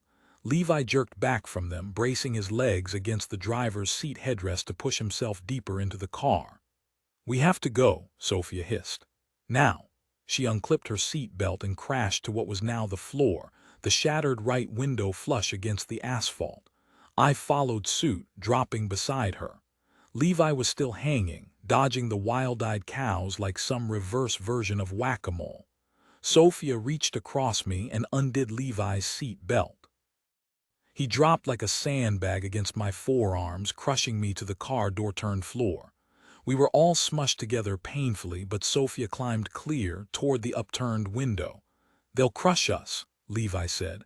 "Or we'll get shot," I added. Sophia looked back over her shoulder, her face dark in the foggy night. "Can you trust me? Just once, I need you to." We wouldn't always have each other. No one could have a guarantee like that. But so far, Sophia had come through for me every single time we needed someone. Every time I needed them. "Of course we trust you," I answered for both of us. Sophia nodded. "On the count of 3, Franny's going to take out the lights. As soon as that happens, we run. Follow me, okay? Unless they're too close, then go wherever you can and hide. I'll come back for you. I'll find you. You don't need to contact me." She waited a moment for me and Levi to nod, then she did too. She turned toward the shattered window, bracing her feet against the seat, cupping her hands against the fragmented edge of the window. "1." She jogged herself, like she was warming her muscles for the jump. A gunshot snapped through the cool night, but the cows didn't disperse. They just became more agitated, frantically kicking at the car. "2," Sophia said. I closed my eyes, felt the hot thrumming cord through my center, the series of not-quite muscles I'd found that night locked in the Jenkins house basement. I flexed them, felt the energy jittering as it surfaced, eager to be unleashed. I adjusted my crouch, getting my weight over my feet so I could spring out as soon as Sophia had cleared the car. I focused on my heartbeat, on Sophia's and Levi's breathing. White unfurled across my mind, and when it faded, I saw the velvety darkness, felt the cold air batting against me, the glittery streaks rushing past on every side, singing as they went. The still pool waiting to swallow the light. I finally understood what Bill had meant. What a shame it would be to lose this. How lonely my own body might feel when the being sharing it with me left, taking with it whole worlds I'd never know. The power built. I could hear it singing through me. The shouts and moos, the gunfire and crinkle of grass, and the distant barking of some farm dog all faded into a rush like tinnitus beneath the voice. Soft, warm, massive, pushing against my confines, and then 3, breaking out. The console, the headlights, the street lamps, the radios and cell phones, the lamps on yellow laminate tables in kitchens blocks away, the low-slung wires dancing through the rolling fields on silver towers. I felt myself or Molly. Touched them all, felt them light up under contact. My eyes snapped open on all-encompassing light, light so bright no images came through it. And just as my eyes began to adjust on Sophia's tennis shoes scrambling out of the car, everything went black again. A haze of colored pixels exploded across my eyes, afterimage burning on my retinas, but I didn't wait for it to clear. I hoisted myself upward, palms meeting rubber, metal, and glass, shoulders hitting fur and muscle, wet tongue on my cheek, breathy snort on my neck as I scrambled, unseeing, into the night. My ankle raged as I dropped beside the car, collapsing on the street. I rolled sideways as fast as I could, slamming into hooves that danced near my head. I pushed myself off the ground, batted back and forth by the sea of bodies as my eyes adjusted to the velvety night, latching on to fragments of moon-streaked fog. I tried to run, but my footing was unsure, my legs unsteady. It wasn't just the darkness or my ankle, or that every shambling step I took brought me into another haunch or snout or tail. My whole body ached. Pain seared behind my eyes, and nausea wriggled through my abdomen like it was looking for an exit. The cord of energy in me felt strong, like it was close to the surface and my body couldn't handle it. Bent in half, I shoved off the side of a cow and stumbled forward through the pitch-black street. I couldn't see the soldiers or Agent Rothstadt. I couldn't see anything but flashes of fur, shimmers of starlight fluttering across pale branches. Where was Sophia? Where was Levi? A spasm of pain rocked me off balance again, sent me doubling over just to catch my breath. What was happening to me? I reached out, grabbed for anything, and caught a tree trunk, pushing myself upright, turning in a circle as I searched for the glint of the overturned car. The current of cow bodies had carried me farther than I'd realized. I was a yard into the woods on the far side of the street from the field. The road itself was still in chaos, soldiers and cows crashing into one another, blocking each other's way. 3 cows peeled off from the writhing mass and thundered toward me. I dragged myself along branches, gritting my teeth to keep from screaming in pain as I ran. I glanced over my shoulder. The cows were closing in on me, the white rings around their eyes suddenly visible as they hit a patch of moonlight. They were scared, I realized. Not running at me, but running from something. 2 veered left around a thick spruce and the third cut to the right, revealing the thing bounding after them, leading them toward me. Long white fur turned silver by the moonlight, ears wicked back, and tail juddering anxiously side to side. Droog. A bark snapped out of her as she came toward me. I expected her to come to me, but she barked again as she ran past, leaving me to stare, confused, after her. I couldn't get my bearings, couldn't understand anything really, except that she'd been herding the cows that had rushed our car. I jumped as someone grabbed my shoulder from behind, spun toward the panting person in a panic. Sophia, follow her, she got out between breaths, hitting my back between the shoulder blades to get me moving. Where's Levi? I asked as we took off again. A crash in the woods to our right answered. His silhouette waved an arm over his head as he jogged alongside us. Let's go, Sophia warned. We followed the flash of speckled white through the brush. Where are we going? I hissed. The corners of Sophia's mouth twisted into a grimace. She either didn't know or wouldn't say. I didn't ask again. Every time I told myself not to think about the pain, it seemed to double. And when I started to stumble, Levi grabbed my elbow and hauled me back up, tugging me along. There were voices behind us, flashlight beams. The whip of chopper blades picked up at our backs. Wherever Droog was leading us, it had to be close. She'd started to double back to check on our progress, bounding back out of sight for a minute at a time, then circling us, drawing us nearer to the destination, herding us. Muffled voices called out through the woods as we moved, and to our left, the trees thinned and splashes of shocking light caught on something white and glossy in the distance. It stretched out indefinitely alongside us, and as a breeze rolled through, rustling the woods, the white thing rippled. That must be the compound, Levi whispered, tipping his head toward it. It was something like a massive white tent, I realized, with hallways tunneling off in different directions, nearly as big as our high school. I stopped short and stared through the dark trees, finally piecing everything together. Halfway between us and the massive tent, there was a strip of gravel road, lined with semi-trucks, blazing white under the glare of the floodlights mounted on tall structures every few yards along the tent, washing the already muted colors from the camouflage print fatigues of the figures moving around in the street. A taste like hot metal rushed over my tongue. Droog had led us right back to Jenkins Lane, to the makeshift compound we'd been trying to escape.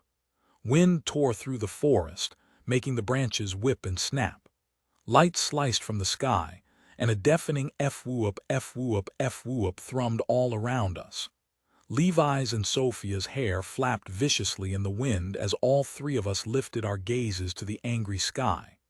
A black helicopter cut across it, suspended by the furious snap of its blades. The noise amped up as 2 more appeared, lights scouring the woods and field beyond. A wave of panic raced through me, hot and electric. Every light in the field around and inside the tent, shining down from the helicopters, The truck's headlights surged in response, went blindingly white for an instant, then cut out just as fast as the power overcame the wiring. The world plunged into darkness. The whirring overhead slowed. The wind pattern changed as something massive dropped like a cartoon anvil toward the field. Voices called out in every direction. "Franny!" Levi grabbed my arm and yelped as a spark jumped between us. The sight of him stumbling back snapped me out of it. The power coursing through me hit a wall, and my fragmented senses clicked back into place seconds before the helicopters would have smashed headlong into the tent and anyone inside of it. The lights flickered back on. The blades spun to life, and the choppers jerked upward out of their nosedives. Beside me, Levi was pulling his own hair and gasping to catch his breath like we'd been the ones to very nearly die. "Oh my God," I wheezed. "Oh my God, I'm sorry. I almost—" Sophia touched my arm. "But you didn't." She nodded toward the blur of white and fur zigzagging ahead of us through the backyard of the Jenkins house. "We have to go." My feet finally unfroze and we went back to running, chasing a border collie through the woods, but the block of ice in my chest didn't thaw. 29, where are we going? Levi repeated my question as we ran. "Soph," I prompted through gritted teeth. The pain in my ankle returned with renewed fervor, competing with the dizziness and nausea that kept bending me over. Sophia shook her head. "I knew someone was coming for us. I could see them leading the cows, but I figured it'd be Arthur or Nick or something. Now it makes sense why my viewpoint was so low." "That's how you knew what was happening?" Levi asked, voice cracking. "You were reading Droog's mind, like you read ours." "I guess. I mean, she must have been affected by Molly too. It's the only—" She jumped out of the way as Droog circled back at top speed, then went on.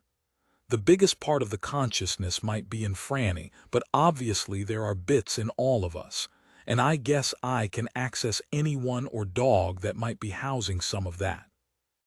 "Well, at least we're getting the mechanics of this down," Levi said, determined to be optimistic despite the choppers circling overhead. "So we don't know what we're doing or where we're going?" I asked. "I figured she knew what she was doing," Sophia cried. "My dog, Sophia. There's being open-minded, and then there's this time." I jumped out of the way as Droog wound another circle around us. My gaze followed her trail through the trees, but she made a sharp turn before she reached the Jenkins house and bounded toward a copse of trees halfway between us and the decrepit back door, on which block letters sprayed in yellow paint read "Murderer." "I know she's a dog," Sophia said, "but we're just humans, and that doesn't stop you from giving the streetlights of Splendor electroshock therapy. Droog just led a stampede to break us out. I thought she had a plan." Droog came to an abrupt stop in front of the cave, pitching her front paws onto the ledge over its mouth. "SHH."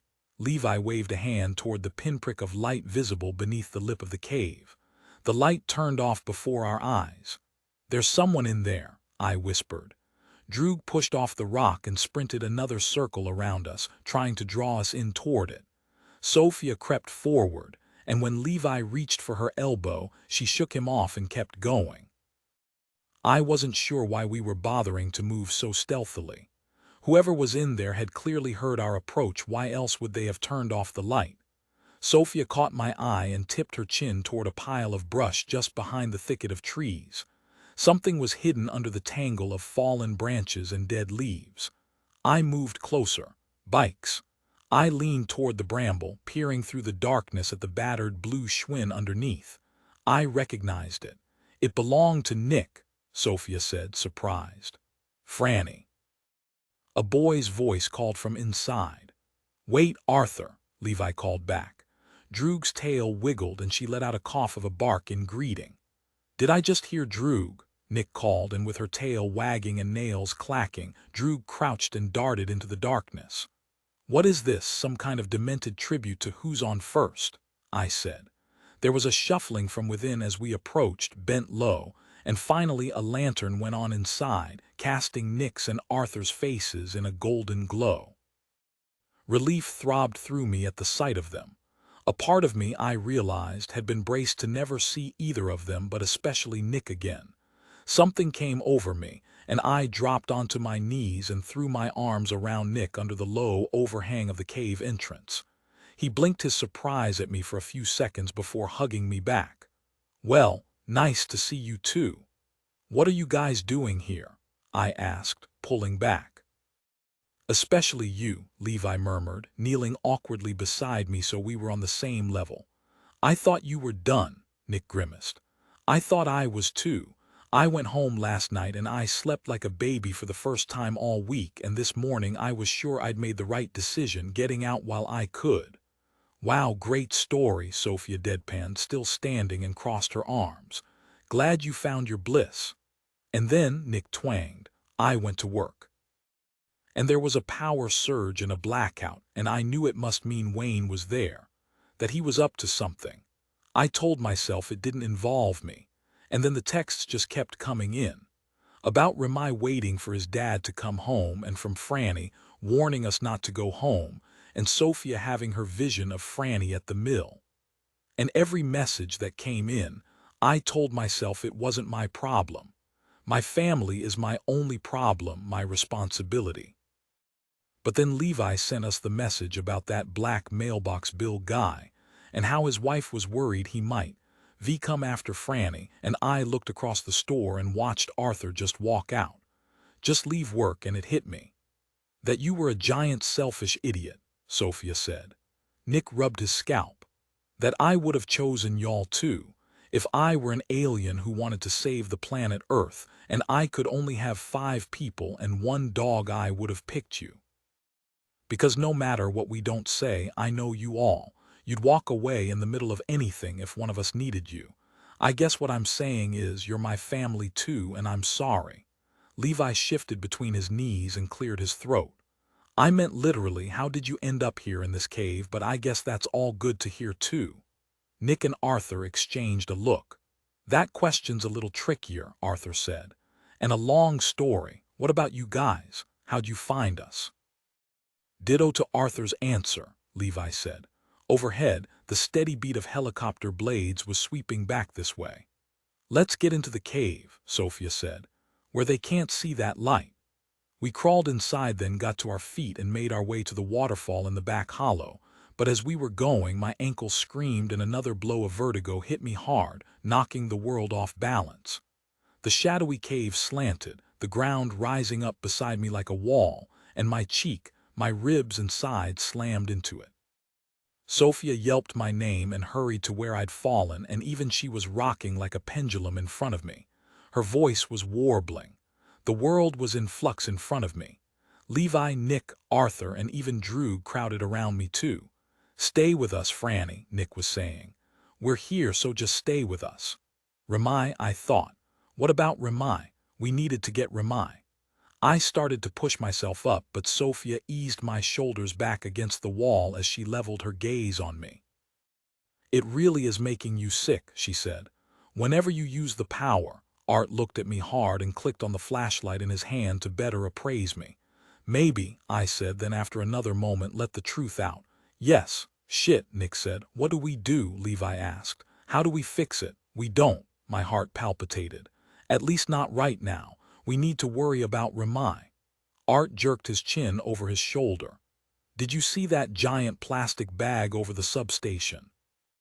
"We think that's where he is." Levi nodded. "That's where Agent Rothstat was taking us before we escaped." "Agent Rothstat," Nick said. "Escaped," Arthur said. "We were rescued, actually," Sophia said, "by your dog." I took a deep breath before launching into the whole story as quickly as I could. "So we can use it up," Arthur said when I'd finished. "That's why your scars have been shrinking." "Oh," Sophia said. "Okay, we're not going to latch too tightly on to the part where we almost died. According to Bill Albert, every use of our abilities should let off some of the energy in us," I answered Arthur.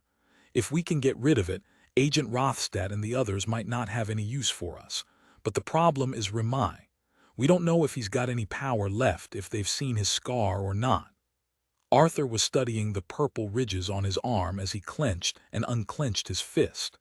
"What about me? How am I supposed to get rid of my scars when Molly totally stiffed me? Look, dude, Sophia said.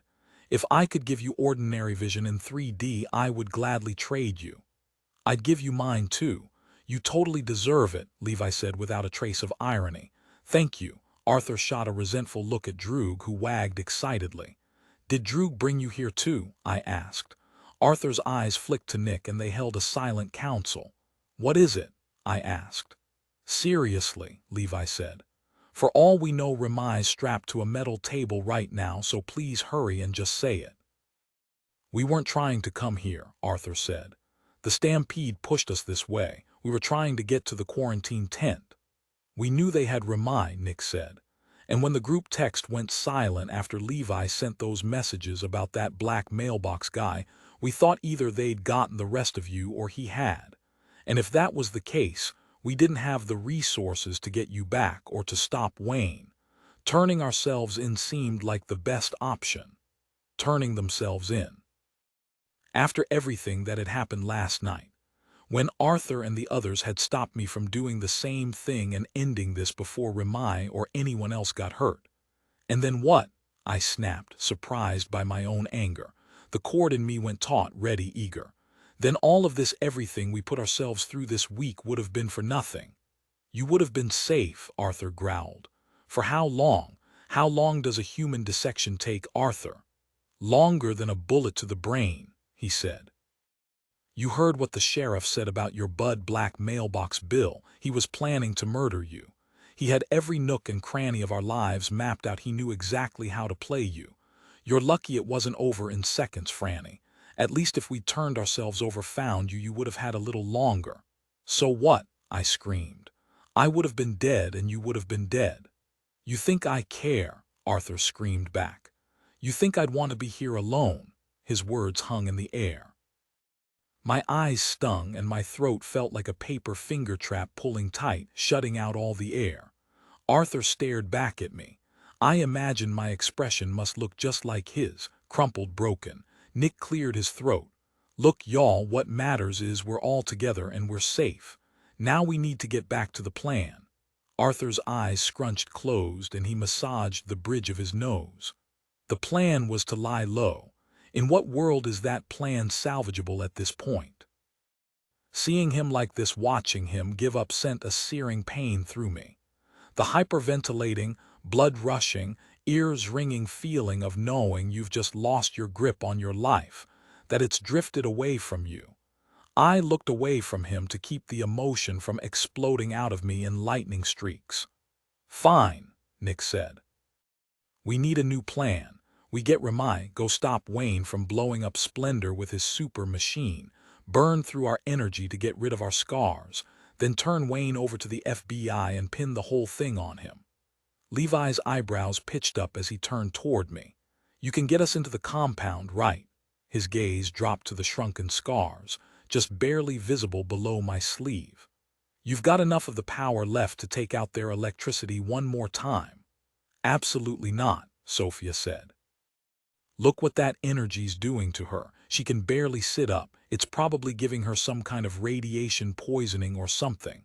I've got enough, I said. Sophia pressed a palm to her forehead, rolling circles against it. Franny, I've got enough to cut their power, I repeated. I've got nothing to stop bullets. Levi gave a half-formed shrug. They won't fire on us. They need us. There's a lot of them, Arthur said. Even without electricity, we won't be able to get through all of them. We need a distraction, Nick said. Get them busy before we make our move. The only thing that's going to get those soldiers out of that compound, I said, is me. And if your electrical blast is on the other side of town, Sophia added, then it's not here cutting the compound's power. So we've got to Ferris Bueller them, Levi said. Say what now? Nick said. Oh, come on, you guys have seen Ferris Bueller's Day Off. John Hughes at his best. Matthew Broderick has an epic day skipping school. If you have a point, you should make it before Nick pulls your underwear over your head, I warned. He sets up a fake Ferris to trick his parents, a complicated system of pulleys and recordings and a Ferris dummy so that when his parents come in they think he's in bed sick like he told them he would be. Levi, I love your zeal, I said. Truly, it's inspiring. But I suspect a Franny doll won't fool Agent Rothstadt. Arthur snapped his fingers and pointed at Levi. We need a fake light show. We need to make a blackout. There's no way, Sophia said. Unless someone in this cave has access to 500 vacuum cleaners and the world's longest power strip. I do, Nick said. At first I thought he was joking, and Sophia's and Arthur's matching expressions of irritation suggested they did too. But Nick wasn't smiling. My mom, you know, she keeps stuff. He cleared his throat. Like Arthur mentioned last night. She's a hoarder, Levi volunteered. Thinks we need to be prepared for the apocalypse, Nick said. The point is, a few months back you could barely move. It was disgusting. Cat hair all over everything. Cat turds you couldn't get to because they were shoved so far back between towers of LL Bean catalogs and jumper cables and generators, mostly broken or expired junk she buys on eBay. So I started cleaning it out when she was sleeping. Only I couldn't really get rid of anything in case she noticed it was gone. So Ramai loaned me his car and I put it all in storage. He let you drive his car, Levi said. Am I the only one who hasn't? If you've got a storage unit, I guarantee the FBI already has someone sorting through it, Sophia said. Then it's a good thing I didn't put it in a storage unit, Sherlock. 30 with Ramai's car, it would have taken 7 minutes to get to the derelict but still functioning movie theater across from Walmart. As it was, skirting through the shadows on bruised ankles and empty bellies, it took an hour and a half.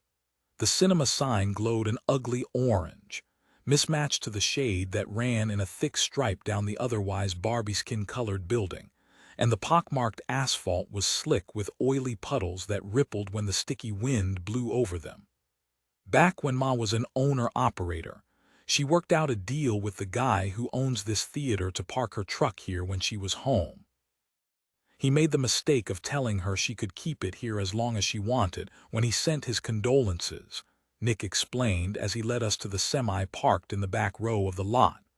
It was supposed to be a temporary break, a bereavement leave of absence. Nick leapt onto the tailgate and fumbled with the padlock.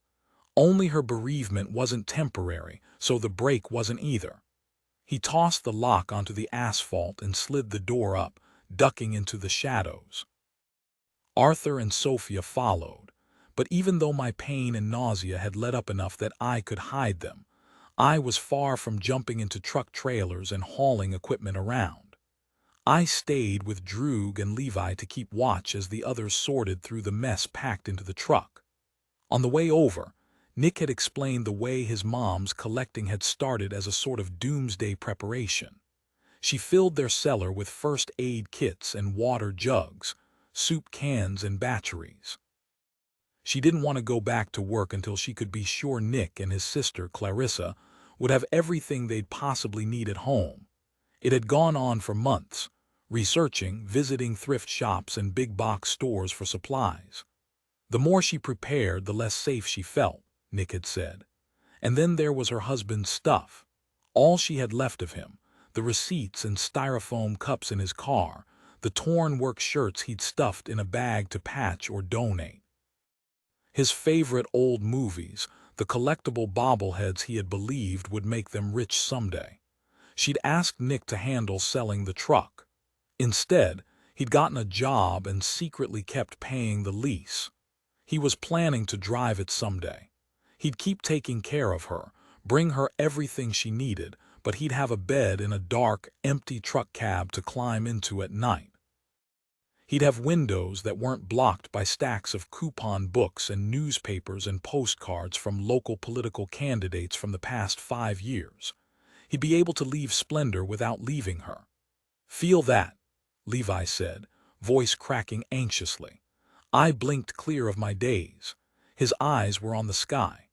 The 24-hour glow emanating from the cinema sign mixed with the moonlight beyond the swirling black clouds to cast the night sky in an eerie gray-green. A wave of warm wind hit me, wheezing and whistling, rattling the metal door of the trailer. The throaty rip-rip-rip of helicopter blades sliced through the quiet. They must be doing another sweep, Levi said. He grabbed Droog, and we climbed into the claustrophobically packed trailer as quickly as we could. Arthur looked up from the tangle of Christmas lights he was wrapping around his arm. "The helicopters are looking again," I said. "They're all the way out here." Arthur looped an extension cord around his neck like a scarf. "Then we'd better hurry and give them a show. Levi, grab what you can. As soon as the sound stops, we've got to move." Levi and Sophia took a load of stuff across the street to Walmart, while Nick, Arthur, and I worked furiously in the movie theater parking lot, starting with the Christmas lights. 58 strands, plugged back to back, zigzagging through the lot with the final plug ending near an outlet we'd found behind the hedges on the side of the building. We'd hooked one power strip into it, and then plugged 6 more power strips into that and a few more into each of those. The plan was to plug the lights, and everything else we'd brought, into the power strips, then turn them on all at once.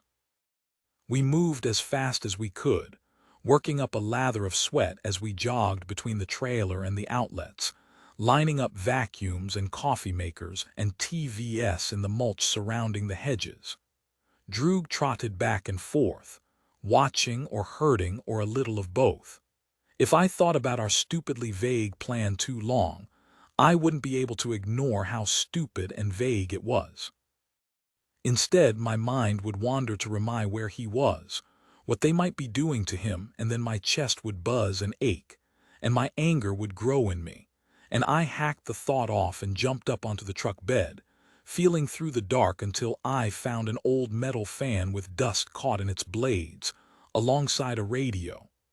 I grabbed both and hurried back to the hedges just as Nick and Arthur were setting down a microwave. "Seriously," Arthur said, wiping sweat from his top lip. "Your mom hasn't missed her microwave. Didn't you know?" Nick hunched over his knees as he caught his breath. "Microwaves cause cancer or syphilis or something. Plus she's got 4 others. Think she plans to weaponize them if Earth's last stand turns out to be zombies."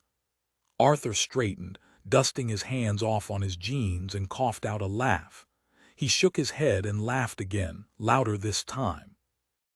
Nick started to laugh too, and for some reason, in my complete and utter exhaustion, my day's worth of fear, the sound was contagious.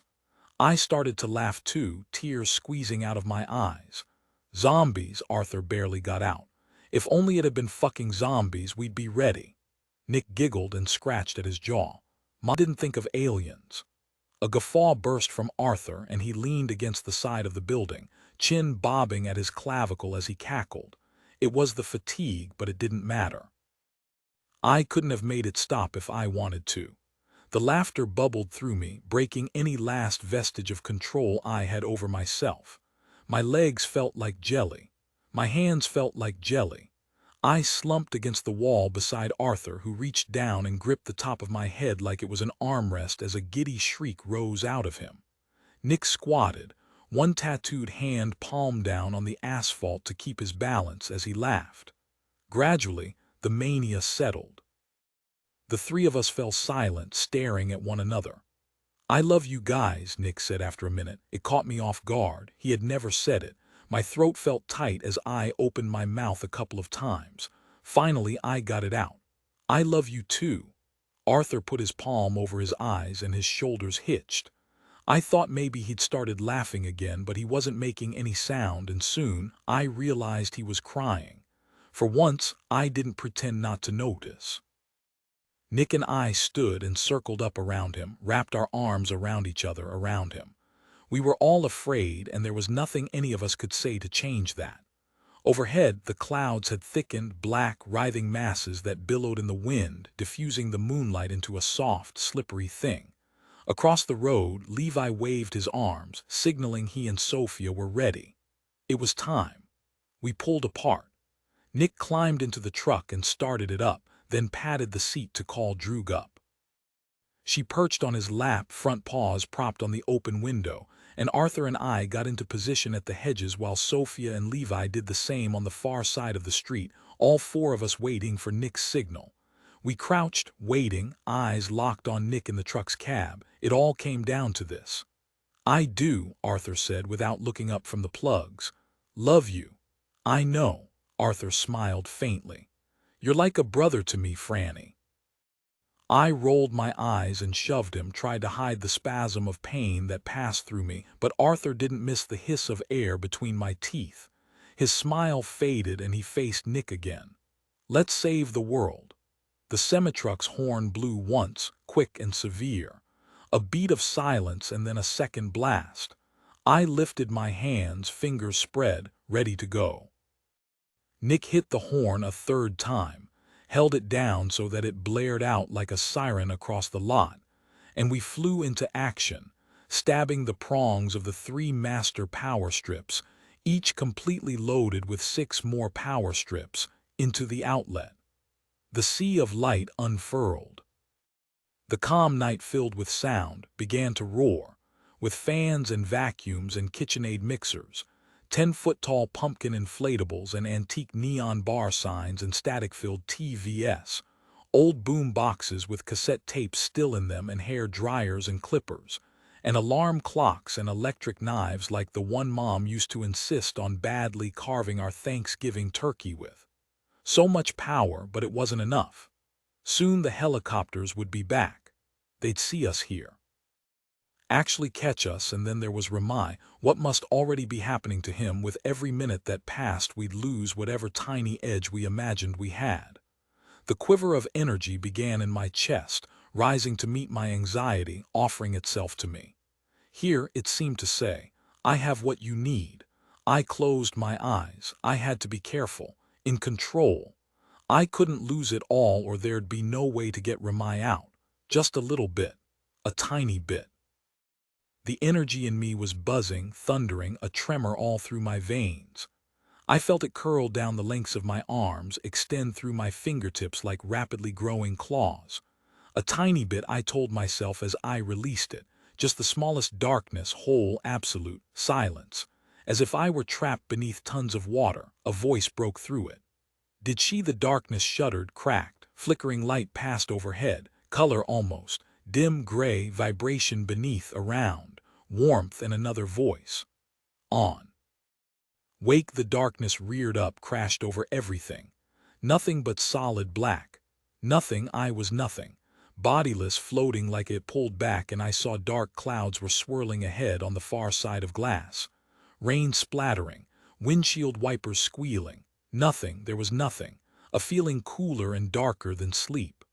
Automate, Franny, wake you. Absolute darkness, aloneness, pain flaring through me, metal in my mouth, water in my throat. My eyes flew open as I coughed. Hands passed over my back, pushing me up to sitting. Hands patting my shoulders roughly as I coughed, the tangy, thick liquid spilling out of my mouth and into my lap. My body ached. I tried to stretch, but my feet met resistance. Window, I thought dimly. Dark fields and telephone poles whipping past below my shoes. Wherever I was moving. To my left were 2 shadowed bodies kneeling. 2 shadowed faces. Moonlight hit them in ripples, lighting them up in ghostly blue. Arthur and Sophia. "You shouldn't have done that." Arthur's voice came out scratchy like he'd been screaming. I tried to stand, but Sophia's hands pressed me back down by the shoulders.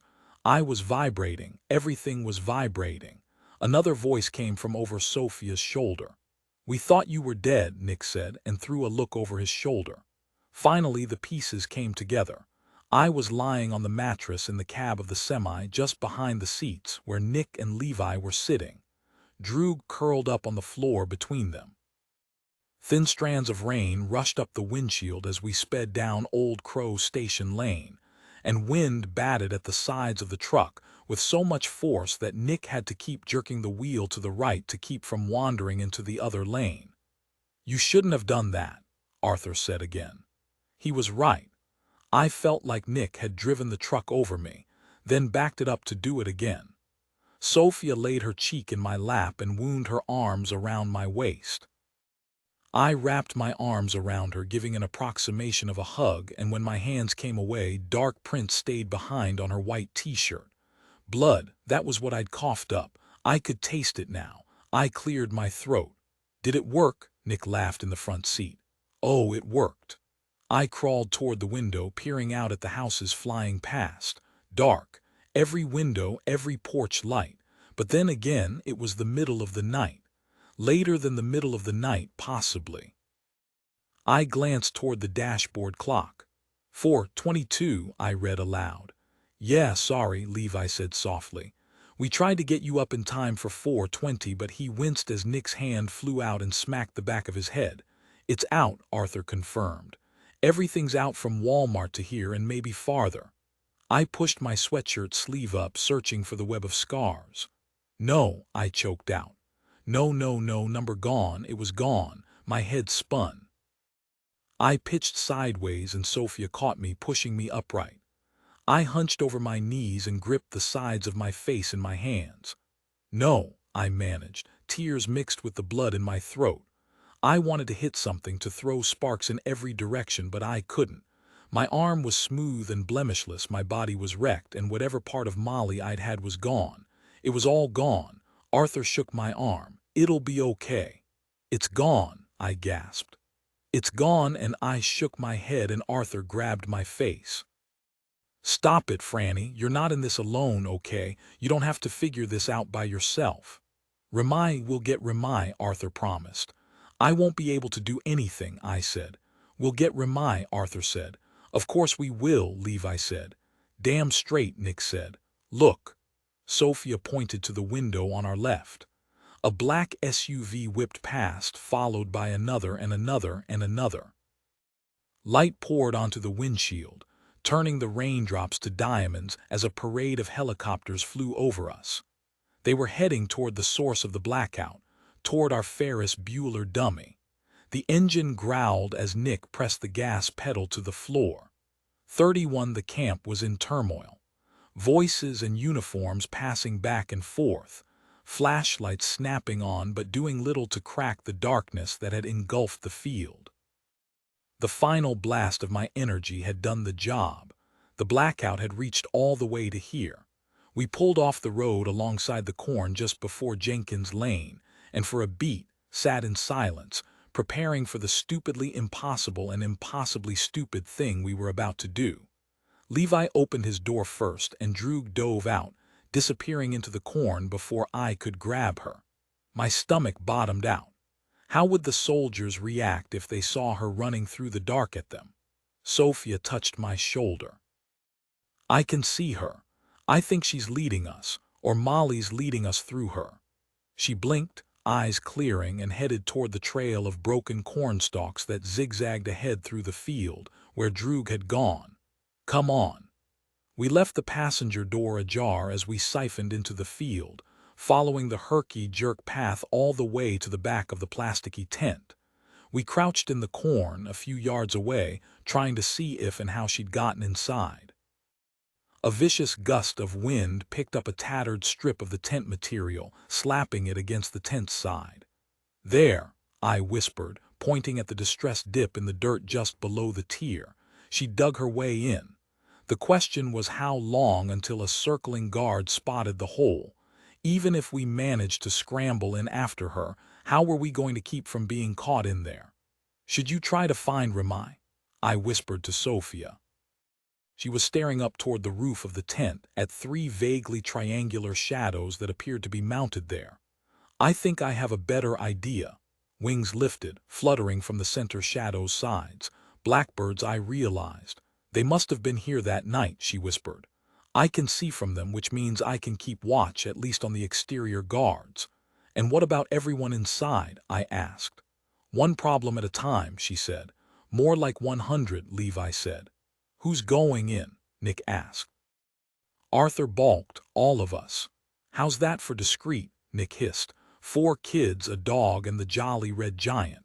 He jerked a thumb at Levi, whose bear-like silhouette bristled. Well, I'm going in, he said. Remai's my cousin, he'd go for me. You're twice Remai's size, Nick said. You'll be lucky if the tent doesn't get caught on your head and turn this whole thing into a Marmaduke comic. I'm going, Levi began. No way, Nick argued. Art shushed them. Give it up, Nick. He's going, you and I will keep watch out here, make a distraction if we need to. Now give Levi your pocket knife. Levi held up his hands and whisper yelped, I'm not going to stab anyone. Art rolled his eyes. It's not for stabbing. That border collie-sized hole in the tent isn't going to cut it for you. Nick slapped the knife into Levi's hand and Arthur's sharp gaze wandered across us. Everyone clear on the plan? That there basically isn't one, I said. Got it. All right then. Arthur stuck his hand into the center of the little circle we'd formed. Nick followed suit, then Levi, then I did, and finally Sophia put her hand on the top of the stack. Team Molly as quietly as possible on 3, Arthur said. We pumped our hands 3 times and breathed the words as one. Team Molly. Still crouched, Sophia and I turned toward the tent, each taking a deep breath. She closed her eyes, concentrating, finding her bird's-eye view. No sooner had she settled into it than she released a gasp. Her eyes snapped open and she snatched at my hand. Now, she whispered and took off, dragging me toward the tent, Levi bounding after us with the knife. Sophia reached the structure first, throwing back the torn piece of tarpaulin or whatever it was and shoving me in. My eyes pinballed, searching, as I dove through on all 4s and found myself in a small, stuffy room. Empty, I thought with relief, then lurched forward as fast as I could at the sensation of Levi's face colliding with my butt. He was caught at the shoulders, Sophia stabbing through the material in hasty swipes around him. I reached out to try to tear more open but withdrew my hand just as fast as the knife swiped toward it. A panel fell away and Levi was through, Sophia scrambling in after him. I faced the inner wall, a clear plastic panel with a zipper running through it to form a door. There was a small metal table lined with paper on my right, and on my left stood a jar-topped cart, full of swabs and cotton balls and medical tools. It was an exam room. Outside, the storm was picking up. A gust of wind tore down the side of the tent, rattling it, slapping the torn flap against the side. The whole structure stretched upward, shivering, then relaxed again, plunging the dark tent into silence as the wind let up. What now? Levi whispered. Sophia gave a shake of her head and closed her eyes, a crease drawing between her brows as she concentrated. My eyes went instinctively toward her elbow. The scar had shrunk again, shriveled up like dehydrated roots. There was no more than a half-inch left. What happens if we get to him? I thought. What if we get in but can't get out? Sophia's arm flew out and grabbed a fistful of my sweatshirt, keeping me still and low to the ground seconds before voices drifted toward us, muffled by the plastic. My throat clenched. Pain pulsed behind my eye and throbbed in my bad ankle as 2 figures, blurred by the material, appeared in the hallway outside the exam room. They moved past at a steady clip. When they disappeared, Sophia's grip loosened and she moved forward, whispering, "We have to get to the center." Levi and I followed, bent like cartoon bank robbers. I pressed my face to the plasticky wall, trying to see down the hallway as Sophia unzipped the door and beckoned me and Levi through with a tip of her head. The wall on our right was obscured, a nearly opaque white, but 2 more empty exam rooms were visible through the plastic sheeting on the left, metal tables and tool carts barely visible in the darkness. The hallway dead-ended, jerking to the right at a 90-degree angle, but Sophia stopped us just shy of the corner, waiting and listening. Another trill of wind hit the top of the tent, punching the material down so loudly I bit my tongue to stop from shouting in surprise. I looked up, peering through the darkness to watch another breathy smack hit the material, followed by 2 more. I pulled my focus back to the tent, instead of the storm brewing beyond. Sophia peered around the plasticky corner, then took off running again, her steps crinkling in the post-wind silence against the squishy material lining the ground. As Levi and I jolted after her, a pulse of pain went through my ankle, so severe that my knees buckled. Levi caught my arm, hauling me upright on a diagonal without slowing. Halfway down the back hallway, Sophia stopped abruptly, and when I froze, I heard the soft squish squish squish of even footsteps coming from the tunnel that bisected the one we were in. Sophia turned and pointed frantically back the way we'd come, shoving us along. We sprinted back, spinning clumsily around the corner. Sophia grabbed a handful of my hood and stopped me from going any farther. Through the dark, I could see her pantomiming listening, cupping one hand around her ear. The steps were getting quieter until they were altogether gone. I studied Sophia, trying to communicate, "What the hell now?" She nodded and turned back, and then we were off again down the back hall. We paused at the intersection to listen, but the wind was pummeling the compound walls like massive fists. It was impossible to hear anything over it. A sudden cramp in my abdomen doubled me over, and the shift in my weight made my ankle feel like it was cracking in half. I stuck out a hand to brace myself against the tent, but the whole wall was bucking now, waving and billowing. It's going to come apart, I thought dizzily. The storm's too much. Levi pulled my arm around his neck, balancing me against his side. I shouldn't have come with them. I was slowing them down. I wanted to tell him to go on, but I couldn't do anything except grit my teeth through each new spasm and burst of pain. Sophia leaned around the bend, checking that the coast was clear, then shot a look over her shoulder that was somewhere between ecstatic and terrified. "This is it," she whispered. "Droog came this way." She turned the corner and ran, Levi and I stumbling through a three-legged race after her. The walls and zip-shut doors on either side of us were opaque, but Sophia knew where she was going now. She stopped at the third door on the left and bent, pressing her ear to the wall. Outside, the tornado watch siren started to wail. Even if Ramai had been in there screaming our names, we might not have heard him. Sophia stepped back from the door, appraising it. There were no tears or scratches in the door panel. If Droog had made it in there, she'd done it without ripping through it. More likely someone had found her. If she was lucky, maybe they would just tossed her out, chalked it up to more strange animal behavior like the cow stampede or the suicidal birds. But what would stop them from hurting her? The world swayed. I could still taste globs of blood trapped around my molars, and the back of my skull throbbed where I must have hit the cement when I passed out in the theater parking lot. The inside of my body felt like hot, burbling poison, and the outside felt brittle. Levi pulled hard at my arm, keeping me on my feet as I sagged.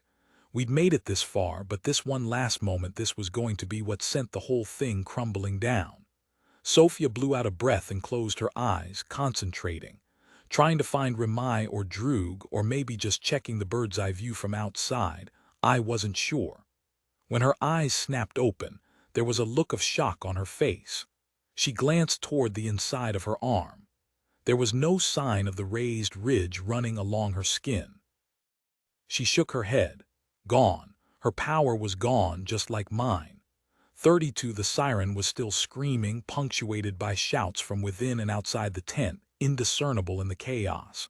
Soon they'd be swarming us, and we had no extra line of defense.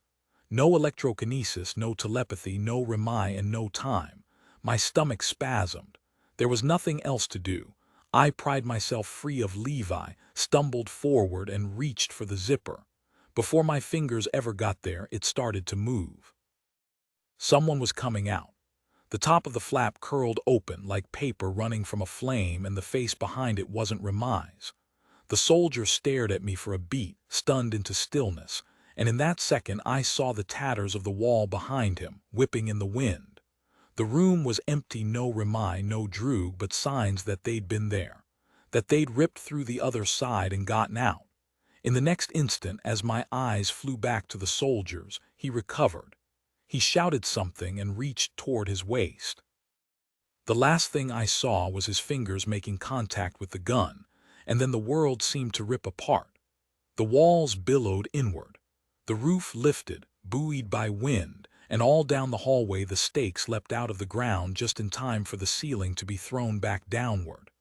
The fabric hit me on all sides, knocking me down with its speed as it tangled around me, the wind pummeling against my back. I fought against the material, pulling it away from my face to get a good breath. The wind was so loud I could no longer hear the siren. I pushed myself up onto all fours and stuck my arm up, tenting the material over me as I screamed for Levi and Sophia. I couldn't hear the sound of my own voice over the wind. And then, just as quickly, the fabric rebounded upward, just long enough for me to spot Levi on his stomach ahead of me, one arm bent protectively around the back of Sophia's head. The fabric flapped down again, slapping me in waves as I army crawled toward them. "We have to get out of here," I tried to yell. Sophia understood enough to yell back, "You think?" Another gust flattened the tent again, cutting me off from them, cutting me off from air and moonlight. This time, when I fought against it, it was useless. The wind was too strong, the material was too heavy, wound too tightly around me. I couldn't get any oxygen. My arm muscles burned, and my intestines felt like they were being wound up with a roll of barbed wire. It was like I was drowning. I could fight, or I could relax and slip into it, let the darkness swallow me. Some instinct in my brain clicked into place, and I lost control over myself, went limp. My mind felt light, like a balloon lifting out of my body. Even so, another part of me was screaming in the distance. "I can't breathe, I can't breathe, I can't." Light pierced the fabric 2 feet to my left, and cool air blustered in. A hole. Something had just torn a hole in the fabric. And then another, first a sharp puncture, and then a slice as a knife drew a wide swipe in it. Nick's knife. The dim outline of hands snatched at the rippling fabric, tearing the hole wider until I could see the figure crouched on the other side.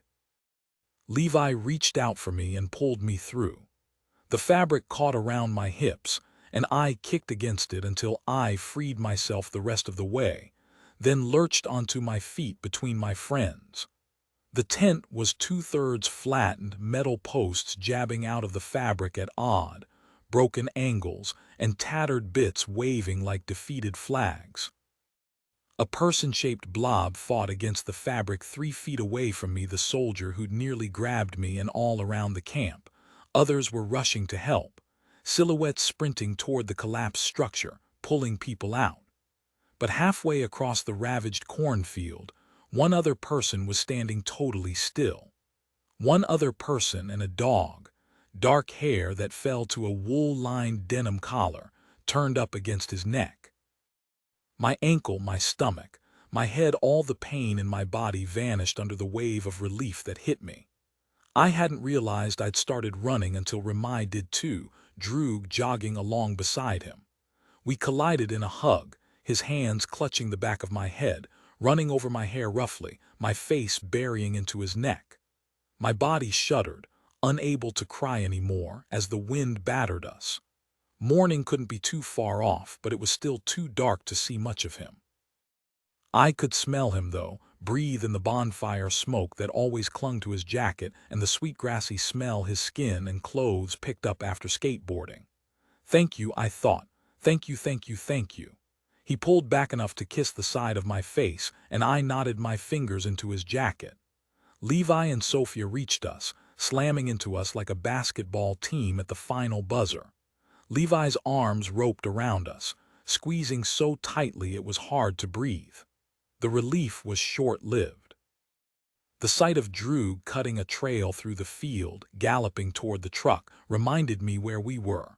Across the field, the soldiers were realizing Ramai was missing, shouting as they dug through the still-writhing tent. The corn had taken a beating in the wind, stalks broken and blown over in every direction. It offered about as good a hiding place as a camo jacket. "There!" I heard someone yell.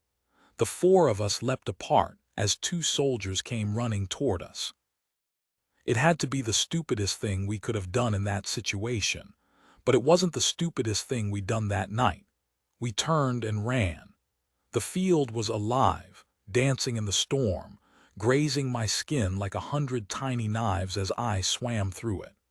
The wind bolstered me sideways, backward, and every step I took gave my leg muscles a feeling like being shredded, but I could see the truck in the distance, the door hanging open. Arthur standing outside it, beckoning us on with a blown-out cigarette still hanging from his mouth. Levi reached him first, practically dove from the edge of the field into the truck, and Sophia bounded in after him, followed by Droog. Ahead of me, Ramai burst from the corn next and reached the door, throwing a look back to check my progress. I was still a good 6 yards off, fighting the pain in my abdomen, pushing my legs and swollen ankle hard as they could go. Arthur was still waving me on. Ramai was still watching my too slow progress from the truck's doorway. His eyes went wide, his mouth dropping open, and I knew there must be someone right behind me now. I was only a few yards away now, almost there. Ramai took one step toward me, but Arthur grabbed the wool of his collar and jerked him back, screaming something I couldn't hear as he shoved Ramai toward the waiting semi-truck, where Levi grabbed him. Ramai was screaming, but Levi wouldn't let go of him, and Arthur was coming toward me. My legs were numb, thudding uselessly into the wind. The world had been dark already, but now it seemed to shrink around me as my grip on consciousness slipped. No, I had to keep running. With the wind resistance and my fatigue, it felt like I was sprinting through jello, rushing into an ocean that kept pushing me back. Arthur was yelling my name now, running full tilt to me, his wiry arms pumping at his sides, his cigarette falling forgotten from his mouth. He was close enough that I could see the fear in his face. Bright, unhindered horror. I couldn't help it. I looked over my shoulder expecting dozens of soldiers, dozens of guns. But there was no one in the corn behind me. Only dark clouds congealing over the field, angry, gray things that rushed like a river, spiraling. A funnel was beginning to form, stretching down toward the ground not far behind me. The siren was still blaring. My heart palpitated as shreds of fabric, metal shafts, paper and plastic debris skated across the ground, lifting and dropping as drafts of air caught at them. A metal pole slingshotted toward me, and blood spurted into my mouth as my teeth caught my tongue again. It was an instantaneous thought. Wordless, more like a feeling really, but had it known language or had time to be translated into English, it would have been something like end. Something grabbed hold of me and jerked me sideways, and the metal pole spun past, smashing into the side of the truck trailer. I spun to face Arthur. His bushy eyebrows were high up his forehead and his mouth was taut. I tried to say his name, but no sound came out. I couldn't feel any part of my body. My legs were giving out. He clutched me to him and screamed into my ear, "I got you, Fran." And then we were moving, my feet barely kicking as he pulled me along to the open door. I couldn't make my legs work, but Ramai and Nick were reaching down and Arthur was boosting me up. And then without any climbing, I was inside. 33 Ramai pulled me onto the cot in the back with the others, and Nick hit the gas so hard the passenger door flung shut, and I fell across Ramai and Levi both. Lightning struck somewhere to our left, and the thunder cracked out within a second of it. "Where are we going?" Ramai asked as he pulled me over to sit between him and Sophia. "I mean, what are we doing? Fleeing the country?" A look passed between Arthur and Nick. "Guys," Ramai pressed, "there is a plan, right? You didn't just steal me from the U.S. Armed Forces and the FBI without a plan." "People can't be stolen," Levi said. "We either abducted or rescued you." "And that," Ramai said, "will depend somewhat on where you're taking me."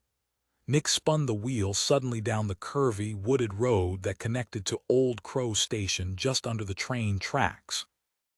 The tail end of the truck skidded one way through the rain, then back the other as Nick corrected. "The plan is to save the world. Everything beyond that is somewhat up in the air right now." "Okay," Ramai said. "Then how do we save the world?" Tree branches were tearing loose ahead of us, flinging themselves across the road. Either a train was passing over the tracks now or the tornado was making a comparable sound. Sophia made a face. "That's somewhat up in the air right now too." "TBD," Arthur confirmed. "And the tornado is certainly a complication," Levi added just as a spruce branch struck the metal guardrail on our left. "Your scars." I reached for the hem of Ramai's shirt. Are they gone? He peeled the fabric off his stomach. Relief gushed through me as I let out a breath. Gone, I told Nick and Arthur, who were craning their necks to see even as Nick was maneuvering the semi over the bridge. I don't understand, how did they just go away? They're linked to the energy, Sophia explained. Physical markers. As for how we know, long story. That guy you and Franny were secretly emailing turned out to be a murderous psychopath who tried to kidnap Fran, and in so doing revealed some more information about how this alien parasite operates, Levi said. So not that long a story. Ramai's gaze wrenched toward mine, and his dimple appeared along with an angry twist to his mouth. Bill tried to kidnap you. Nick punched the brakes and turned the wheel sharply, spinning us onto Old Crow Station, and I stifled a scream as the back of the trailer slammed into something we hadn't managed to clear, then scraped along it. Ramai was still waiting for an answer, brow dented. I'm fine, I promised. Sophia saved me. He grabbed for my hand and squeezed it as he studied me for a few seconds, and then he let go. He caught the sides of my face in his hands and kissed me. It was warm and rough and short and right in front of everyone, which made it embarrassing and wonderful and weird and completely normal. It was perfect, even if it didn't last very long and even if it never happened again. What in the Sam Hill? Nick cried from the driver's seat. My cheeks were on fire, but Ramai looked totally unembarrassed and calm and Ramish. Obviously, Sophia said. What good do those huge eyes even do you, Nick? About time. Levi held up both his palms to us. Up top, Fremy. Please no, I said. What do you prefer, Rennie? Absolutely not, Ramai said. Arthur had been watching the whole display. Weird, he said, brow furrowed, then turned back in his seat, disinterested by the whole thing. Sophia cleared her throat. Anyway, I'm officially out of power. What about you, Levi? Have you checked your scars since last night? He twisted on the cot so she could pull his shirt collar down his back. Gone, she confirmed. That just leaves Arthur and me.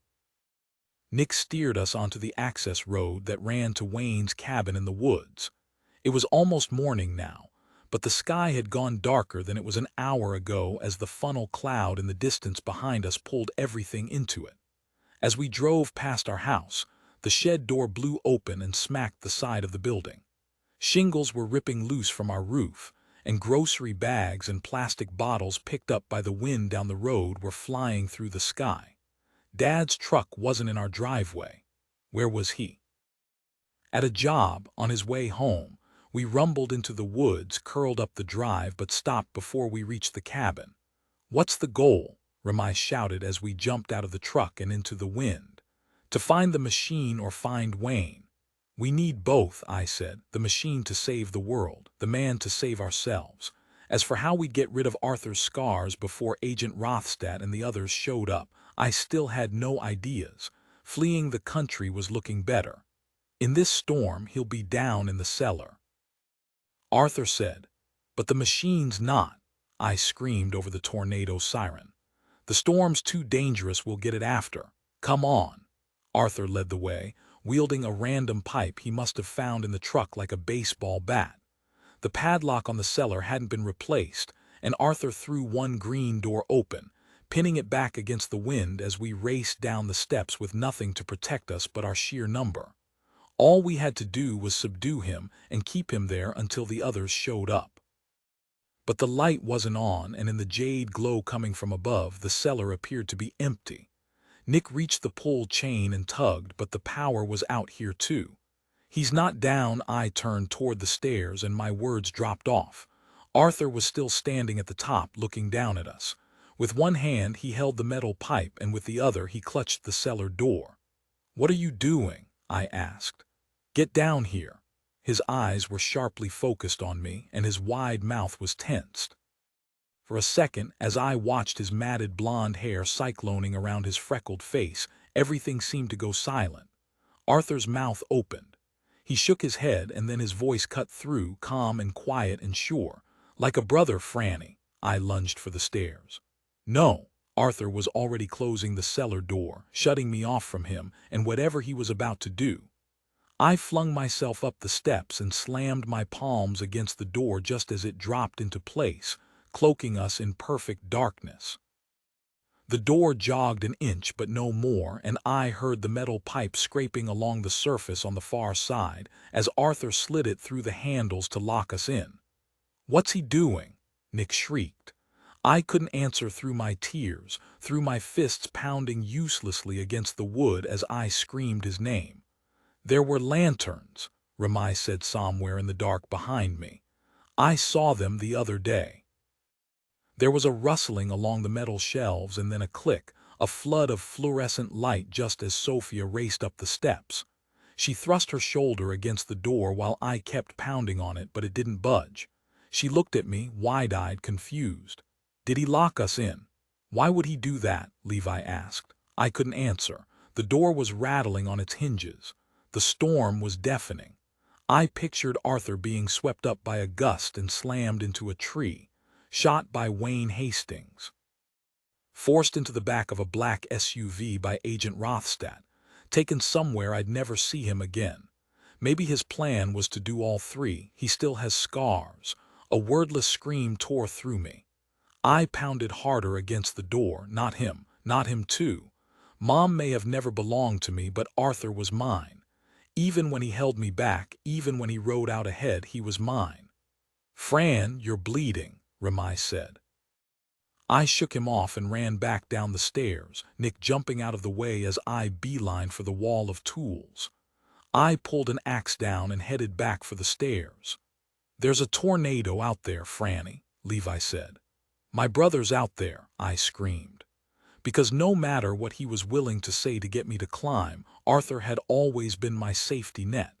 He'd always been there, waiting in case I fell, and I knew he couldn't always be, that life made no promises. But right now, in this moment, I still had him and he still had me. "My brother's out there," I repeated, "and I'm going to get him." "The work table." Sophia jogged back down to the wall of tools. "Anyone who wants to stay should barricade themselves in with it when we're gone." I looked at her as she hauled a sledgehammer down from a hook on the wall. She shrugged at me. "Your brother can't get all the credit for saving the world." "I wasn't saying I'm not going, by the way," Levi said. "Just establishing the stakes. And I just wanted you to stop breaking your hand bones," Ramai said seriously. Nick pulled a shovel off the wall. "I came back for a reason, y'all. I'm with you till the end. I swear to God." "See," Levi said. "Nick just used the Lord's name, and you know he's not doing that in vain." "No way in heck," Nick said. "Ma's probably got me bugged." Even Drew gave an anxious wag of the tail like she understood and agreed. My instinct was still to tell them to stay, that I didn't need them, but that wouldn't work any more than Arthur shutting us into the cellar had. They were mine too, and I was theirs. I turned back to the doors and swung the axe into the wood. Beside me, Sophia slammed the sledgehammer into the other door. Nick's shovel speared through the space between us, cracking the place where the doors met, and together we swung, pounded, and smashed the door apart enough that I could reach through the hole and knock the metal pipe out of the handles. Ramai shoved the doors open, and we scrambled out with our tools still in hand, makeshift weapons. The forest was in chaos, massive branches blowing across the ground, trash and bits of wood and shingles everywhere, wind so strong we couldn't run straight, and an electrical charge in the air that I knew wasn't coming from me. My legs felt weak and my ankle was on fire, but I promised myself this was the home stretch as I broke into a sprint. Lights flickered in every one of the cabin's windows, and the front door was open, clapping the side of the house. I stopped just inside, grip tightening on the axe, and surveyed the first floor. All the windows were open, everything within gusting around. The bookshelves along the wall were half empty, their contents spread across the blue floral couch and the bulky coffee table and the floor. The five of us stood for a beat, scanning the mess in the flashing lights of every bulb and lamp in the house as Droog trotted forward, sniffing madly. "Spread out," I said. "Be as fast as you can." We vaned out through the house with great effort as the gusts fought to push us off course. I pulled myself up the staircase by the rickety banister, and on a step near the top, a flash of red caught my eye. A 4x6 photograph pinned against the step by the force of the wind. I glanced over the banister into the room below with new understanding. The books spread across every surface, pages whipping wildly, were photo albums, all of them. I reached for the picture in front of me, and my stomach tightened. Everything in me tightened, though now there was no energy bound up in me. In the photograph, a tow-headed girl with bushy, oversprayed bangs sat at a cherry-red piano, fingers braced against the keys, her smiling face turned over her shoulder toward the camera, but not so much that you couldn't read the hot pink puffy paint bubble letters arcing across the back of her black t-shirt. Molly. My ears started to ring. My heart felt more like a thrumming engine than a beating thing, resting between pulpy pulses. Molly, not an alien at all. A human, 34 a person, the little girl who'd lived in the Jenkins house, who'd owned that red piano. A person, a person, a person. My heart thundered. What did it mean? Why did he have this girl's picture? Was it stolen like the drawings, trophies? I thought, followed by Arthur. I stuffed the picture in my pocket and ran up the steps, rivulets of pain tracing up my ankle. Through the flickering light, I spotted Arthur's bony frame just inside the first doorway. I choked out a wordless sound of relief as I ran to him, but he didn't react to me. I froze just inside the room, feeling like I'd missed the top step when I saw why. There were only two things in the room: a piano on the right wall and the massive hunk of metal in the middle, easily 15 feet wide and 5 feet tall, a mess of twisted, melted, welded metal. Right there in the middle of the floor, on the tarp where it must have been built, it never would have fit through the door, and it was so heavy the floor bowed a bit under its weight. A Fibonacci spiral. I felt like the fabric of the universe was coming apart around me, like all this would float away, and I'd be suspended in endless darkness. "It's just like the one he was planning to build," Arthur murmured under the terrible noise of the storm. In my mind's eye, I saw Mark bent over the table in the kitchen, late afternoon light spearing through the windows over the sink, catching in his hair and dappling his shoulders as he worked and sketched out the blueprint. He was getting scrap metal from the mill. A coworker was teaching him how to weld. "No," I shook my head. "It's not Mark's, it's a weapon. It's empty," Arthur rasped. "Nothing but a spiraling tunnel." I crawled all the way to the center. My ears and throat and stomach suddenly felt like they were full of cotton. I swayed in the doorway, unsure whether it was the wind or my own imbalance making the world rock. It had to be a weapon. It had to be. It had to. "Just a stupid fucking sculpture," Arthur said. "Just Mark's sculpture." I moved deeper into the room, touched the dense exterior of the spiral. The way all its parts had been chopped up and redistributed gave it the look and feel of a fossil.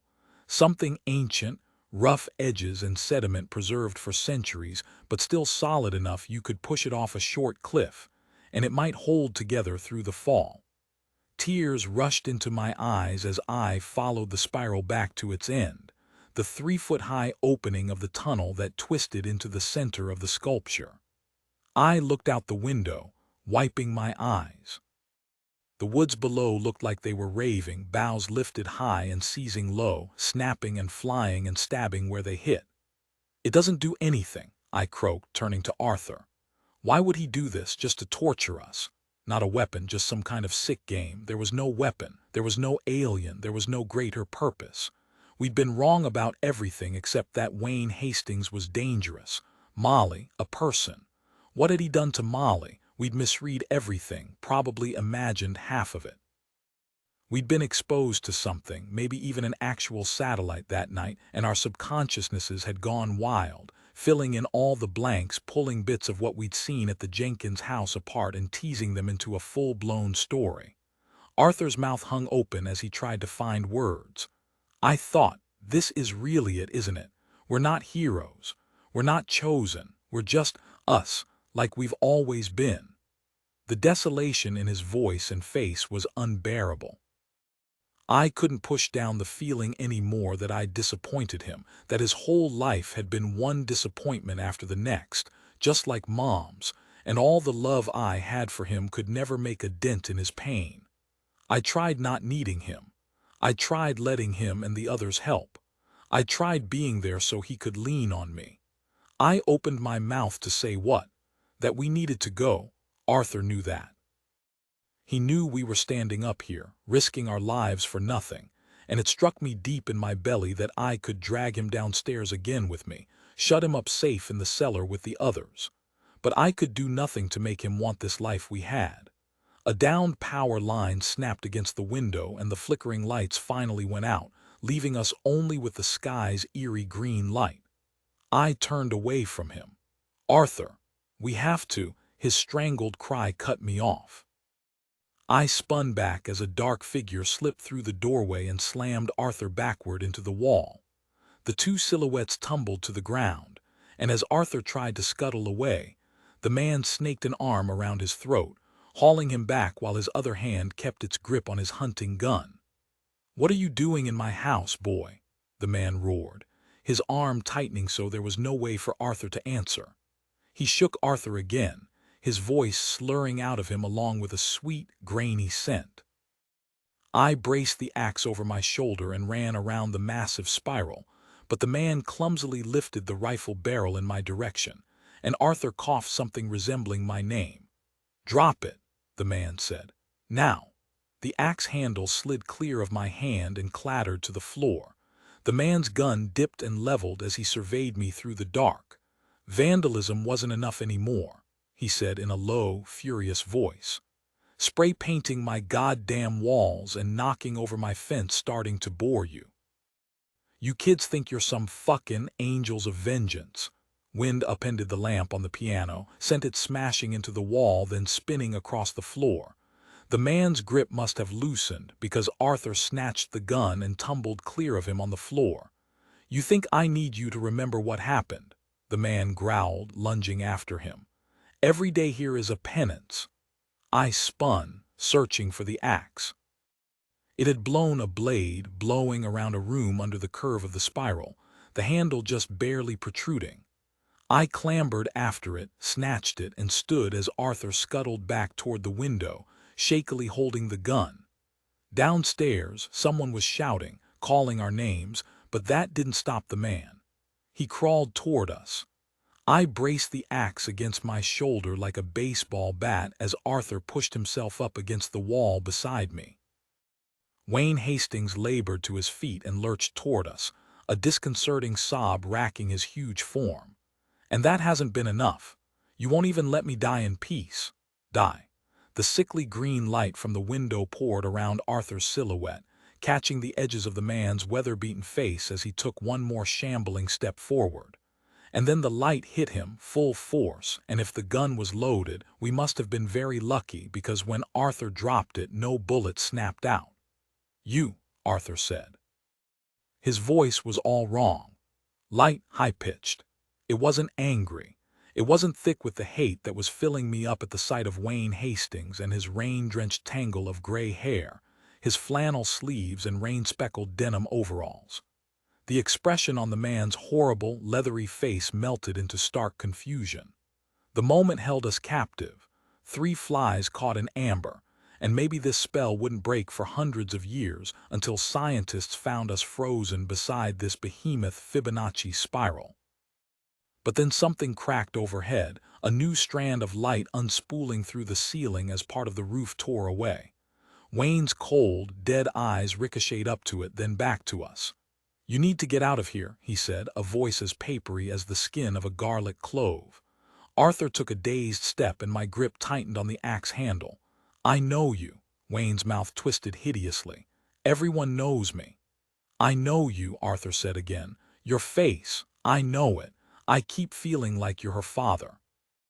"How is it possible you're her father?" I shifted between my feet. "What are you talking about?" Was he having some kind of breakdown? There were steps pounding up the stairs now. Arthur's gaze flashed toward me. "Molly, he's Molly's father." "What?"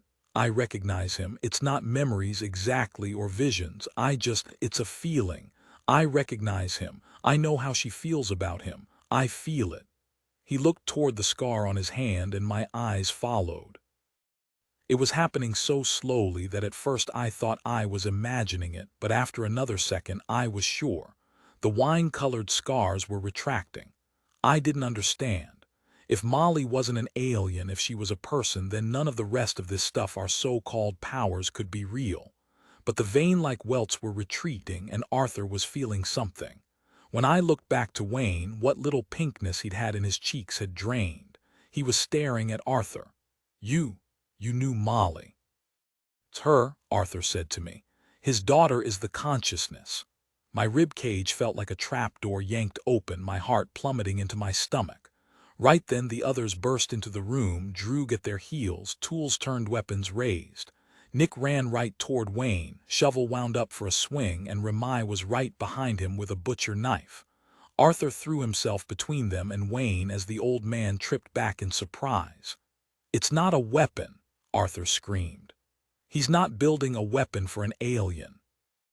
"That's exactly what I saw in my vision," Remai gestured toward the spiral. "That's it." "But it's not a weapon," Arthur insisted, and as if in agreement, Droog ran right toward the man and sat on his feet, crying faintly. Levi seemed unsure. So did the others, and I was with them. Maybe Molly hadn't been an alien. Maybe she'd been a person and he was her father, but that didn't account for the stolen drawings, the creepy bunker, the march along the barbed wire fence with his gun. And if we had been infected with bits of her consciousness, she was still gone, still warning us about this man. "He's still a killer," I said. "He still killed Nick's dad and hurt Mark. He still killed Molly." A strangled gasp escaped Wayne. "Kill Molly?" "No," Arthur said, shaking his head. "Put the weapons down. I'll explain." "What is there to explain?" Nick cried. "This man is dangerous." "Nick." There was a spark in Arthur's eye. "The song." He jerked Wayne's hijacked rifle toward the piano. "Play the song." Nick stonewalled him. It was so like art to make demands with no explanation. For all we knew, the tornado was headed right this way, and even it wasn't, Rothstadt was. But it was also like Arthur to put the pieces of something together, to have a master plan. "Trust me," Arthur said. "It's what you have to do. It's the last piece." Nick stared at him for a long moment, but no one spoke and Arthur didn't back down. Finally, Nick handed the shovel he'd been holding to Levi, and gave Art, Wayne, and the spiral a wide berth as he made his way to the piano. His fingers floated onto the keys so lightly they didn't make a sound. After a moment of just feeling them, he sat on the bench, and his joints curled and stretched to the end of the ivory keys. His shoulders relaxed, melting into a new shape in the last beat of silence before his hands sank, coaxing sound from the instrument. A note rang out, quivering until it faded entirely before he played another, and then he fell into a slow, tender rhythm. We stood in an anxious clump around the spiral. Wayne backed into the corner with a stricken look, like not even he could believe how stupid this was, and Droog curled up against him. I thought dogs were supposed to be good judges of character, but she was nuzzling into him, pushing at his hand with her snout.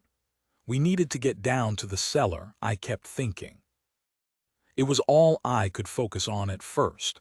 But then, as before, the song did something to me. It was just so familiar, so haunting and tragic and preternatural. Arthur had to be right. It had to mean something. We fell into a kind of daze, and Wayne backed into the wall, pale as a ghost. As Nick sank into the melody, my chest felt full and my throat tightened. The song was more than happy or sad or scared. It was everything all at once. A full lifetime of events and the feelings that went with them collapsed into notes. I pulled out the picture of Molly at the piano. I closed my eyes as the sound pushed through me, and the memory of that star-swept black spread over me, the choir of voices singing out from the streaks of light as they dove toward the warm darkness below. This song. This, I thought, had been what was emanating off the body of light I could just barely remember from Molly's consciousness. This song was the sound of her, screaming across the sky. It held her whole life between notes, untranslatable to words. I held my breath as Nick approached the final note, and I knew he must be thinking that when that sound finished its quivering, faded into the hum and roar of the storm, the last spark of her would go with it from us, and from the world we lived in. We would no longer be connected to one another to her. We'd say goodbye to the glory and mystery and connection that black mailbox Bill Albert had craved at any cost, and we would just be us, the six of us again, the ordinary. Nick relaxed into the final chord and it hung there like I'd known it would, and I wasn't afraid for the moment it would end, but I was sad because I would miss it. I closed my eyes, wanting the sound to overtake my other senses, to become a smell and a feeling, maybe a temperature and a humidity, the feeling of the air itself and a taste and a color. It stretched out, thick as honey waiting to drop, and behind my eyelids I saw white light rushing past. Somewhere far from here, I felt myself hurtling through the starry black, and I heard voices singing the word, and I felt the chill beating against me, and I waited. The sound was there, and then at last it was not. Slowly I released my breath. The world had gone quiet. Perhaps the storm had moved on. I opened my eyes. Wayne was crumpled in the corner, his massive hands covering his face as silent sobs heaved through him. Arthur knelt and touched his back. Wayne looked at my brother looked at Wayne. I wrote that for her, Wayne wheezed. Some of it, but not all. It was her song. It sounded like her. She loves you, Arthur said. She did, Wayne said. She's gone. Yes, Arthur said. In profile, my brother looked more like a child than he had even when we were kids. That eager swoop of his nose, the furry jut of his eyebrows and sun-dappled freckly skin, the way his wide mouth opened in a breathless circle. She's not here anymore, but wherever she is, she loves you. She came to us, Arthur said. I don't understand how, but she did. She fell out of the sky, and she left pieces of herself in all of us. And when I saw you, I could feel it right away, what she'd given to me. I know everything you mean to her and everything she wants for you. I don't have the memories, but I have the feelings. There were tears in Arthur's eyes now. I know you were always there. You never let her down. Wayne's features pinched as he looked down to the scar on Arthur's forearm, which had shrunk to little more than a purple blot between his thumb and forefinger. Wayne shifted back from him and reached for the hem of his own sleeve. He pushed the flannel to his elbow, revealing an intricate pattern of scars that extended beyond where we could see. He reached for the other sleeve and pushed that up too, and we stared as he undid the topmost button of his shirt and pulled it down enough for us to see the tail end of more purple scars, like octopus appendages clinging to his skin. It was worse, Wayne murmured. In the beginning. It's been shrinking some every day since it happened, since I found it. The eyes I'd always thought of as cold and dead turned to me. They were dark but full of life, so much pain and hope that I shifted under their weight. I saw what I'd missed before. The hollowed-out cheeks, the dark circles, the pale sheen of his skin. Wayne wasn't a monster. He was sick in pain, like I had been every time the power coursed through me. He reached into his pocket and pulled out a piece of paper, folded into a smooth square. He held it out to Arthur, and Droog licked affectionately at the man's wrist. I'd never drawn a day in my life, Wayne said. And then a couple of weeks ago I was out in the woods. Kids kept knocking down my fence, but there was nothing I could do without involving the police. So I took to walking the perimeter. That's what I was doing when I saw it fall, this disc filled with light. And when I touched it, something strange happened. Something extraordinary. It was nighttime when I found it, and then I blinked and it was dusk. Arthur took the paper and began gingerly unfolding it. You were out almost 24 hours, Levi asked. He got a whole consciousness, Sophia said. Each of us, we only got a sixth, not to mention whatever stray bits hit the cows and the birds and Droog. Arthur had the paper unfolded now. His shoulders hitched and his eyes scrunched tight, his hand covering his face as a silent wave of tears hit him. "Arthur," I whispered. He shook his head, unable to speak, and blinked against the tears streaming down his cheeks as he held the paper out to me. I moved forward in a trance to take it from him, and a sound died in my throat. I clutched my necklace, but I was unmoored anyway as I stared at the drawing. Understanding crashed over me, but I was too scared to accept it. The pain would tear me in half if I was wrong. The sketch was of me and Arthur like the ones in the cellar. Much younger mid-jump, hovering over my bed, the Milky Way painting half visible across my ceiling. "I couldn't stop drawing them," Wayne said. "I didn't know what it meant. I knew who you kids were, but not why it was happening. I thought maybe it was guilt about the accident, that it was driving me out of my mind. Or maybe I had some tumor pressing just right on my brain." I was barely hearing it, barely aware of Sophia and Levi and Remai and Nick crowding around me to see the drawing. I stared at the initials scrawled in the corner. MS. The drawings in the cellar weren't stolen. Wayne had done them the same way he'd built the spiral, the same way Nick had played the song, with someone else's memory. I looked toward the sculpture, the massive Fibonacci spiral, proof the universe was in order, that some things might change size but they never lost their true shape, that things could be hidden but never truly erased. He was here, some part of him, a passenger in Wayne Hastings. "Mark," I said.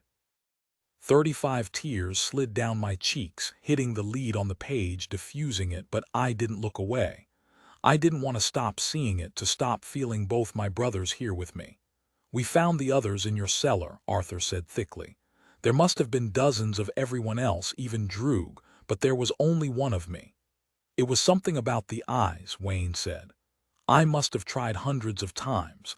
I tried for days, but I couldn't capture it." Arthur closed his eyes and buried his face in the crook of his elbow. "I started to think it meant something," Wayne wheezed, "from physical pain or emotion. That I was supposed to protect you or something, so I followed you one night and you went to my old house, where we lived when Molly was alive." "You lived in the Jenkins house," Remai said. Wayne nodded. "It was too much after I lost her, all the memories, the death threats and graffiti. I couldn't blame anyone, but I wanted to be left alone. So I moved back here. I hadn't been to that house until the night you found that disc, and I didn't stay long then either. But the next day, I heard there'd been some kind of incident there, and it didn't take me long to realize the same thing had happened to you that had happened to me. I didn't know what to do, whether it was really dangerous or what it meant. I didn't know how to reach out to you after everything that had happened. I tried to put it out of my mind. I focused on this instead." He gestured toward the sculpture. "I didn't know what it was, only that it mattered. Before I found the disc, I'd spent 5 years wanting to die. I wanted to forget what happened 5 years ago, but I couldn't. This was the first thing that had mattered in a long time, but when I finished it, I just wanted it all to be over. I heard the tornado sirens and I thought maybe it could finally be. I could stay up here and wait." "It was really an accident then," Remai said. "Why weren't you there?" Nick demanded. Wayne's forehead creased as he studied Nick's expression. "You had someone there, at the mill the day of the accident." Nick shifted minutely between his feet. "My dad, Nick Colasanti," Wayne said. "You look like him." Nick's shoulder jerked like he was trying to bat away a fly without using his hands. "Why weren't you there?" The wind was picking up again, rising to a fever pitch, and Nick had to shout to be heard over it. Wayne's brow wavered. His voice cracked on her name. "Molly." It took him a moment to say anything else. She was a sleepwalker, real bad. Would do things like turn on the oven and try to climb the ladder to her tree house. My wife and we started keeping locks on everything, but if she knew where the keys were, sometimes she'd just take them off anyway. We even turned her doorknob around so we could lock it from the hallway at night, keep her inside. She had her own bathroom, though. He paused, eyes scrunching shut. My wife woke up to the sound of the tub running. His voice rose as he forced out more. "When we got there, she was lying in the tub, still in her pajamas, but we thought we got there in time. She coughed up the water, she woke up, and we were so happy, so relieved. But a few days later, Molly was sick, burning up. She had a fever of 103. He let out a gusty breath, drew another in. I called in to work sick, took Molly to the hospital, but it didn't matter. We lost her anyway. We lost her. And then 6 months later, my wife was gone too, cancer. No one spoke for at least a minute as Wayne gathered himself in the renewed vengeance of the storm. Nick was staring at the floor. Levi stood beside him, a hand clamped on his back. "It's not like I think two bad things cancel each other out," Wayne said. "People always say they don't want anyone to feel bad for them, but is it so bad to want that? Is it so evil to want anyone on this earth to love, or even like, you enough to care that he clamped his hand hard over his heart, and his voice came out threadbare. "You hurt too. I never felt like I deserved forgiveness, and I knew no one would ever love me like my kid did. I just wanted anyone to know me well enough to know how sorry I'd always be. It's selfish, but I wanted someone to know I'd lost her." Nick's wiry arms crossed. He stared down at the crown of scraggly hair bent in front of him. What did the song mean? Wayne lifted his face and blinked against the tears clouding his eyes. "I wrote it when she was born, was as close as I could get to explaining how she made me feel." Nick's lips pressed together as he considered. "Then I do know you," he said. "I know you pretty damn well, Wayne." Art touched the last blot of his scar. "And I love you. And I forgive you," Ramai said. My throat felt tight, a physical resistance to saying the words I needed to get out. The tears kept spreading out across the drawing I was holding with a death grip. "I don't believe there's a reason all those bad things happened," I whispered, forcing my gaze up to Wayne. "The accident or your daughter's death. Sometimes shit just happens. Horrible, cosmic-level shit. But maybe sometimes things do happen for a reason too, in the gaps between all that. Like maybe the world tries to repair itself, to heal, or just like adapt. What happened wasn't your fault. A million different things had to go just wrong for that accident to happen, and I don't have a good reason it worked that way. But a million different things had to happen just right for us to be here right now too. For me to be standing next to this," my voice broke, "piece of Mark. For us to have him back for even 1 minute. And that's—" I searched for a word that would capture it, that even stood a chance at gesturing toward the enormity of it all. "Extraordinary," Arthur whispered. All around the room, chins dipped in solemn agreement. "Do you think there are others?" Nick asked, turning his eyes to the ceiling as if he could see the stars far above the green glowing sky. "Out there, or maybe even others that crashed here." I knew what he was thinking, knew that it must hurt for him and Sophia and Ramai and Levi to be in this room without the people they'd lost. "Yes," I said. Wayne's eyes glazed, he was half listening at most. "She went to Jenkins. She went right home." The wind screeched through the house and the walls bowed outward like an inflating balloon. Overhead, a beam snapped and a collective scream went up around the room as it speared the floor beside the spiral. The door ripped off the hinges and flew past Levi, clipping his side before smashing up against the hole in the roof, then dropping back down. "Get out of here!" Wayne screamed just as half the roof peeled back like aluminum foil. Outside, the woods looked like a shag rug beneath a high-powered vacuum. A shovel flew past the window, followed by a sheet of red-painted wood that might have been a wall from our shed. "It's happening!" Ramai screamed. "This must be what I saw." His words played through my mind. The roof was ripped off Wayne Hastings's house. Its whole top floor was destroyed, and so was yours.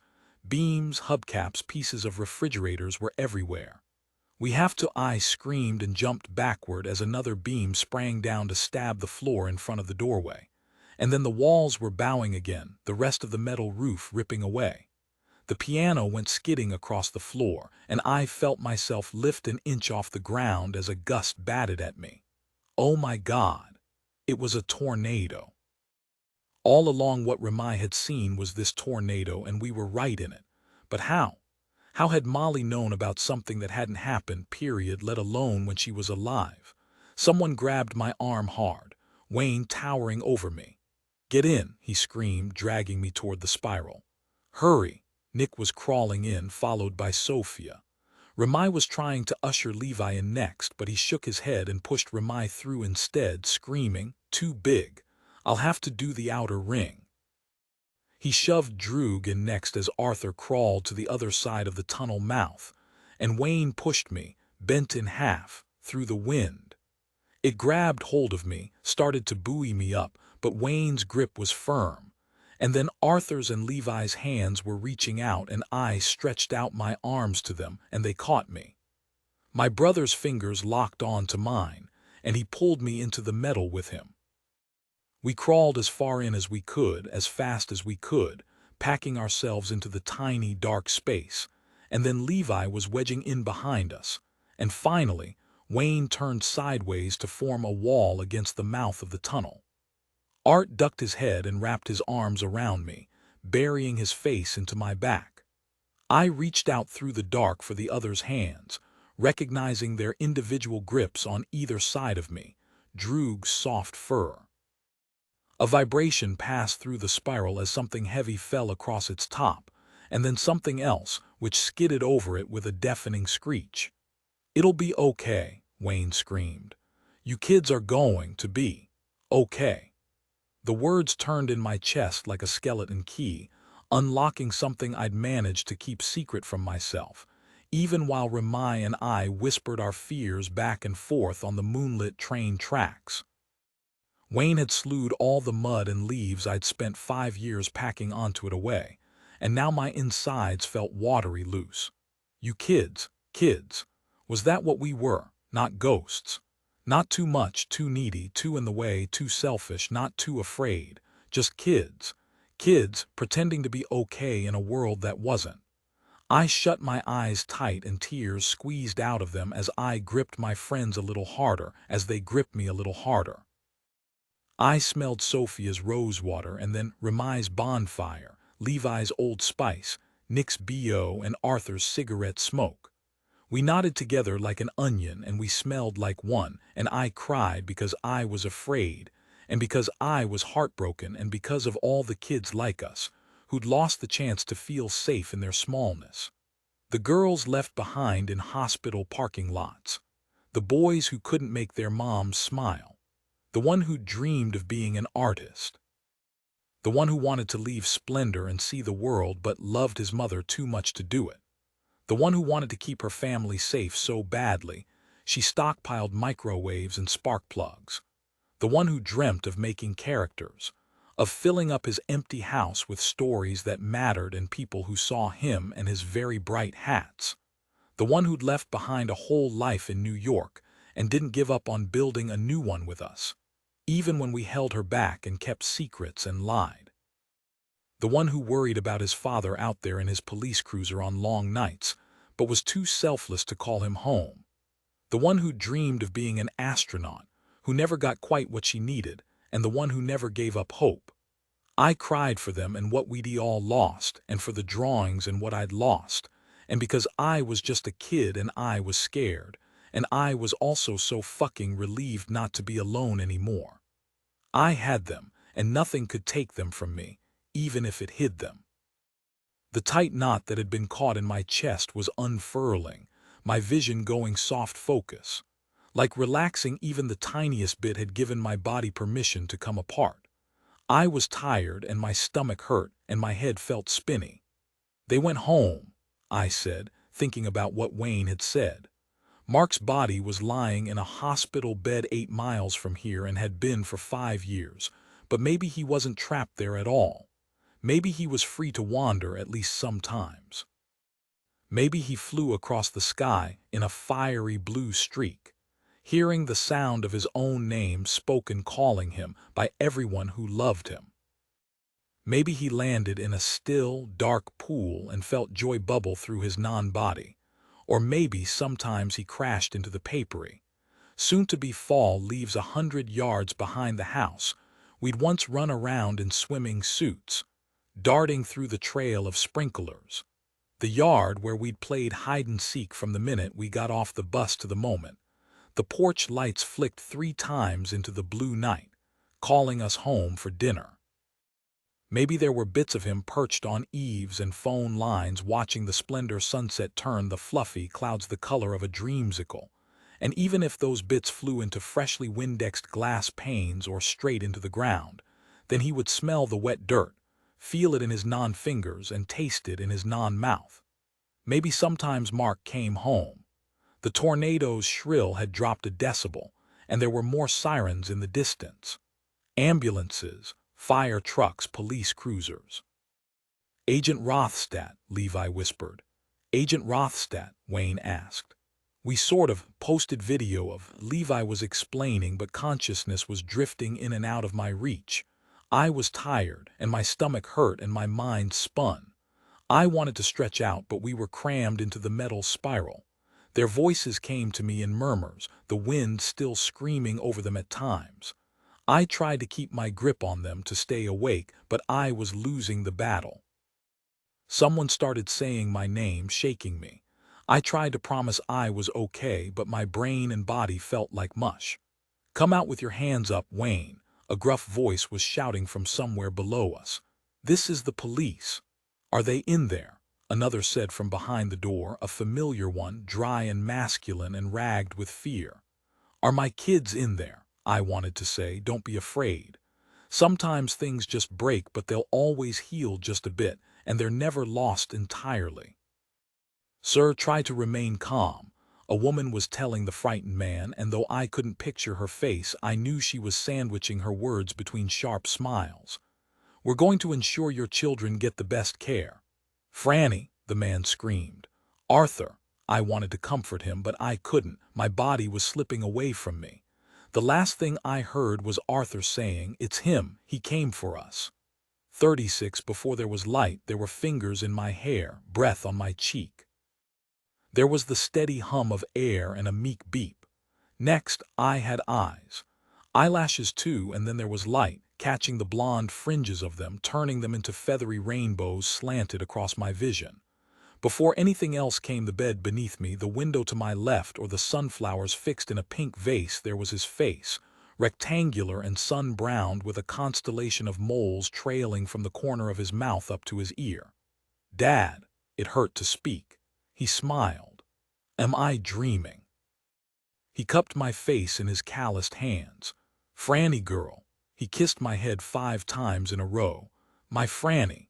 He leaned forward and curled one arm over my head, wrapped the other around my waist like he was building a cave around us. On the other side of the bed, Arthur was asleep in a chair, his mouth lolling open against the hand he'd propped between his face and the wall. As if he felt me watching him, his mouth shuddered with a yawn and his eyes slitted open. "Franny." He leapt up, then dragged the chair closer to the bed and sat again, giving me his hand. "What's wrong with me?" I asked. Dad laughed and swiped tears away from his eyes. "Mostly dehydration. You're always forgetting to drink water, baby." "Art," I said. "Where are the others?" "Safe," he promised. "The waiting room." And Wayne." Dad pulled back but kept a hand on me. "He told Agent Rothstadt everything." "Everything?" I said. "I don't." Arthur coughed. "About our video. That he was the one who found the satellite that fell, and that when he told us about it, we made it into an episode for The Ordinary." "I didn't even know you knew that man," Dad said, halfway between bewilderment and embarrassment. "In profile, he looked sort of like Arthur, small and vulnerable." "We knew his daughter," I said. Dad smiled. "She came to the mill with Mrs. Hastings sometimes at lunch, quite the piano prodigy. Molly was a sweet kid." Molly. Something, a half-formed thought, itched at the back of my mind. Something from last night about the tornado. The tornado. How had Molly known about it?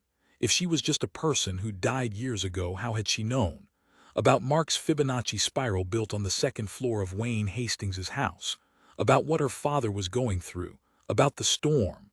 The questions batted around like sluggish moths inside my skull. Right now I was incapable of answering them. Possibly I always would be. I eased myself up, and Dad hurried to fluff the pillows, piling them up behind me. It was strange, the 3 of us being here. There were still pieces of us we so badly wished each other could see and yet couldn't make ourselves ask for, and there was anger and resentment, and it still all hurt, but right now we were here, and if we stayed long enough, things might start to heal even a little bit. I glanced toward the door. Can we visit Mark? We should wait for the doctor, Dad said. Make sure everything's kosher. Well, I'm going. I swung my legs to the side of the bed, forcing Dad back a bit. Art jogged around the bed to offer me his arm. My ankle was wrapped and the swelling had gone down, but it still hurt, and I had to lean against him as I made my way to the door. Dad stepped aside to let us pass, then followed tentatively. He seemed somehow smaller, more vulnerable than I remembered. A gooey little human like humans were wont to be. Arthur knew the way, like he'd kept the hospital's floor plan perfectly preserved in his memory for all this time since he decided to stop visiting. Mark's room looked as it always had, 4 different shades of blue like some modern interpretation of the ocean. Mark looked like he always had too. Art and Dad and I lined up down the length of his bed and stared for a minute. "Hi," I said. "It's us." Arthur's shoulders hitched beside me. He closed his eyes, and without looking over, Dad draped an arm around him. "I hope you come back to us, Mark," I said. "But if you can't, we'll be okay. We won't stop loving you or each other, and someday we'll find you. Someday we'll find you, Mark, like you found us." I thought I felt him then. Not there in the room, but somewhere. Sometime. 3 feet and 5 years away maybe, or in a place that only looked dark and silent from the outside, but inside was brimming with light and sound. There were things we couldn't understand, places where the laws of physics broke down. I thought about the still pool Molly had remembered diving into, all the rest of the light falling toward it, pulled by its gravity. I thought about my brother sitting at a kitchen table, ruffling my hair with pizza-greased fingers, promising me there was nothing to fear in the universe's mysteries. That if I were to fall in a black hole, I'd see whole histories of planets and moons and stars, all playing out at once, and might even get popped back out on the other end in some point of space-time before those things had even fallen in. Nothing in this universe could ever be deleted, only hidden. Maybe Mark could be here in this bed, and inside Wayne Hastings, and somewhere else all at once. Maybe Molly could be here, buried in the cemetery where her father left fresh flowers in the middle of the night, and somewhere out there, diving into a pool where time flattens out and all the secrets of the universe are stored, existing in a way our gooey human brains couldn't handle without turning to soup, streaking through darkness, lighting up a corner of the vast universe. It was extraordinary, but no more extraordinary than the fact that I'd been lucky enough to have 2 brothers and parents and a Remai, a Sophia, a Levi, a Nick, and a border collie mix named Droog. How many billions of things had to happen just right to give me this ordinary life? 37, there were 6 of us, crammed into an ugly Geo Metro, cruising down Old Crow Station Lane. The eager gold beginnings of this year's cornfields whipped past, and the cold, clear headlights divided the velvety dark.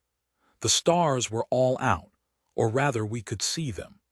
Nick was driving, because he'd bought Remai's car off him when Remai bought a gently used minivan, and Levi had scored shotgun because we needed him to curate the playlist.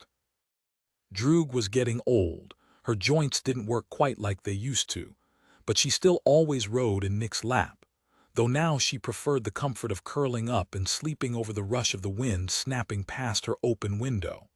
And that left Remai, Arthur, Sophia, and me crammed into the back, half my upper body hanging out of the car and the breeze ruffling my hair across my face.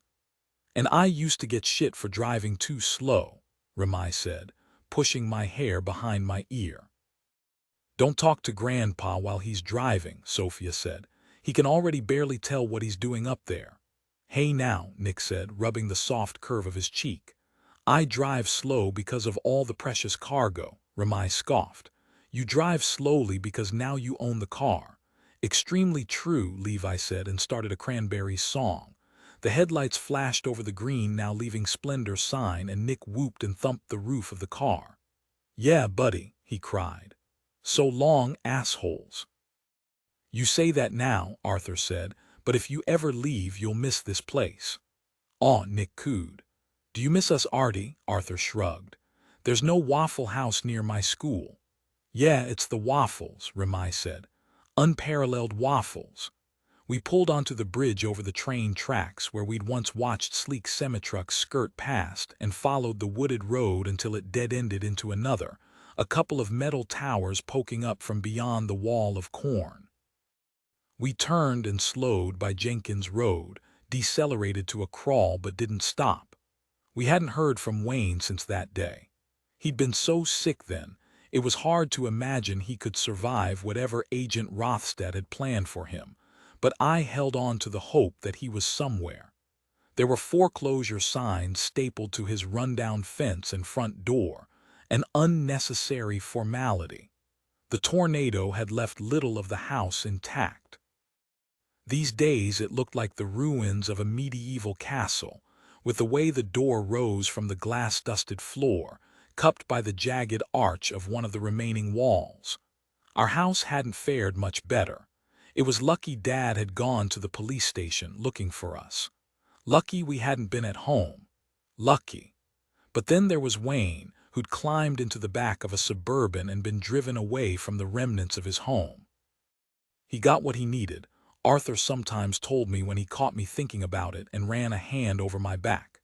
He looked back at us, right before he got into the car, and I knew he got what he needed. Whenever he said this, I remembered that day at the park when we shot our first episode. Sheriff Nakamura, sitting on a park bench, staring toward the wooded trail as we crowded into it, his eyebrows dented and one corner of his mouth lifted, like he was seeing the ghost of someone he loved. Not like it didn't hurt. Not like he'd gotten everything he wanted, but like when he looked at Remai, moving down that sunlight-dappled path, he had everything he needed. That was all we could hope for. Still, as Nick pressed the gas and we sped away from the Jenkins house, I thought about Wayne crashing headlong into the dirt of his home, snorting it up into the back of his nose and tasting it between his teeth, letting home fill his senses. I looked up and searched the sky for a falling star. Whether I could see any or not, I knew there were lights out there blazing through the dark. And then I looked back down at Splendor stretched out around me. The air was warm and sticky, Sophia's rosewater floating on the breeze. The faint moo of sleepy cattle drifted up at our backs, and the rutted road unspooled in front of us, like it knew where we needed to be. Sometimes a black hole rips through your life. Something, maybe even the thing you love the most, implodes, collapses right in front of you. And the gravitational force of the thing it forms is so strong it pulls on everything else, warps the very fabric of your little place in space-time. It bends the past around you so it keeps repeating and you can't see what comes next. You'll want to run from it. You'll want to escape before it can suck you into its darkness. But black holes don't really suck, and whatever falls into them isn't really gone. Even the light is just hidden, just for now. When I think of Mark, I picture him falling, diving headfirst toward the mysteries of the universe, a smile wide across his face. As he nears the event horizon, he moves slower and slower, and then he stops, hovering frozen. There he is in my sight forever, and even while that's true, he's also somewhere else. He's crossing an invisible threshold, and there then he sees it, the answers, the past, the future, the light, everything all at once. He laughs. I know he laughs.